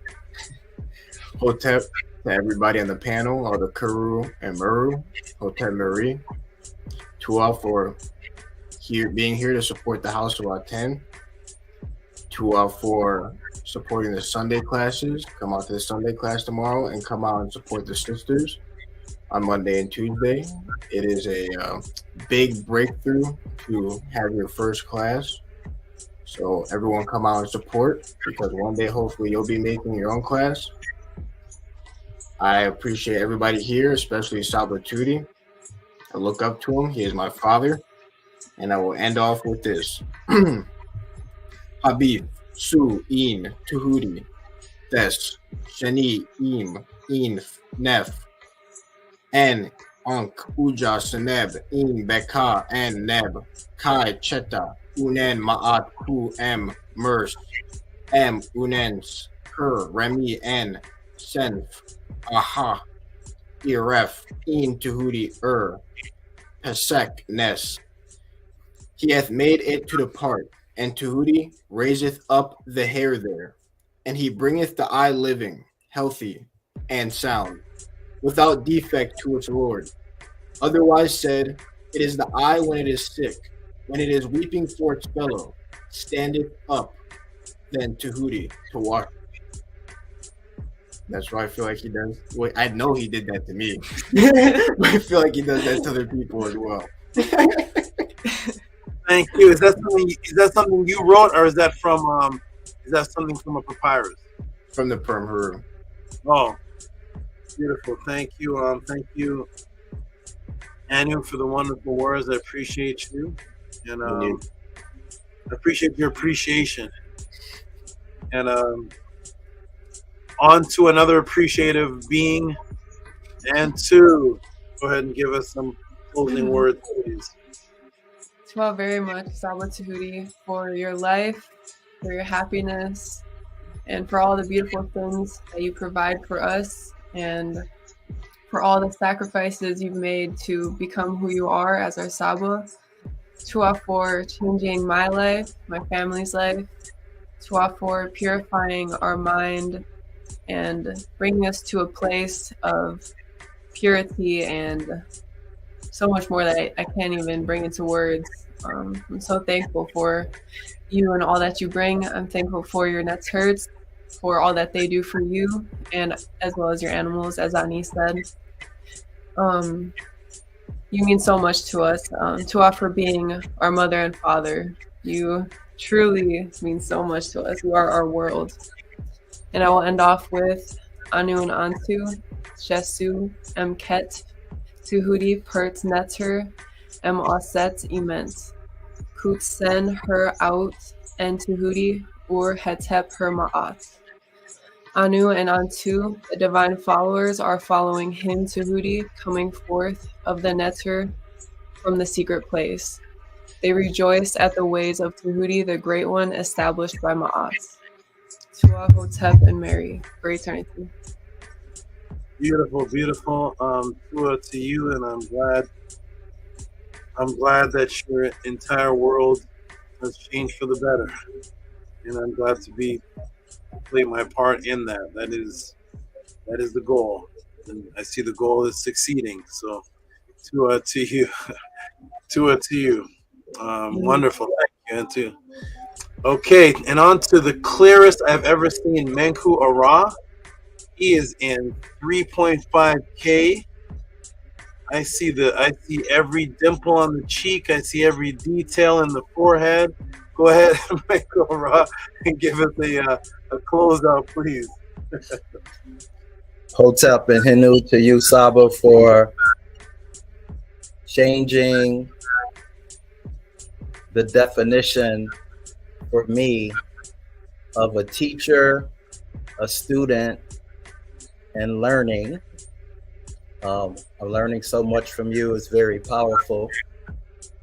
Sound shapes things. Sound shapes environments. So it's really beautiful to come into this temple and hear all the wonderful things that you teach us. I definitely want to be shaped more by all the teachings that you give us. So Hinu, for your guidance, for your leadership, and I really love what Angela Gates said today. That was really powerful. What she said about having the courage to teach, to do what no one else has the courage to do. So I'm still amazed about everything that's happening from since when I first discovered you and you came into my energy. This is really, really special and sacred. So Hinu to you, and I will end with this. Come to me, Tehuti, O noble ibis. Come to me and give me counsel to make me skillful in your calling. He who masters it is found fit to hold office. Fate and fortune are to be found with you. Hinu Hotep. Hinu Hotep, beautiful words. Do it for your appreciation. And I think next week, if you're in the podcast early, I'm going to make an announcement about you. So be there nice and early when the podcast starts. And I'm going to make an announcement about you pertaining to the podcast. Tell Jay-Z, Redman, or whoever wants to interview that not this week. Tell Method Man and Ice Cube they can't do it this Saturday. I have an announcement to make about you for the beginning of the next podcast. So, shout out to you, good brother. Appreciate you. Oh, also, I want to confirm, you have a new Facebook name? I thought there was a person imitating your name. Did you send me a friend request under another Menku Ara name? Yes, I have a. So because of everything that the HOA is doing, and because we know everybody's online, I normally wouldn't have a Facebook page, but I created it's really my Facebook page, but I did a joking thing saying when you do the profile, it asks where you from. So I jokingly put Cairo on there, but it is me. It is me. It's my face. It's my real name. Because I don't like social media at all. So House of ATTON and everything that's happening, I do actually have my face on the Facebook page, and I created an Instagram. So yes, that's me. Okay, I'm gonna accept your friend request. I thought it was another. I looked at it and I was like, from Cairo, Egypt. Who's this? So I said I already have Menkora as a friend on my Facebook. Who's this next person here? You have anything Super Mogul as a friend. The first one. I have that one, right? Yes, that's the one we originally started to communicate on, and it doesn't have my picture, it just has my business logo. And you thought I was a Tamahu because it didn't have my picture, and you wouldn't answer any of my messages. That's so funny because the first time you went to friend request me, I thought you were a troll Tamahu, and I didn't accept you for, it was about 6 months. It was a long time, right? And then this one is full Kemetic, full images, and I was about to block this one for 6 months. So thank you for telling me. Yeah, it's like, man, he's cursed or something. He can't get a friend request from me. So thank you for telling me that's you, and I'm gonna go ahead and accept you probably by tomorrow. Thank you for the great words as well. And on to Miss Bella. Give us some great words. Close us out. Hanu Mary Ma'at Nefer Tehuti, Hanu Mary Ma'at. To your Nefer Neterts, all of my love and respect to you and your Nefer Neterts. All I want to be is like them, like you, and like all of your teachings. You're perfect, and every word you speak is Sekhet, heaven.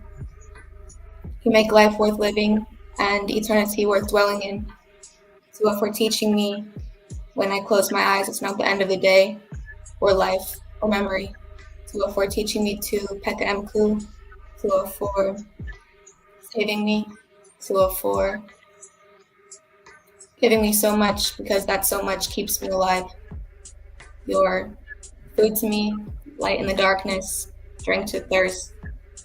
You take so much weight off me and teach me to live for Ma'at, to live forever, to Neb, to live for all. What's the last word you said, Bella? To let him Neb, to live for all. Thank you. That was a lot of energy and love you poured out. Is it beacons or beakers? What's the thing you keep? Is it beacons? What's a beaker? Is it Anu? Is a beaker or a beacon? What's the thing that, like a flask you pour out? A beacon or a beaker? Beaker, right? Beaker. Okay. Pouring out beakers and beakers of wonderful Nefer Marie energy. Thank you very, very much. Well, beacon is a light thing. Okay. Thank you. Okay, appreciate that, Bella. Beautiful, wonderful words. Again and again. All right. And on to Primordial. Primordial thought, 9 months. What do you have to say to us, good brother? Hey, Hotep, great Saba. Appreciate you for all that you do for us in the House of ATTON. Appreciate your wonderful teachings and your discipline, because it's definitely created beings over here in this household. So to you, great Saba. Thank you. To your wonderful NETERTs for supporting your Dejed. May you continue to show the NETERU that you are a Neter and that you do speak MEDU Neter. And I appreciate all that you do for us, great Saba. Definitely life-changing. And Henu and Hotep to everybody on the panel. I appreciate all the Nefer words, all the Hekau, everybody in the chat. I appreciate you all as well. May Ra grant you and your family health and prosperity. May your monument be established on the foundations of Ma'at. And may you all rise and come forth as conscious light, like the divine Ra who rides and shine forevermore in Ma'at. Hotep. Peace and love, great Saba. Hotep, that was a lot. You said I'm creating beings over there. Literally, right? Wonderful, brother. Wonderful. Glad to hear it. Very, very happy for you, man. Very, very happy for you. Your life has made what a change since you decided to come forward. You said you were sneak watching for 2 years, and then you were observing, and then you came forth. And look at all that's happened just in the time you decided to come up to the panel. Wow, baby's coming up. You got veins on your chest. All kinds of things are happening. So shout out to you. Shout out to you, good brother. Appreciate you very, very much. And you are definitely making a massive change in your life. And I look forward to seeing what the little one looks like. Well, what are you creating over there? What's that hiccup you're making over there? So we creating Patah, Saba. Patah. Okay, well, let's hope it's Patah. It could be Patet. We don't know. Could be Pataet. So we'll see what pops out. You never know. But congratulations to you, and keep Gabriella strong when you're a woman and pregnant. A lot of different changes physically and mentally. You have somebody else in your body sucking out your energy. So she's remaining strong. Plus herself is going through all these changes by her realities are being crushed every podcast. Every time she watches the show, like, oh, that's not real. Oh my goodness, that while the baby's inside of her. So she stay strong, Gabriella. Stay powerful. That's why she's been gone, Saba. That's why you haven't seen her in a while, because she was, the struggle is real sometimes when you're creating another being. Yes, it is. Shout out to her. I look forward to her. Nook Panuk is all over the chat. He put Patah, Henu Kes, Mary Ma'at, Neb. He's the only one typing in the chat. Neb, Nefer, Unk, Watch It, Pekka M. Ku, Beaker. He's just he's all over the chat. Shout out to you, Nook Panuk. Appreciate you. Thank you. All right, everybody. We're gonna close out. It's Tefrem Kim Ma'at is not here, so we're gonna go ahead and close. I'm gonna refresh the page again to see if there's any last minute support and donations, and I don't see anybody, so we shall close out with the affirmation. And I'm going to rest. We got 37, 20 school animals or so to take care of tomorrow. So I'm gonna rest. Beautiful cat. It looks like a Maine Coon. He said to and that you are beautiful too. Yeah, he's is it a he? It's a he? Yes. Okay. Shout out to him. What's his name? Is his name Ra? His brother's name is Ra and his name is Ray. Oh, okay. Wonderful. Wonderful. I have a serpent that may bring to the class. His name is Mr. Ray. He's nobody can figure out what the species is, but the code is his name is Mr. Ray. So his name is Ray, and he's a male, so he's Mr., but he's a mystery because nobody can figure out what type of viper this is. So hopefully he'll remain a mystery, and maybe I'll figure him out before he comes to the podcast. We don't know what this is. All right, everybody, peace and love, and I'm going to do the affirmation. Here we go. 1, 2, 3. Anki and Ma'at, Un and S, Din Tet, Aset and Ma'at, Mean have a pet and Ma'at, Her and Hu Kiui, Her Ikut. I live from Ma'at, I exist within her. I do not speak in the place of Ma'at every day. I advance towards Ma'at My being is surrounded in darkness. I come forth as conscious light. Wonderful. Okay, I'm gonna go big screen, everybody, and close it out. See you all Tuesday, Monday in the Upesh realm. See you all in whatever realm you all will see me in. Tomorrow's class or anywhere, I will definitely view you from the background. And peace and love, everybody. Stay strong, Anu, and two. What was that? Here we go. Kind of things happen here. Stay strong, Anu, and two. Manku Ra, Mary Ma'at. Stay powerful. Miss Bella, stay strong. Keep giving out the beakers and beakers of energy.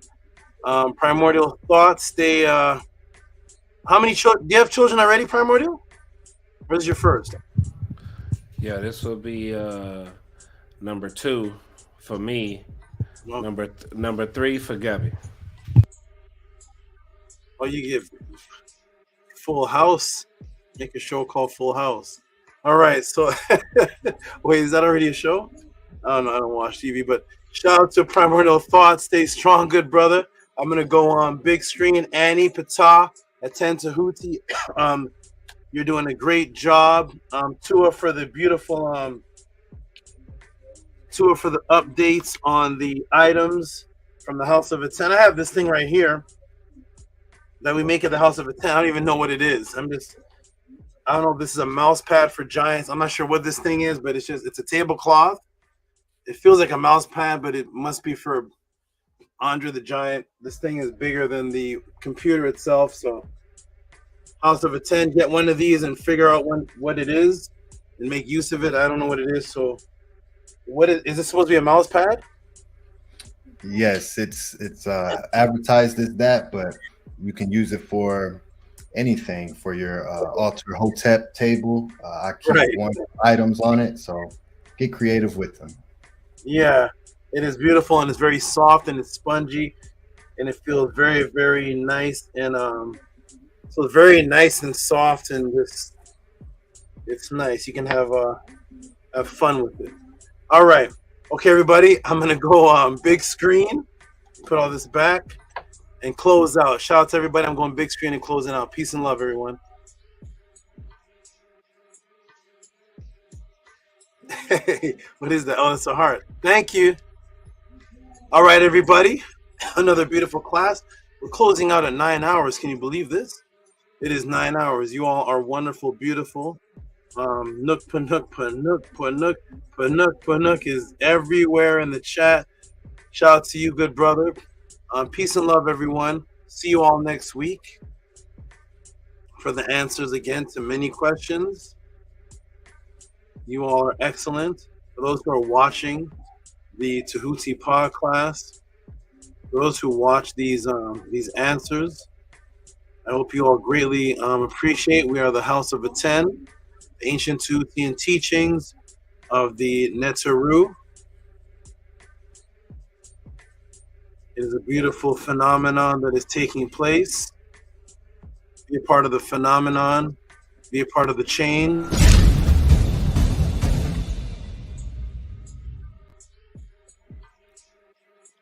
Support the Tehuti Podclass. Today the class was Marriage Ritual Psyops, 7 Principles of Thoth. Are they from Kemet?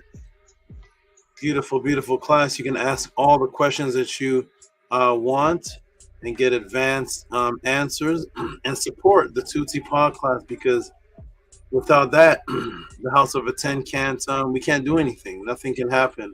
This will definitely not happen. So that is my AI moderator saying support with Cash App TT Moon. If you're watching this and it's already posted on YouTube and you enjoyed what you saw, just support. We are about ancestral artifacts over religious opinion, and we appreciate all the support that can come to keep Tehuti here answering these questions. You all are beautiful. This is Nakshampa. I had to put Namuz to rest. So Namuz is gone. This is Nakshampa. Over here, he's climbed up here. So he's that's Or-Am, the large spider. He's climbed up on the green screen. So peace and love to him. You all are beautiful. Keep this frequency alive. This is the frequency that we want to continue. I know it's very easy to get into negative ISPET energy and to keep large conversations on that. That is just distractions. And if you have people like that, just cut them off and tell them come back when you have purified yourself. Bella says, welcome for the heart, Saba. Thank you. May you and your beautiful NETERTs rest well. Yes, we will. Thank you. Thank you, Bella. Appreciate you. Nook, putting tidal waves or in axes. Thank you all. See you all next week. Go to tomorrow's session classes with Annie and the rest of the group there. That's where my students build on the House of Attend. Just type in House of Attend. It should be Sunday around 5 o'clock Pacific time. And that's where my students build and do readings and other such things and presentations. And look out for all the new presentations that are coming forward. We love you all very much. Those of you who are participating, those of you who are making this continue, you are the reason why this is surviving. Keep this phenomenon alive. Say peace to them. Nakshampa. Nakshampa is very, very long. Nakshampa goes on and on and on and on and on and on. Kind of like the Erykah Badu song. Peace and love. When all is said and done, thousands and thousands or hundreds of years from now, and the archaeologists go to see what we were, what will they see? They will see this.